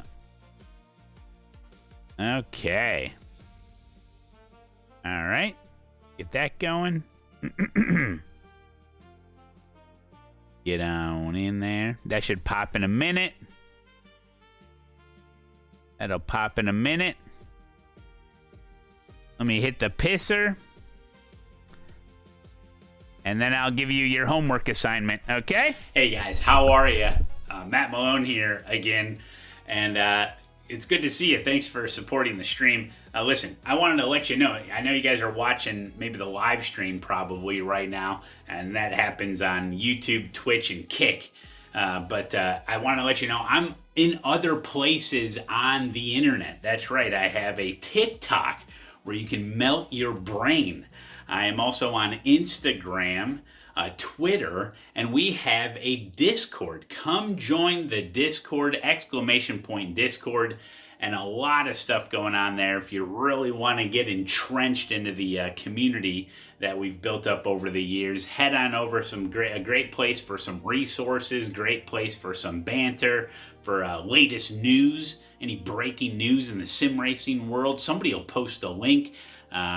Tips and tricks. That we got guys that have been racing for decades in there. So if you're a new member of the community, come join the Discord and get hooked up with the community. It's definitely a good place. So yeah, if you're bored right now because I'm taking a little bit of a break, just get on TikTok, maybe some scrolling on there. Maybe check out Matt Malone on Matt Malone TV on TikTok. Yeah, that's where they have the video. Is actually, it's turned on its side. It's like it's vertical video. So who thought of that? I don't know. But what I do is I take a lot of clips, like funny moments. Let's say I stream for like 6 hours or something in a day. Okay, well, at least like 9 seconds of that 6-hour stream, I'll take that and I'll put it on TikTok. You'll be like, oh, that's the highlight. It's the best part of the stream. That 6 seconds or 9 seconds of the 6-hour stream, that was the best part, and I'll put that on the TikTok for you guys. So you don't that way you don't have to watch all 6 hours. No. You see, you just watch 5 seconds of it. Fundamentals still apply before you lose interest, and maybe it's the first 2 seconds. 2 seconds, 2 full seconds. Let's count it. 1, 2, boom. That is the best part of you don't have to watch 6 hours of content. No. You can just watch 2 seconds of it, sideways, vertical mode of it, and really get the gist of what's going on here, okay? Because it takes me all 6 hours to try to really come up with a solid 2 seconds, So check it out. But yeah, I try to post stuff kind of anywhere where you're at. I'll come to you. Don't call me, I'll call you situation. kind of. But yeah, listen, some people like the Instagram. Some people are on the Twitters, you know. Some people are scrolling on TikTok. You know, some people are hanging out in the Discord. I gotcha. Look me up and hook me up. Matt Malone TV, all your favorite social medias. If there's a social media platform that I'm not on, and then maybe I don't know about it, you know, let me know what it is. I was thinking about starting a Substack. No, I wasn't. So yeah, come check it out, guys. I'm sure I'll be back soon, and we'll keep the party rolling, okay? All right.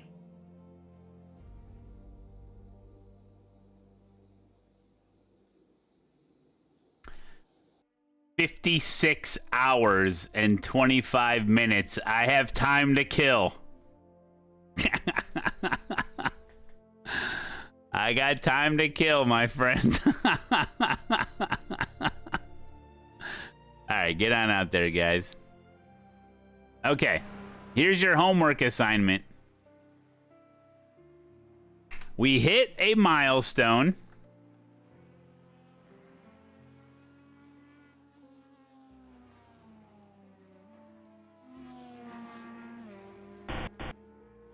Let me get my notepad. We are going to, chat is going to make an AI song. Wow, it's going to be so much fun and heartbreaking all at once. So your job, chat, is to come up with keywords or just words or phrases associated with the stream, with sim racing, with iRacing, with the whole lore of what's going on here, the subathon, and then I will put that all into an AI song, and it'll be your song, okay? So, I'll just grab them from the chat. Liquid cheese. Oh my God, 56 hours.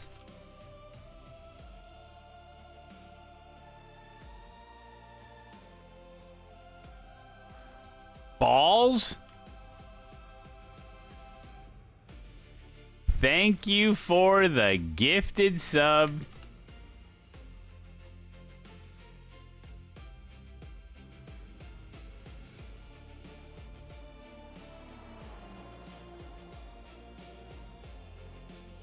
We're gonna need a lot of them.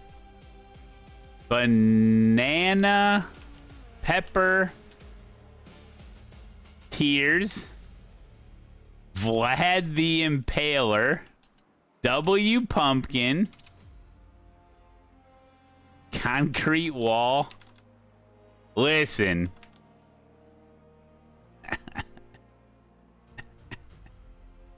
Surprised you didn't know that. Warning, warning, warning.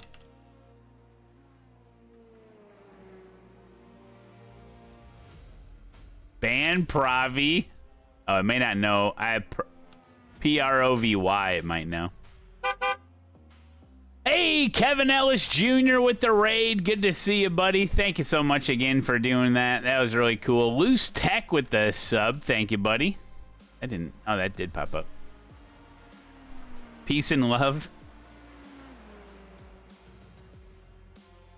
Thank you, Kevin Ellis Jr. Give him a follow. Kevin Ellis Jr. Huge raid.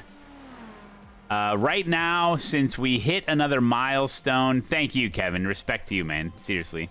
Huge raid. Yeah, put that in there. Huge raid. So right now what we're doing, well, some guys are on track. But since we hit a milestone and then the oh, the gifted subs. Legend. Oh!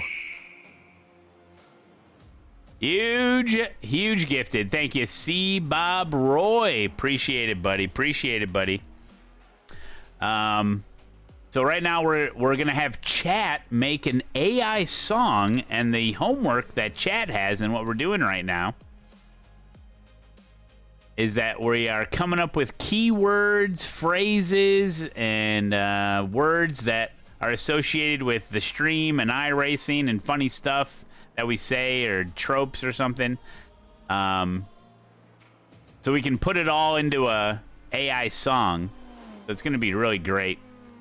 So boom, ASETEK. That's a good one.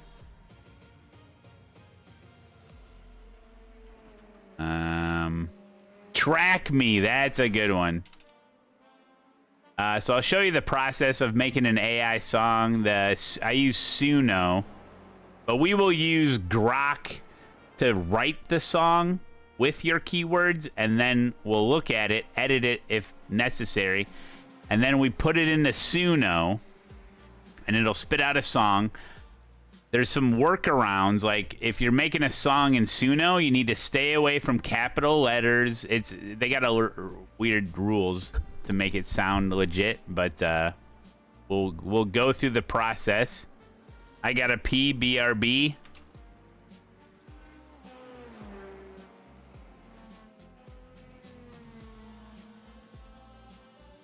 Fernathy. Good one.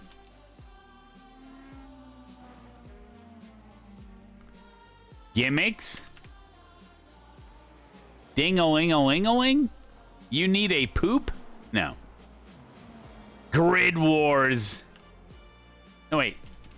Grid Rivals or Tits for short. Coffee. Sure. Kurt with a C. I like that.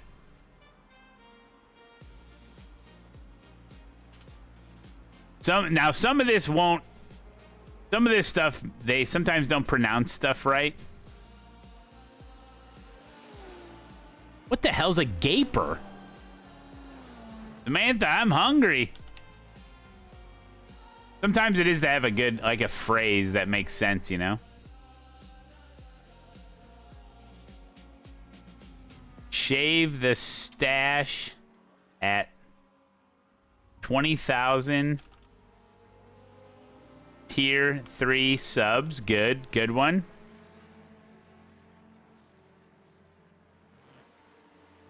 Oh, wow. What a gaggle.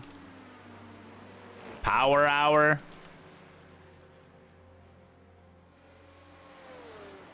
Absolute Weapon. Butt rubbing on the carpet. This isn't 2016. Slide job. Blame Dempsey.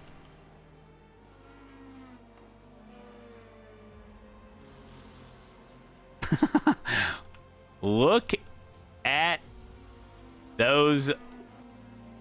Look at them wins. Look at damn wins. All right, we got it. This is gonna be a long ass. This is gonna be like 6-minute song, guys. This is gonna be like Freebird. Maternity leave. I like that one. Maternity leave. We are so back. Absolute legend. That's what she said? Really, Taco? Gold standard. Good one.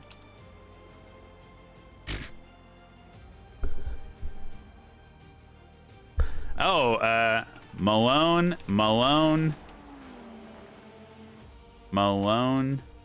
and Associates. The Malone Zone.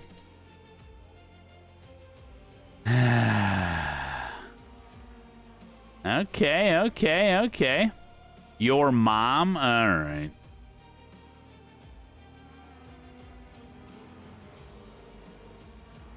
I think I just beat my personal bet. Perfect. These guys are getting faster by the second. Oh, man. Oh, yeah. Here for the SR. Oh, get to the finish line. Luca is on my... Or no, you guys are on my merch site right now. Good. Get your bets in. Place your bets. No touchy.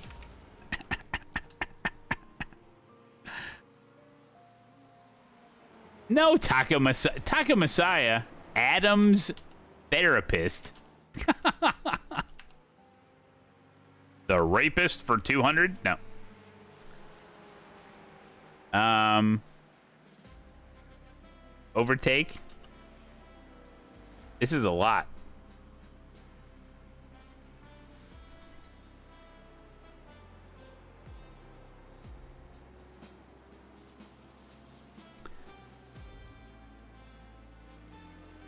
Oh, Purple Hat Guy. Remember Purple Hat Guy from the races? That's a good one. Oh, my life is like a video game. I cut my own hair. Pie to the face.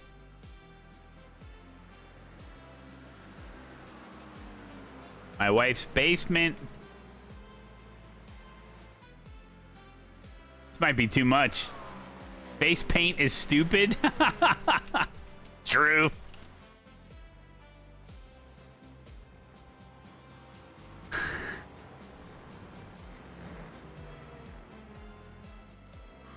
Yeah, we did Fernathy.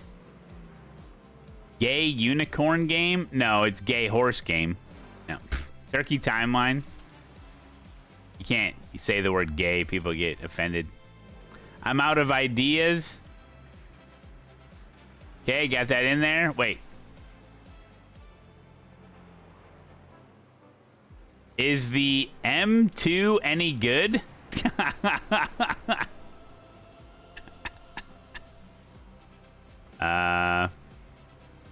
Hey Malone, what do you think of the new track? We can get a bunch of questions in there too. Hey Colt Forte, that was awesome. Kevin coaches me, didn't believe in it, then saw him and knew I could get along with him. Yeah, he's a cool guy too. That's the thing about coaching, like If it's a cool, easy guy to talk to, it's way easier. What happened to Grip TV?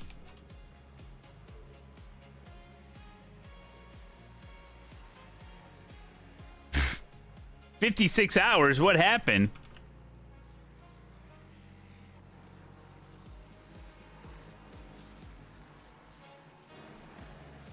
Oh yeah, use code Matt Malone. Can I join Grid Rivals?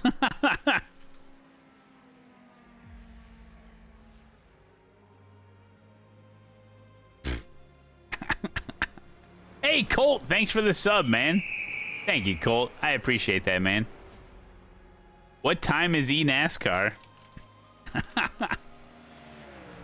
It may not know how to say eNASCAR.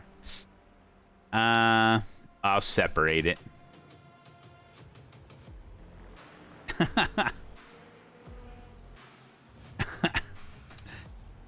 Chances are you will not win the giveaway.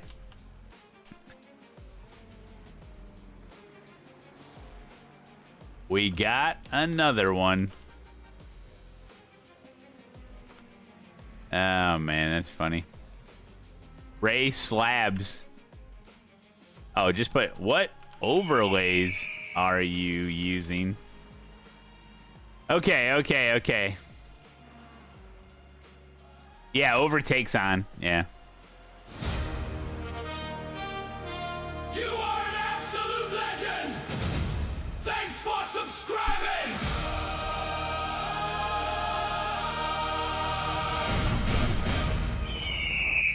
Okay, now, okay, we got it. Thank you, Lucifer. Thank you, buddy. Honor, thank you for the tier 1.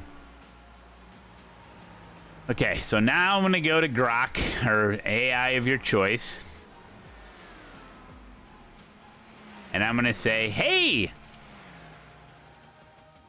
I am going to make a song using Suno for my live stream. And I want you to include all of these phrases and words listed below. Make the song fun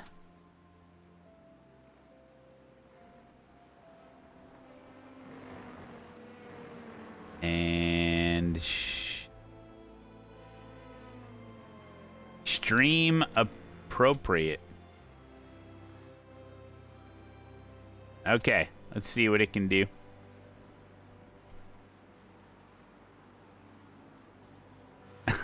Pace.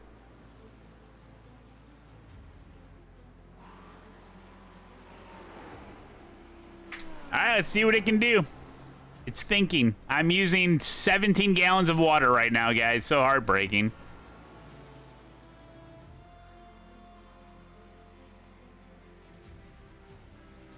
Now, I will warn you that most AI songs kind of suck, but this one is for chat. Now, what I'm going to do is it's already done. I don't know if it did every single one of them.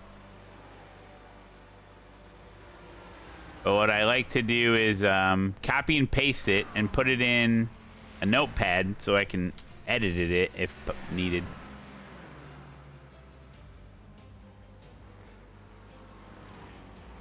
So, okay.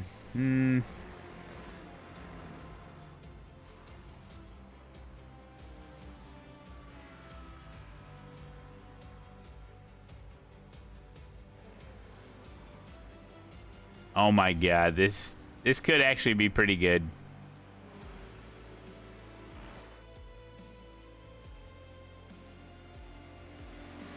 Just formatting it a little bit. I'm not deleting anything. Just formatting it so it looks better. Oh man, I'm ready to put it in. I think this might work, guys. Yeah. We'll see. Sometimes you have to change some of the words so the AI will say it better. Like sometimes it'll struggle with like ASETEK or eNASCAR. Hadouken! Jimmy Beam with 1,000 biddies. Oh, brother. Oh, what style of music do you think we should use for it? We have to give it a prompt for style.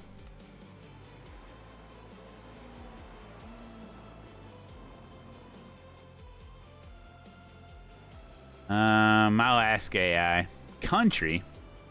Copy and paste this straight into Suno. It flows great when sung fast and energetic. Every single phrase you gave is there exactly as requested. What would be a good prompt to give to Suno for song style? Techno rock, angelic choir with aggressive metal undertones. Best Suno prompt for your song. Bonus strong variations. They're saying, let's see if I can.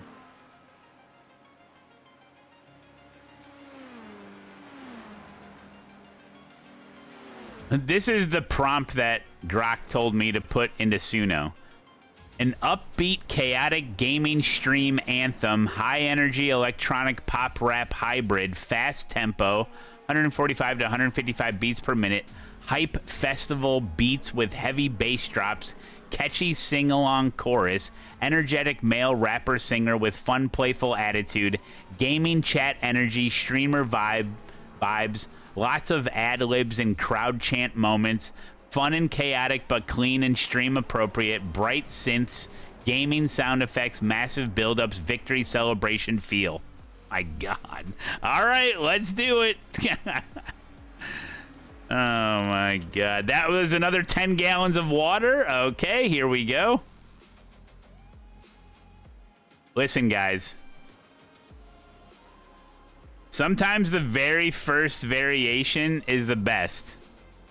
And then I always get mad if it mispronounces one word. Then I spend the next 30 attempts trying to fix it. So I'm going to hit create. This is, listen, this is it. This is the milestone. This is your song. It's entitled Milestone Chat. I've pressed create. We have to wait for it to expend 58 gallons of water. It'll give you 2 versions of it. One shot, one opportunity. Captain Roan, what's up, buddy? We're all going to listen to it together for the very first time. I'm going to let it fully generate so there's no pausing.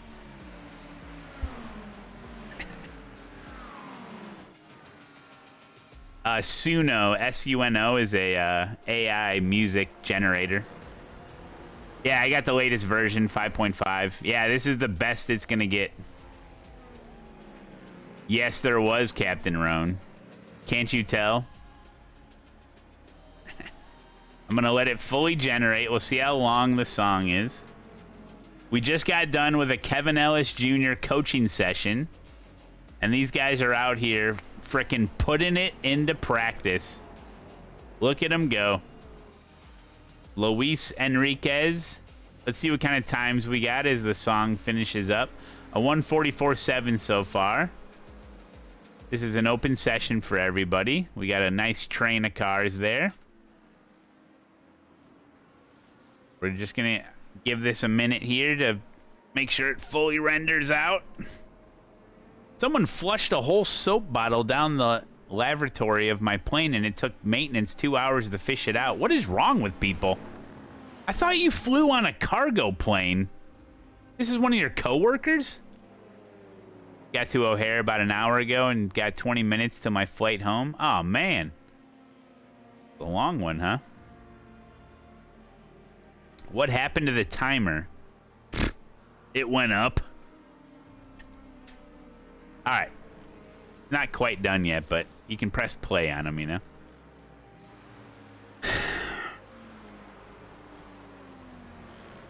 This is a... Oh, it's only 2 minutes and 51 seconds. All right. So, ladies and gentlemen.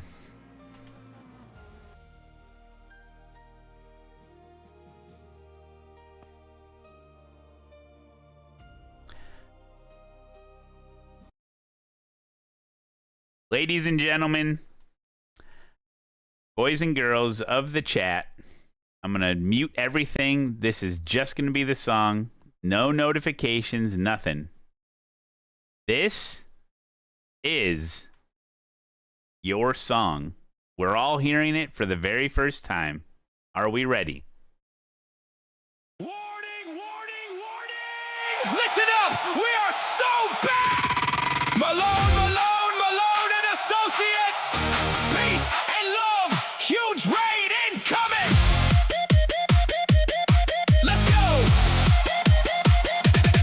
Liquid cheese on the track, OMG 56 hours, balls to the wall, thank you for the gift of sub. Banana pepper tears when I hit that concrete wall. Vlad the Impaler in the chat, W Pumpkin for y'all. Surprised you didn't know that. Coffee in my hand, Kurt with a C, Samantha, I'm hungry, let's go. Bam Pravi, no touchy, here for the SR. Grid rivals or tits for short. Gimmicks everywhere. Power hour, absolute weapons. Slide job, blame Dempsey. Look at them wins. Overtake, purple hat guy, we got another one. My life is like a video game. I cut my own hair. Let's run. Malone zone, Malone zone. Get to the finish line, place your bets, we own. Absolute legend, gold standard. We are so back. Shave the stash at 20,000 tier 3 subs. Yes. Oh wow, what a gaggle. Boom, ASETEK. Track me, I got a PPRB. Don't go yet. Bernavi in the chat. What overlays are you using? We in the Malone zone. Keep the stream cruising. Maternity leave or paternity leave, who knows? Face paint is stupid, pie to the face. Let's go. My wife's basement studio. Turkey timeline flow. I'm out of ideas. Nah, we still go. Is the M2 any good? Hey Malone, what you think of the new track? What happened to Grip TV? 56 hours, what happened to that? Use code mattmalone. Can I join Grid Rivals? What time is in NASCAR? Chances are you will not win the giveaway. For that feat, gimmicks, Adam. Adams, therapist on the line. My life is like a video game every single time. Warning, warning, warning, warning. We are so back. Peace and love. Now let's attack. Malone Zone, Malone Zone. Absolute legend, gold standard we are. Malone Zone, Malone Zone. Absolute legend, gold standard we are. Huge rate, thank you for the gifted sub. Liquid cheese dripping, we never give up. We got another one, overtaking everyone. Get to the finish line, the Malone Zone has won.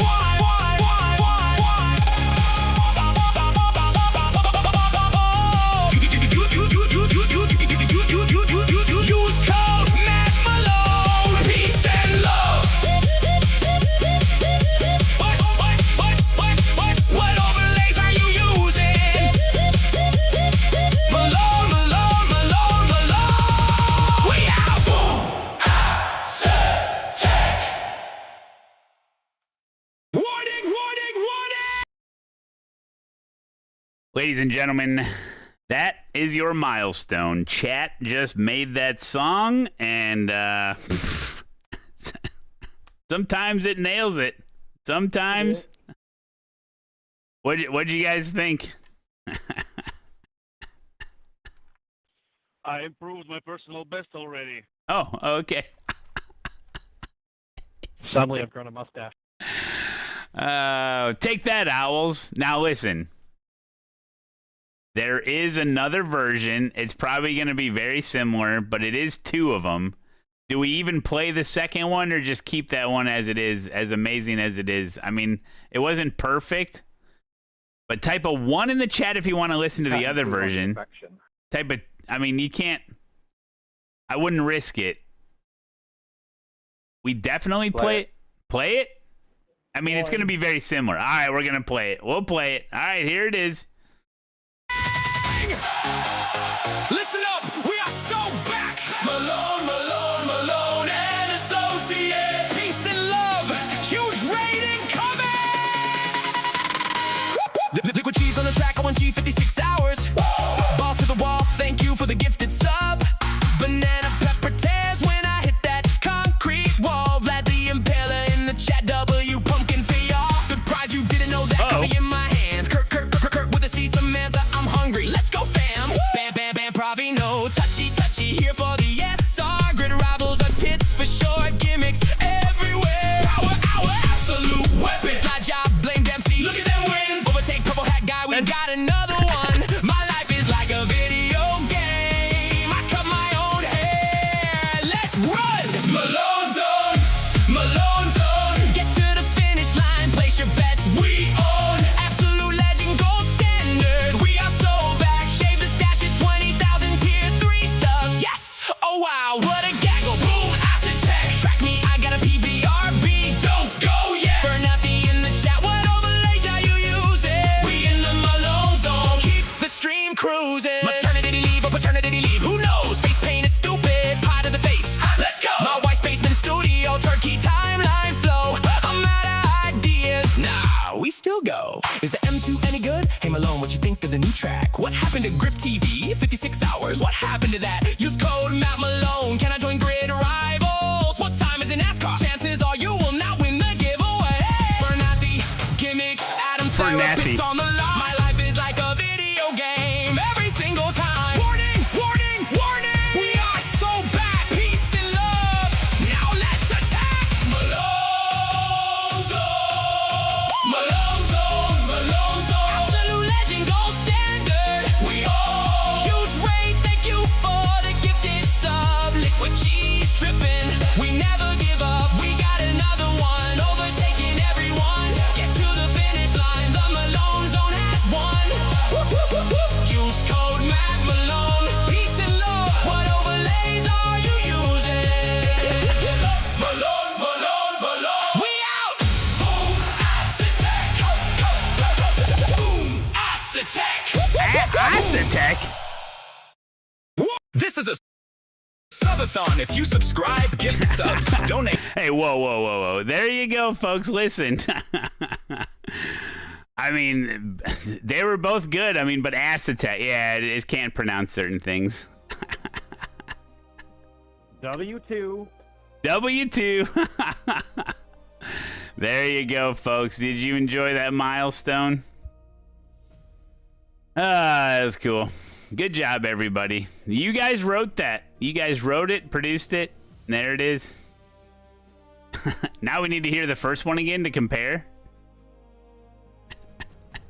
The liquid cheese, dude.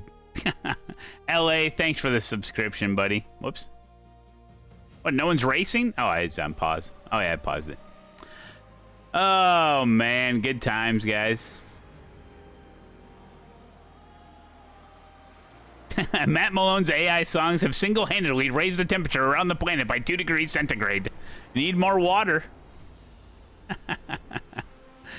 That was fun. You like the first one? Well, a lot of times you like the first one because it's the first, it's fresh and you like the first one. That's how it usually is. But yeah, I think the first one had the better pronunciation of certain words. Yeah, I think we'll probably use the first one. And the second one was kind of Sean Paul meets High School Musical. Yeah, yeah. High School Musical. Oh, man. That's fun, dude. Hope you enjoyed that. Now we got to come up with more milestones because you guys are insane.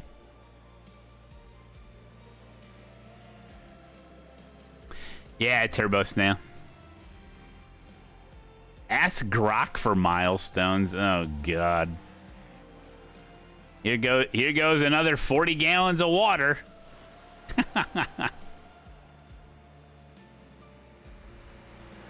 Now, they have to be doable, though, you know? Field trip to the Mars Cheese Castle.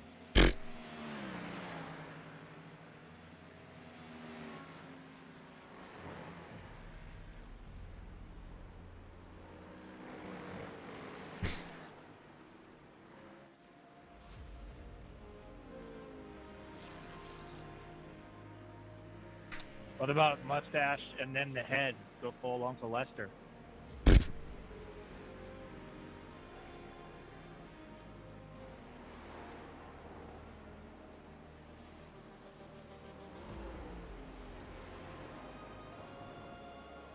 Okay, Grok, you are out of your freaking mind.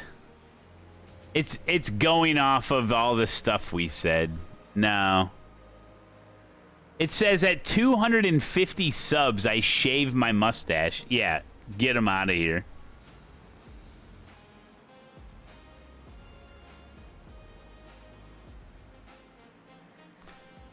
Yeah, it doesn't really... It wasn't a good question. I asked it. Wait a minute. It says at 2,000 subs, it says do a huge raid simulation where you raid yourself with 100 bots. So I have to do... I have to... I have to... what do they call that? Viewer bot, right? View bot. I have to view bot myself. Okay, yeah. That sounds like a great idea. I'm gonna go watch the rest of the O'Reilly race. Thanks for the hosting session there, Matt. Gotcha, buddy. Thank you, Corey. Yeah, it's going based off of everything I've put it in there. Did it ever say purple hat guy in the song?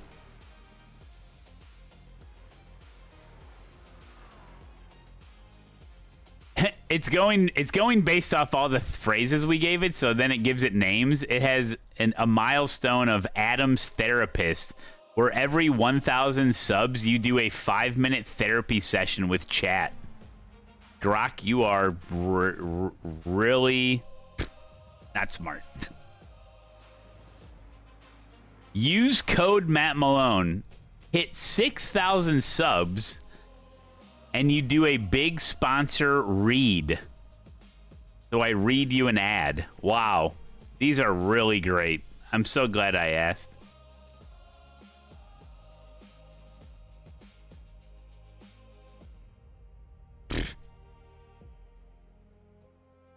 Oh, here's a great one.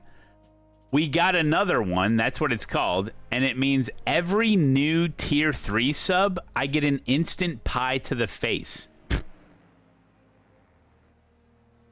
Grok, you are fired. Okay, so that is of no help.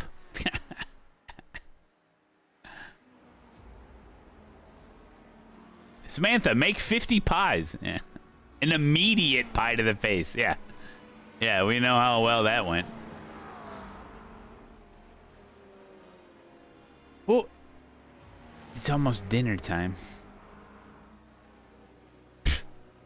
Time to get bacon. Grass cutting stream. Oh, man. That was fun, though.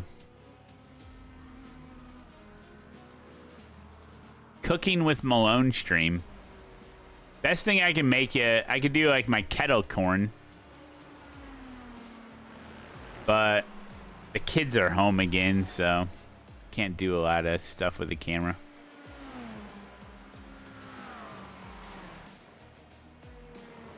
How's my nose? It's fine. I am excited for this new season, but I need to find friends. Well, here you go, Sean.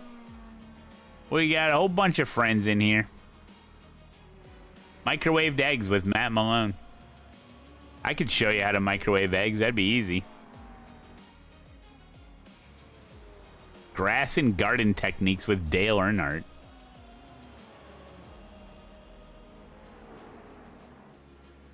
Well, Samantha said she did want to be part of the milestone, but it won't be until Tuesday, I think she said. Where is my family?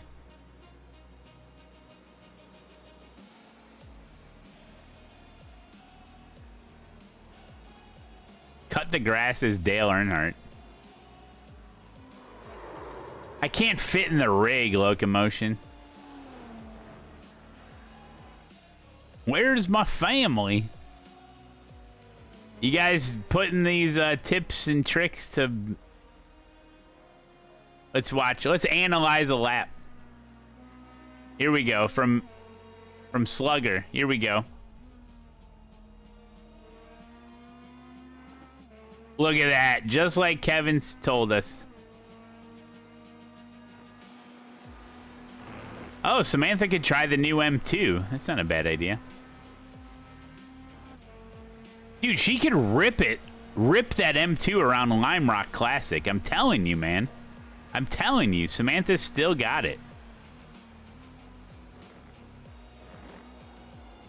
Dude, Slugger's gonna be 6K soon. Slugger picks up on stuff pretty damn quick.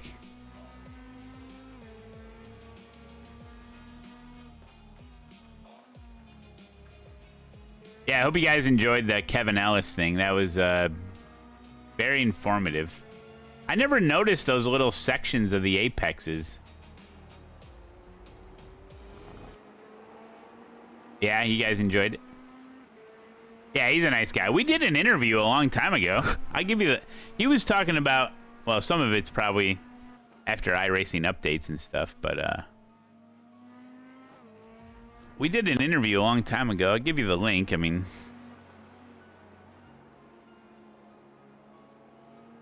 we're going to be just chit-chatting with Kevin Ellis Jr. Man, we're so young and thin. That was an old... When was that? When did that come out? We're going to... 3 years ago. Damn, dude. That video has... How many views? 1.4K views. Ba-bum-bum-bum. Ba-ba-bum-bum-bum. Right, dog.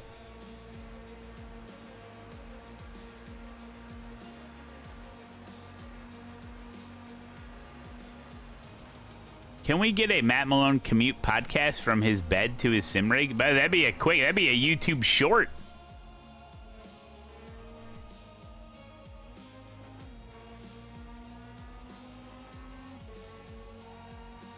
Real rabbit. Real rabbit Robert.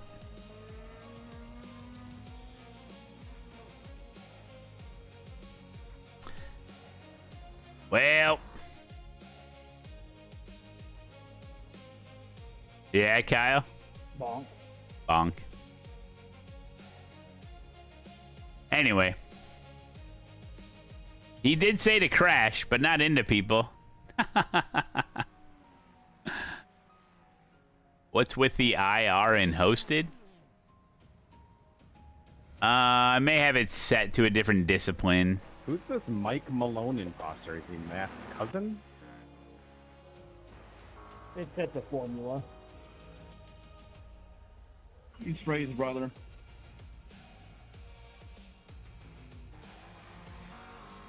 Mike Malone, too. There he is. Oh, really, Sneezy Dwarf? Yeah, I'm releasing them. Twin like Wario and Mario. Yeah, I'm releasing them slowly.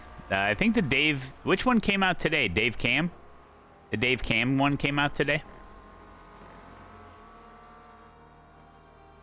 See how it's doing.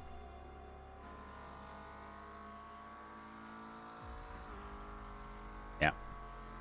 57 minutes.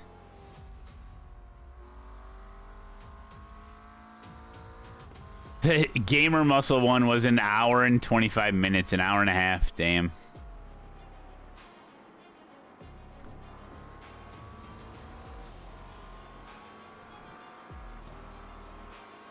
But the DJ one, 46 minutes. I told everybody I do an interview with, I tell them half hour, 45 minutes. I don't want to take up too much of their time, you know.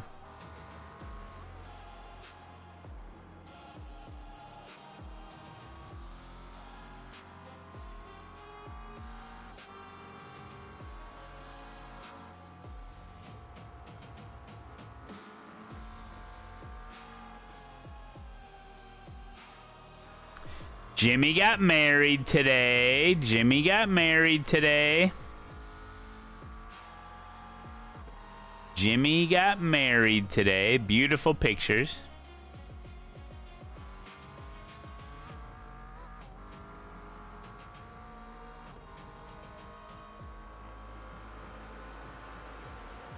Oh, here you go, Slugger. Are you watching? Here's the MPI. Max Pappas showing off some rims. How they're making them. Look at all them rims. Holy crap.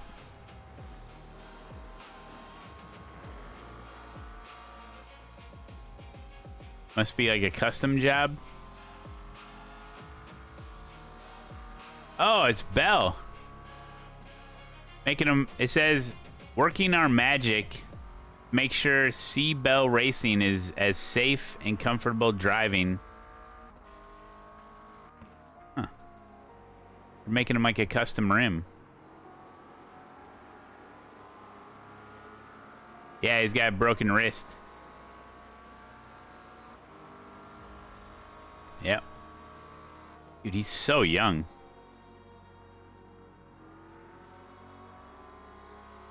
Damn, dude.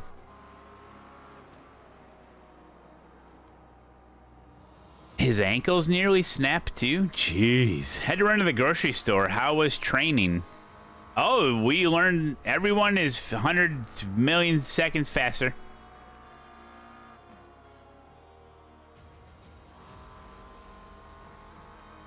Hey, remember your Max Pappas interview? Yeah.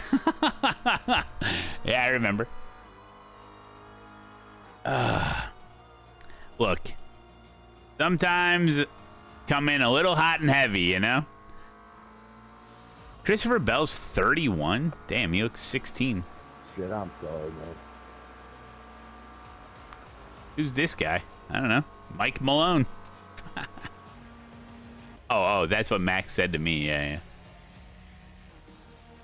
You missed the AI song. Yeah. Should I,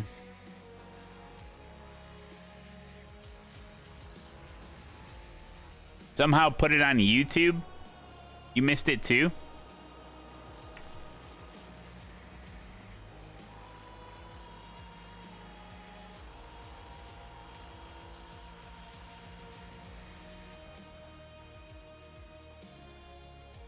I guess I could record it again.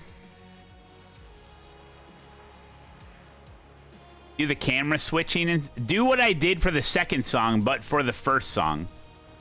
And that's the YouTube video. Where I mute my mic, dance around a little, do stupid shit, and then just post it. Right?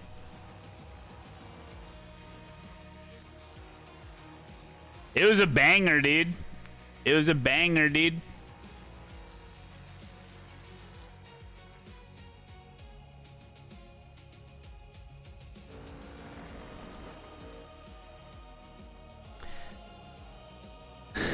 Alright, well, give me a minute. I gotta get some water.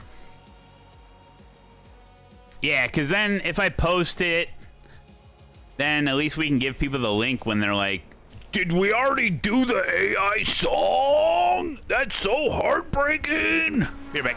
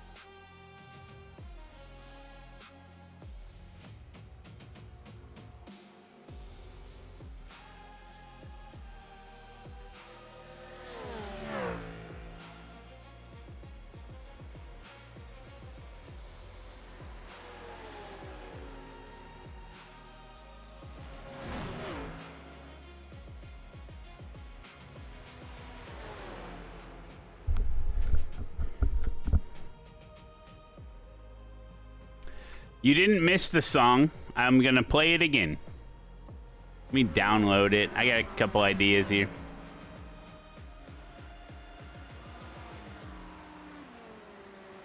It's dinner time. I thought it was dinner time. I don't know where my family is.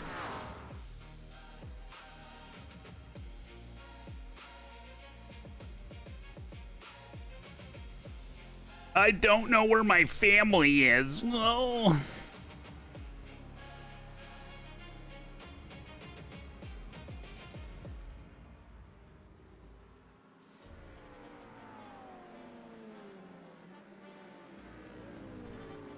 We'll cut this up for YouTube. Gonna be kind of loud.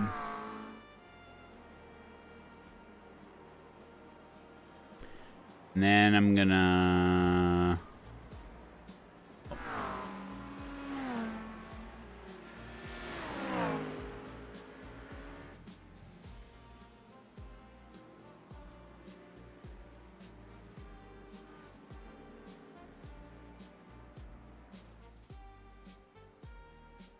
Let me just make sure. Let's see. What is this now?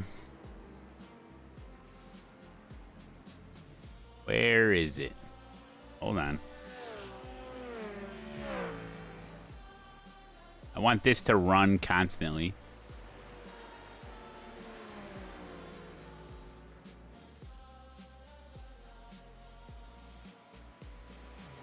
All right, that should just continuously loop then. All right, perfect.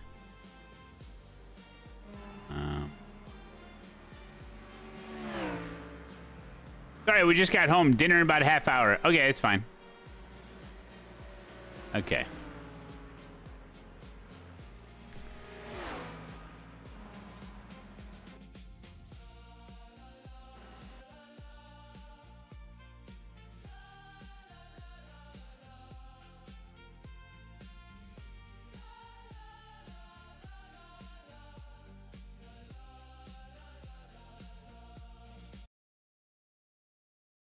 Okie dokie.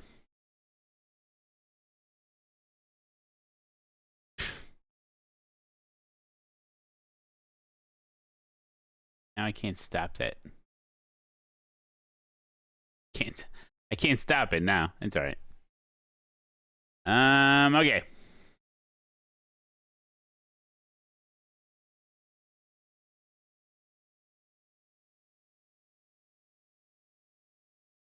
Ladies and gentlemen, we hit another milestone, and chat made this song. Let's enjoy it together. Warning, warning, warning! Listen up! We are so back! Malone, Malone, Malone and Associates!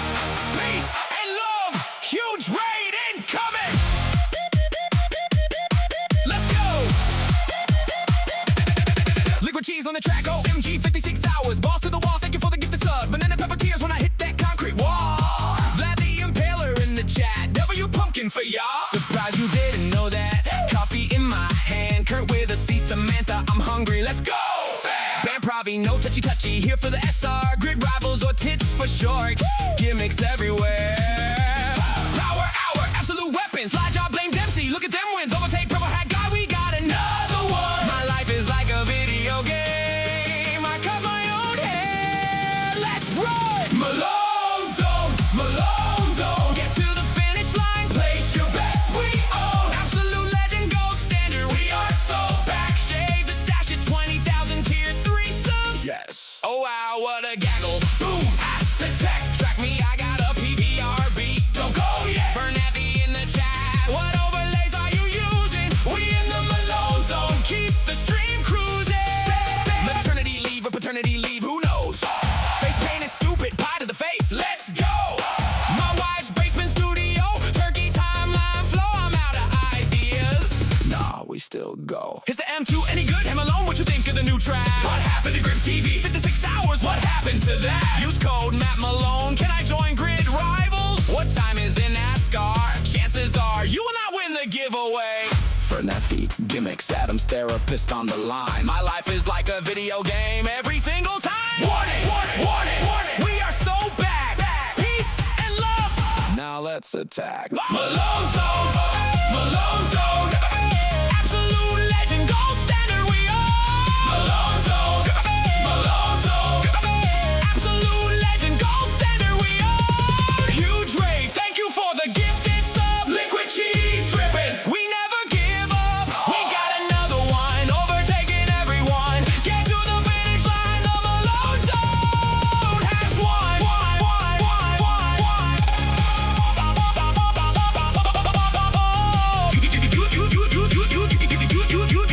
Use code mattmalone. Peace and love. What overlays are you using? Malone, Malone, Malone, Malone. We out. Boom. ASETEK.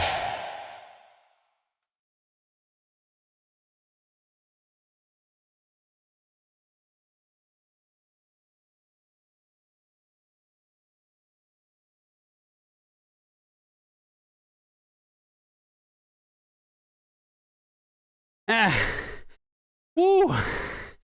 Was that? Did we do it? Did we get it? I think we did it. Woo. All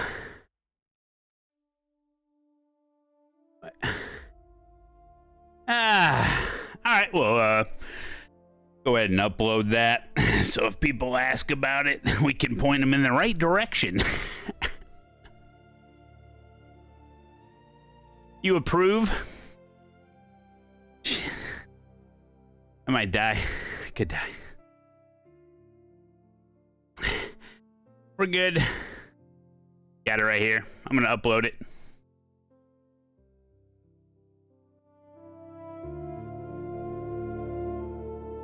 Shmoo Daddy!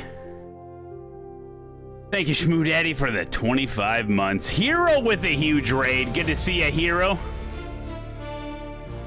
The subathon continues. May it never end. And our lap times get longer and longer. Because instead of practicing, we're making AI songs.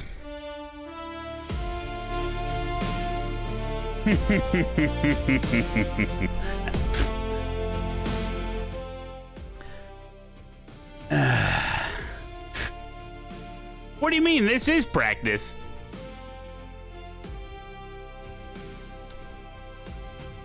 Oh my God, 55 hours.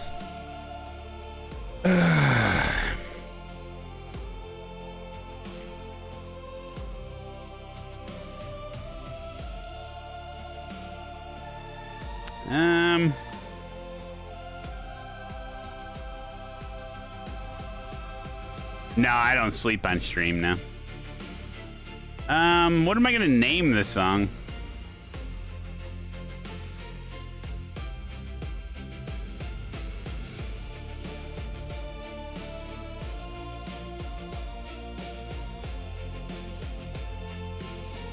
All caps, I know that.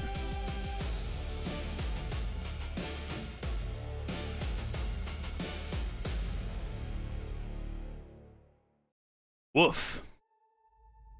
Purple hat guy. No, I already named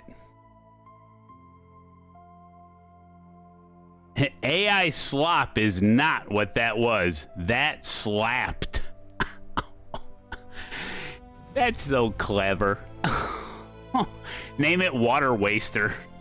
Name it I'm thirsty.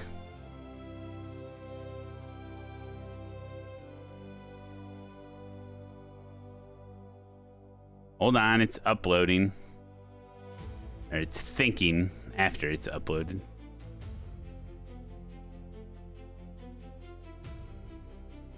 Are tracks from creator music missing? No, I made this myself. Chat made this. All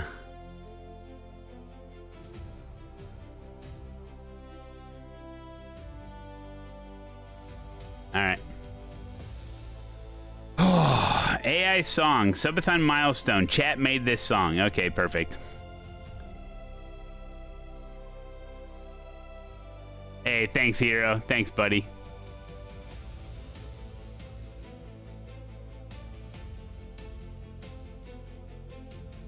All right, there you go. Share it with all your friends.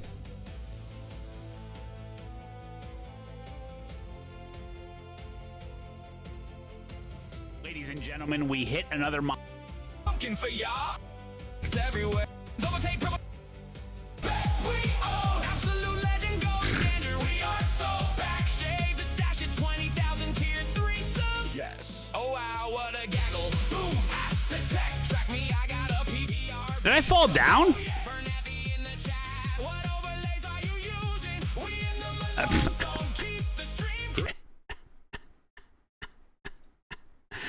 Whoopsie daisy. Oh, I fell down twice. Oh, that was fun. Yes. There was an earthquake. It's so stupid. I need to give myself some more slack on this stupid cord, man. You get real crazy. All right, what are we doing? Waiting for dinner.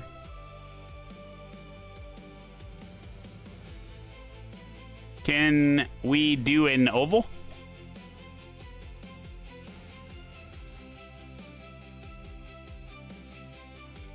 Just missed all the races. The wife said it'd be ready in 20 minutes. I haven't eaten since somewhere over Western Canada.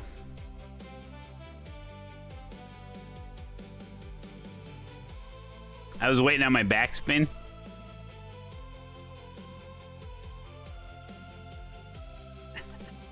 That was fun. Dude. It's crazy that that was, I mean, it's not the greatest song, but like, freaking we one-shotted it. You guys one-shotted that song. It was one shot. That's what's cool about it. Usually, typically, when I make AI songs, the first one is usually the best, but usually, I mean, there were some pronunciation issues with it, you know, but for the most part, it was fine. But usually that's what happens is that if you type something wrong or like it can't pronounce certain words or brand names or something and you got to redo it, you have to like type it out phonetically, you know?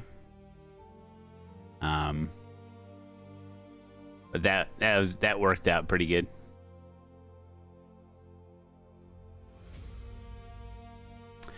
Does anyone know if the AMG GT3 car is feeling a little nerfed? Traction control? I don't know.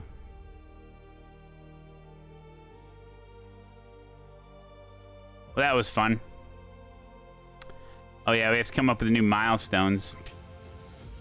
I mean, I know Samantha Races is going to be one of them, but she can't do it till like Tuesday or Wednesday. Tuesday is eNASCAR.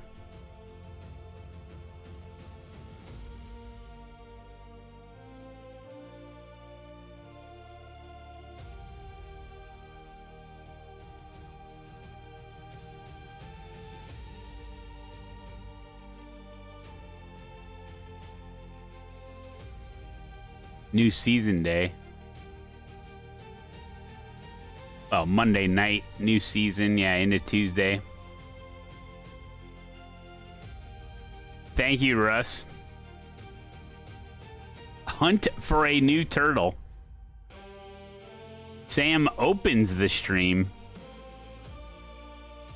I mean, I don't see an issue with her doing... Well, no, because of the tech issue. I mean, I was going to say, like, she could just come down. I could have her all set up and to just drive around. No race tonight, Dennis. Yeah, no, we decided against it. I could just have her come down and, like, practice. She doesn't have to race, and then I can be up with the kids, you know what I'm saying? Oh, I'm looking forward to NASCAR, too. They're at Coronado. Race F1 with the oval wheel. Matt Malone stuns Joey Chestnut after eating 84 hot dogs after not eating since Western Canada, huh? I don't know. We got 56 hours, so we just got to sit here and wait for the timer to go down.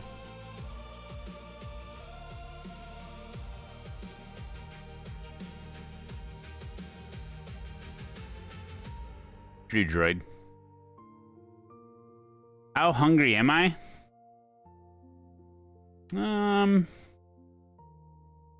Yeah, I need to eat something. Run a race with only 1 foot.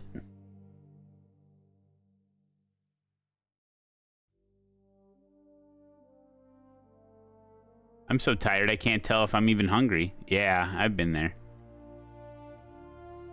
Just got off the lake. Had an awesome day captaining. Oh, no kidding. The 1 chip challenge. 1 ear, 1 eye, 1 hand, and 1 foot.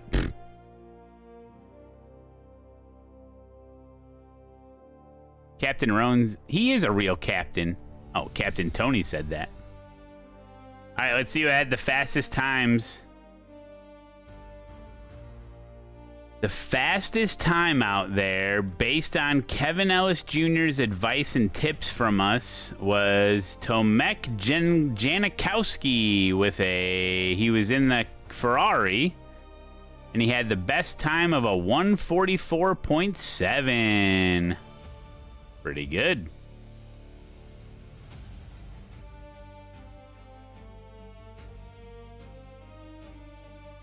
Oh, you're a Tony Janikowski? That's funny. Shave the stash? Yeah, I said 20,000 tier 3 subs. The stash comes off. Seems reasonable, right? 20,000 tier 3 subs. We're already 40. We're somebody already gifted 40 tier 3 subs, so we only need 19,960 more. It's a joke. I'm not shaving my mustache. What'd you think of the song, Rye Dog? For a one shot, 1 kill on the song, Rye Dog. What did you think? for just making it really quick. The chat did help. The chat gave me all the words and stuff. One shot. It was good. I should put it on TikTok so people can dance to it. It'll become a template for people. Do we have Movember in the USA? Oh, where you don't shave for an entire month? Or is that the one where you can't pleasure yourself for an entire month? No, that's No Nut November.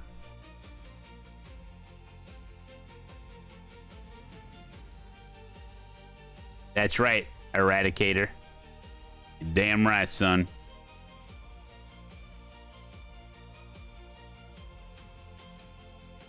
Shave it for cancer awareness? Oh, we're well aware of cancer. Everyone is well aware of cancer, yeah. Yeah, we're well aware of it. I think the awareness... Yeah, just move into prevention. Can we donate money to prevention? Still no cure. Well, the cure for... Well... Yeah.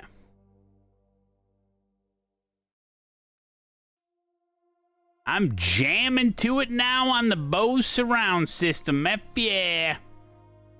Do I know a cure? No, but I think the biggest cure is prevention. I think it's just... It's all what we eat, environmental. It's just... Shit builds up, man. It's not good. Flight sim channel relating to the bottle of toilet soap. Oh my god.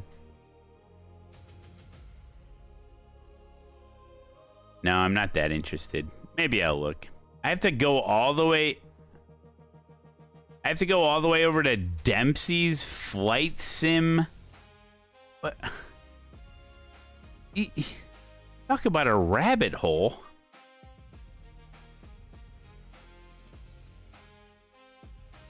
My food coming? My food might be coming. Oh, I'm getting there.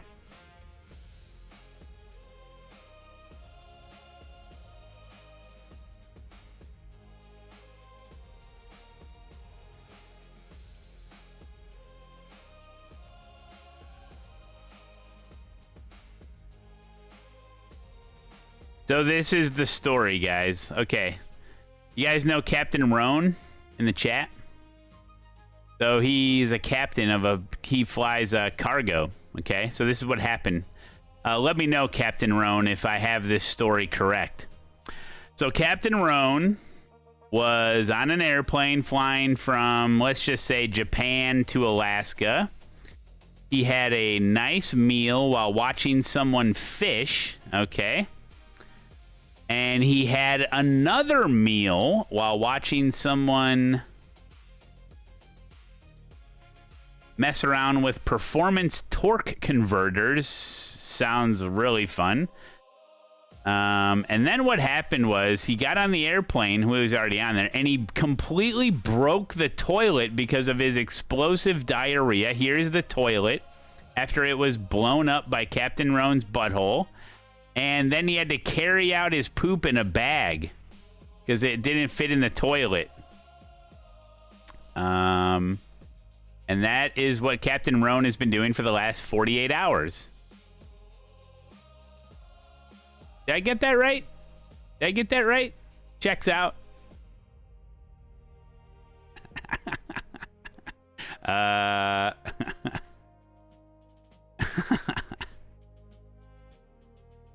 That's about right. Nailed it. Surprised he shared that with us. Well, he's an open book, you know? It's nice to have people like that in the community.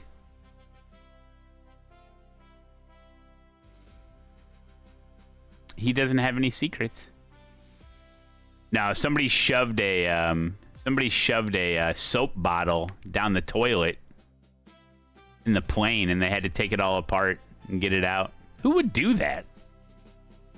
Who is that stupid to shove a big old... What? Why were they shoving a soap bottle? What was in the... Did they put something in the soap bottle first to, like, hide it? and then shove it in there? Did it drop? And then maybe they dropped it. Why would they? You can't have big bottles of soap on a plane. You can't. How do you get past security? Yeah, there's like 3 people on board these cargo planes. I'm thinking it flew off the sink at takeoff and just landed perfectly in the bowl. Oh, that could be. Somebody didn't secure their bottle of soap.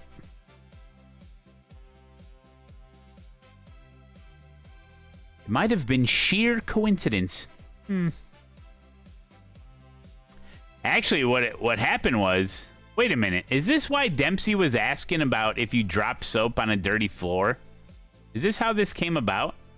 Or you were testing Dempsey's theory about if you drop soap on a dirty floor, is the floor clean or is the soap dirty? Were you experimenting, or is that where it originated from?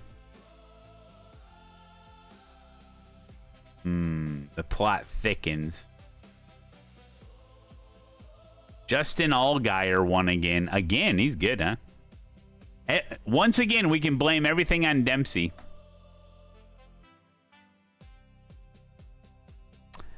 What I just learned. We get to sort of bypass with a system called KCM. We get to ignore liquids limits if in uniform. Oh. Glad security is top notch there. Put on a uniform. Bring in some C4. Seems like an exploit in the rules. Yeesh.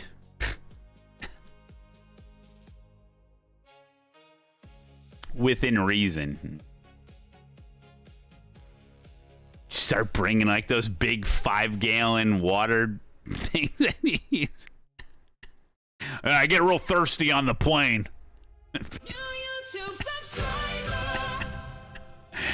Yeah, when I fly, very thirsty flyer here. I'm just bulking. Valero, thank you, buddy. Bolero Barato dalla Vecchia. Nope, Vecchia. Almost. That's a beautiful name. All right. Well, if we wait 1 more minute or 2 more minutes, we can spectate a bottom split Mazda race. My food's gonna show up any minute. I can't like do a race. I should have done a race 15 minutes ago, but I missed it by 1 minute. But we've been watching 2 minutes. Okay, perfect. We've been spectating bottom split Mazda races with like 400 SOFs, and they make us feel real good about ourselves as sim racers. So usually watch a couple of them while I eat. It is dinner time. For me, it is 6 p.m. right now. What time is it for you in the world? Let's see where you at. No, 7, 6 for me. 2 o'clock for you? You have another power out? Did you have another power out? Well, I don't control these things. South Texas native, 6 p.m. 12 a.m.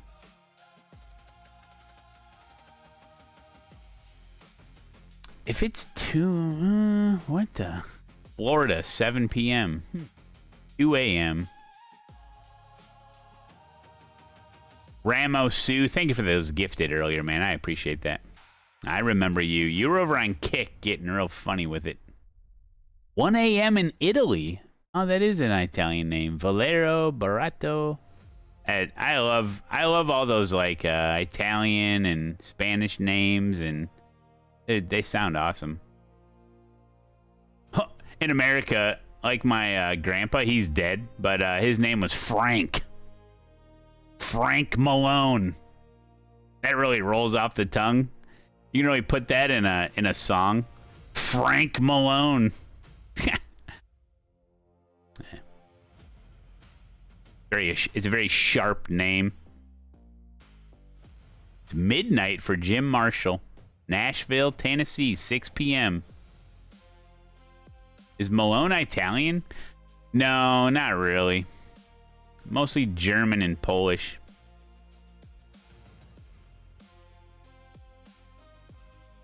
But you know how it is. Yeah, the Polish. Yeah. My Polish roots is where I get my smarts. Hey, what do you get when you mix a Mexican and a Polak? What do you get when you mix a Mexican and a Polak? I don't know. Ask the guy mowing my driveway.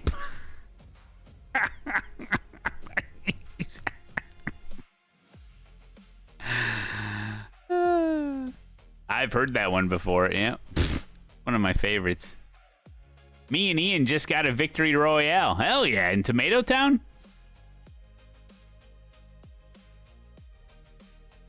When are you going to make new sub goals? We're thinking about it. We have 56 hours to think about it. Because no one subs until it's down to an hour. No, that's not true. Oh, they told you it wasn't true. Turk Telecom. Thank you for the gifted. Turk Telecom Game On. Thank you for gifting a sub to Octane C. Thank you, buddy. Thank you, buddy. It's midnight, North UK. Can still see light through the clouds. Really? Stays late that much, huh? All right, 6:03. We can jump into this session, I think.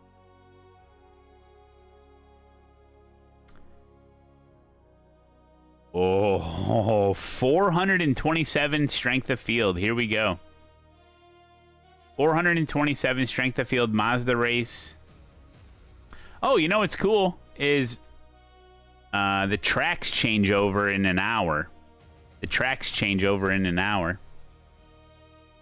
Let me try to guess the food by smelling it through the vents. I'm getting, I think it's beef. Some sort of a beef. Could be chicken, though. Well, we really narrowed that down. I think it's a beef dish.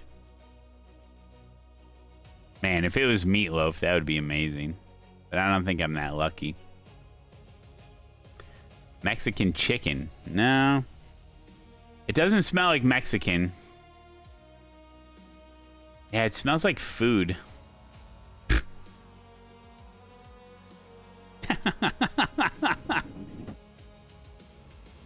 Alright, who do we got out here?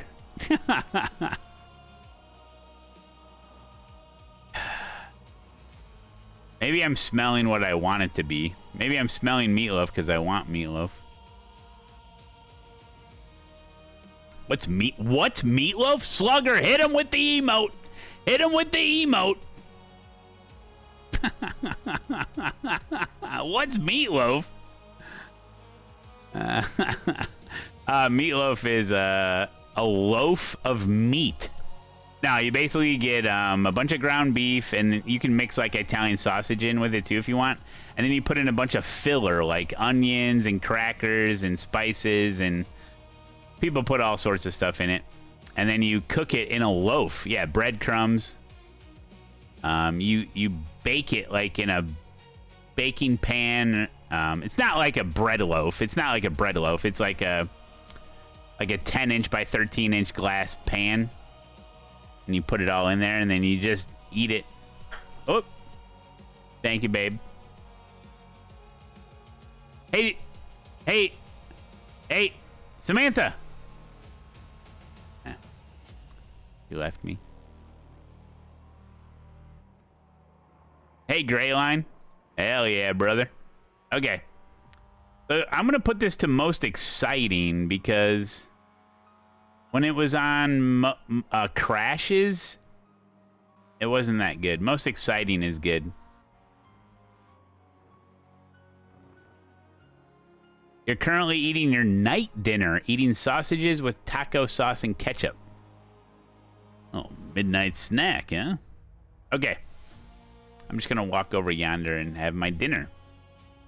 I'll still be with you, though, guys. I'll still be here there, buddy. You move the camera. That... My friggin' desk is so full. I gotta clean that up, man. It's so full of cups and... Oh, man. This place is a mess. This place is a real mess. But I'll only be able to read Twitch chat, not YouTube, but... We're gonna watch Bottom Split Mazda.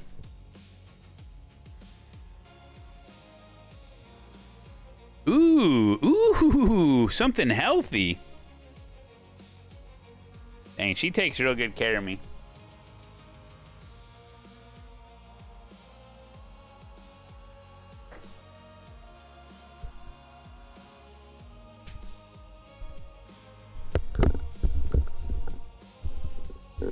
It's a salad.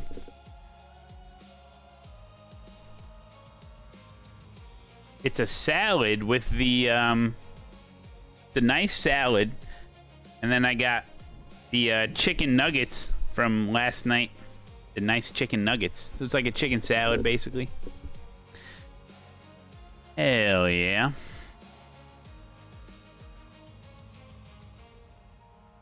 I have a great handler. I really do. She's a real caretaker of mine. Get my water. My faucet water. And they're doing qualifying right now, so... Oh, yeah, this will be good. This is like a salad. Yeah, I'll show you. Got bacon in it. That's what I smelled. I smelled the bacon. That's what it is. So I was completely wrong. There is absolutely no cow involved in this meal. And then I got my wings, my chicken nuggets, boneless wings over here. Smells like beef or chicken, he says. Well, the chicken is true. I have so much lettuce in the garden to use. Oh yeah, this lettuce is from the garden, eh? Hey there. This is from the garden there, eh? Now, you didn't chop up that pepper and put it in here, did you?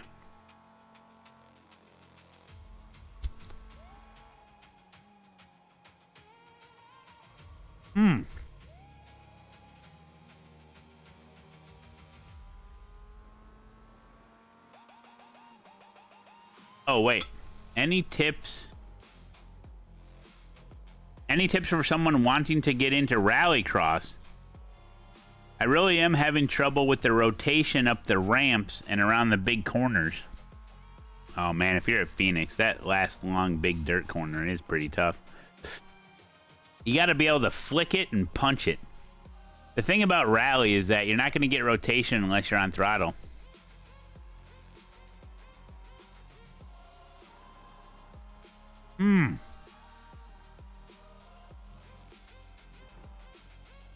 You put that Carolina Reaper in here? Yeah, Ride Dog, you tell him.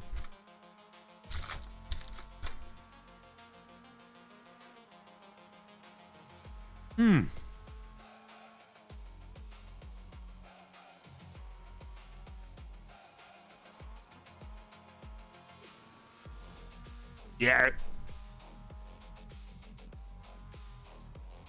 Watch all my Rallycross videos. That way you know how to drift it, right, Riley? Mm-hmm.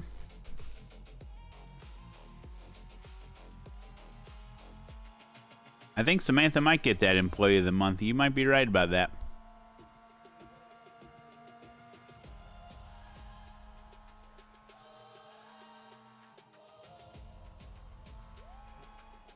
I think they're still qualifying. Takes forever in these sessions, you know? Freaking warm-up. The warm-up, the qualifying, and the gridding procedure all takes longer than the actual race itself.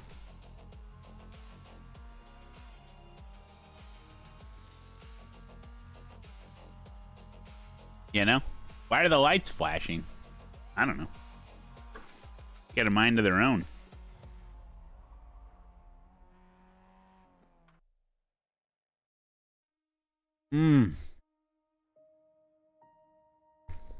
Qualifying is ending. They're going to be gridding up here soon.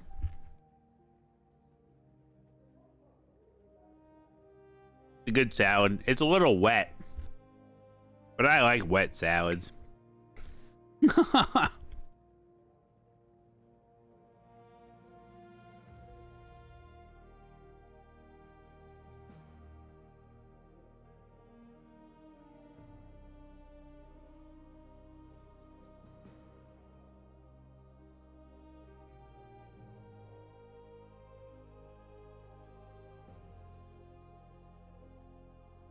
A nice balsamic? Nah, I don't like that. This is like a... Might have made it herself. Like a ranch type of... Like a ranch type of dressing. She makes her own ranch dressing. She's incredible. Be like, oh, are we running low on ranch? Like, then she just makes more. Like, what? You can do that? I'm just not a fan of balsamic vinegar, like the dressing. It's like too wet. But I like wet salads. I'm contradicting myself. No, I just don't like it. I don't like it very much. It's too, like, I don't know. It's just a weird taste.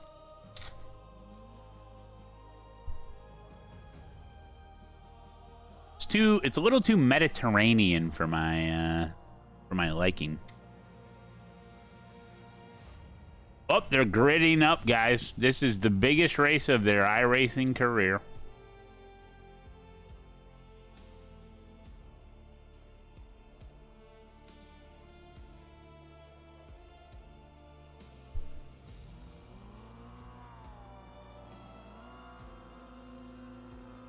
No, it's not paused. And there they go, ladies and gentlemen. We're watching most exciting 400 SOF Mazda race here at Aschersleben, part of week 13, ranked. This is official. How many people in this race know it's official? The camera is on most exciting, and let me tell you, this is exciting. Look at them go.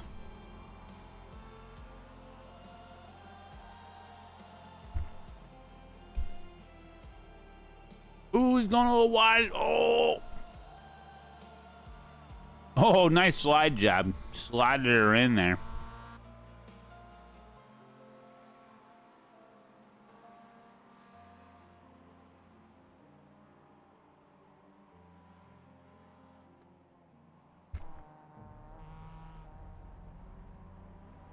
I think most exciting just goes to the closest cars that are like closest together.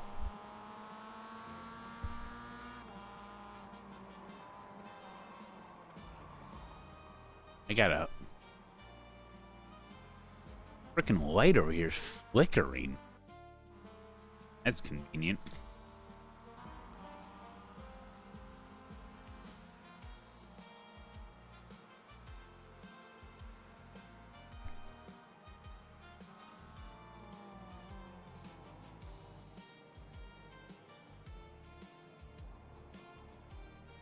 What, it doesn't show wrecks then? I mean, a wreck is exciting. Yeah, we focused on crashes on the one.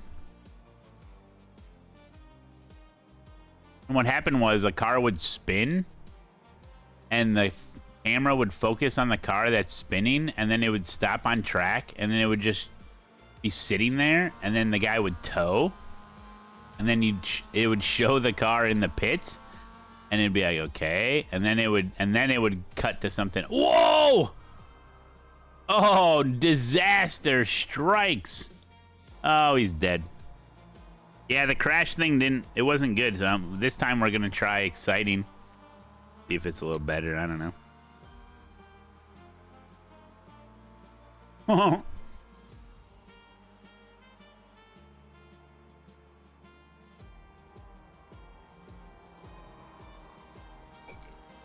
Could put it on. I could put it on leader. Ooh, the bottom split might be good for like just show the leader, because there's gonna be like a new leader every other lap because they spin and stuff, you know.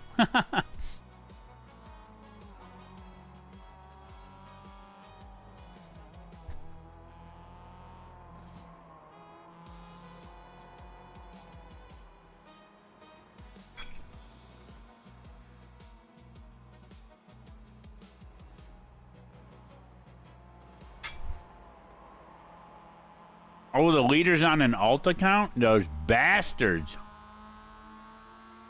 Probably making a YouTube video. Let's see what happens when I join a 400 SOF race. These guys are terrible. I'm going to win. Like, wow. Exhilarating. Oh, boom, crash. Oh. Nice.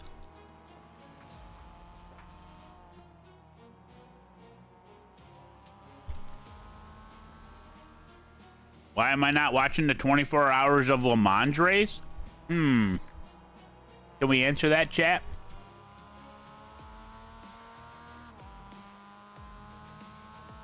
What do you think?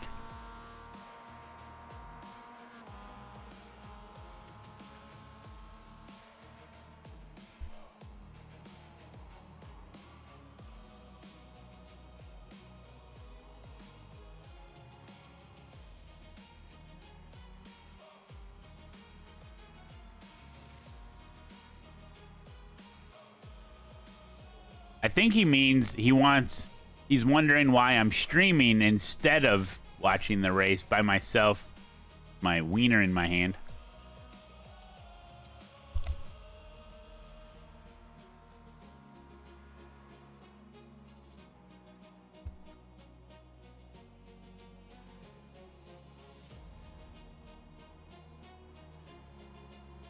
The lowest iRating I've ever seen? I can't just stream. I can't just stream the race. If you want to watch the race, go watch the damn race. I can't just stream the race. This guy's never been on the internet before.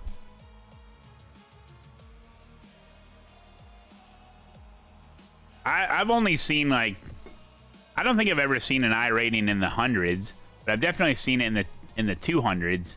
But somebody in chat said one time that they saw a double-digit iRating. Or like, you know, 99 or lower. That's pretty bad.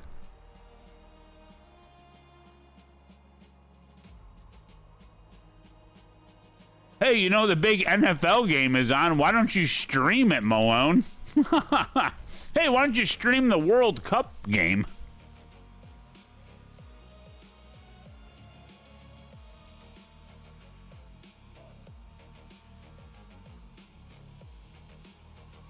Oh, what did I say, Samantha?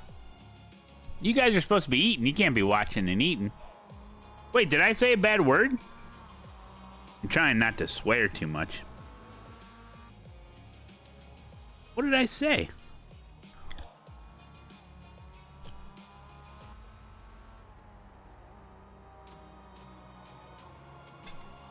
Oh, dang it. Yeah, Captain Roan. Oh, yeah.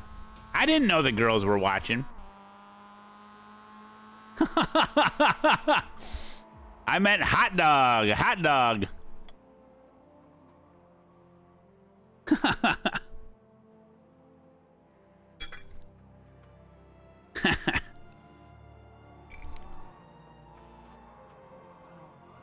This 400 iRating SOF Mazda race is our 24 hours of Le Mans.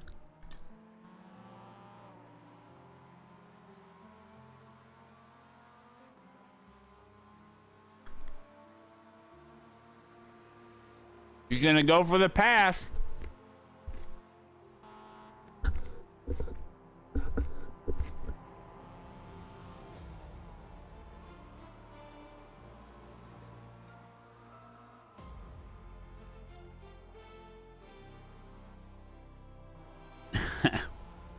What's up, Coda?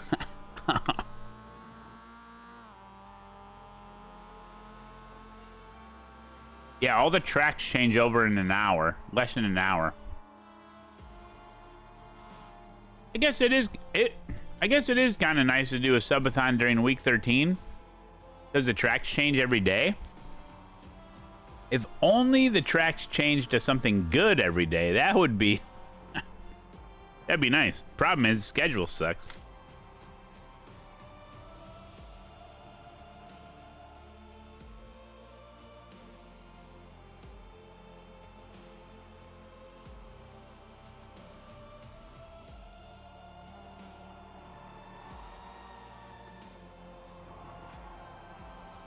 No, Coronado is next for my GT3's at Miami right now, I thought. Yeah, GT3's at Miami right now. And then in 40 minutes it changes to Coronado. Hell yeah.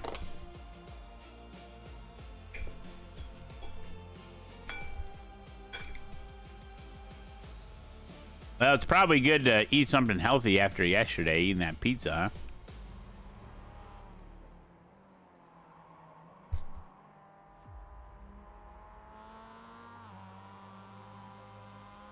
Yeah, it always makes me wonder, Mech Arm. You know? It always makes me wonder.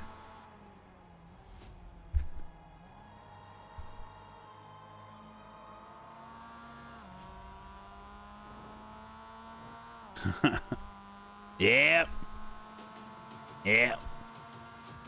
It's a common tale. A common tale I've heard many times, Mech Arm. I was here earlier and it said an hour, and now it says 50 hours. What happened?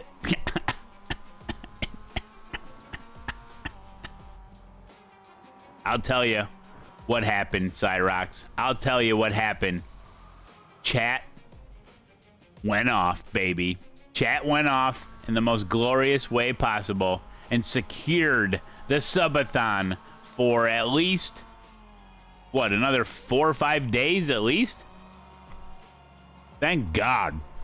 I was getting worried there a little bit. I was like, man.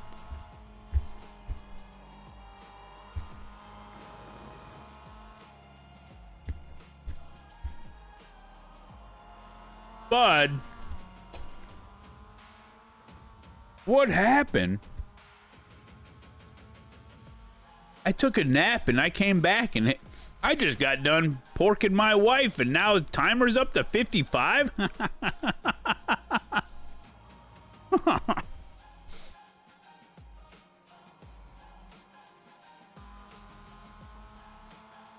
Yeah, if it was...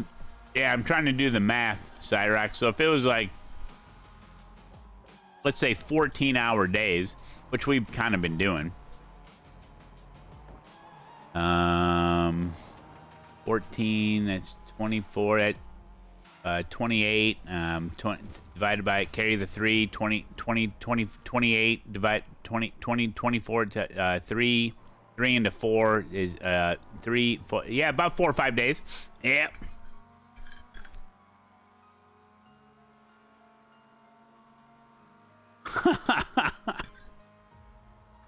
Yep.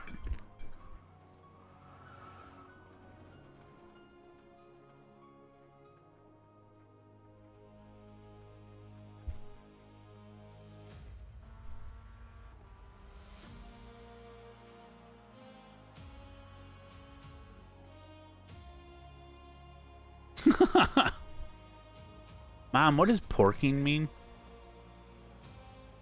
Oh, man. Hey, W Samantha, though. W Samantha, she's on board. She's making the meals. She understands. She's on board with it. Taking care of the kiddos. Well, yeah. Taking care of the kiddos. Taking care of... oh, race over. Taking care of the dog. She's loving it. How can people be so bad at racing? Well, I'll tell you why. You've seen them.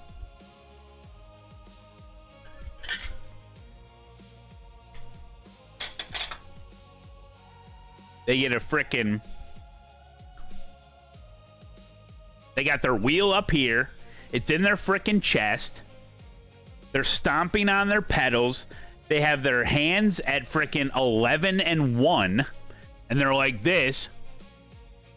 Oh, oh, oh, oh, oh, oh, oh. They got no car control. They can't feel the car. They're using a toy to frickin' play. They got it hooked up to a desk. It's probably not even calibrated properly. I mean, they're just, they don't know. They come from like Forza or something, or some shitty other game that doesn't have real physics. They're used to racing against AI, just running into people, and they just don't get it.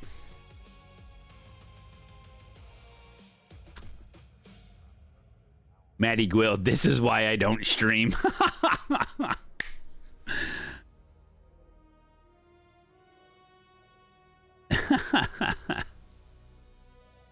Oh, man.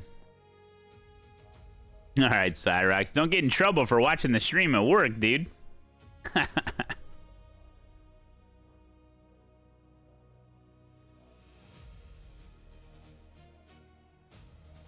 Gran Turismo, a good game? I have no idea.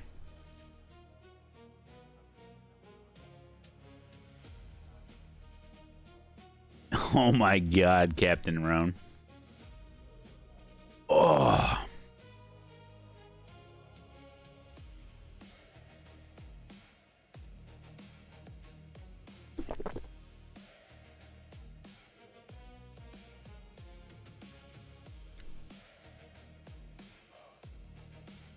I played Ridge Racer. I played Forza.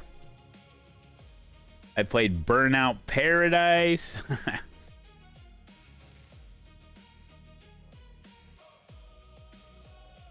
Gran Turismo.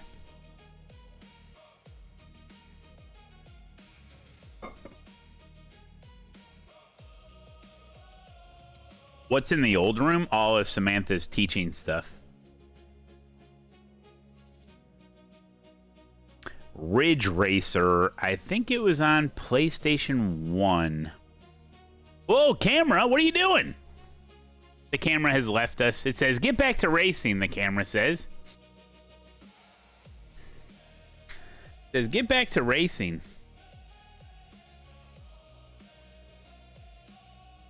All right. We'll clean this stuff up and we'll figure it out. We'll figure it out, guys. We're going to get it figured out there, buddy. BRB.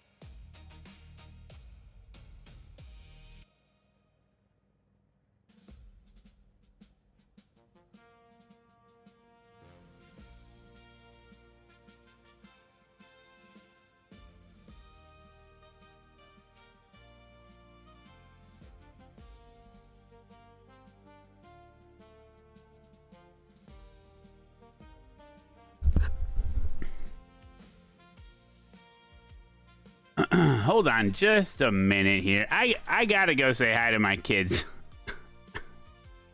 Just give me 5 minutes. How do I get to the race?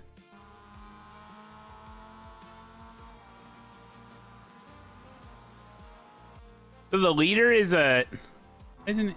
There we go. This guy's a... Oh, he's a Smurf. Here, I'll focus on crashes. Focus on crashes, TV1 mode. Give me like 5 minutes.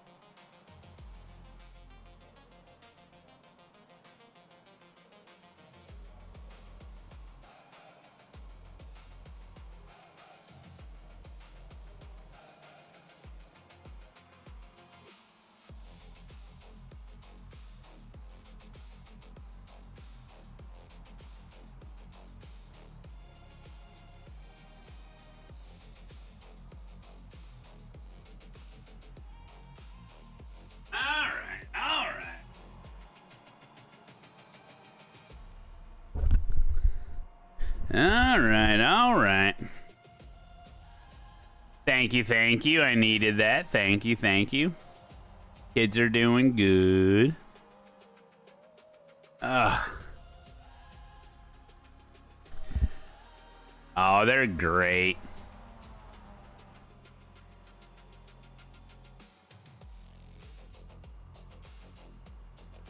How's the race?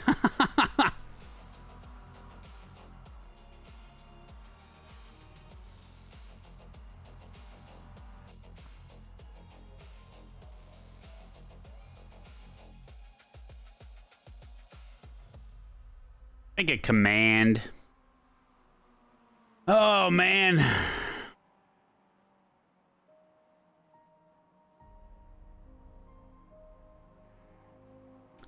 Should make a new oh, I have 25 of 25 slots. We needed a new command of just milestone. And then it'll link to song and then other stuff. Hey, the mullet's looking a little weird in the back. Did you cut it yourself? Funny you should ask.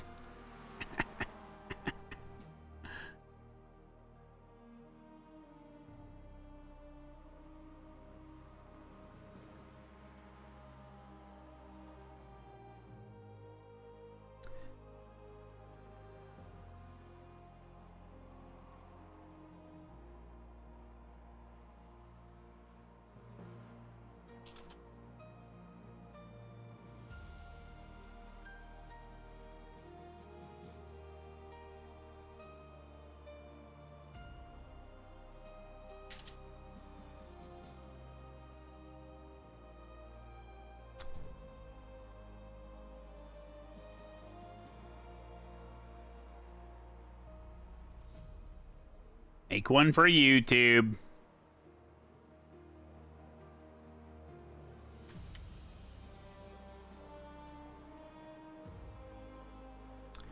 Done.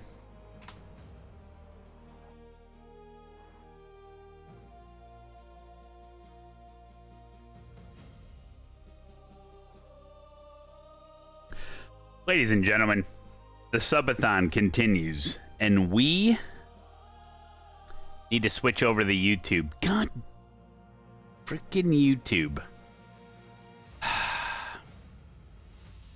The subathon continues. And we are now entering the night shift, baby. Get ready for a late night gaming. I did prepare the YouTube, so all I really need to do is basically stop and start it. So, YouTube, I absolutely love you. We're going to switch over to the new one right now. Say